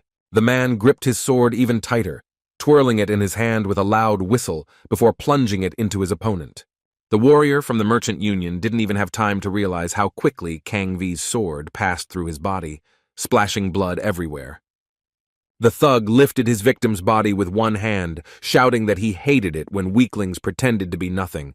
The killer began to be surrounded by guards from all sides, and he quickly analyzed how many more tortured bodies he would leave on the ground. Kang Vi twirled the soulless body on his blade in the air, telling them not to worry as he wasn't going to send anyone to hell alone. The sword rushed through the crowd in a solid wave of several other warriors, shouting that it would kill everyone of the trade union. The Song Chan brothers tried to intervene, but the wind and splashes from Kang Wei's attacks prevented them from even moving. Meanwhile, the thug didn't even think about stopping, cutting as many opponents as possible with a bloody blade. The assassin threw the bodies of several warriors into the air, aiming his sword at each of them before beginning to cut them down again. The fighters didn't even have time to notice when their bodies were split in two, before they even had the chance to attack Kang Vi. Kang Vi carried out his bloody massacre in a matter of seconds, leaving behind only the mutilated bodies of his victims. The Merchant Union's warrior protector, Seop Myung-hui, pressed his lips together nervously, staring at Kang Vi with hatred and contempt in his eyes. Kang Vi could only laugh in response with a fierce smile, shouting that it wasn't for nothing that he was called the Nether Demon Blade, a demon that absorbed evil. The warrior protector angrily shouted at him at the top of his voice that the murderer was talking nonsense, and the Great Celestial Merchant Alliance was too influential a group. The thug looked away with a smug smirk, saying that he was destined to make their union great when he finished off each of them. Sub Myung-hui nervously rushed forward, stepping on the ground in chaotic steps before swinging at the madman. He jumped high into the air, clutching the hilt of his sword in his hands to open it right in front of the killer's face. With a loud click, The warrior protector said in a serious tone that he was going to slit Kang V's throat. The nether demon blade merely laughed in response, waving his sword and saying that he would never be killed by such skills. Seop Myung-hui swung his sword, saying that he was the best warrior in the trade union, so Kang Wi was wrong to look down on him. The furious smile never left the thug's face for a second, as he said that the boy's words meant nothing, and he was just a pawn in his path. Seop Myung-hui found himself surrounded by attacks from an assassin who was several times larger than him, along with his long sword.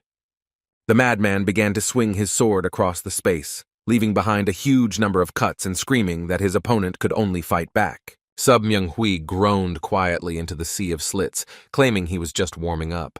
The man extended his thin hand forward, saying that this was not the beginning, and that the warrior defender was about to meet his end. The thug took a step back, parrying his opponent's attack before swinging at him again. Swinging his sword deep behind his back, the assassin threateningly said that Seop Myung-hui was too carried away with his meager skills that he didn't even need to look at. Kang Vi changed his strategy and threw his second blade straight at his enemy, shouting that once his mind became clouded, his fate was sealed. Seop Myung-hui still tried to fight despite his opponent's humiliation, drawing his sword in front of the slashes that rushed towards his face. However, the attack turned out to be much more difficult and faster, which is why the warrior defender did not even have time to open his sword to block it. While he was in confusion, the thug took advantage of the moment and began to run towards his enemy at great speed. The warrior defender didn't even have time to realize when the assassin rushed through his body using only the blade of his sword. The Great Celestial Merchant Alliance Administration stood in horror as they watched the assassin destroy their strongest warrior without much effort. Chong Du-soo was stunned, and a nervous tremor began to run through his body as he mumbled the name of the warrior protector under his breath. Seop Myung-hui was still trying to call Kang Wi bastards through the pain of vomiting through his teeth, but he couldn't say anything. When he finally said that the thug would die in agony, Kang Wi could only laugh with a wide grin, saying that hell had already prepared him for torment and suffering. While his body was being split in two, the madman said that he should not think about such things if he himself was on the threshold of death. Kang Wi jumped forward indifferently, and Seop Myung-hui's body was torn in two with a huge stream of blood. The thug rose above the administration, exclaiming that it was too early for him to die, and once he killed Chong Du-soo, he would also destroy the entire merchant union. Chong Du-soo stood in horror before the very face of death on his nose, screaming at Kang Wi and calling him a scumbag. The madman opened his eyes even wider with a mad expression and shouted that Chong Du-soo should give up his life if he didn't want his subordinates to suffer. Destroy the demon. That was the only thought in Kang Vi's mind as he swung his sword at the alliance leader with a mad expression on his face. Chong Du-soo was already preparing himself for the sharp blade to rush across his face at any moment, but it suddenly stopped. The Danmok Song Chan brothers stood in front of the head of the merchant union, fending off Kang Wi's attack with their swords, and Kang Wi angrily asked if the Hua sect was in cahoots with the filthy foreigners.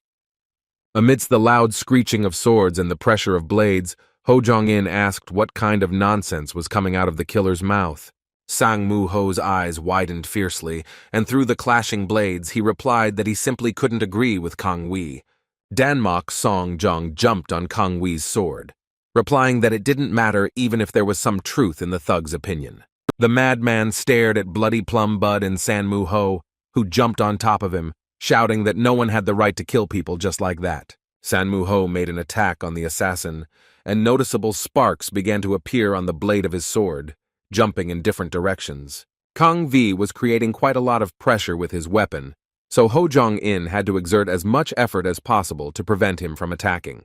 While the thug was distracted, Danmok Song Jong jumped on him with a blade, shouting that if all of his murders were provoked by the Five Dragons Union, then she was defending the honor of the Foundation. Kang Vi looked at the sharp blade with a red glint under his throat, emotionally calling the girl's words complete arrogance. The thug grabbed his weapon and barely managed to dodge the long blade Danmok Song Jong swung over his head. The assassin thrust his long sword forward, amidst a loud screeching of steel, trying to fight off the unexpected attack. In the end, Kang Vi somehow managed to fend off the attack, and he irritably asked if the girl was still going to block his way after that. The killer's eyes grew wilder as he angrily shouted that their battle was started by the 9 Foundation Alliance, and from now on everything would be on their conscience.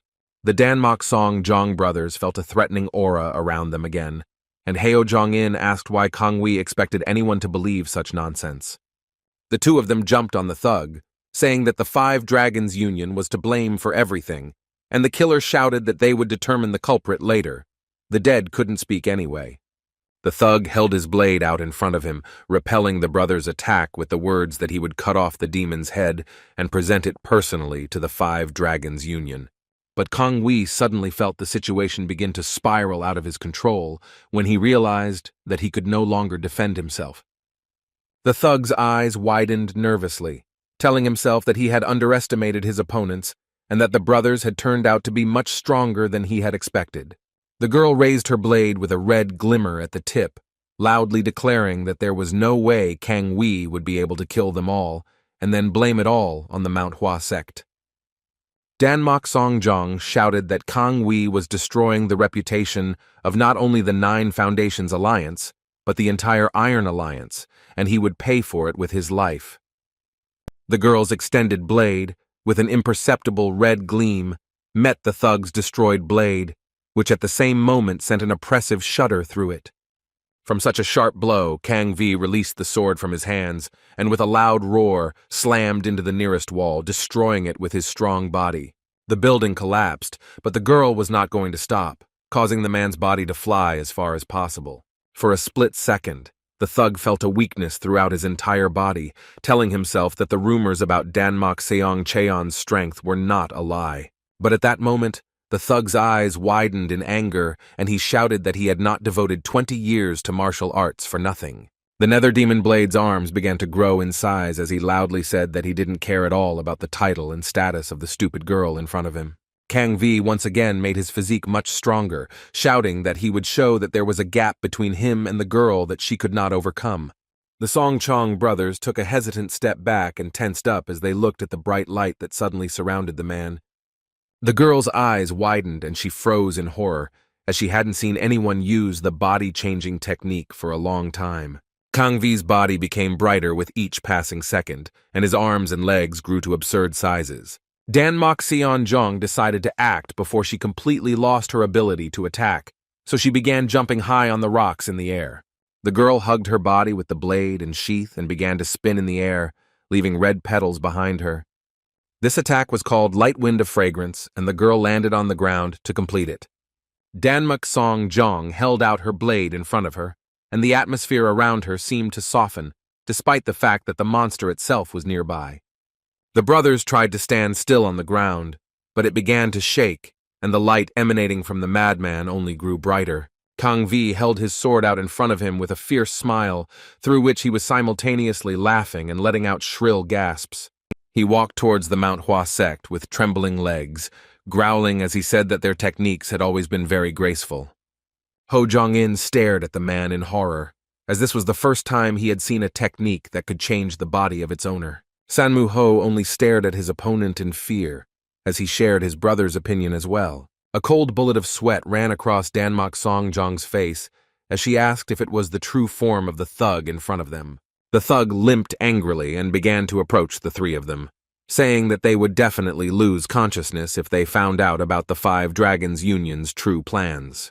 When they asked what he was talking about, Kang Wei only replied in a quiet, oppressive tone that something very unusual would soon happen on the continent, but he couldn't say more. Throwing his sword behind his back with a brutal expression on his face, Kang Wei said that they would find out the whole truth when he stood at their graves. Chong Du-soo nervously stared at the monster, as he was completely confused and did not understand what the Five Dragon Alliance had to do with this. In any case, if everything Kang Wei said was true, then this could become a huge problem for them, and they needed to prepare well.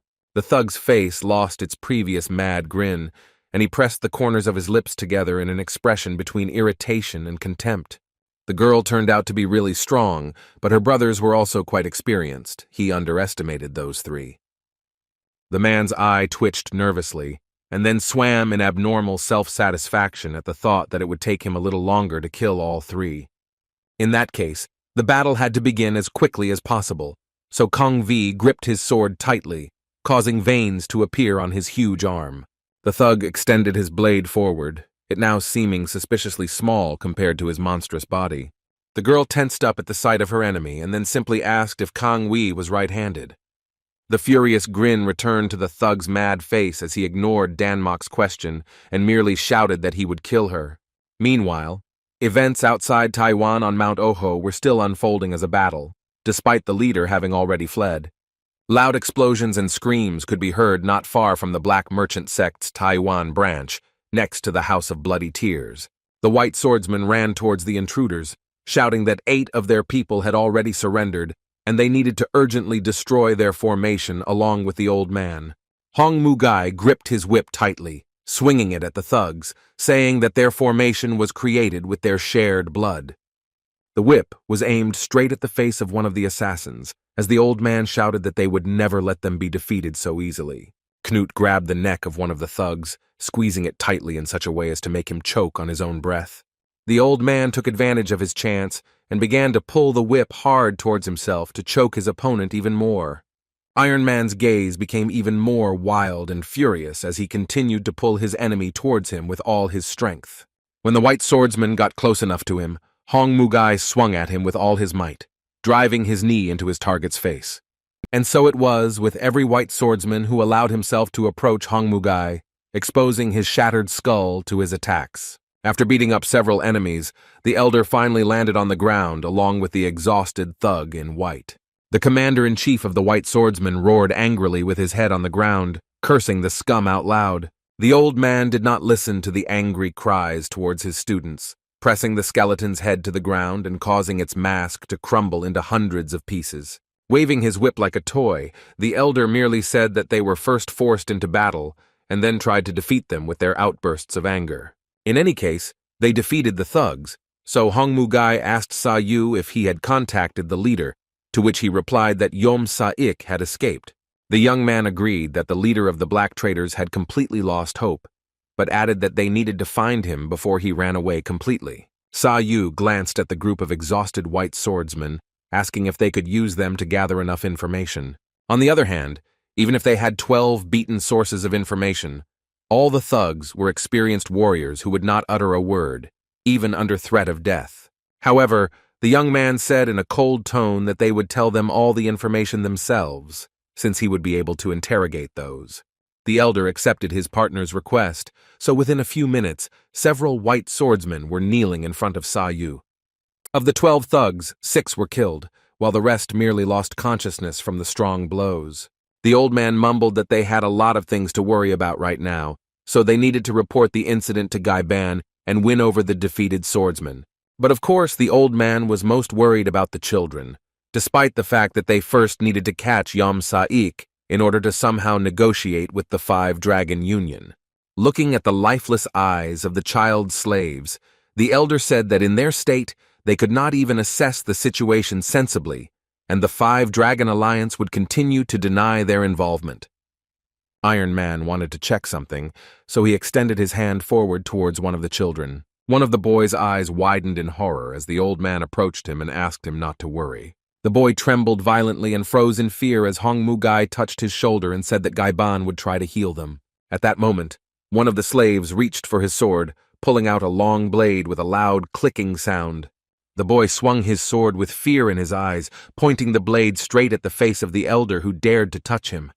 Iron Man didn't even have time to notice what could have provoked such a reaction, and how quickly he even opened his weapon. The old man barely managed to dodge the boy's sharp cut, which slightly grazed his eyebrows, scattering them into the air. Hong Mugai tried to act rather quickly, so he jumped high and did a somersault in the air to dodge. The other hooded slaves also began to tremble in both fear and anger, their eyes filling with rage.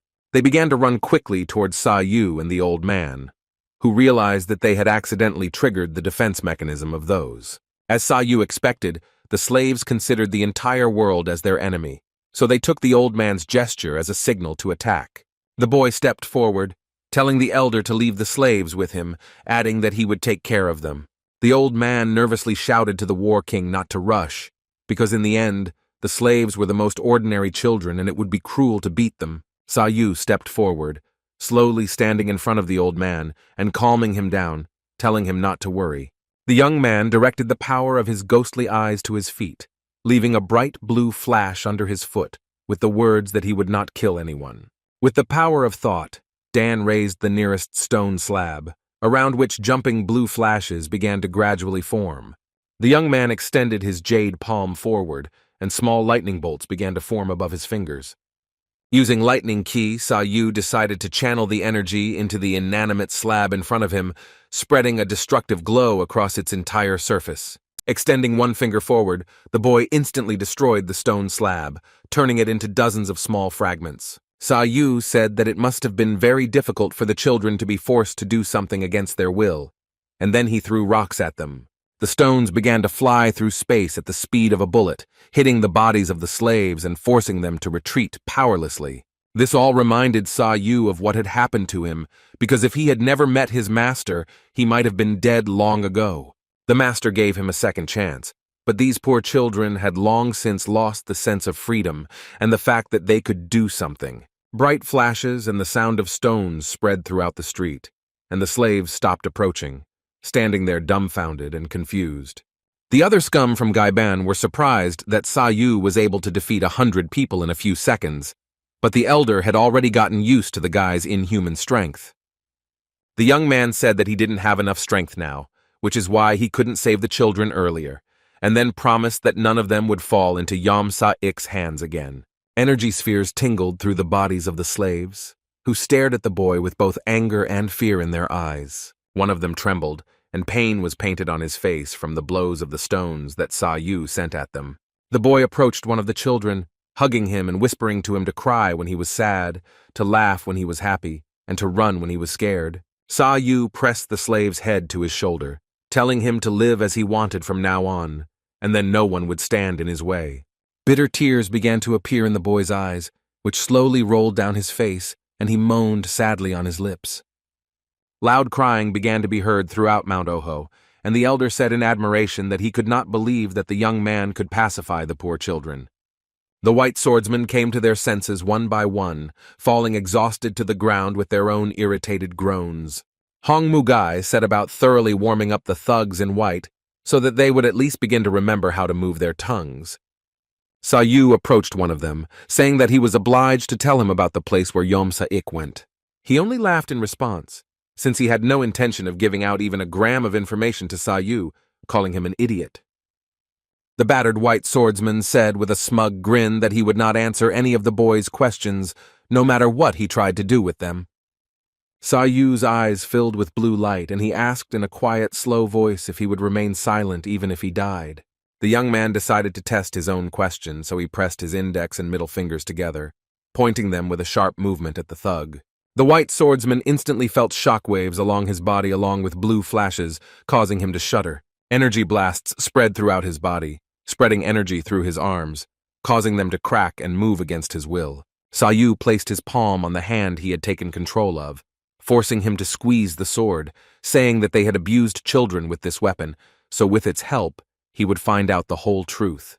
The hand gripped the sword piece even tighter, and the white swordsman glared at him, angrily asking what kind of power the boy had used, since he couldn't even control his body. He began to bring the blade closer to his throat, shouting that squeezing information out of him was useless, and that the white swordsman would not sell out their comrades even under threat of death. The young man looked at him, doubting whether he should call people like Yom Sa-ik comrades, since he just took off and ran away, abandoning them to their fate. The guy snapped his fingers, creating a small flash between them with sarcastic words that now he at least knew that they valued the lives of their comrades more than their own. The hand began to turn on its own again, beyond the thug's control, and he felt it begin to change direction. Instead of heading for his own throat, the sword blade was now pointed in front of the other warrior's face. His comrade began to beg him to stop, grabbing his hand tightly, but it turned out to be suspiciously strong. He nervously asked what his partner was doing, to which the other replied that his hand did not yield to him and moved on its own. Amidst the heart-rending cries of his comrade, the blade voluntarily plunged with blue energy around it straight into his throat. The white warrior's eyes widened as he held the dagger in his hand, and he began to beg the young man to stop and stop controlling his body. He was losing control of his body with each passing second, screaming loudly that he could not kill his comrade. Saou smiled imperceptibly, saying that it didn't matter whether he killed his friend or not, because they still had 4 of his comrades in reserve. The other 4 thugs all froze in horror when Saou said that he would not kill their commander-in-chief until he killed all of his partners. Yes, the method was quite cruel, and even the elder understood this perfectly well, but there was no other way. Moreover, the white swordsmen had trained for decades, and they had passed more serious tests, so they were literally brainwashed with unbridled loyalty. The old man nervously pressed his teeth together, because he knew that for those who killed their comrades, it was first and foremost to kill their honor, so this was the only way to find out the truth. The commander-in-chief trembled in horror at the realization that he had to utter at least a word so that none of his comrades would suffer, even if he didn't care about his own life. His protégé trembled nervously with disbelief in his eyes, and he asked in a trembling voice if his partner was going to kill him. A bright smile appeared on the commander's face, and he shouted at the top of his lungs that Master Yam was heading to the Great Union of Merchants. Saou looked at him, asking with a little skepticism in his voice why Yam Saik would go somewhere so far away. Then the truth poured out of the commander's throat like a waterfall when he told him that Khan Vai was going to massacre the Traders' Union, and in the meantime the white swordsmen were supposed to steal the goods. Iron Man concluded that in the end this plan had failed, and now Yam Saik was just trying to get out of Taiwan, so he was going to follow him. Saou said that if Kang Vi had decided to destroy the trade union, then there must have been complete devastation there. The young man recalled that there were people from the Mount Hua sect in the Union building in the morning, but now he doubted that they were still there, and if they were, they would hardly be able to defeat Kang Wei. In any case, the boy needed to find Yom Sa-ik and catch him along with Kang Wei before it was too late, so he asked the old man to take care of the rest. Saou took a step forward, then another, leaving small blue flashes on the ground as he gained the speed of light thanks to the lightning key. The elder wanted to ask what was on the boy's mind and what he had already planned, but the boy's trail disappeared faster than the old man even had time to ask questions. The ground was first shaken slightly, then cracked sharply, followed by a shockwave as a huge explosion appeared on it. Iron Man and the other Guy Band scum felt the shockwave pass over them, sending a violent wind into their faces. Saou rushed forward at the speed of light, gaining speed with each passing second and moving his legs with the help of lightning chi. The guy raised leaves around himself, on which he began to quickly jump, from one leaf to another, rushing along them in quick flickers. The young man jumped high on one of the leaves, and his body rushed right in front of the shining moon of the bloody night. The boy's speed and energy increased to such an extent that the leaves he had raised began to accumulate the thorny energy of lightning. The sound of a crackling and bouncing charge was heard throughout the air as the boy jumped even higher and accelerated again in one sharp jerk. The distance between Mount Oho and the nearest village was noticeable, but it only took him 2 minutes to fly to Taiwan. The closer Saou got to Taiwan, the more visible the silhouettes of the buildings of the Great Celestial Union of Merchants became in front of him. Chong Du-Su lowered his head with a resigned expression. He knew that his life and the fate of the Merchant Union now directly depended on the Mount Hua sect. In the Great Union of Traders, there was a mechanism that consisted of several gears, and if one of them broke, the entire mechanism would fall. In this case, it was such a gear. Even if he died, he was most afraid for the young lady, and the worried cries of his ward were not encouraging either. Seeing how Kang Wei was able to repel the attacks of the 3 warriors of Mount Hua on his own, Du-Su felt pained at the thought of having to flee on his own. Of course, it would be better to run away now, but Kang Wei became crazier and more ferocious with every second, increasing his chances of winning. Yet Du-Su didn't know if he was making the right choice by leaving Danmak Song John and her brothers, who were willing to give their lives for their sister, to their fate.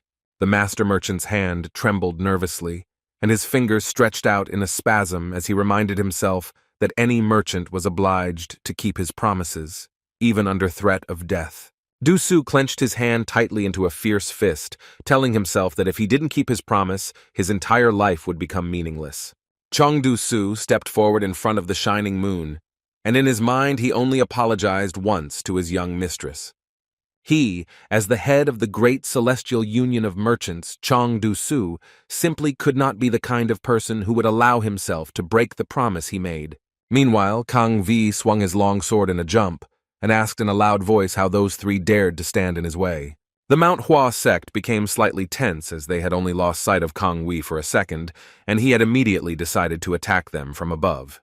Danmok Songjan worriedly shouted to Young In and Mu Ho to be careful as Kang Wei was already preparing for his next attack.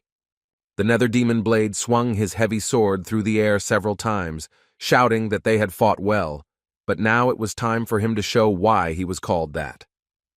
Extending his blade forward, Kang Wei used a technique called the Bloody Storm of Falling Stars, releasing hundreds of sharp projectiles towards his target.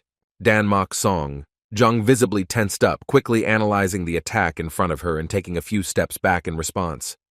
Taking one step after another, she jumped back, noting that the thug was not just a member of the Five Dragons Alliance, and was considered one of the strongest 5 fighters from there. Glowing pink petals began to circle around her blade, and she said to herself that such a person should only use his skills in the name of justice.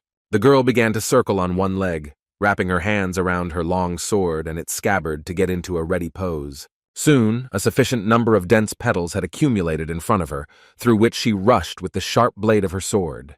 Danmok Songjong began to create a plum-colored energy barrier around herself, which circled around her and created a kind of gentle shield.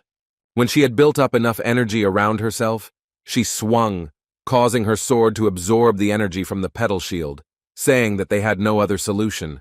The girl and her brothers surrounded Kang Wei, firing several slashes at him in order to catch him and defeat him with the techniques of the Mount Hua sect.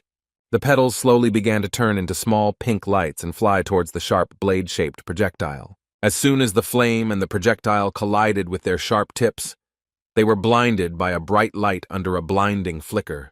Kang Wei didn't expect that the girl would try to block his attack and would also be able to blind him from the clash of their powers. The thug bared his teeth angrily, tearing his vocal cords with words that he would never have thought that the girl's ki would be so strong that she would have to defend herself from him. The madman's eyes narrowed to small purple dots, and he exclaimed that the girl would not be able to fight against him with her sect's techniques. Kang Wei opened his mouth wide, swinging his sword once again to strike his opponent with another attack. The thug was about to show off his full strength by plunging the sharp blade of his sword into the ground to take advantage of the heavens' suffering. The handle of the madman's sword began to be surrounded by purple lights, which grew to an absurd size with each passing second. Soon, the sword's blade pierced the ground it found itself in, leaving behind only a bright purple flash and hundreds of small fragments. A purple shock wave swept across the entire union of merchants, destroying a huge portion of the location in one moment. Danmok Song. Zhang's eyes widened in surprise and confusion, not understanding how the monster had such powerful techniques. The Mount Hua sect nervously retreated back as they watched a huge cloud of dust and their enemy's aura form in front of them. The mist quickly surrounded them all, creating noticeable flashes and tingling flickers of purple lightning around them. Mu Ho put his hands forward to try and stop the flow of energy in front of his face, shouting that Kang Wei had increased the strength of his ki. With each passing second, it became more difficult for the brothers to defend themselves from the monster's attacks, each one stronger than the previous one. Danmok Song. Zhang stared at Kang Wei in shock and froze in place, asking how something like this could happen. This kind of power was something that the entire Mount Hua sect was unable to overcome, so she extended her blood-plum sword and swung it. The girl began to spin around herself, swinging her swords clockwise, saying that they urgently needed to join forces. Mu Ho agreed with her and headed towards her, taking a position where his sword was in front of his back. Zhang extended his sword forward, holding out the sheath and blade itself in front of him and loudly informing his mistress that he was ready. When Danmok Song Zhang had raised enough petals around herself, she gathered energy and held her sword out in front of her in the plum bud pollen, river of steel technique. Soon after, a huge explosion rushed through the space due to the collision of the energy of the Mount Hua sect and the purple mist of Kang Wei. The thug plunged his sword into the ground, starting to walk towards his prey in disarray as the fog finally began to clear. Proudly placing his hands on his waist, Kang Wei said with a growl that it wasn't easy for him, but he still managed to deal with those. The clouds of his own energy were so bad that he could not breathe calmly, so he had to put his fingers to his nose. A small grin flashed across his face, while his victims coughed up blood beneath him. Kang Vi lost his crazy expression as he looked at the three of them and said that he warned them, but they continued to fight and resist for some reason. Looking at the exhausted brothers from the Manhwa sect, the thug couldn't even gloat. His voice was full of contempt and disrespect. For them, he was a strong and simply invincible opponent. But for him, the brothers were more like two annoying flies that buzzed in his ear. But those two were already dead, and now Kang Vi finally allowed himself to say angrily that the bodyguards and the girl were no longer there. Lowering his eyebrow in a disdainful expression, the thug could only haughtily ask what kind of help she was now counting on. The girl was exhausted even after successfully blocking the attack, but she was still alive, relying on her sword as her last hope. Danmok Song.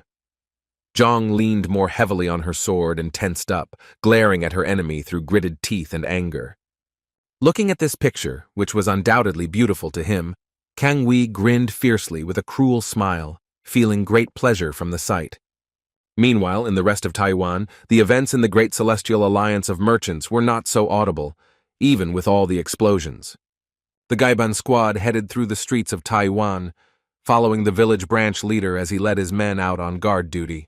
Sometimes, slightly surprised passers-by would glance at them, looking at them with disgust and bewilderment, not understanding why some people in torn clothes were walking around the streets. The head of the Gaiban branch in Taiwan reported that all branches in Taiwan, including Mount Oho, had been warned that the Gaiban were guarding all escape routes.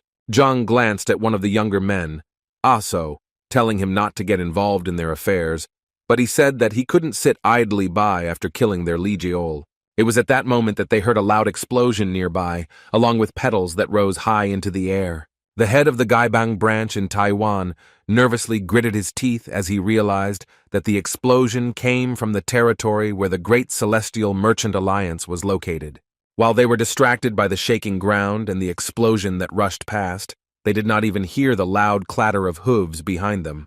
Saou nervously looked back in the direction of the sound, ordering the other scum from the Gaiban squad to immediately disperse in all directions. Before they could even disperse peacefully, Yam Sa-ik flew overhead, angrily ordering the scum to get out of his way. There was not an ounce of calm on the face of the leader of the black traders. His heart was literally jumping out of his chest as he clenched both rows of teeth in irritation. Saou shouted loudly towards Yam Sa-ik, screaming at the top of his voice that it was because of that scoundrel that their partner, Uncle Li Jeol, died. The head of the Gaibang branch in Taiwan opened his eyes wide and loudly exclaimed that they couldn't have missed the escaping Yam Sa-ik. At that moment, Gaiban's squad took off and rushed in pursuit of their enemy, who was trying to escape from the crime scene. At the same time, Kang Wei's furious laughter could be heard throughout the entire branch of the Great Heavenly Merchant Alliance. Looking at the cut-in-two body of the guardian warrior beneath his feet, the thug angrily asked what Du Su was planning to do, now that all of his guards were dead. Chong Du Su looked at Siop Myung Hui with a shocked look, not understanding how his best bodyguard was killed so easily. Immediately after this, another loud laugh came from the thug's mouth, and he exclaimed, asking what Song Chan was going to do now. Looking at the exhausted and bloody bodies of the brothers, the killer loudly exclaimed that the defenders of the toy had also been dead for a long time. Danmuk Song. John still tried to stand up with an angry expression on her face, but her body was shaking, and she was barely able to suppress the pain in her bones. A furious grin spread across the thug's face as he muttered through clenched teeth that the girl would pay with her life for standing in the way of justice in his way. Picking up his shattered sword, the thug began to mention the sins of everyone present nearby, saying that the Great Celestial Alliance of Merchants was taking all the gold for themselves. He shouted loudly that this was why he was going to make it so that the Heavenly Alliance would no longer exist, but the girl called his words nonsense. Gritting her teeth tightly, Danmok Songchan could only squeeze out that the thug was talking too much nonsense about the Mount Hua sect. The girl stood up, raising her sword and angrily saying that she would cut the thug's throat and restore true justice. But before she could even swing like that, Kang Vi made her attack, cutting through the air in front of her and creating a huge purple flash of energy around her. The girl flew away exhausted in the other direction, and the killer swung his sword, saying that she had nothing but strong energy. Dongmak Song Jong flew away and released the crystal butterfly seal from her hands, flipping over on the ground several times. The blade of the demon of the underworld rose above the girl, solemnly declaring that she could not even attack back, and he would not tolerate such an attitude towards the truth that he carried. Gritting his teeth together in anger, the thug shouted that truth was on his side, and justice without force was just blind stubbornness. Eyes wide, the thug's voice grew even louder as he shouted that if she still didn't understand something, then she should just say goodbye to her life. But Danmak Songjong did not respond anymore, having completely lost her ability to somehow resist his will. The thug suddenly fell silent, looking at the unconscious girl, and then narrowed his eyes in slight disgust. Kang Vi rolled his eyes deeply and let out a dramatic, bitter laugh as he said that he could still kill the girl at any moment. He was going to deal with that one a little later, but for now he still had to deal with the Union, the head of the branch of which was still alive. The manager nervously asked the master merchant to leave, but he denied everything, saying that he could not break his promise and run away. The thug began to slowly approach the two, saying in a cold and threatening tone that the leader no longer had any reason to live. Dongmak Songjan looked up weakly, and the killer loudly asked Jung Du-soo why he needed to leave him alive. The manager stood in front of the chief, saying that Du-soo would still help them achieve many things in the future for the sake of their young mistress, and the pathetic Kang Wei would never touch that. Chong Du-soo squeezed his colleague's shoulder, ordering him to step back, but he only replied that he would give his life for the chief, since the young lady needed it. Kang Vi didn't even listen to his pleas, swinging his arms deeply with a brutal look, while shouting that he couldn't stand all this tenderness and would kill two at once. At that moment, Yam Sa-ik rushed in and loudly shouted at the thug to pack his things and get out. The one on the horse nervously approached the killer in confusion, shouting that they needed to leave immediately and hide. Kang Vi raised his eyebrows in confusion, not understanding why there was so much fuss when the leader of the black merchants had asked him to bring him Chong Du-soo's head personally. A cold sweat ran down Yam Sa-ik's face as he stuttered out that they didn't have time. The House of Bloody Tears was destroyed, and the steel archer was killed. Kang Vi narrowed his eyes menacingly, saying that it was already too late to run, since the scoundrel had already rushed for their souls. The head of the black traders trembled even more, taking a few nervous sips and saying that it couldn't be that he had already found them. However, Saou had indeed already reached them and was already towering over them with the oppressive whistle of the howling wind next to him. The guy's silhouette was clearly visible against the snow-white moon as he stood over his prey, who was already screaming in despair at his arrival. Yam Sa-ik fell from his horse and began to back away, loudly saying that he could not have found them in such a time. But Saou only remained silent in response, collecting his thoughts after everything that had happened, because now he had very little left to do. The guy decided to quickly look around, glancing at the chopped-up bodies of dozens of warriors who defended the great celestial union of merchants. The bodies of the Danmak Songchan brothers were weakened and destroyed from the inside, resembling soulless statues. Perhaps the whole place reminded the boy of a very huge bloodbath, which was immersed in a crimson liquid from top to bottom. Even with all his speed, the young man was slightly disappointed because he was unable to prevent the disaster, even when he acted as quickly as possible. But then, the boy saw something not far from him, directing his curious gaze downwards. On the ground lay a shiny crystal butterfly seal, which he had seen in Danmak Songjong's hands just a few hours ago. Saou jumped off the destroyed roof with a flash, leaving behind a small flicker of blue light. The boy landed in front of Danmak Songjong, who looked at him in surprise, recognizing him. The young man slowly picked up the crystal butterfly, carefully grasping it between his fingers and causing a small shimmer to fly across it. Now he could examine the seal in his hands in detail, once again convinced of how similar it was to the one he owned. The corners of the boy's lips lifted, and a wide yet warm smile appeared on his face. This was all because the butterfly also had a name written on it. In this case, Seo Ho's name was written on it. The young man's doubts were justified, and a light exhalation of relief and a little melancholy escaped from his lips. Saou then decided to return the seal to its original owner, heading towards Danmak Songjan. Saou knelt down slightly in front of the girl, placing the butterfly seal directly into her hands, saying that it belonged to her. The guy took off his cloak from his shoulders and then threw it over the girl's shoulders, playfully saying that she was very reckless for throwing herself at Kang Vi. Danmak Songjong indignantly told the young man not to say such a thing to someone who had put everything on the line, and the young man thanked her. Saou clarified that he was thanking her for keeping her promise to the owner of the butterfly talisman, and the girl immediately understood what he was talking about. A slight blush appeared on Song Chun's face, and she looked away, simply confirming the guy's words. Saou stood up with a slight crunch in his knees, telling her to rest while he sorted everything out. Danmok Song Jong stared at him with a surprised look, asking if he was planning to take on the thug alone. The boy didn't answer anything else and simply started walking towards his enemy in complete silence, saying something about the Soho Trade Union. Saou looked up with his ghostly eyes, saying that Kang Vi must pay for everything he had done. Looking around, the young man asked if the blade of the Nether Demon was going to destroy the Alliance because its creators came from foreign lands. Kang Vi said that Saou was absolutely right, and also added that the reason was also the girl who resisted the Five Dragon Alliance. When the boy asked if he held the usual grudge over such nonsense, the thug only replied that everything in Zhongwan should belong only to its residents. The killer narrowed his eyes in irritation, saying that the plan to overthrow the kidnapping girl had already been launched and that she was about to go after Chong Du-su. Saou raised a turquoise aura around himself, asking if he was talking about Soho the whole time when he mumbled that he had to destroy the demon. Although the young man did not fully understand the logic of his enemy, he had long since decided that Kang Vi was destined to die at his hands. Saou coldly reminded him that he had definitely warned the thug more than once, saying that he would have to put his life on the line if he wanted to fight. And this happened more than once. It happened twice already.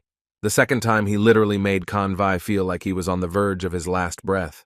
That feeling again, that strange sensation of fear and trembling throughout his body that made Kang Vi freeze in horror. The thug took a nervous step back, saying in a shaking voice that the guy shouldn't rush in and kill him. One look from the boy made the killer shudder, but he still couldn't stop staring at him, knowing that he would die if this continued. Kang Vi still had one strategy left, the so-called backup plan, which he initially didn't want to use and was going to keep under his sleeve. In the end, it didn't matter since he was going to die anyway, and Saou couldn't help but wonder what Kang Vi could have asked for in exchange for his service to the leader of the black merchants. On the day that Kang Wei and Yum Do-young met with Yom Sa-ik, the blade of the netherworld demon asked the leader to find something for him. In return, the thug needed a certain divine sphere, with the help of which an ordinary person can gain good health and longevity. The assassin extended his hand forward, saying that in the hands of a martial artist, such power gave him incredible strength, so he would like to test how it worked. Even the head of the black merchants himself was skeptical, saying that if such a wonderful thing belonged to him, he could become the strongest martial artist. The thug laughed with a growling voice, saying that the first saint once brought one divine sphere, after which many people died, and the culprit was never found. Squinting his eyes angrily, Kang Wei said that he remembered very well that Yom Sa-ik had left behind evidence. A furious grin spread across the assassin's face as he said that he would bring up the matter at the Five Dragon Alliance Council, which would definitely interest the first saint. Yom Sa-ik found himself on the thug's hook, clenching his teeth in visible irritation, asking if he had threatened him. Kang Vi said with the same smirk that he was just trying to help the leader avoid some consequences. He wanted to offer him something else if he didn't change his mind, but Yom Sa-ik stopped him, loudly ordering him to come with him. Kang Wei's lips rose even higher as he said that he should have said that from the beginning, and then asked Sa-ik not to worry about that one's secret. The blade of the nether demon said that he would take the secret of the chapter with him to the grave, and the steel archer asked if his partner was prepared for the consequences. Yum Do-jung only said that it seemed like Kang Wei shouldn't expect anything good from his idea because he would be putting his life in danger. However, Kang Wei merely threw his head back, mocking his words for mentioning life. The fierce smile never left his face when he declared that he had to help himself for now, since the next time he met the blue-eyed man, he would definitely die. Yom Sa-ik invited the thug inside the darkened vault, and the thug noted that he would not have thought that he would hide treasure in such an open place. Inside the small, open square chest lay a small, cloudy golden ball, which was the so-called divine sphere. Lifting it between his fingers, Yom Sa-ik declared that the sphere would be in Kang Wei's complete possession, as would the consequences if he did not subdue the Ki. The madman didn't like it when there was too much chatter, so he snatched the sphere from the merchant's hands at that moment. Squeezing the small ball between his thumb and forefinger, the thug said with a fierce smile that now he would definitely defeat that boy. At dawn, he was about to leave for Yuan, where they would inevitably meet again, and Yom Sa-ik did not understand why he was resorting to the divine sphere. Looking at the golden ball between his fingers, the madman described the boy as the one he wanted to defeat more than anything in the world. And now, the moment had finally come, and now Kang Vi was holding the sphere in his hands against the backdrop of the glowing moon, saying that today he simply had to win. The young man narrowed his eyes in disbelief, looking skeptically at his opponent, who was about to do something with the medicinal sphere. Throwing his head back, the nether demon blade finally released the sphere from his fingers, causing it to fall straight into his wide-open mouth. Kang Vi immediately swallowed the sphere, which rushed across his neck, leaving behind a slight tingling sensation. At that moment, the man opened his purple eyes wide, which were filled with a huge amount of chi energy. The thug groaned loudly through the pain, which increased his physical strength with each passing second, his arms outstretched. A purple glow and small lights from the aura spread everywhere as he threw his head back with a growl. The boy's ghostly eyes glowed brighter as he realized that his opponent's ki had suddenly increased to an abnormal size. Kang Vi's body was twisting and growing in size with every passing second, and he didn't stop screaming for a second. In order to at least slightly dull the pain growing inside him, the madman swung his sword, leaving behind a huge destructive wave with his cut. Chong Du-su tensed up and nervously looked towards the explosion that rushed across the ground and caused destruction comparable to a huge tsunami.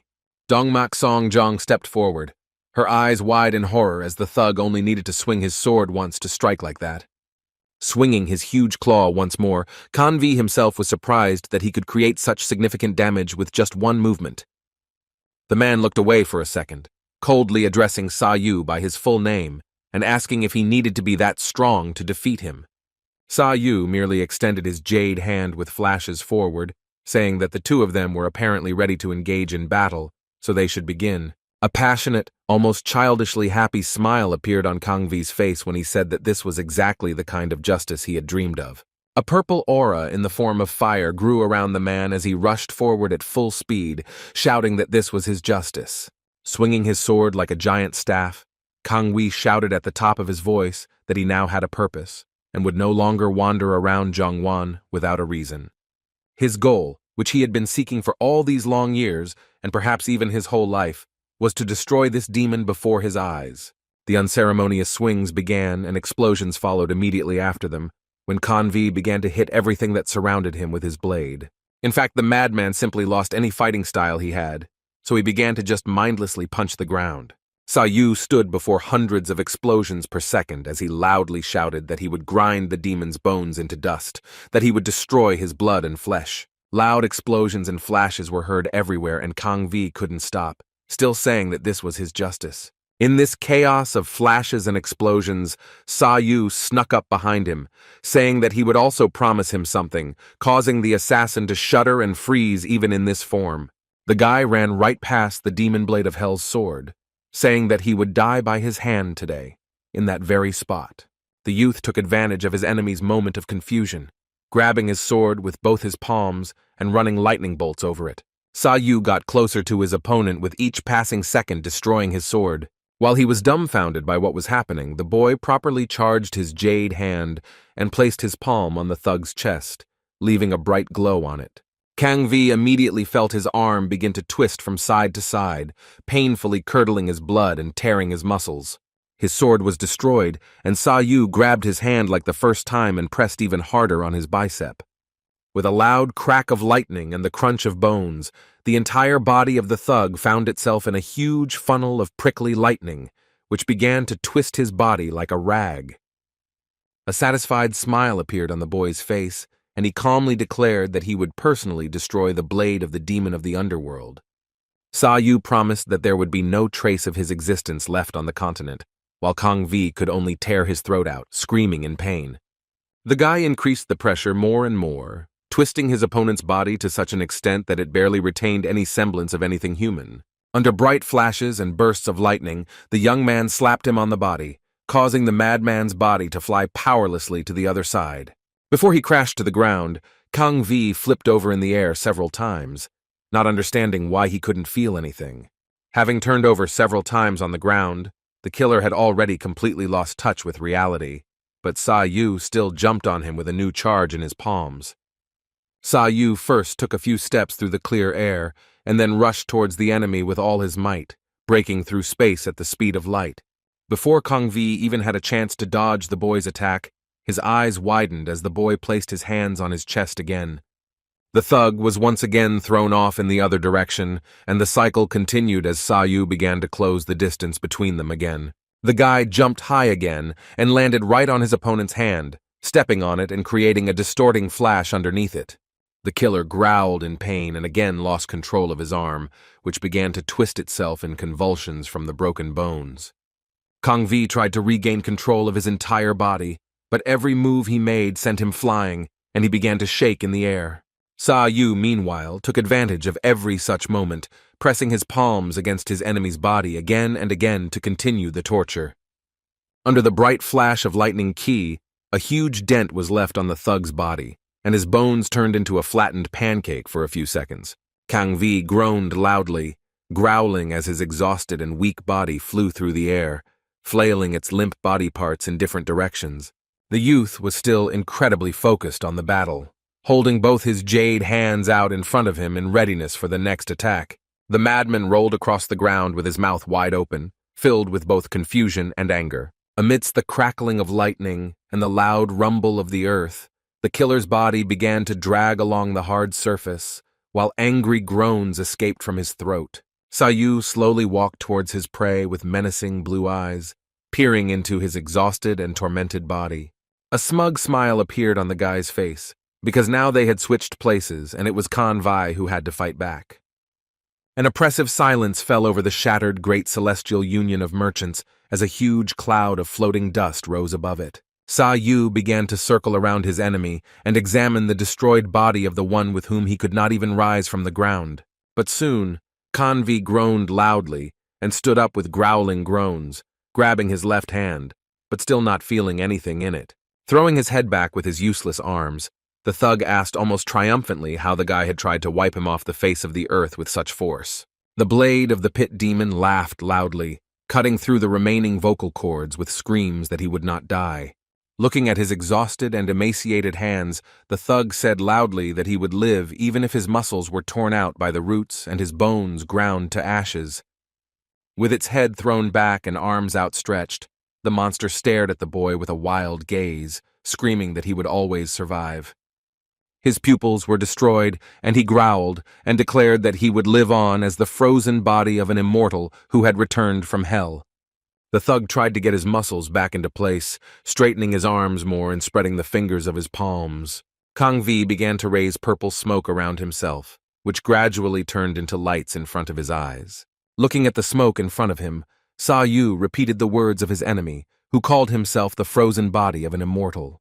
The purple aura had initially only circled around the killer, but now it had begun to surround even the boy. Saou lowered his eyebrows, saying that when a heavenly weapon attacks its opponent, it will implant lightning chi into that opponent's body. The thug's eyes widened, and he froze in confusion when the boy noted that such energy was equal to a strike of real lightning.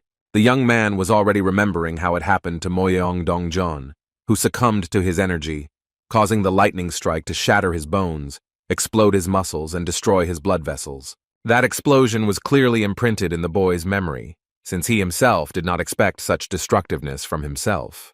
However, Saou noted that it didn't matter how bad his victims' deeds were, their bodies had to be buried with dignity. But the guy was ready to make an exception for the sake of Kang Vi, who himself called himself just a frozen body, not a human. The thug's eyes could no longer open due to all the horror he had experienced, so he could only wait in bitter anticipation.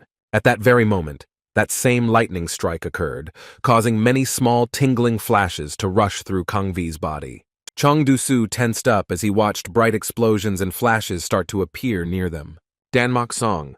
Jong jumped up again, shouting that such energy was simply impossible to use. Kang Vi began to feel pain all over his body again, causing him to grit his teeth as the boy told him that he would destroy his body and leave no trace of him. The rag, into which the thug's entire body had been transformed, began to be wrung out at the speed of light, turning into a small funnel. The traces of life from the killer began to disappear with each passing second, and his body gradually disappeared into thin air, leaving behind not even dust. In the end, Saou pressed his energy one last time, saying that his life was truly meaningless. Sa-ik, who was sitting nearby, nervously began to back away from his sitting position, not understanding what was happening before his eyes. The head of the black traders widened his eyes and froze in horror. He simply could not believe that one of the warriors of the Five Dragons Union had been fundamentally destroyed. He stared at the boy, not believing that in front of him was the man who had killed not only the steel archer, but also the blade of the demon of the underworld itself. When he looked at Saou in such a pose against the backdrop of the shining moon, the guy involuntarily reminded him of some kind of demon, a monster. Now it was too late for Sa-ik to run anywhere. In his position, he could only stand still and watch as his own end in human form approached him. He was the best among the merchants and could not give up so easily. Sa-ik needed to run away and hide urgently. The flashes and lightning around Saou increased, and he said in a threatening, cold tone that it was time for them to talk. The boy's eyes widened with a bright blue light as he slowly said that they were in no hurry, so they could discuss everything without rushing. At that moment, the scum of Gaiban burst into the destroyed Great Celestial Union of Merchants, shouting that they must catch Sa-ik. So jumped forward with his cane, shouting loudly that they had to avenge their uncle Li Jiol. But as soon as they looked around, all they saw in front of them was nothing but ruins and destruction created the previous night. The very next day, the restoration of the Traders' Union began, while Chong Du-su was reporting on the losses. The two residences were destroyed along with the two warehouses and their contents, but Du-su didn't care about the financial losses. He only cared about the lives of their warriors and the Mount Hua sect. Chong Du-su folded his hands in confusion, saying that they should provide compensation to the families of the victims and arrange a decent funeral, and then asked about Song-chan. The manager lowered his eyes even lower, answering that Dan-mak Song-chan had not eaten anything for a day and had not left the room, most likely grieving for her dead comrades. The bodies of the girl's brothers were brought straight to her room so that she could say goodbye to them properly and let them die in peace. Mu-ho and Jong-in were her loyal companions, who, although inferior to her in strength, still accompanied her on many journeys. Pouring some alcohol into both of their mugs, the girl bitterly said that in life they both liked to drink sometimes. She picked up the bottle of alcohol and began to slowly pour it into the cup, saying that if she had known that they would die so soon, she would have let them drink to their heart's content.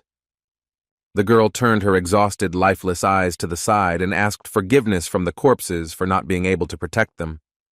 Looking at the glass that was full to the brim, Dan-mak Song-jong only uttered her final words of farewell.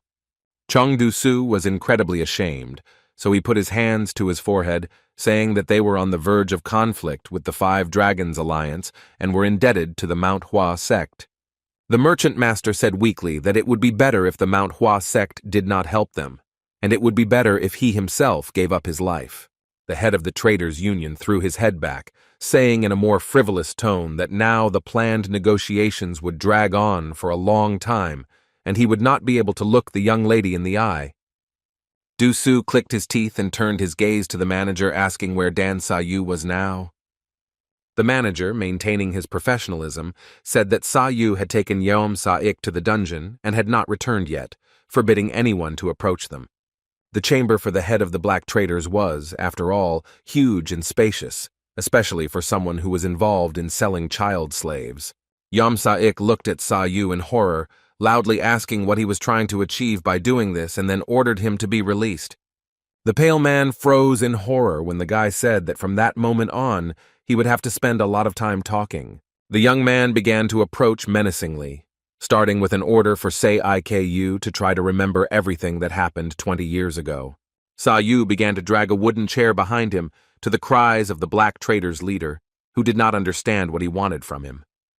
The guy sat down in front of him, continuing to interrogate him with questions about who he met 20 years ago, what happened then, and who he bought from the Moyeon family. Raising his cold, ghostly eyes, Saou slowly said that he was obliged to reveal all his secrets to him until there was nothing left in his soul. Sa-ik became noticeably nervous, clenching his teeth as his whole body trembled under the young man's words that he needed an answer that would satisfy him. Saou stretched out both corners of his lips with a confident smile, declaring that he had given all the instructions and they could finally begin. The dungeon was quite deep, so you had to try hard to hear anything from above. The events shift to the main building of the Gaiban branch in Taiwan, where Saou went after he completed his justice. Yesterday was a pretty tough day, so the young man would like to rest a little, relax, and breathe a sigh of relief. At the very least, he could take a few fresh breaths of air in the warm water, where he felt great peace. In his head, he was talking to his teacher, telling him that his master had indeed been a very cruel man in life. Saou sat down in the water, telling himself that he knew very well that he was also very cruel, and even if he met death, he would not escape suffering. The young man stood up to the sound of the water sobbing, noting that murder was, first and foremost, a sin, regardless of justification, as his master had taught him. This was the truth of life and everyone knew it, but if you have to kill someone, then you can't doubt it. It was time to go, as Saou had already managed to catch his breath in the warm water, and he didn't want to waste time even a second longer. Throwing a towel over himself, the young man merely said that doubts were an obstacle only because they can make a person regret what he has done. Either way, it was time for Saou to leave, and he didn't want to waste time on such sentimentality in such a situation. Rumors soon spread throughout the Great Celestial Merchant Alliance and Taiwan that Kang Hui's body had been torn apart the previous night. In fact, everyone already knew that he was killed by the War King, who turned out to be one of Gaiban's 6, and also captured Yuan. The old man overheard gossip, according to which Saou used such torture on the head of the black merchants that screams could be heard from the basement all night long. The elder chuckled to himself, saying that rumors breed rumors, and once they spread, nothing can stop them. When Hong Mugai approached the unusually calm boy, he asked him with displeasure why he had such a sad face, adding whether he had by any chance visited the children. The guy only replied that many of them couldn't even remember their names. Only their code numbers remained in their memory. Saou looked down sadly, saying that they would hardly ever be able to return the children to their normal lives. The old man exhaled discontentedly through his lips, saying that only one God could know something like this, noting that they would need help and special understanding in any case. Looking at the group of children below them, the old man sympathetically said that they were completely lost and helpless. Saou just silently listened to Hong Mugai's words as he continued to tell them that the children were forced to go through all the tests on their own. Looking at the children in robes, Iron Man just let go of the thought that they had changed a lot due to the unconventional, cruel ways they were trained. The old man crossed his arms in confusion and leaned against the wall, saying that it would take them a long time to figure out how to remove the vice from the slaves. He concluded that they could not be left alone in any case, and that Yam Sa-ik's deeds would soon become known in the Union of 5 Dragons. Saou said that perhaps he was right, and then remained silent for a few seconds before asking what Gaiban had found at his request. The old man pressed his palm to his face, indicating that it had not been easy for him to find what the boy needed. But he had succeeded. There was a noticeable disgust in his voice as he said that Yam Sa-ik had done a lot of things, and began to take something out from under his leather jacket. The elder handed the boy a small journal book of expenses, which contained all the records related to the trafficking of children. Saou put one foot on the ground, listening with interest to what was written there about how Yam Sa-ik himself selected the children and oversaw the training of those. Despite this, the book still did not contain any information about where the children were sent and for what purposes. However, this information was enough for Saou, so he placed the book next to him and thanked his colleague heartily. The elder laughed heartily, saying that if the boy were in his place, he would have done exactly the same. Soon the old man's excited laughter took on a more false appearance, and he began to laugh more languidly, and his eyes narrowed suspiciously. Saou lowered his eyebrows warily, and a noticeable suspicion flashed through his eyes as he stared at the old man.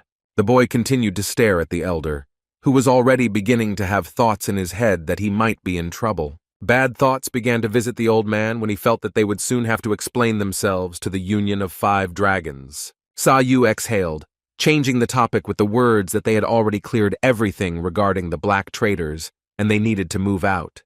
The old man's eyes widened in surprise when the boy suggested leaving the children with the head of the Gaibang branch in Taiwan, since the Merchants' Union was more reliable in this regard. The guy said that although they couldn't fully trust him, he still believed Saou, whose mention made Iron Man even more surprised. Meanwhile, on the other side of the forest, the whistling of the wind could be heard, and the silhouette of a stranger was playing some kind of melody.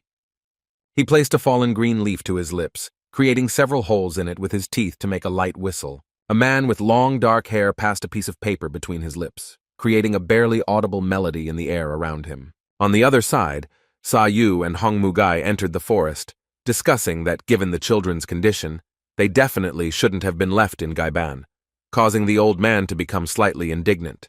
Saou only replied that if he left the children there, they would have to fight against their will again in the future. The elder was about to object again, but the boy said that although he trusted him, the old man's duties were completely different.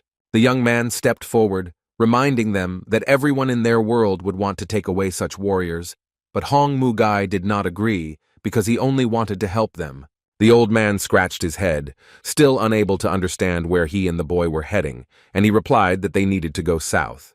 The guy turned his head to the other side, saying that they were heading to Anhui province, which was supposedly not far from the Iron Union.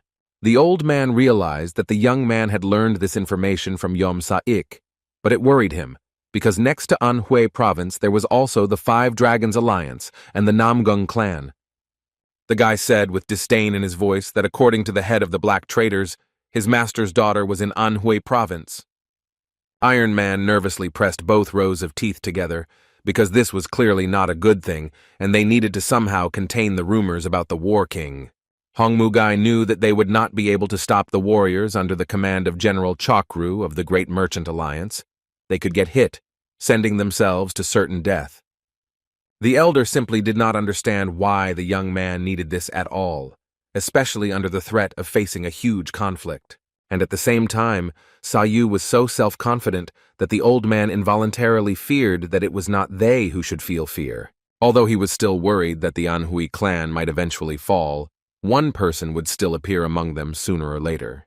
And that person could be exactly him, Starpalm, otherwise known as Huangbo Gunak, who will not let them pass by just like that. But it would not be Huangbo Gunaka's style to try to resolve the conflict with words or diplomacy. He would need a good fight just as much. On the one hand, the old man was intrigued by his partner's meeting with such a strong man, but the young man was clearly not yet ready for this fight. And no jade hands will help the young man justify his strength in front of someone so powerful and influential. The old man had already seen how Huangbo Gunak fought, who also did not possess any special weapons, but relied on his own steel fists. Still, the elder sometimes wondered why this kid, who was called the King of War, was sometimes so reckless. On the other hand, Hong Mugai still wanted to see how far Dan Saou, who suddenly appeared in Murim, could go. This mysterious power of the heavenly weapon still haunted Iron Man, even after he saw it in front of him more than a dozen times. The country was on the brink of a huge war, but although Gaiban always tried to remain neutral and never pretend, now they were clearly on the side of the young man. The old man was worried that he was dragging his people into conflict with the Five Dragons Union itself, and he was thinking inside that it was time for him and the boy to part ways. Saou recalled his conversation with Chong Du-su, who thanked the boy for helping them deal with the enemy that was threatening their gear in the Merchant Union system. When the young man was asked about the fee, Saou only replied that he needed the Merchant Union to take care of the children without involving them in the conflict on the continent. Du-su couldn't refuse the guy, and then there was silence between them, in which only the light knock of the cup on the table could be heard when Saou picked it up. The boy raised the cup to his lips, saying that the master merchant seemed to want to discuss something with him. The head of the branch of the Union of Merchants remained silent for a few seconds, and then said that the young man did have some connections with Gaiban. Chong Du-su had some questions for the boy, so he decided to check if he was from Goryeo. The merchant master recalled how the young lady once invited all the representatives of the Heavenly Trade Union at once and gave an order. Ha Seo-ho began to say that she asked everyone to come to the meeting because she had a request for her subordinates. The young lady endured the intrigue, and then declared that she needed her servants to find her one person. During that meeting, Chong Du-su looked at the girl in surprise when she mentioned a certain young man from Goryeo with her talisman. So Ho asked for his assistance and to release a smoke signal to notify her, adding that it was her father's request in the first place. Something struck Du-su in realization then. especially when she mentioned that the order had the highest power and surpassed any other on the continent in importance. As far as Du Su knew, the girl had given talismans to 3 chosen ones, but there were no men among them. However, the merchant master never doubted that Saou was the 3rd person who had obtained the young lady's gift. Without waiting for an answer, Chung Du Su immediately asked a counter-question, asking if the young man was acquainted with the young lady. Saou lifted his cup and with a calm look simply asked how Soho was doing. Chung Du Su's suspicions were completely justified, so he immediately got down to business and asked the guy to show his talisman. The young man wanted to clarify what kind of talisman he was talking about, but the master merchant immediately said that he should have had it if he was familiar with the lady. Du Su leaned slightly, noting that showing the talisman was very important, and then promised that the young man did not have to be afraid of anything. Saou thoughtfully reached into his robe, trying to feel the gift that Soho had given him long ago. Within seconds, the young man pulled out a crystal butterfly from his robe and held it out, asking if he had spoken about it. Chung Du Su's eyes widened in triumph as he realized that the person sitting in front of him was the one the young lady had asked him to find. The head of the branch of the Union of Merchants furiously grabbed the young man by the hands, loudly replying that he had no idea how happy the young lady would be to meet them. Du Su began to shake the boy's hand in his own, loudly saying that Soho would be in 7th heaven. The merchant master's face was filled with a wide smile as he emotionally shouted out that Ha Soho was in the Iron Union, even though she had a hard time in life. The boy's eyes widened in slight excitement, and a single bead of sweat rolled down his face as he asked if Soho was in danger. In response, only a light sigh came from Du Su's lips, and the former joy disappeared from his face. Picking up the crystal butterfly from the boy's hands, the master merchant said that many had sought to seize power in their union.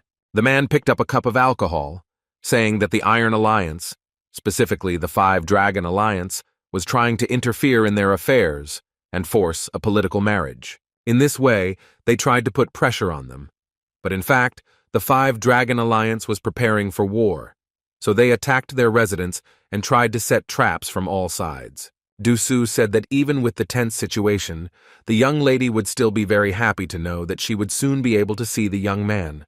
The merchant master couldn't refuse the boy who asked to tell Soho that he would meet her soon, but noted that she had probably been waiting for him for a long time. Saou lowered his eyes, saying that the girl was very dear to him, but he still had things to do that he urgently needed to finish, so Soho would have to wait for him for a bit. Du Su replied that he understood the boy perfectly well and promised to pass on all the information to the young lady, but asked to tell him where he was going. The guy replied that the next day he was going to Anhui province, and once he was done with her, he would go to Soho. The merchant master slammed his fist into his palm and stood up, thanking the young man, who thanked Du Su for taking care of the children. Looking at the boy leaving, the head of the Taiwan branch of the Merchants' Union still could not believe that it was him that Soho had been waiting for all these years. The man sat down on the chair, thinking that Saou was clearly someone special, especially with his unique, powerful strength. Then Du Su suddenly had the thought that if the young man had come to them from Goryeo, then he must have passed through Liaoning province. If you think about it, the time of the boy's arrival suspiciously coincided with the moment when the urban legend about a certain war king was born. At the same time, the youth was accompanied by Elder Gaiban, which could be the reason why they ignored questions about what really happened to the Moyeon family. Yes, the Moyeon family, who had been completely forgotten, was probably not just connected to Saou for no reason. The war king who intervened in the war between the Moyeon family and Daryuk village, foiling the former's plans and destroying the Northern Ridge Cave. And the king of war turned out to be not just a man who became part of the conflict of those, but literally ended the war, on the threshold of which they stood. A terrifying man of unknown origin with an unknown terrifying power, now the puzzle finally came together for Du Su. Chung Du Su told himself that he had to be very careful with a person like that, because he had literally brought a whole storm to the entire continent. The merchant master had no idea what they could expect from someone like that, and then he thought that he needed to tell the young lady about this. Chung Du Su tightly clutched the fabric of his clothes, feeling an inexplicable fear and oppressive anxiety throughout his body. Meanwhile, a small boat with sides in the shape of golden dragons was heading through the water. It was Lake Tai, which was located between rectangular mountains and expanses that were overgrown with green trees. The voice said that there were 5 large lakes on the continent: Poyang, Dongting, Hongji, So, and accordingly Tai, which was strewn with islands and mountain peaks. It was not for nothing that this lake was considered the most beautiful, something that the man in dark clothes and with white hair braided into 2 long tails did not doubt for a second. The man looked at the crashing waves, saying that the landscape before him perfectly matched the atmosphere across the continent. The ship approached the island of Seoli, near which several other, poorer ships were also located. Seoli Island was considered one of the smallest islands in Lake Tai, but even with its poor status, there were rumors that it housed the residences of influential people. It is easy for black traders to gain power and make money, because in such an insignificantly small place, they can conduct negotiations without any problems. A man in dark clothes walked out onto the island, folding his hands behind his back. It was the head of the Black Traders Union himself. Several menacing servants lined up in front of him, bowing before him with their weapons in front of them. One of the servants, a pale, bald man with glowing eyes, greeted the mysterious master with a trembling voice. The tall man ignored his charge's greeting, continuing to walk forward with slow steps. He paused for a few seconds to survey his servants with one cold glance from his hidden eyes. When the tall man was sure that everyone was standing in their places and bowing to him, he headed inside one of the huge buildings. As he entered the room, which was decorated in black and white, the white-haired man said that income had increased by 30%. In the hall he sat on his throne, reporting that such numbers may not have meant anything to them, but given all the difficulties, they had achieved the best result. The man's face was completely covered by a dark red mask. He clarified with a certain Master Yoma that one way or another, they still needed to put in more effort. Master Yom's eyes widened as he immediately replied that it was within the boundaries of their branch that income had increased by 40%. He added that if it weren't for the incident in the Great Celestial Union of Merchants, their profits could have been even greater, but for now, they could only accept this result.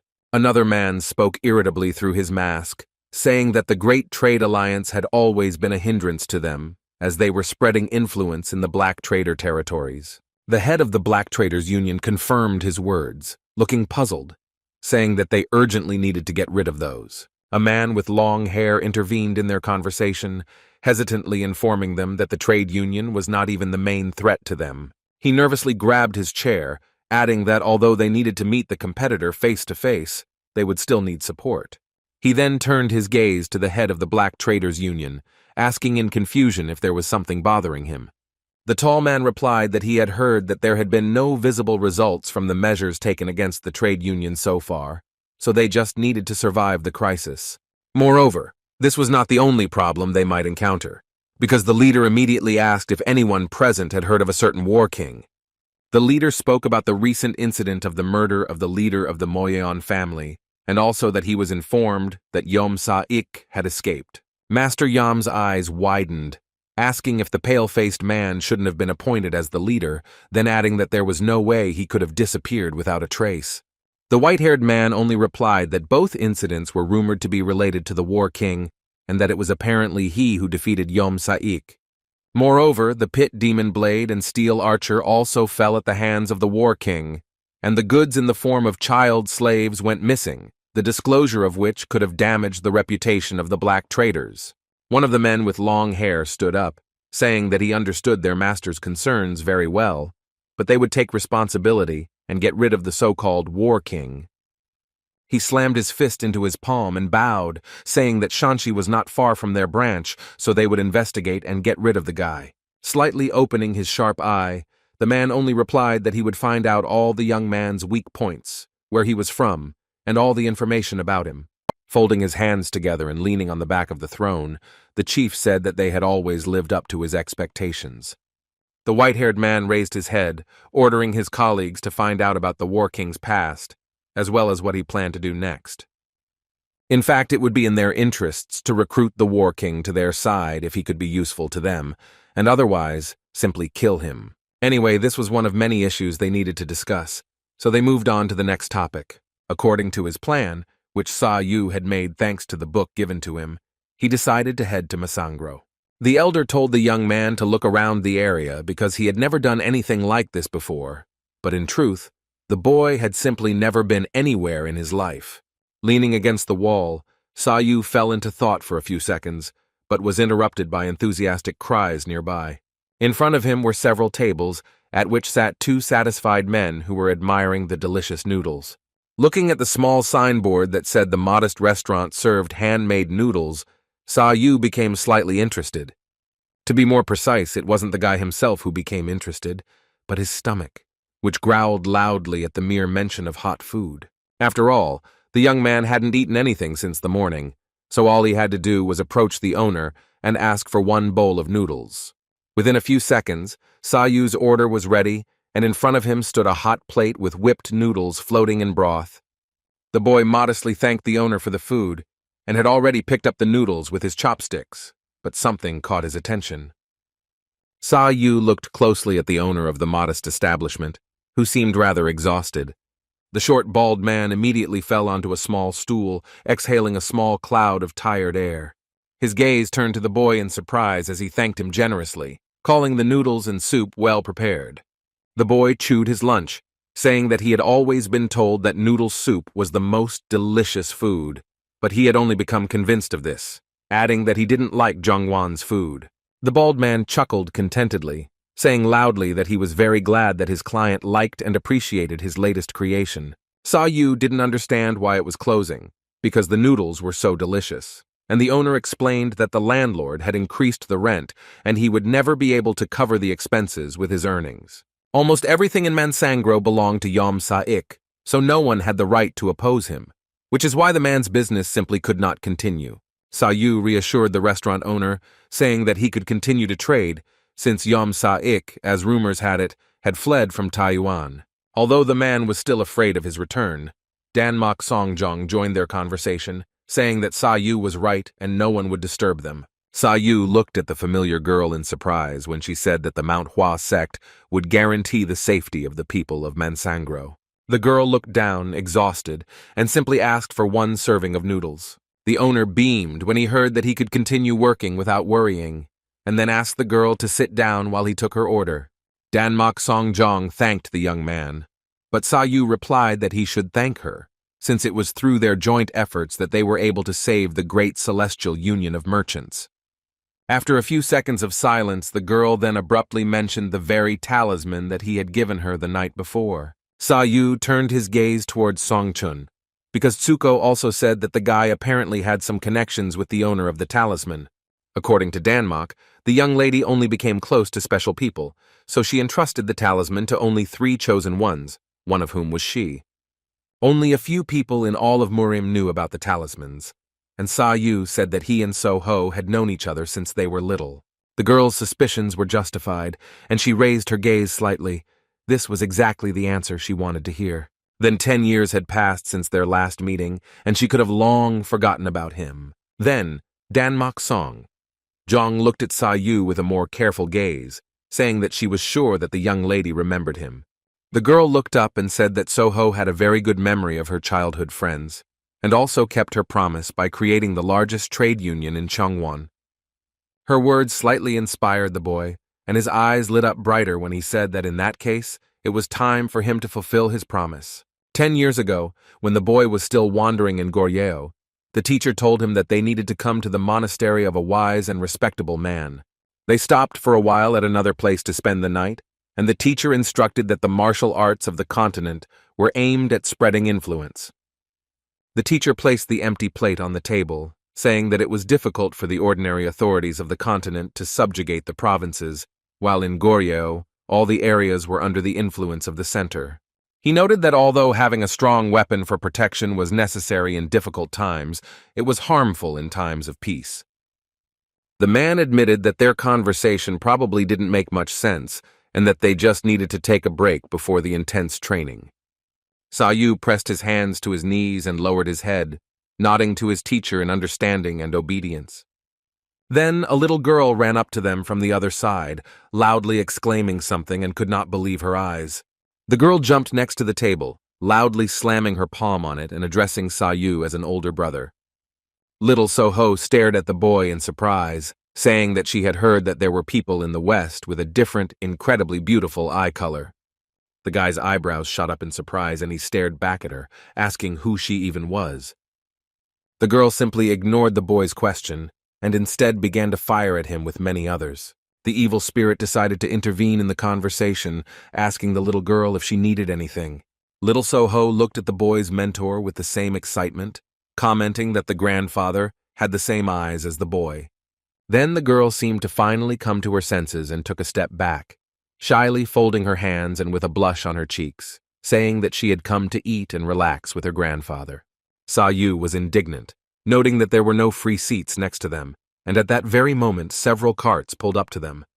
The boy looked at his standing mentor with his wide eyes. There was a slight worry in his voice. The evil spirit closed his eyes angrily, saying in a cold tone that there was too little room on their bench for two. One of the overweight men stepped forward, awkwardly scratching the back of his head, while his daughter loudly exclaimed that the boy and his grandfather were not against giving up their seat.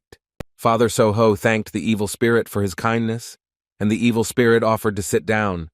The little girl sat down on one of the benches and let out a dissatisfied sigh, grumbling under her breath that her legs were tired. She pounded the wooden surface with her small fist a few more times, declaring that she had walked too much. Then Saou approached her, curiously asking how old the little girl was and where she came from. Little Soho pouted, declaring that she was not a little girl and was already 12, and anyway, asking a woman her age was very rude. Soon the smile returned to her face and she asked in response with interest what the boy's name was. Saou only slightly parted the corners of his lips, introducing himself to her in a quiet tone. The girl smiled cheerfully, calling him by his beautiful, albeit very lonely-sounding name, and then introducing herself as Soho and offering to be his friend. The girl's whims could be heard throughout the mountains, and her father apologized to the evil spirit, saying that she had to walk the whole way, so she was a little nervous. Soho contentedly placed her empty plate on the table, exclaiming that she had to eat only dried meat and rice balls for several days, so she missed delicious food. Her father looked at her with a slightly sad look, closing his narrow eyes with concern. A bright blush appeared on the girl's face, and she said that her daddy was also not guilty of anything, and Saou thought that her name translated as fox cub. Instead of blaming and sulking at her dad, the girl stuck her bottom lip out at the other man, saying that all the problems were because of Uncle So. When her father said that Uncle So couldn't do anything about their situation, Soho shook her head in different directions, dissatisfied that he had deceived them and that their mother had gotten sick. The evil spirit angrily lowered his gray eyebrows, saying in a cold tone that those seemed to have something to say to them. The girl's father introduced himself as Hamanbo, saying that they used to have a business in Gandong, but because of their modesty it failed and they went to China. A look of concern appeared on the teacher's face, because at that time the Yuan dynasty ruled over everything, and all of China was too unsettled, so foreigners were not welcome there. The man did not deny the evil spirit's words, because even he had heard that there was a war here in Goryeo, and that the rebellion was led by a certain Zhu Yuanzhang. That leader had no trace of humanity in his soul, starting a fierce war against the Yuan dynasty and successfully advancing, pushing the Yuan to the north. The boy opened his ghostly eyes in concern, asking in an excited voice how this happened. The girl clearly knew something, but throughout the entire conversation, she remained silent, pursing her own lips in a displeased expression. The girl's father explained that it was precisely because of the war that had broken out that traitors like them were now finding it easier. The mention of the Yuan dynasty once again struck an unpleasant blow to the young man's soul and memories, and the image of Cho San falling appeared in his head once again. In his thoughts, Mue's cries again rang out like an oppressive ringing, begging him to run as far as possible. Saou lowered the eyelids of his ghostly eyes, puzzled as to what might have happened to his sister if the Yuan dynasty had been pushed back. The girl smiled and loudly told the boy not to worry, because even though she didn't know what all those words meant, she wanted to become a great merchant to solve all the world's problems. Saou's eyes widened even more because the girl was only 12 years old, and she dreamed of taking such a great position. But soon, a warm smile appeared on the guy's face, which he simply could not hold back because of how touching it was. Saou was taller than the girl, so he leaned down slightly and stroked her head, playing along and thanking her. The guy smiled at little Soho, tenderly saying that he would definitely believe her. The little girl looked at the boy with enchantment in her eyes as he addressed her as a fox and asked her to take care of him. But soon, the blush on Soho's cheeks became even brighter, and she lowered her eyes, pressing her lips together in displeasure. Then the little girl suddenly looked up and started waving her tiny fists in all directions, calling the boy mean and ordering him not to tease her. She threw her hands in the air with tears in her eyes, exclaiming that if she tugged at her hair, she would not grow up, because of which no one would marry her, and she would not be able to help her dad. Saou, with wide eyes and fear on his face, removed his hand from her, awkwardly saying that he didn't want her to not be taken as a wife because of him. The little girl grabbed her head in resentment, muttering that she would forgive him this time, but only because the boy was handsome. An imperceptible smile appeared on the evil spirit's face, and a dull, bitter laugh escaped through his compressed lips. Saou had never seen his mentor show any noticeable or vivid emotions, especially if it was something casual like laughter. The master widened the corners of his lips into a wide smile, calling the children in front of him funny. Soon the sun had completely set beyond the visible horizon, hiding behind the earth in the night. Saou and his mentor slept sitting up, an unusual method that was also necessary to contain their internal ki energy. The little girl couldn't sleep, so she kept her eyes wide open as she watched the two of them in their unusual way of sleeping. But most of all, Soho couldn't take her eyes off Saou, noting to herself how handsome he really was. The father of that one grumbled and whispered that his daughter had already drilled a hole in the guy's face with her gaze, telling her to look at him better when he was sleeping. Saou was distracted by the shouts of the girl and her father, and the former loudly shouted that if someone's daughter was happy, then it was better not to disturb her, and the latter called her a pest. The master said coldly that if his disciple had woken up, then they had better go, especially since eavesdropping was not very good, which made Saou shudder slightly with shame. Together with his teacher, Saou soon went outside in the middle of the dark night, leaving the chambers that had already turned into a quarrel. The girl knelt down in surprise and asked the boy where he was heading at such a late hour. Saou nervously shuddered and turned his head, answering with a forced smile that he had already slept enough, and that he and the old man had a long journey ahead of him, after which he said goodbye to Soho.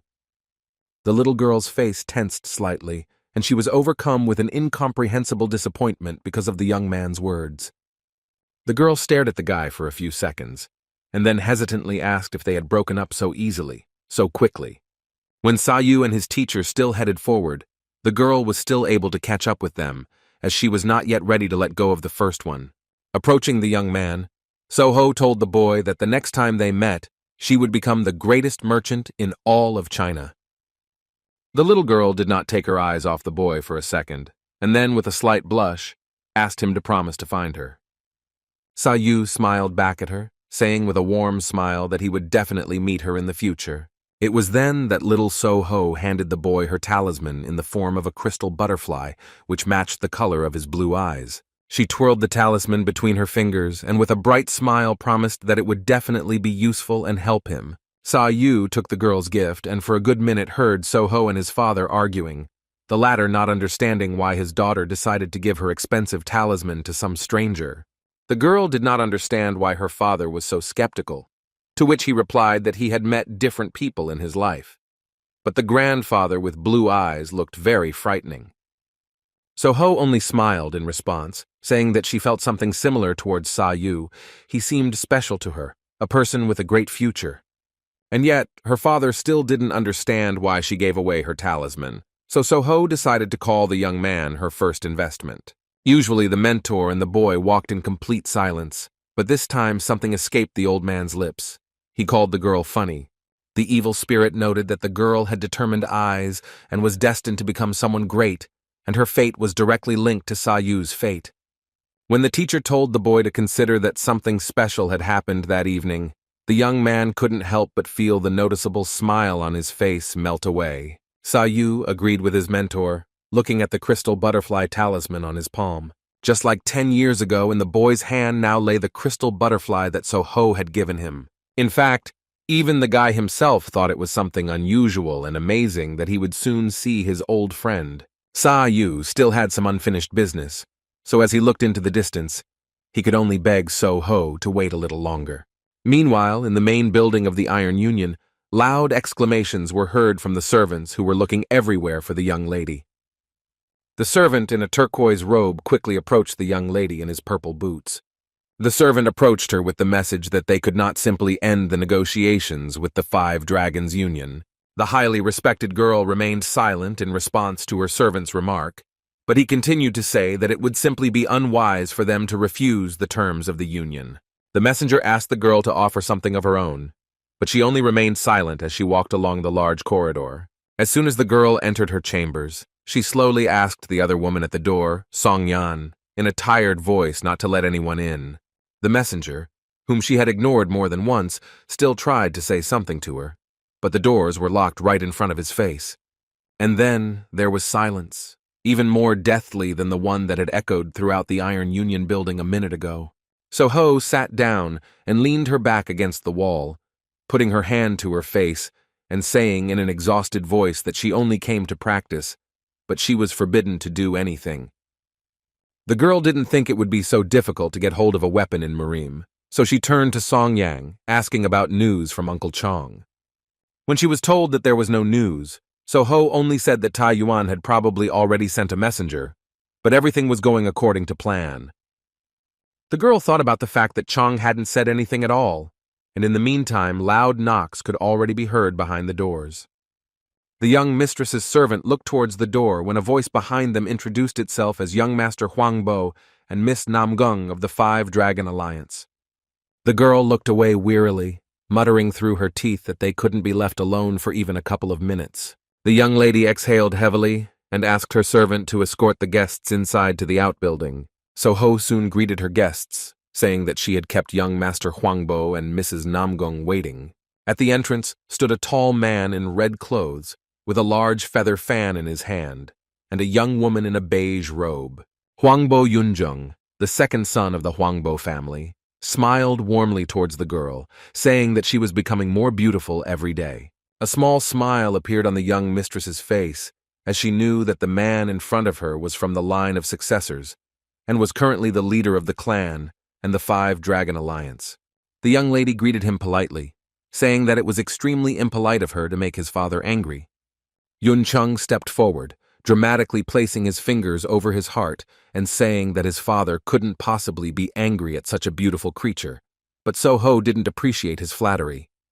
When they sat down, the man said that he had in no way tried to defile the girl and that he would like her to think about and accept his certain proposal. Namgung Seo Ren, the shining lotus bud, intervened, saying in a serious tone that the girl did not seem to be happy about their meeting. So Ho tilted her head with a smile, saying that she didn't mind since Namgung could go anywhere throughout the Iron Union.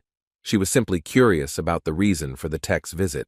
Mrs. Namgung covered her mouth with her wide sleeve, saying that the young mistress had upset her very much, since she thought that they could not visit her without a reason. The atmosphere in the room became slightly tense, and the air tightened as So Ho said that she was just saying what she felt. With her hands clasped together behind her sleeves, the head of the Traders' Union decided not to waste time on pleasantries and asked why the two had come to see her. A faint smile appeared on Namgung Seo Ren's face, and she said that they just needed to borrow funds from the Iron Union. So Ho lowered her eyebrows in confusion in the silence when her guest named the amount she needed, a full 10,000 gold. The young lady merely replied that they would not be able to take such money unless they had a very good reason for doing so, and for the sake of decency, they should inform her of this in advance. Seo Ren snapped back with an irritated smile, saying that this money was needed to open a branch of a new organization within the Iron Union, and so Ho had no right to call them partners. The young lady nervously pressed her hands to the chair with trembling wrists when she said that her refusal to give money would not affect anything in any case. The maid Ha So Ho looked at her with worried eyes when the young mistress did not have any immediate arguments. So Ho placed her hands on her knees, thanking her for her suggestion, saying that she understood her situation very well, and that she was used to seeing things from a wider perspective. And yet, the young lady refused her request, saying that the deal was large and she could only make a decision after meeting with the Union of 9 Foundations and the Union of Lions. She said so, quoting Miss Nam Gung, that she had to discuss everything thoroughly before dealing with such an important alliance, and it wasn't just the Five Dragon Alliance. Namgung Seo Ryong suddenly fell silent when she realized that even her sweet words had not helped her achieve her goal and bring Soho to their attention. Huangbo Yunjung could only smile smugly, pressing his lips together in an imperceptible smile and looking away. His voice took on a slightly playful tone, and his eyelids lifted indecently as an awkward laugh began to bubble up inside him. Perhaps now he understood why Namgung Seo Ren was called the Fox in the Five Dragons Union, because her ingenuity was simply amazing. Although Namgung Seo Ren was striving for power over the entire world, Soho, nicknamed the Fox, was striking not only with her ingenuity, but also with the largest capital in the world. Huangbo Yunjung's tongue forced its way through his teeth and greedily rushed over his lips. He was simply pleased to watch the negotiations between the two. Yun Chung was self-consciously embarrassed with a slight blush on his cheeks, suspecting that they were arguing to get his attention.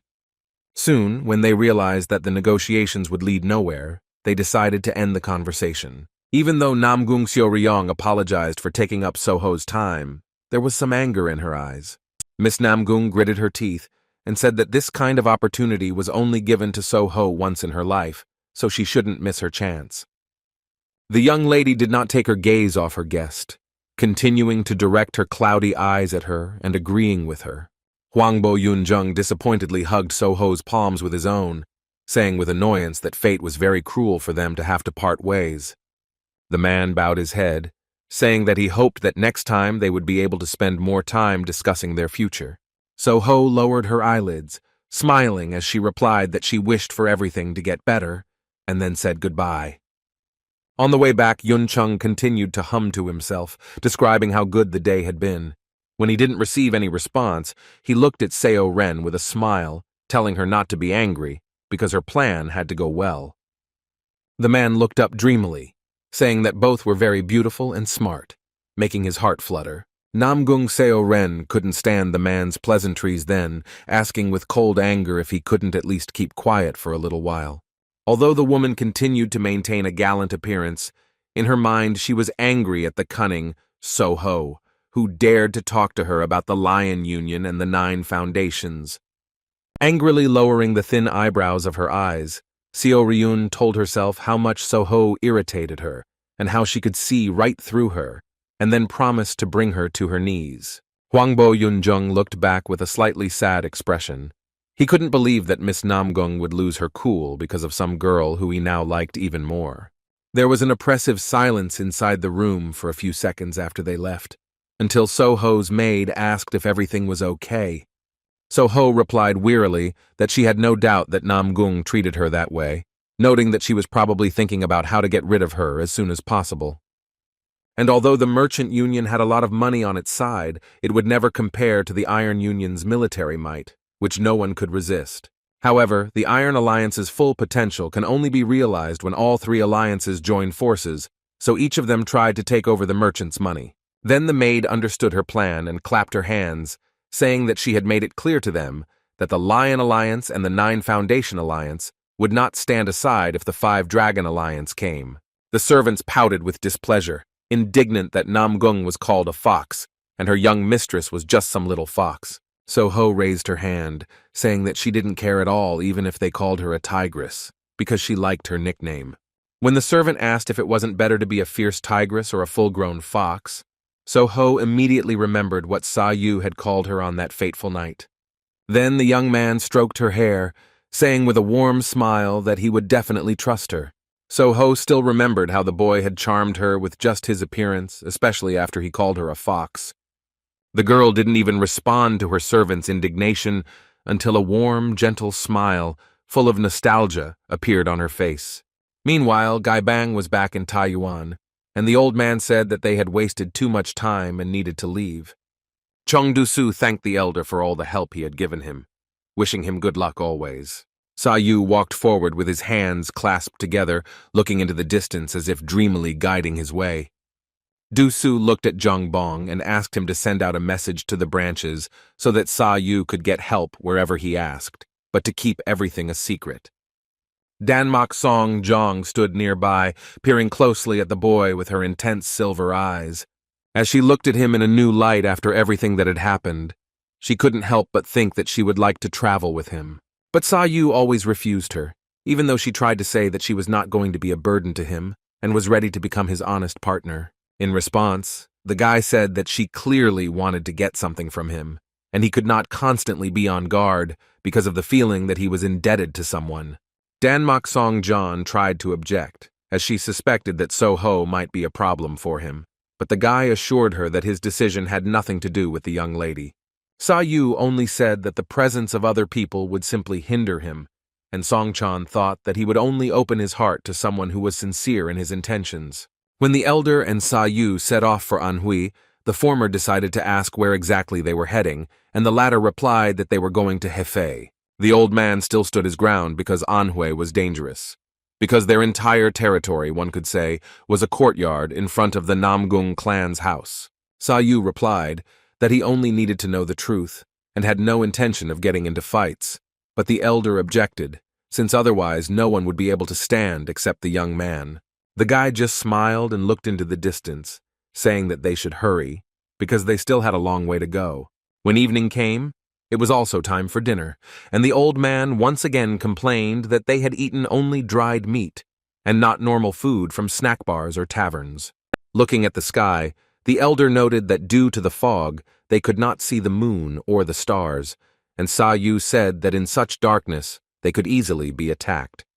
Chewing the meat in his hands, Iron Man said that he did not want to think about any attacks, because he, unlike the young man, lived according to his conscience. Pressing his eyelids and lowering his gray eyebrows, the old man had already begun to recall how Saou had turned the life of the continent upside down with the events in the Moyan family and the Five Dragons Alliance. Looking at him with suspicion, Hongmu-gai said that many big events in recent times were associated with the legend and the War King. Saou then said with feigned surprise that it seemed like they really couldn't avoid a fight. Not far from their small fire, mercenaries were located, hiding behind the trees in the fog. The mercenaries began to jump from one branch to another, creating only a barely audible whisper of leaves with their leaps. In the pitch darkness, it was simply impossible to make them out unless you looked very closely at the dark silhouettes. There were more than 10 of them, but all their movements seemed to occur in unison, and they jumped from one tree to another. When they finally spotted a good place to make their attack, they landed on one of the branches. Just at that moment, Hongmu-gai sensed the presence of someone else nearby, but he decided to pretend that he didn't notice or hear anything. Chewing on his dinner of tasteless dried meat, Saou said that there were 18 of them nearby, and each of them had a sword. The old man threw his head back and wrapped his lips around the neck of the bottle, saying that they moved quite stealthily, as if they were ordinary rogues. The bald, pale-skinned thugs continued to stare at their prey with their stern eyes. One of the assassins jumped down with his sword, landing loudly on the ground and immediately giving away his presence. He strained his pupilless eyes, preparing for his next move, which he was going to complete in a second. The thug made a leap, and then dashed towards Saou with a swift movement, pointing his blade straight ahead. As soon as the blade approached the boy, he, without even turning around, ran his 2 charged fingers, curving the blade. Watching as a single blue flash rendered his weapon unusable, the thug froze in horror. He shouted loudly in confusion, but Saou had not yet completed his move, and sent the lightning chi energy from the sword blade throughout the enemy's entire body. A few seconds later, the killer's exhausted body, surrounded by flashes, flew to the other side, releasing the sword from his hands. The man fell to the ground and dragged his head around for a few seconds with small lightning bolts around him. The old man looked away, saying in an indifferent tone that they were unlikely to give up so easily and that they probably wouldn't even get any rest tonight. Saou smiled in agreement with his partner as his ghostly eyes gradually began to glow brighter. The old man threw his head back and then grabbed the neck of his bottle, drinking all the liquor from it in one stream. Filling his cheeks with alcohol, the old man loaded the bitter drink into his mouth and then began to exhale sharply through his nose. Opening his mouth, the elder released hundreds of projectiles of liquor, shouting at the thugs to stop hiding and cowering. Several killers appeared in the air at once, taking the brunt of the blow and succumbing to the explosions created by the drops of the old man's liquor. And although some of them were temporarily stunned by the elder's attack, others still continued to fall on them. Hongmu-gai literally created a perfect opportunity for Saou, so he decided to take advantage of the moment and began to charge the aura within himself. Saou loaded the liquor onto the sharp wood, causing it to catch fire and head towards the thugs one by one. Before the mercenaries could even react to the firewood flying at them, their faces were met by it, sending them flying to the side. Amidst loud groans and crackling flames, sharp logs pierced the bodies of the killers, leaving them without weapons before they had a chance to attack. The firewood was directed in a chaotic position, so Saou couldn't make each one hit their heads. However, it was still enough to send 3 of the 18 mercenaries flying in different directions and crashing into the trees nearby. The leader of the thugs looked nervously at the flames around him, not understanding how they had been defeated so quickly. When he disappeared under the words that they would not be able to capture the boy alive, Saou slightly tensed up and concentrated again. The boy groaned unimpressedly when he noticed a hump on the ground below him heading towards him. When the hump got close enough to the young man, the commander-in-chief's sharp blade rushed through the ceiling. This move was quite simple and weak, so Saou didn't even have to strain himself as he simply extended his palm in front of the blade. The assassin's commander-in-chief froze nervously and stood there, furiously unable to understand why he had lost control of his weapon. Saou stared at him with a ferocious gaze, asking if he really thought he could kill him with such insignificant skills. The guy no longer stood on ceremony and then began to approach the enemy, folding the steel blade like a piece of thin paper. Soon the young man increased his pressure and leveled the leader of the thugs to the ground with his own hands, creating a huge explosion around him. The earth shook, and in the meantime, several more killers were already flying towards him, taking out their sharp swords. 7 other mercenaries jumped on the guy, but he continued to sit on the ground, creating flashes and explosions under his palm. One of them angrily headed straight for Saou's head, furiously ordering the War King to die. But as soon as he approached the young man, he took out his charged jade palm and placed it on the enemy's cheek. This movement was enough for Saou to take advantage of the moment, grabbing his leg and starting to painfully twist his body. And so it happened with all the other mercenaries, through whom the guy rushed with one sharp movement and made them drag themselves in convulsions right in the air. One of the mercenaries glanced nervously at the young man, tremblingly asking how they had ended up completely beaten, and then ordering him to immediately report everything to the master. But the boy wasn't finished yet, taking out his loaded hand and saying that he wouldn't let them go anywhere just like that. One of the mercenaries tried to run away as quickly as possible, but Saou was much faster, creating an energy sphere behind him. The killer groaned in exhaustion as he felt as if several ball lightnings had passed through his body at once. Jumping, spiky flashes surrounded the thug's body, causing him to fly off to the side, exhausted, and begin to drag along the cold ground.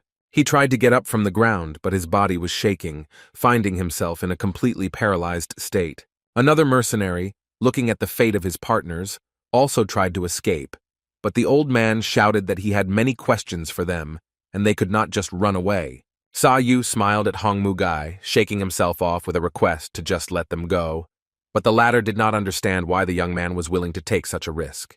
The guy looked away from the ghostly eyes, noting that they wouldn't be able to find out anything from those anyway. Looking at the fleeing killer, the young man said that whoever the mercenaries were, sooner or later they would show up again, since they were so prepared for the attack. When they finally decided to take a little rest, the elder decided to ask the guy in the morning where he thought the thugs were from.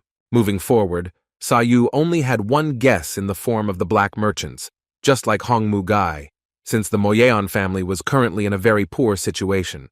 Throwing his head back, the old man said that the black traders would not send assassins against strangers, especially considering that they called Saou the War King. The guy looked away, listening to the words of the one about how the top of the black traders already clearly knew about all the rumors that were circulating about the young man. Looking at one of the corpses, the old man noted that for now they could only guess, since some of the killers drank poison to kill themselves ahead of time. The old man walked out onto a small cliff, commenting that before them was Yuan itself, a kind of gateway from Shanxi province to Hanam, where maritime trade flourished. Yuan itself was a fairly small place, so Saou stayed in Jiwan, a small heavenly establishment. The young man couldn't help but wonder where the elder had gone, leaving him alone, although he himself insisted that Dukang wine was the best in the establishment. Several lightning bolts flashed through the guy's head, and he felt the presence of something strange nearby. Outside the window, Saou saw three men, one of whom was slightly overweight and was leading two others with cone-shaped hats and packages on their backs. The Yuan Heavenly Institution was located right under the mountains and peaks, so the view from the window was quite beautiful and pleasant. Three men soon approached the boy, saying that there seemed to be empty seats at his table. A portly man with a mustache, Hong Yob's head of security, Jong Woo-ik, asked the boy if he minded if they sat down next to each other. Saou looked warily at all three of them with his ghostly eyes, mistrust and ferocity visible in them. However, the guy put a fake smile on his face, allowing them to sit down, while the plump man replied that he was a little confused due to the lack of seats. The man's protege nervously tried to introduce himself, but an inexplicable tremor and unreasonable anxiety ran through his body. The other assistant in the hat similarly bulged his eyeballs with a tremor all over his body, saying that he was glad to meet. Dan Saou introduced himself to them, trying to assert his status before he ended up as an accidental victim of them. One of the assistants clutched his heart nervously as the guy flashed a few lights over it. He lowered his head, groaning under his breath, and his colleague asked him, puzzled, why he was clutching his heart. But the first mate simply could not explain why he suddenly felt pain all over his body, muttering under his breath that he was fine. Once the young man was sure that they definitely couldn't do anything bad to him, he asked them to sit down next to him, looking at the landscape outside the open window. Saou decided to play it rather cautiously, so as the conversation progressed, he revealed that he was originally from Shanxi province. Naturally, the three men noticed that the guy had a rather unusual accent, so they assumed he was from the north, possibly Liaoning. Of course, the young man was pretending and decided to change the subject, noting that the three men looked like pretty close people, especially for someone like the master and his subordinates. Chung Woo-ik smiled generously and offered the young man a drink of the real Dukang wine, which he personally brought with him from Incheon. His charges nervously said that they guaranteed that the signature wine had a unique taste. Saou poured some wine into his cup, noting that it tasted quite good despite its price, but since they were offering him such generosity, he couldn't refuse. One of the assistants lowered his eyelids in a narrow expression of his eyes, as if some notes of anticipation and cunning were ringing in his head. The guy lifted the cup and sniffed the drink, describing how the smell of it could never compare to the aroma of the real thing. The young man raised his head slightly and brought the cup to his lips, pretending to take a sip of the wine offered to him. A sly grin appeared on the face of one of the assistants, which he simply could not contain. At that very moment, the boy heard an incomprehensible rumble that was coming from above them, somewhere on the roof. Saou's hair trembled, and his instincts made him realize that someone was trying to follow him nearby. The boy opened his eyes again artistically, commenting that the wine was simply delicious, especially strong and completely different in taste. While Chung Woo-ik began to praise his own drink, entire squads of mercenaries began to line up on the roof. With each passing second, Saou became more and more suspicious, so he asked the plump man a certain question. The young man lifted the tip of his lip, saying that they obviously wanted something from him, since he allowed them to sit next to him, and they shared their wine. A smug grin spread across Jong Woo-ik's face as he called the boy smart, but not very intelligent. Saou did not let go of his attentive gaze from them for a second, ordering them to speak in a way that would be understandable to him. The fat man calmly said that the boy had also drunk the mountain poison Cho San along with their wine. The young man's eyes widened artificially when he said that the poison, once it entered his stomach, would begin to eat away his ki, and he would not be able to use it for the entire day. The boy dramatically exclaimed in anger, pretending that he could already feel the poison spreading throughout his body. The young man nervously grabbed the table, speaking in an unnatural voice. Was it really that man who sent those masked men for his soul? The fat man stepped forward, proudly declaring that no harm was done without a reason, just as no good was done, so he gave the poison to him only because he had exterminated all his people yesterday. Cheon Woo-ik turned his head towards the boy, saying that he could answer his questions and save his life.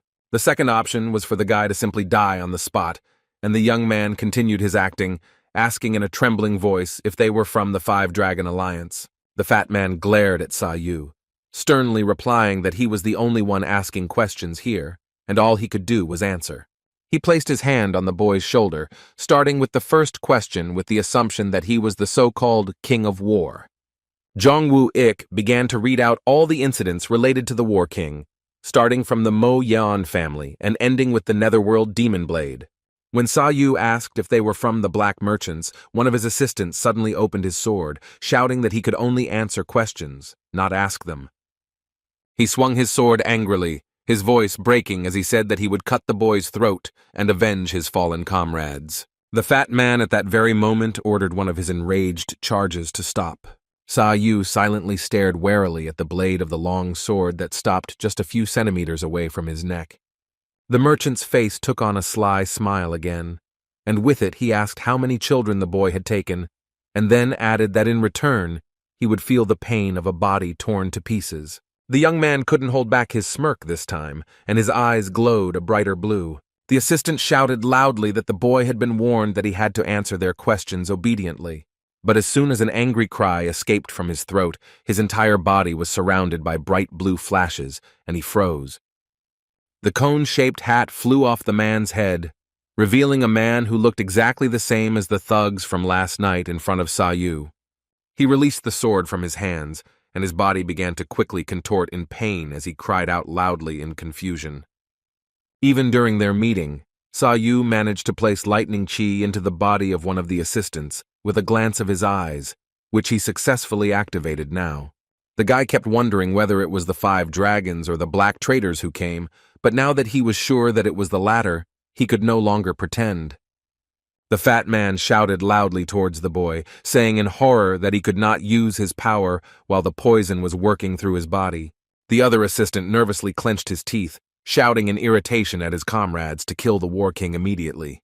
At the same moment, other thugs in black jumped down, obeying the order of one of their comrades. The armed mercenaries jumped down and stared at their target, surrounding it from all sides like predators.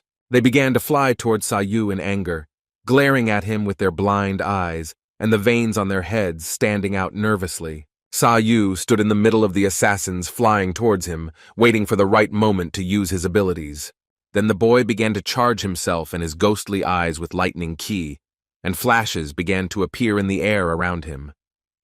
As soon as they started to come closer, the guy immediately began to run his jade fingers over them, causing their bodies to twist in the air. Saou began to break through his path, knocking down the other mercenaries who continued to approach him to meet his shocking palms. The young man looked the other way, watching as one of the assistants ran away in fear, and he found it funny that they were also trying to tell him something about brotherly relations. Then another man came up behind him with a sword, angrily asking how the young man could say something like that to their leader. Saou managed to dodge, but a look of surprise appeared on his face when the sword flew past his neck and he heard the mention of a certain leader. The youth instantly blinded his enemy with his lightning ki, rushing past him and sneaking up behind him. The boy made several quick turns in the air, ending with a brilliant culmination in the form of a charged kick. When one of the thugs was hit with just one kick from the guy, the other one opened his eyes in shock. At that moment, Saou caught his face with his palm and slammed his head straight into the wall, leaving a small crater on it. The boy pressed on his enemy's face, creating multiple flashes and blinding light inside his palm. The young man turned his gaze towards the remaining thugs, at the same time remembering that the escaped assistant was the leader of those. The boy extended his jade hand towards the scared-to-death Chung Woo-ik, saying that he really hoped that he would tell him a lot about the black traders. The fat man at that moment began to shout loudly that he had nothing to do with them at all and was an innocent errand boy. Either way, Saou was going to force him to talk, because the human body remembers more than he might think. Chung Woo-ik froze in horror as he looked at the blue light that was slowly approaching his face. And then, in the heavenly institution, there was complete silence. No sounds of explosions, screams, or dull thunder could be heard. Chung Woo-ik literally froze, and cold smoke began to come out from between his teeth. He didn't understand why, but he began to shiver from frostbite. Saou came closer to him, saying that he had stimulated some of his feelings towards the cold, and he had already begun to beg at the top of his voice to stop. The guy continued by saying that the human brain can adapt, so if a person thinks that he is cold and feels cold, he will gradually die from frostbite.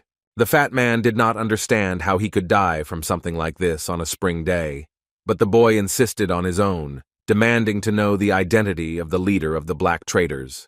The fat man trembled even more, and then shouted loudly that he still didn't know and didn't hold any position in the organization, and the true leader of the bureau was his partner, so high.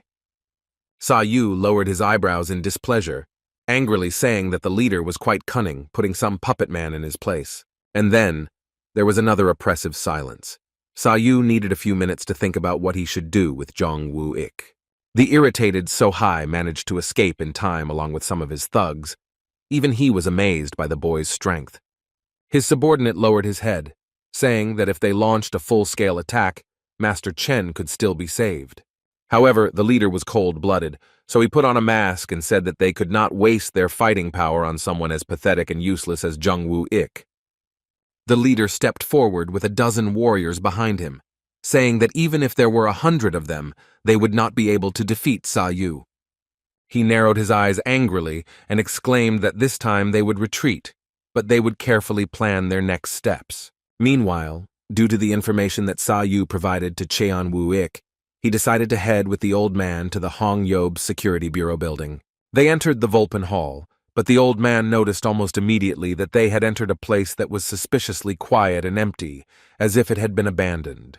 Saou placed his hand on the entrance to the hall, noting that perhaps everything from the attack last night was part of the black trader's clever plan. The boy's voice echoed throughout the empty room as he recalled that there had been people both inside and outside the training hall just a few hours ago. Either way, they had to be careful, and the elder said that they needed to go to Anhui province for now because the black merchants would still attack them. Saou agreed with the elder, commenting that he was probably right and they should return to their journey. However, Iron Man noted that they would not be able to continue their journey peacefully, and there was a horse fair nearby where they could stop. Saou wondered where the old man had gone in the morning, and he replied that he had gone to the local Gaiban branch and asked the young man to guess what good news he had to share.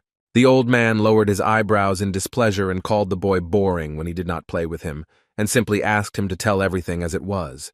The boy's attention was instantly captured when the elder began to tell about the incident 10 years ago with the envoy from Yuan. The blue aura around the youth suddenly rose at the mention that Hong Mu-gai had managed to find out the identity of one of the envoys he was looking for. The elder kept the intrigue, mysteriously telling that now all his beggars were looking for the whereabouts of that man.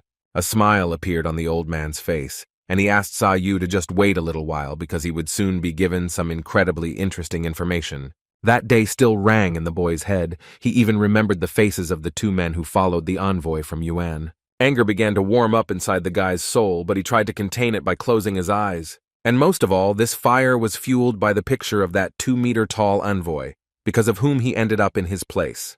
But it didn't matter anymore, because soon he would finally be able to release the rage that had built up inside him over the past 10 years.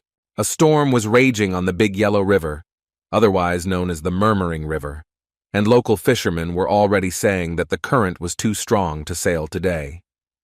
Looking at the huge golden waves in front of them, they doubted very much that there would be a person who would want to sail in such stormy weather. One of the men looked to the side in surprise, hesitantly asking if they had by chance also seen a silhouette nearby, and their eyes were not deceiving them at all, because in the distance a male silhouette was visible, who crossed his arms and let the waves carry him along the river. He just stood there quietly as the violent waves continued to beat chaotically against his boat, causing it to rock deeply.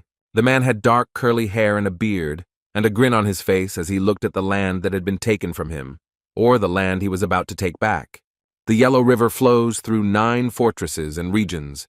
It has made Hebei province rich, and at the same time, it has taken the lives of many with its fierce current and whirlpools. Lowering his eyebrows with a smug expression, the man said to himself that the river was truly limitless. Soon, a wide smile with all his teeth spread across his face, and he asked himself if that could be considered an indicator of the strength of the entire continent. Leaning slightly and arching his back, the man began to squeeze the air around himself, trying to connect his hands. Spreading his open palms in different directions, he loudly exclaimed that in this case he would show the river his strength. The dark-haired man's voice became more solemn with each passing second, and he placed his hands on the surface of the water, creating a bright white light on it. The smile on the man's face widened into a smug grin as he declared that he would destroy the river completely. Gathering even more pompous energy, the pupils on the man's face narrowed, and he began to scream at the top of his voice, as if he had found himself in the center of military action. The man squeezed a small, cloudy protective field around him, shouting that he was the only one who could be considered worthy. A huge shock wave rushed across the water, and a bright white light, blinding like looking at the sun, was created at the epicenter of the boat. The explosion was so huge that it could have been seen even beyond the thick fog that surrounded the boat on that stormy day. With their arms outstretched, the huge waves suddenly calmed down, and the fog around them began to quickly dissipate. It was a proud display of the dark-haired man's talents, who managed not only to master the water around him, but also to make it obey him. Yuan crossed his arms in a businesslike manner and sternly stared forward with his cold gaze, accompanied by the sound of water splashing beneath him. In just a few seconds, he managed to gain the upper hand over the weather, and the sky completely cleared of dark clouds and thunder. When the waves completely disappeared from his path, the man just continued to wander, heading to a settlement on the water nearby. His modest boat slowly approached the wooden shore, where another man was already humbly waiting for him in complete silence. With his mere presence, Yuan created an unfavorable atmosphere as he slowly walked towards his escort. The bearded man lowered his eyes, telling Chendo in a stern and cold voice that they hadn't seen each other for a long time. He continued to sit on one knee, greeting his master, until the latter personally ordered him to raise his head. The guy in the red cloak with red eyes obeyed, but still did not look him in the eye, asking if he had returned so soon already. The man replied that his journey to the continent had ended and asked about a certain Cho San. When the bearded man heard that Cho San's fighting skills had surpassed his own, a proud, excited grin spread across his face. Despite the moment of joy, the smile disappeared from his face as quickly as it had appeared. The man lowered his head, and then in a cold, almost unusually stern tone asked what had happened to a certain girl.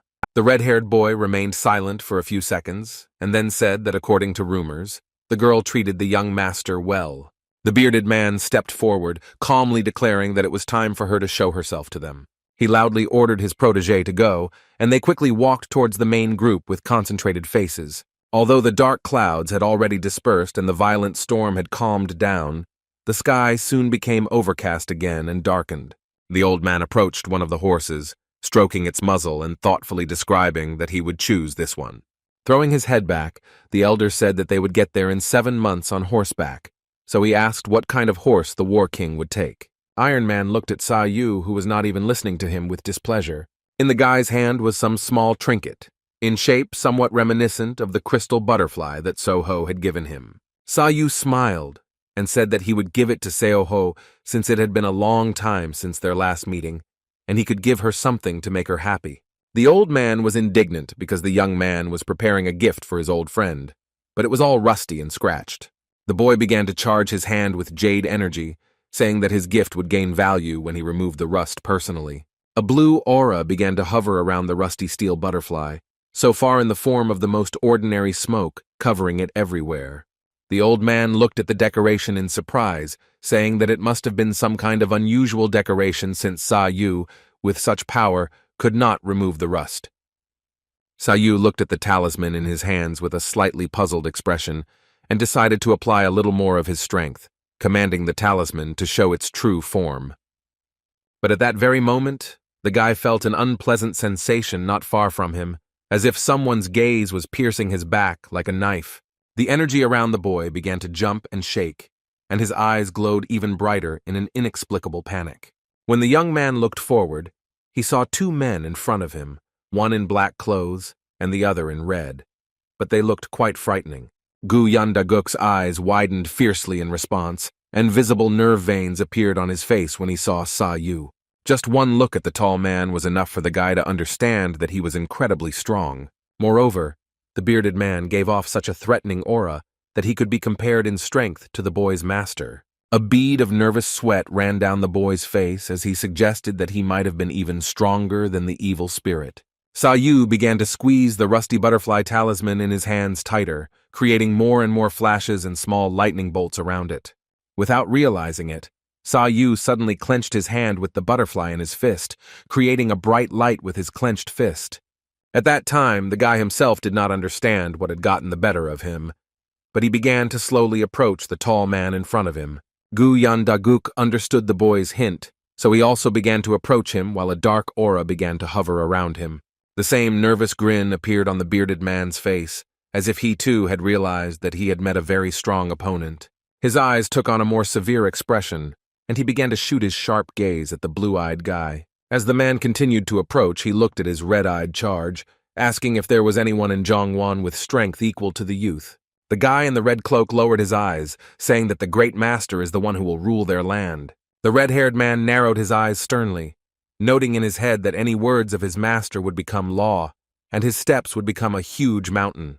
Saou just continued to stare at him with his glowing, ghostly eyes in complete silence, not taking his eyes off him for a second. Then, the red-eyed man sharply put out his hand, telling himself that only he could make his master make the first move. The arm in his armor suddenly released its sharp fangs, and he was about to attack the man who could become an obstacle for his master. The dark-haired man waited for a few seconds, and then spoke coldly to his servant, Chen Do. The bearded man stepped forward, adding that the blue-eyed boy was quite capable, so Cheng Do should prove himself worthy.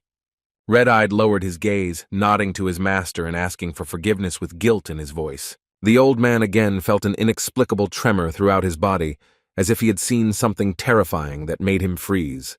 Hong Mugai had not felt such fear and anxiety for a long time, ever since the time when he first saw the evil spirit in Liaoning province. Sage Gaiban opened his eyes wide and noted that this was definitely not a human being in front of them, since an ordinary person simply could not give off such dark energy. The energy of that one was far above the energy of Huangbo Gun Ak, the Saint Fist, so the old man simply couldn't believe that someone like him could exist. This was the so-called perfect combat level, like a predator, causing the elder to back away in fear and fall to the ground. Meanwhile, Gu Yangdaguk continued to approach the boy, while his dark aura continued to hover around him in the form of arching waves. The crackling sound of the flashes grew louder as the boy approached his enemy, leaving behind small, flickering lights. When they got close enough, the bearded man cast a stern look at the young man, boring into him with his precise eyes. Saou, although he was much shorter than him, maintained his composure and returned the gaze of his ghostly eyes, staring at him. The sky was covered with thick clouds again, and somewhere in the distance a dull thunder could be heard, while bullets began to descend from the sky in the form of rain. And one drop of rain was followed by a second, a third, a fourth, painfully hitting the leaves of the trees. There was a loud, shaking sound of thunder, and somewhere in the distance, a strong bolt of lightning struck, causing the ground and the space between the two to shake for a split second. With just their gazes, they made it clear about each other's true intentions, so Saou did not hesitate and began to charge his hands with lightning chi. Almost in unison with the boy, Gu Yangdaguk created a dark sphere around his palm, around which tongues of dark flame began to accumulate. Saou clenched his fist, accumulating as much lightning chi as possible under the jade surface and compressing it into one. The bearded man swung, his fingers curling and almost clenching his palm as waves of dark energy began to form around it. Within a second, their forces collided, and a huge explosion created by the collision of lightning ki and dark aura rushed across the entire street. A mad, cruel smile flashed across Gu Yangdaguk's face, as if he was taking some kind of abnormal pleasure from the chaos they had created together. The boy opened his ghostly eyes wide with a furious grin on his face. He too saw a worthy foe in his opponent. Along with the approaching thunderstorm, a huge part of the village turned into a dark mess of black energy and flashes of blue lightning. Even though the two of them were fighting on almost equal terms, Saou soon succumbed to one of his opponent's strange moves. The blue glow around the young man did not disappear, but he found himself in complete, oppressive darkness, where he could not see anything at all. Saou nervously thrust his jade fist forward, ready in case someone tried to attack him from behind. The boy tried not to move, as he didn't know what this strange technique was that the darkness used to eat everything around it. Soon the guy saw a strange light not far from him, and his eyes lit up even brighter from slight surprise. The young man didn't even notice when a strange stream of glowing energy rushed past his face, destroying the darkness around him. Gu Yangdaguk caught him, so Saou's body was dragged in a small white hole, which grew larger and caused his body to fly away with an explosion. Within a second, a noticeable shockwave passed through the entire space, and the guy could swear that he heard the sounds of collapsing houses everywhere. The young man didn't even have time to realize what had happened before his body began to fly away in disarray, although he didn't understand anything at all. However, despite the fact that he had found himself in some strange space just a second ago, he was now standing again in a crowd of people in the village. The boy began to nervously look around in different directions, and in his head he could only guess what had just happened to him and his body. A fierce grin appeared on Guyandaguk's face, and he gritted his teeth, saying that the young man had a pretty good thing.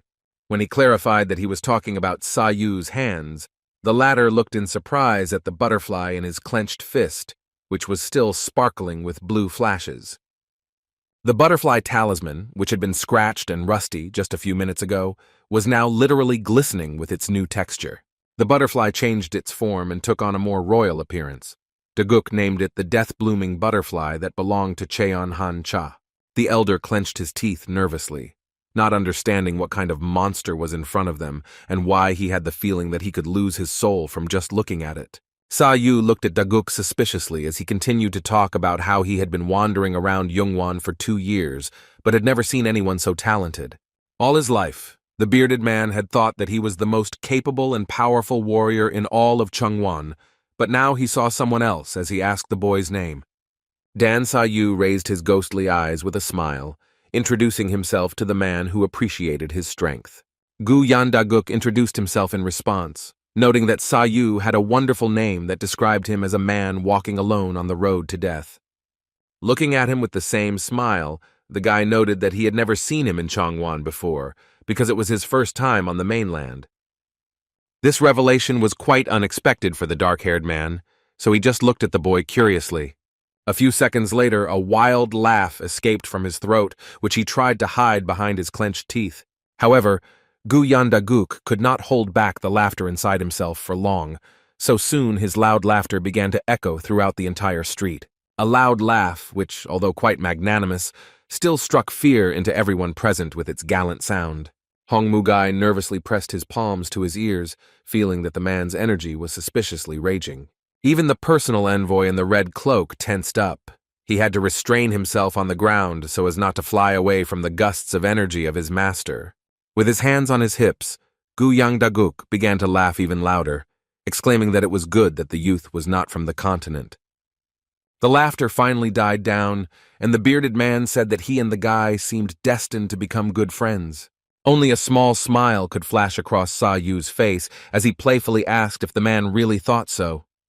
After some time, the dark-haired man's servant brought a huge black horse to them, announcing that his master's transport was ready. Gu Yandaguk gently stroked his dark horse, saying that his horse was too good to just wander around some meadows. Then the bearded man abruptly extended a leather whip to the boy, which made him noticeably surprised. The dark-haired man chuckled once again, noting that since fate had already brought them together, then let the whip be a gift for the young man. The boy's smile took on a slightly awkward look as he noted that the horse, although unusual, was unlikely to be his size. The man lowered his eyebrows in slight disappointment, noting that this was indeed very bad. However, he jumped on his horse, saying that he would have talked to the guy even longer, but he simply did not have time for this, and Saou asked where he was going. Looking at the young man with his oppressive gaze, Daguk said that he was heading north, where the young man was also heading. The bearded man was slightly surprised, but said that if they were lucky, they would meet again, adding that he would be able to find him in the city of black blood. Saou lowered his eyebrows with a funny smile, dramatically saying that the name of the city was quite frightening. The dark-haired man looked forward, saying that they had always believed that blue blood flowed in their hearts.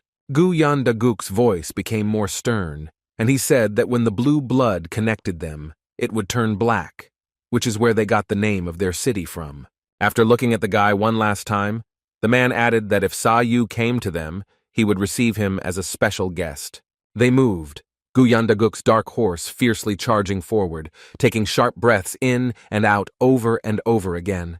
The bearded man and his servants usually kept silence among themselves during their travels. However, the red-eyed boy still couldn't stop thinking about Dan Saou, who seemed like a very dangerous person and could become a huge threat to them in the future.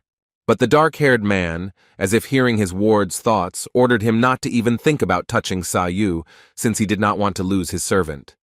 The invulnerable blood devil Ma Jung-do looked nervously at his master, asking if the boy was that strong. When Gu Yang-da-guk first saw Saou, he immediately felt that he had met someone special, someone stronger than he had seen most of the time. Even when the man was smiling broadly in front of his opponent, he was already thinking that Saou might be equal to him in strength. The guy was emitting a strange energy that the man had never seen before, but he allowed himself to be arrogant. So arrogant that he actually never thought he would have an equal opponent so early. Even though Gu Yang-da-guk maintained a confident and cheerful fighting style throughout the battle, there were times when he was one step away from taking at least a hit. As it turned out, his arrogant behavior became his biggest mistake. He underestimated his strong opponent. The boy's energy really lived up to its menacing appearance, so the man's thick arms couldn't stop her. Before his eyes, Da-guk saw his arm being affected by the lightning chi and almost being reduced to mere ashes. And throughout the entire battle, only one thought did not leave the dark-haired man's head. The light was too bright. So bright that in all his time in the world of martial arts, and especially in the last 2 years, Da-guk felt that he could be defeated. Dan Saou's light was too bright and too large for the thick darkness to completely dispel it. That is why the bearded man had to resort to techniques and methods with which he was able to confuse the guy. Gu Yan-da-guk put his hand on his shoulder, still remembering that brief moment of pain from colliding with the boy's lightning chi. The dark-haired man squeezed his shoulder with cold words, that in the future they could only have one obstacle to conquering the continent. The bearded man chuckled slightly, saying that the only person who could become such an obstacle for them was Dan Saou. The servant didn't say anything back to his master, so they simply sped up, heading quickly north. Finally, the grin on Da-guk's face widened, and he said that he would look forward to meeting the boy. Meanwhile, Hong Mu-gai nervously exhaled, still trembling from meeting someone like this, as even the 3 tyrants and 4 venerables were clearly not that strong. Saou only remained silent in response, as the elder loudly complained that Da-guk had made someone as majestic as him, Iron Man, look so pathetic. Noticing how silent his partner was, the old man worriedly asked if the young man was okay, joking that he had a stomachache due to the Cholpasan poison. The guy said that he felt fine and he simply suppressed all the poison with his ki. However, there was still a look of concern on the boy's face as he clutched the beautiful butterfly talisman in his hand. The boy couldn't help but think that from the moment he learned the heavenly weapon martial art, Gu Yan-da-guk was the first one to make him nervous. But the young man tried to push all these thoughts aside and simply asked the elder not to pay attention to him, especially since the weather was only getting worse. Meanwhile, unlike the Yellow River, the Iron Union was shining brightly, and the sky was completely clear. The Great Celestial Merchants Union discussed that the black merchants were oppressing the Union and that they might have to give up their position in the coming years. Someone was quickly heading through the forest towards the main building, already hearing concerns nearby that they needed more funds to stay afloat. A familiar silhouette walked through the forest, the leaves rustling under his feet and the whistling of a light wind accompanied by the singing of birds. An envoy suddenly ran into the young lady's chambers, exclaiming worriedly in her direction. So Ho and her assistant looked at the guest in surprise, and the former asked what happened. The messenger held a small scroll in his hands and said that the young lady had received a message from the branch in Taiwan. He lowered his eyebrows slightly sternly with a more serious expression on his face, adding that the information was of a classified nature. When the scroll was handed to the young lady, she curiously took it out and opened it in front of her to read the cryptic message.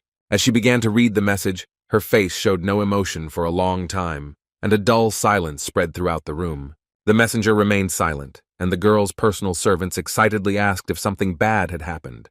But soon, a satisfied smile flashed across the girl's face, and she said in a quiet voice that Saou's elder brother was already on the mainland. So Ho looked dreamily to the other side, warmly asking what Dan Saou looked like now. On the other side of the Iron Alliance, there was some discussion about how Danmak Seongjong would not be able to cause any major problems. The Shining Lotus Flower, Namgung Seo-ren, addressed one man, saying that he was one of the 5 warriors, but at the same time noted that his status did not live up to expectations. The warrior from the great mountain, Cho San, noticed the strange intonation of the woman and asked if something bad had happened to her. In response, Mrs. Namgung only lowered her eyebrows angrily, irritably saying that something bad had clearly befallen him. Looking away, she said with displeasure that the steel archer and the blade of the nether demon were dead, despite his recommendations. Kang Ju-sang's eyes widened, and he asked in shock how two experienced warriors were killed. The woman said that they were destroyed by the so-called King of War, and no one was able to find the corpse of the blade of the demon of the underworld. Lady Namgung began to theorize that the boy did not belong to any of the groups, but what was worse was that their goods had disappeared and the strong warriors had been killed. Thoughtfully placing the scroll on the table, Saou Ren repeated the War King's nickname several times, because even though she had never heard of anyone like that in Kanho, she was going to find him. Kang Ju-sang crossed his arms, saying that considering that he was able to deal with two thugs, it was unlikely that he would be able to defeat him alone. For a few seconds, the woman was angrily silent, and then ordered him to find Im's family and ask them for help. The one-eyed man agreed with her, saying that if they had help from their family, they would be clearly more confident than in the company of any other warrior. The girl muttered under her breath with displeasure that the man should remember that at the moment, the Five Dragons Union needed strong people. Looking away, Miss Namgung noted that the man should first try to hire the War King. The man concluded the girl's words by saying that otherwise, it would be more profitable for them to get rid of the boy and kill him. He also said that Master Saou of the Black Traders was currently hunting someone, and Seo Ryung asked if he could be hunting the War King. In fact, the mere fact that Master Saou had gotten himself involved in their business indicated that he had received orders from the Black Traders' higher-ups. Although they hadn't heard anything about Saou Hai in a long time, the man doubted that he had been killed along with his squad. Instead, Kang Ju-sang assumed that Saou Hai and his warriors had suffered a crushing defeat and had decided to quietly escape. The one-eyed man said thoughtfully that the very fact of retreating raised some suspicions about the motive, and then asked the girl for a request. Kang Ju-san said that he heard about the return of the Northern Wind virtues from the Lion Alliance last night. The Lion Alliance was already connected to what happened a few weeks ago between the Moyeon family and Daryok village. The one-eyed man asked Miss Namgung to find out what exactly happened in Liaoning province a few weeks ago. The girl put the piece of paper to her lips, remembering that there was a reason why there was some kind of agreement between Moyong Dongjian and the Holy Fist. However, she also remembered that Moyong Dongjian had died in defeat with a bang, but no one knew about it. In fact, it was Huangbo Gun-ak who was the first to learn about the death of the leader of the Moyeon family. Also, before Moyong Dongjian was killed, the Holy Fist provided one item through the small security bureau. They must get rid of it at any cost. Soon, the one-eyed man announced that he was going to go to Hanam and meet the family of steel throwers, Im. After leaving the chambers, Kang Ju-sang admitted that Lady Namgung had been living up to the rumors about herself, suggesting that if she took the place of the patriarch, the family would come to the forefront. Unfortunately, Namgung Seo Ryong was also extremely impatient, so Kang Ju-sang would have to act within a tight time frame.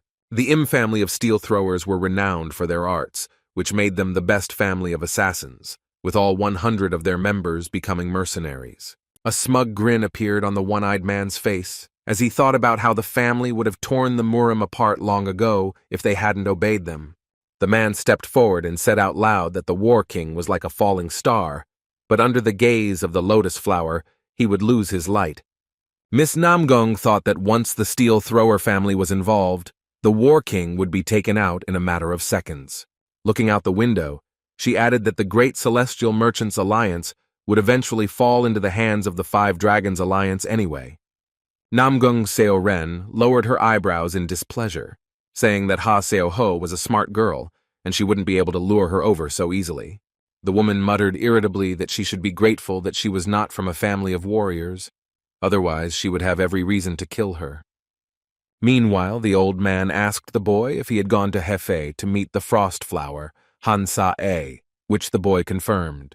The boy's teacher's daughter, Han Sa-a, was also known as the daughter of the head of the Han family, Han Jung-yu, and her skills surpassed the 3 flowers and 3 heroes, so she could become an unrivaled swordswoman. They soon approached the city of Hefei in Anhui province, and Saou continued to explain that the Han family had lost its influence after the arrival of the Namgung family. The young man's eyes seemed to light up, and he looked down with a smile, as he would soon be able to meet his master's daughter. The elder looked at the boy with relaxed eyes, asking what he was waiting for, since they were a few meters from the entrance.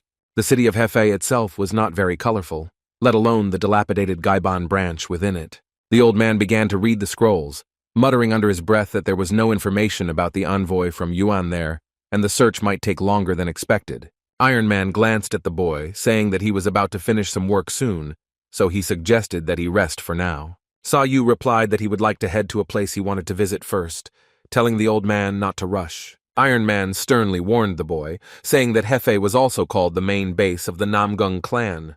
When the old man told him not to act rashly, the young man could only smile warmly and say that he would try not to make too much noise. The events moved forward one night. The main house of the Namgung family stood in the middle of the water, towering over the other houses of the city. It was incredibly dark inside the main house, and the only source of light were dim lamps that cast a barely noticeable yellow light. In the middle of the room stood a huge stone with some words written on it. Righteous faith of the heavenly sword, and small lamps surrounded it. A tall man in a beige robe held a cup in his hands, asking if there was a certain Longjing tea in front of him. He decided to get down to business, closing the cup and asking what happened to the man they sent from the Iron Union, and if they found out anything. On the other side sat a nervous man who said that they had passed the information on to Doc Chin and would soon find out something. The patriarch of the Namgung family, Namgung Mujin, said with displeasure that if they did not hurry, they would not even be able to take over the Huangbo family, which they should not have allowed to grow this time either. Namgung Choljin agreed with his older brother, saying that they would succeed this time because Xiao Ren was in the Iron Alliance. He headed towards the basement with many cells, saying that he would take responsibility and shake all the information out of their victim. The thick chains suddenly tightened and made a loud clang, causing the floor to shake for a few seconds and the walls of the dungeon to shake. In front of a tall, muscular man with a weapon in his hands sat the exhausted hero of the occasion, whom they had managed to catch. He sat powerlessly on the ground with his battered body and his torn clothes, taking nervous breaths and slightly out of breath.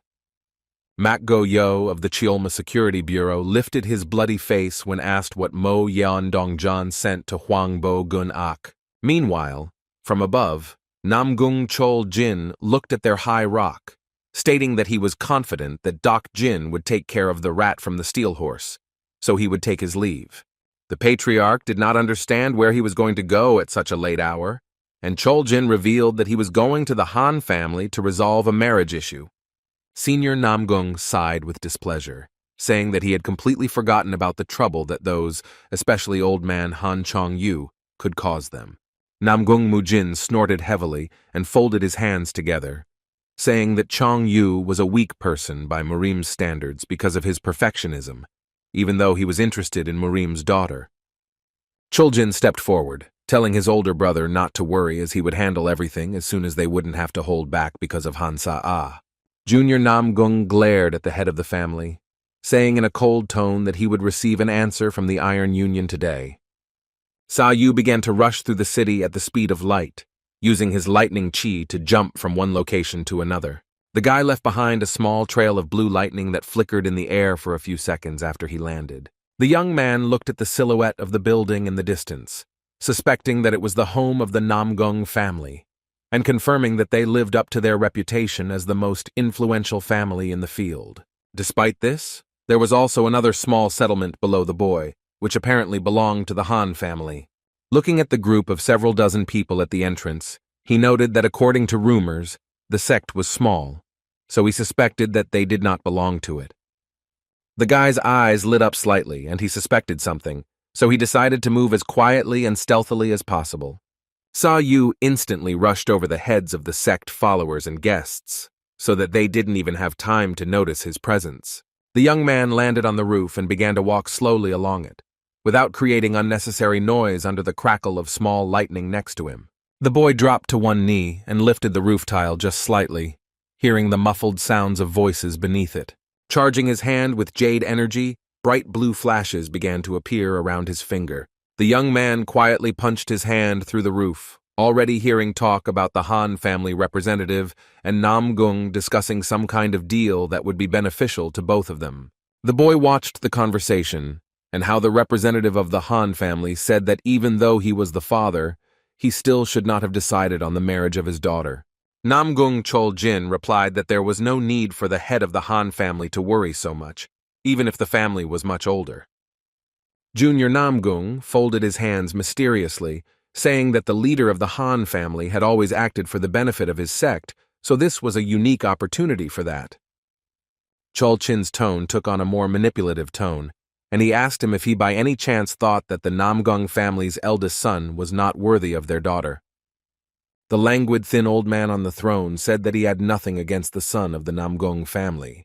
It was their family that was too poor to accept him into their family. The patriarch of the Han family, Han Young-yu, added that his daughter's will was important to him because, as a father, he did not want to appear selfish. A grin flashed across Chol-chin's face, noting in his mind that the old man spoke with a wise voice, but had achieved nothing in life, and yet somehow remained on the throne. The old man looked nervously at Han Sa's painting and began to make excuses in fear when the younger Namgung said that refusing would be tantamount to insulting the Namgung family. Soon, the negotiations between them ended with Han Chong-yu being forced into a difficult position and simply unable to find the right arguments. Chol-chin left the building to the indignation of the old man, who asked how he dared to leave the negotiations after deciding the issue unilaterally. The younger Namgung sat on his horse, threateningly saying that the Han family would only receive support when they approved the marriage of Han Sa and the eldest son of the Namgung family. The old man asked in a sad voice what he should do with his daughter's will, to which he angrily ordered him to stop using his daughter as an excuse. Chol-jin said irritably that it was a child's duty to obey his father's will, so he had to solve the problem before tomorrow's dinner. As they slowly walked away towards the Namgung family estate, Saou watched in surprise as they planned some kind of wedding. The boy tensed slightly, as the thought flashed through his mind that he might have gone on a journey in vain, since his master's daughter was in the Iron Union. One way or another, the young man did not even know what to do now and how to act, whether he should interfere in the affairs of those at all.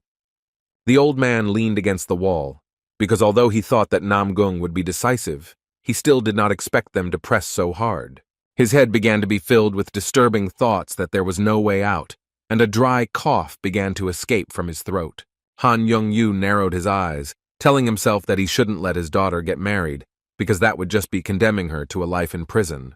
On the other side of the room stood the frightening silhouette of Saou, asking the old man to stop hesitating and discuss the situation with his daughter. The old man instantly reacted to the presence of some intruder in the room, holding out his hand towards his sword.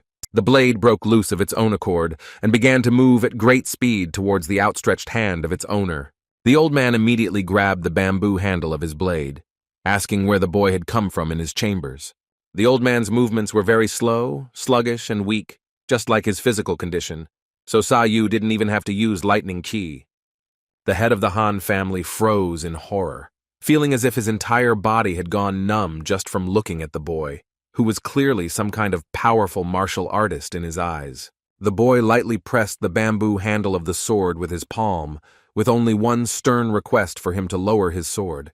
The young man helped him release the blade from his trembling hands, while he still did not understand what was happening and what the intruder wanted from him. Saou apologized to the old man, saying that he had to commit a very impolite act due to the circumstances he found himself in. When the guy introduced himself and said that he had some kind of relationship with Han Sa, the old man could only look at him in surprise. The young man began to walk around the room, describing the girl in a puzzled voice as one of the three buds, the frost flower. Looking at the picture of the woman in front of him, Saou folded his hands together and clarified that Han Sa was not the biological daughter of the head of the Han family.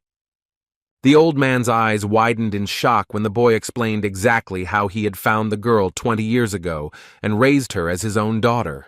The boy smiled slightly and looked at him, informing him that he had come from Goryeo to see Han at the request of her real father.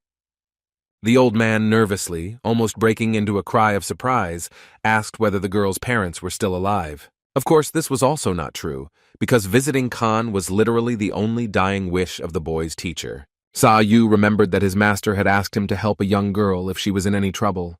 The young man continued to look at Han Young-yu, noting that he had come to help his daughter, as she was apparently in a difficult situation. The old man sadly lowered his tired eyes when the boy once again asked him to thoroughly discuss the situation with his daughter. When Saou asked him why he didn't want to rush into marriage, he explained that the wedding was actually only for the benefit of the Namgung family, for the sake of control over San-A's power. As it turned out, the Namgung family was going to marry anyway and attack them otherwise, since the Han family would not be able to defend themselves anyway. And this information was enough for Saou to resort to measures and begin her hunt for the Namgung family in order to discuss the matter in her own style. The boy suddenly moved towards one of the Namgung family's escorts, intending to talk to him. The escort didn't even have time to react to the sound of lightning cracking under his ears, turning his head towards the boy only when he put his palm to his mouth. Han Yongyu said that he couldn't solve such a problem in a day, but Saou had a different opinion with his special measures. The little kidnapping of the guy happened so quickly that the other escorts didn't even notice that one of their partners had been kidnapped. The boy hovered menacingly over the body of his prey, glaring at him before taking action. Saou had already been convinced by Yom Sa-ik's words that when Han Sang-a was still a small child, she was kidnapped by the Mo-yon family and sold to a merchant from Shanxi province as a living weapon. The head of the Han family called the girl an unfortunate child, so at one time he asked everywhere where he could find her parents. As he spoke, the old man could only nervously clutch his clothes, saying that they had to stop searching for information, and that San-A had completely lost her memory of the past. The endless training completely exhausted the girl, which is why the old man had to take her under his wing and raise her as his own. In the end, Saou was met with another request. This time, Han Jung-yu asked the young man to help his daughter if he really knew her real father. Looking into the distance at the main estate of the Namgung family, the boy asked suggestively if they wanted to marry the young San-ha. The boy straightened his ghostly eyes and said that then he would have to find out why they wanted the girl so badly. Upon entering the Namgung family's estate, Saou had already heard discussions about how the Han family was afraid of them and could not resist or refuse them. One of the men looked in surprise towards the strange blue flashes nearby, raising his eyebrows. Saou clearly stood out from the other attendants, even though his clothes looked the same for the most part. As it turned out, the ghostly eyes really gave the boy away from the ordinary warriors, despite his identical disguise. But as soon as he was noticed, the boy no longer pretended and immediately began waving his jade hands. Blue energy rose up around the boy, and spiky flashes of his ghostly energy began to jump everywhere. The escorts were struck by the boy's lightning in a matter of seconds, as he suddenly began to beat them with his heavenly weapon. Saou opened his eyes as wide as he could, causing them to glow with a bright blue light as tongues of blue smoke began to appear around them. The guy called this technique the puppet theater, but the evil spirit once let it slip during one of his training sessions. Then the teacher told him that the history of the art of the Supreme Artillery General originated more than 1,000 years ago. The teacher that night said that humans had managed to cross the boundaries of humanity in terms of martial arts and had absorbed all their achievements to grow and strengthen their skills. Puppet theater was one such skill in which the user would connect his QE with the body of his target, beginning to control him just like a puppet. There was something terrifying about this technique, because it could also take over the opponent's mind, causing him to not even remember what happened. Meanwhile, having dealt with some of the escorts, Saou, in his suit, went further towards the main house of the Namgung family. This time the guy won't be able to carry out his attack as easily, because they were surrounded on all sides by other warriors, closely watching their squad.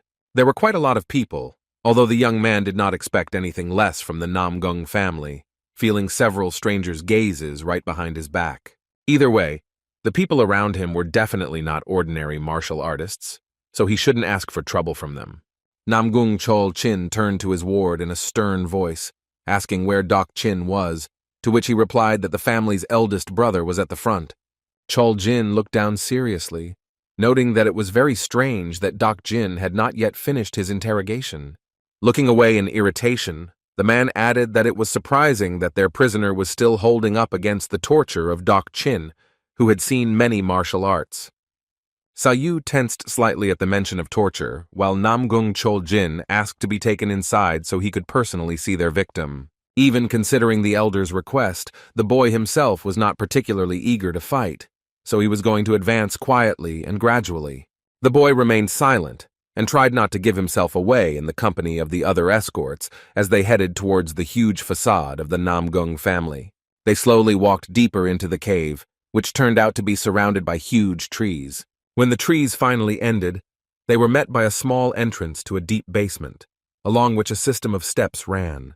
Another man was already waiting for them below, next to whom was one large torch as the only source of light. Saou felt like he was in a prison, especially when the terribly unpleasant smell of blood, wounds, and burnt flesh wafted through his nostrils. They were directed towards Dak Chin, who they were told was on the other side of a corridor lit only by torches. Namgung. Chol Jin walked into one of the cells, telling another man that he had done a good job, while Saou decided to eavesdrop on the conversation. As it turned out, the exhausted Mak Go-yo did not say anything. He turned out to be very true to his word and did not squeeze out a sound. The third elder of the Namgung family, Namgung Dok Chin, slung his weapon over his shoulder, saying that he had already tried 20 different tortures, but their slave still did not answer a single question. Chol Jin replied irritably that he was quite resilient, which meant that they needed to use torture against him that was beyond the normal. The eldest brother of the Namgung family grabbed the prisoner's face, ordering him in a stern voice to tell what thing Huangbo Gun Ak delivered to Moyon Dongjon. However, Mak Go-yo still didn't say anything, saying through his palm that he couldn't say anything to save his family's life. The guy from the steel horse continued, saying that it would be better for him to die so that he would not get any answers at all. Chol Chin grabbed Dak Chin's sword, saying that they needed to change their strategy and resort to other measures. The eldest brother of the Namgung family held out the blade of his long sword in front of him, and with a quick movement directed it at the slave. Makyojeo screamed in pain as the blade pierced his shoulder, but he had a mischievous smile on his face. Chol Jin stared at him with a mad look, saying that he would cut him from the neck to the stomach, but he would not let him die until he spoke. Saou's face froze when Chol Jin mentioned that he would wipe out the steel horse bureau that he was so worried about. The guy took a closer look at the man they had kidnapped, who was lying powerlessly on the ground, bleeding. Only then did the boy finally realize that it was Mak Go-yo from the steel horse who had helped him get to Shenyang. So now Saou decided not to hesitate and intervened, literally passing in front of Dak Chin and Chol Chin. At that moment, Chol Jin angrily asked where a stranger in the cell came from, but there was no answer from Saou. The eldest brother of the Namgung family froze in horror. Next to the young man, he felt a terrifying energy that he had felt when they entered the family's territory. Saou extended 2 fingers forward, creating a bridge of sparkling blue lightning between them as his eyes began to glow brighter. With one collision of his energy with the chains, lightning passed through the thick steel and split it in 2, causing them to fall to the ground with a crash and ringing sound. 2 energy balls appeared above Mak Go-yo's exhausted body, after which he fell powerlessly onto the cold floor. When he fell, he could only hear the indignation nearby and the surprised voice of Chol Chin, who was asking how the boy ended up in their basement. Saou adjusted his clothes, tightening his purple belt as tightly as possible so he could carry Mak Go-yo on his shoulders. The guy, of course, didn't know what information they were beating Go-yo for, but he was sure that he was on the verge of death in such a state. The young man said that the man from the steel horse needed help, and the 2 had no choice but to call a doctor or get out of his way. Dak Chin angrily held his blade in front of him, asking how some boy dared to talk to him like that, so he asked him to introduce himself again. Although he spoke in a stern tone, there was a nervous fear on his face as he noted that he should tell the boy before he slit his throat. Saou considered this answer to be the second one, so his eyes glowed a bright blue light, and he ordered the 2 to get out of his way. Namgung Dok Chin stood frozen in horror as he watched the bright blue light approaching him, accompanied by the crackling of lightning. The Namgung family's eldest brother took a hesitant step back as the energy spread throughout the room along with the walls. The 2 tried to approach the source of the bright light, but it soon turned into a huge energy sphere, throwing their bodies back in an instant. With each passing second, the light became brighter and began to sweep throughout the entire basement, almost bursting out from the facade. The blue light slowly began to turn into a huge flash of energy, lightning from which began to jump along the walls and bounce off. Just at the right moment, Namgung Mujin received information about what a certain war king had done to the Moyan family and the black merchants a few weeks ago. The head of the Namgung family noted with puzzlement that Moyon Dongjon was not just considered the strongest of the masters, to be defeated by some unknown person just like that. He also expressed his concern about the letter from Xiao Ren in Taiwan, but he couldn't guess for long because a second later he heard loud explosions nearby. Looking out the window, he saw a whole cloud of smoke and dust in front of him, inside which one could also see dozens of jumping lightning bolts. It was Saou who flew out straight from the facade, and along with him the bodies of the two men who were there at the same time. The Namgung family members fell to the ground in exhaustion as the dust fog around them grew even larger and thicker. They tried to lean on their weapons to at least catch their breath, but Saou continued to approach them. Doc Chin stared at the young man in horror, as he had seen a lot of martial arts in his life, but he had never seen such destructive power. Even as they continued to order the boy to introduce himself, he merely moved closer to them, creating flashes and small shockwaves under his feet. The air around the boy began to warp, and the atmosphere began to narrow as he introduced himself as Dan Saou from Goryeo, adding that his words would mean nothing to them anyway. Staring at them with his charged eyes, the boy said that he didn't like to introduce himself by the nickname given to him by the people from the continent, but it suited him now. Dan Saou's face took on an angry expression as he stated that the two would have to remember his last day and his existence as the War King. Namgung Doc Chin looked uncertainly towards his older brother, doubting for a second that it could be the same one in front of them. Chol Jin seemed to be frozen by just one look at Saou, muttering under his breath that it was he who dealt with the Moyan family and the black traders. At that moment, both brothers heard the angry voice of the Namgung family leader nearby, who was looking at them from the family's tall building. He folded his hands behind his back, asking how much longer they were going to keep their guests outside, who should be properly greeted with honors. Saou looked at Namgung Mujin with a puzzled expression, and it only took one look to realize that the person in front of him was the War King himself. The leader of the Namgung family glared at them with a stern gaze, telling them not to fight in the facade that had long been considered a sacred place for their family. He addressed his messenger in a stern voice, ordering him to greet their guests properly. When Saou walked inside, the first thing he noticed was a huge stone in front of him that had a message written on it in golden letters. Looking around, the boy stared at the inscription with ghostly eyes, asking what the heavenly age of the righteous sword was. Sitting on his throne and grasping the sword in his hand, the head of the Namgung family said that they had followed the righteousness of their sword for thousands of years, and the words on the stone described their merits. Staring at the boy, the man said that he had heard about the War King, as well as his recent actions and the incidents he had found himself in. With his brows lowered, the head of the Namgung family asked what exactly brought him to them, guessing that he was perhaps here because of Mak Go Yo, whom he was carrying on his back. Saou only replied that Master Mak needed help because he did not understand at all why his brothers had mocked him so much. When the boy offered to save the man from the steel horse, Namgung Mujin raised his sword, saying that the boy did not understand the situation he was in. The sword began to hover next to the man as he added that the boy had invaded their territory, for which he could only deserve his death. The other two brothers from the Namgung family also prepared themselves in the same way, saying that even if Mak Go Yo died, they would simply kidnap another person from the steel horse. Grasping his huge golden sword, Namgung Mujin solemnly called it his great royal sword.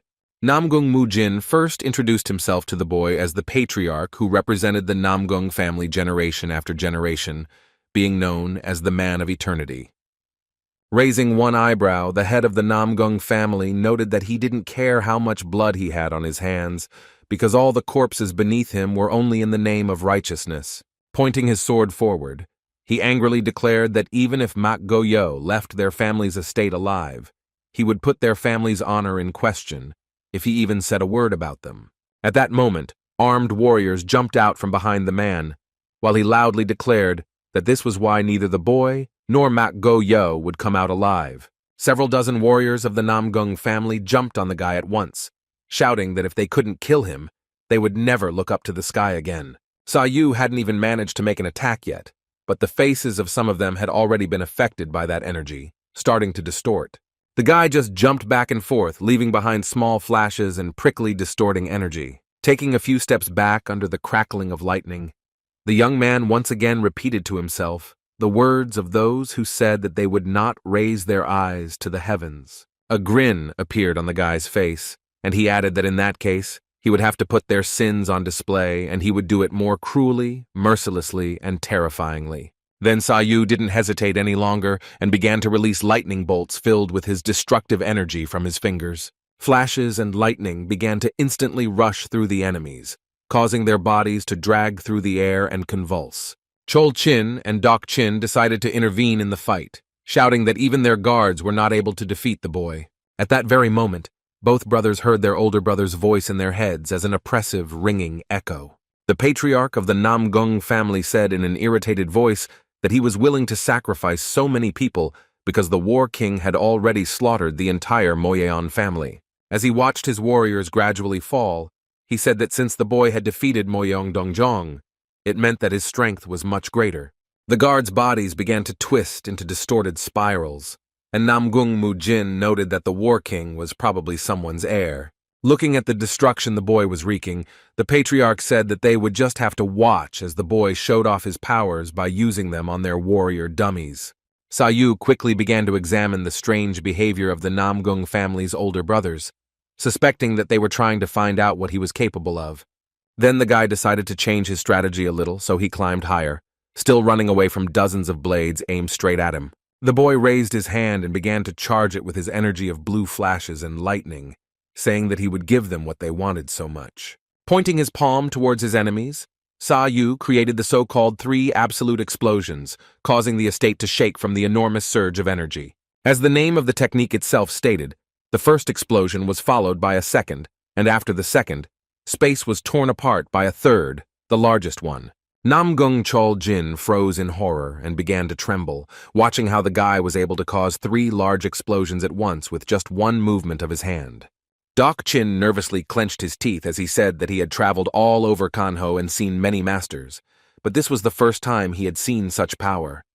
The warriors from the Namgung family began to fall to the ground one after another in disarray, turning into ordinary puppets to be beaten.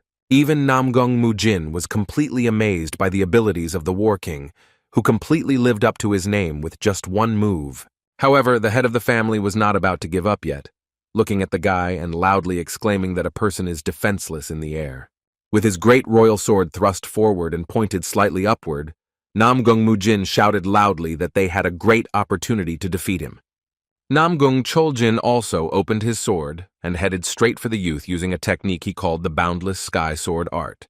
Dok Chin also rushed forward in the same manner, swinging his sword in different directions using the 13 Lightning Sword Art technique. 3 martial artists rushed into the air at once, each using a different technique against Saou. The head of the Namgung family struck first, literally piercing the air with the golden majesty of the blade of his great royal sword. But the boy extended his jade hand back and dodged Namgung Mujin's blow, causing him to turn his sword the other way. Namgung Muchin screamed in horror as he suddenly lost control of his own actions and plunged his sword into his brother's chest. Saou began to point his palm at the enemies around him one by one, immediately taking control of them. Touching Chol Chin's hand with his jade hand, he took control of his body, causing him to swing his sword in different directions. Eventually, when the guy took complete control of the situation, he was able to force Chol Chin to pierce Dok Chin's body with his sword. After this, Saou began to repeat the cycle, this time touching Dok Chin to make his hand move on its own. At that moment, Namgung Dok Chin pointed the blade of his sword at the stunned head of their family. Thus, the boy created a barrier of lightning around himself, through which he forced all 3 members of the family to plunge their swords into each other. None of them could understand through the pain throughout their bodies what had just happened, and why they could not control their bodies. Namgung Choljin winced in horror as he felt that he simply couldn't move due to the lightning on his skin. Dok Chin groaned through his teeth, and the lightning and flashes around him began to become more painful and brighter. Small flashes of lightning immediately surrounded the hilts of their swords before instantly turning into huge beams of lightning, tearing apart the ground around them. A thick fog of dust created by lightning and destruction soon rose above the main building of the Namgung family. Namgung Choljin threw his head back in anger, helplessly asking through clenched teeth how the boy dared to do this to their honorable family. Dok Chin could barely speak as his shoulder was literally pierced through by both the sword strike and the lightning bolt blasting towards his arm. The head of the Namgung family asked in an exhausted tone how a pathetic guy could dare to do something like that to the patriarch himself, then saying that he would not escape the consequences. Saou didn't look them in the eye, moving away to the other side with the words that nothing would change if he didn't survive. As the young man left the three, he listened to their cries that the War King had committed a great sin and had essentially called the entire Five Dragon Alliance and the Iron Alliance, along with that one, into war. Angrily pressing both rows of teeth together, Namgung Mujin shouted in rage that the boy was challenging the entire world, and therefore the Iron Union. Trying to break free from the pain and distortion throughout his body, the family patriarch exclaimed that the young man was turning the most powerful force in the world against himself. The head of the Namgung family still had no intention of giving up, so he began to pull his blade out of the ground, saying that Saou had made an irreparable mistake. Saou didn't listen to him, asking if the showdown with the Namgung family could really be considered a huge mistake. Turning to them, the guy said that if the whole matter was about the Namgung family, then it was low to drag the Iron Union and the Five Dragons Union into them. The youth lowered his eyebrows unimpressed, telling the man to fight him one-on-one if he didn't want to hide behind the Iron Alliance like a child behind his mother's skirt. This was the last straw for Namgung Muchin, so he held his sword out in front of him, angrily asking how such a brat dared to insult him. The head of the Namgung family rushed towards the boy at high speed, shouting that he would cut his throat and make him regret his words. He, along with the blow of his golden sword, screamed simultaneously from the pain in his hand and from the anger that began to overwhelm him. Saou only watched quietly as the blade quickly approached his face with its light. The entire atmosphere around the boy was engulfed in this shining light, and he began to create blue flashes around himself and accumulate energy within himself. The boy's eyes widened with excitement and glowed blue, causing him to rush forward to meet the other's attack. The head of the Namgung family angrily declared that he would make the boy regret everything that the boy had done in their family today. With one wide strike of his great royal sword, the patriarch was able to create a huge golden wave, but Saou jumped up in time and towered over him. The head of the Namgung family raised his head and began to tear his throat out, shouting that he would kill the War King at any cost. However, Namgung Mujin did not want to stop, and so he raised his blade, rocketing towards the same place where Saou flew, using the Emperor's 10,000 slashes technique. Saou opened his eyes even wider, and the blue light from them increased even more, turning into 2 energy spheres on his face. Now the guy had to show his true power of the heavenly weapon, holding out a charged jade palm in front of him with many flashes jumping around. This technique was supposed to be the final one, and it was not for nothing that it was called the 10 merciless manipulations. By channeling lightning qi into his palms, Saou was able to deceive his enemy in a matter of seconds and take his sword for himself, plunging it into the patriarch's chest.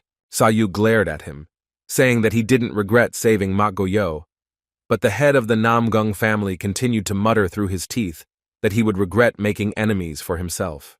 When he angrily said in his throat that the boy would regret his decisions for the rest of his life, the young man noted that even before his death he remained just as arrogant. But it was time to finish, so the War King pressed his fingers to his enemy's hands one last time, causing a bolt of lightning to rush through his enemy's body.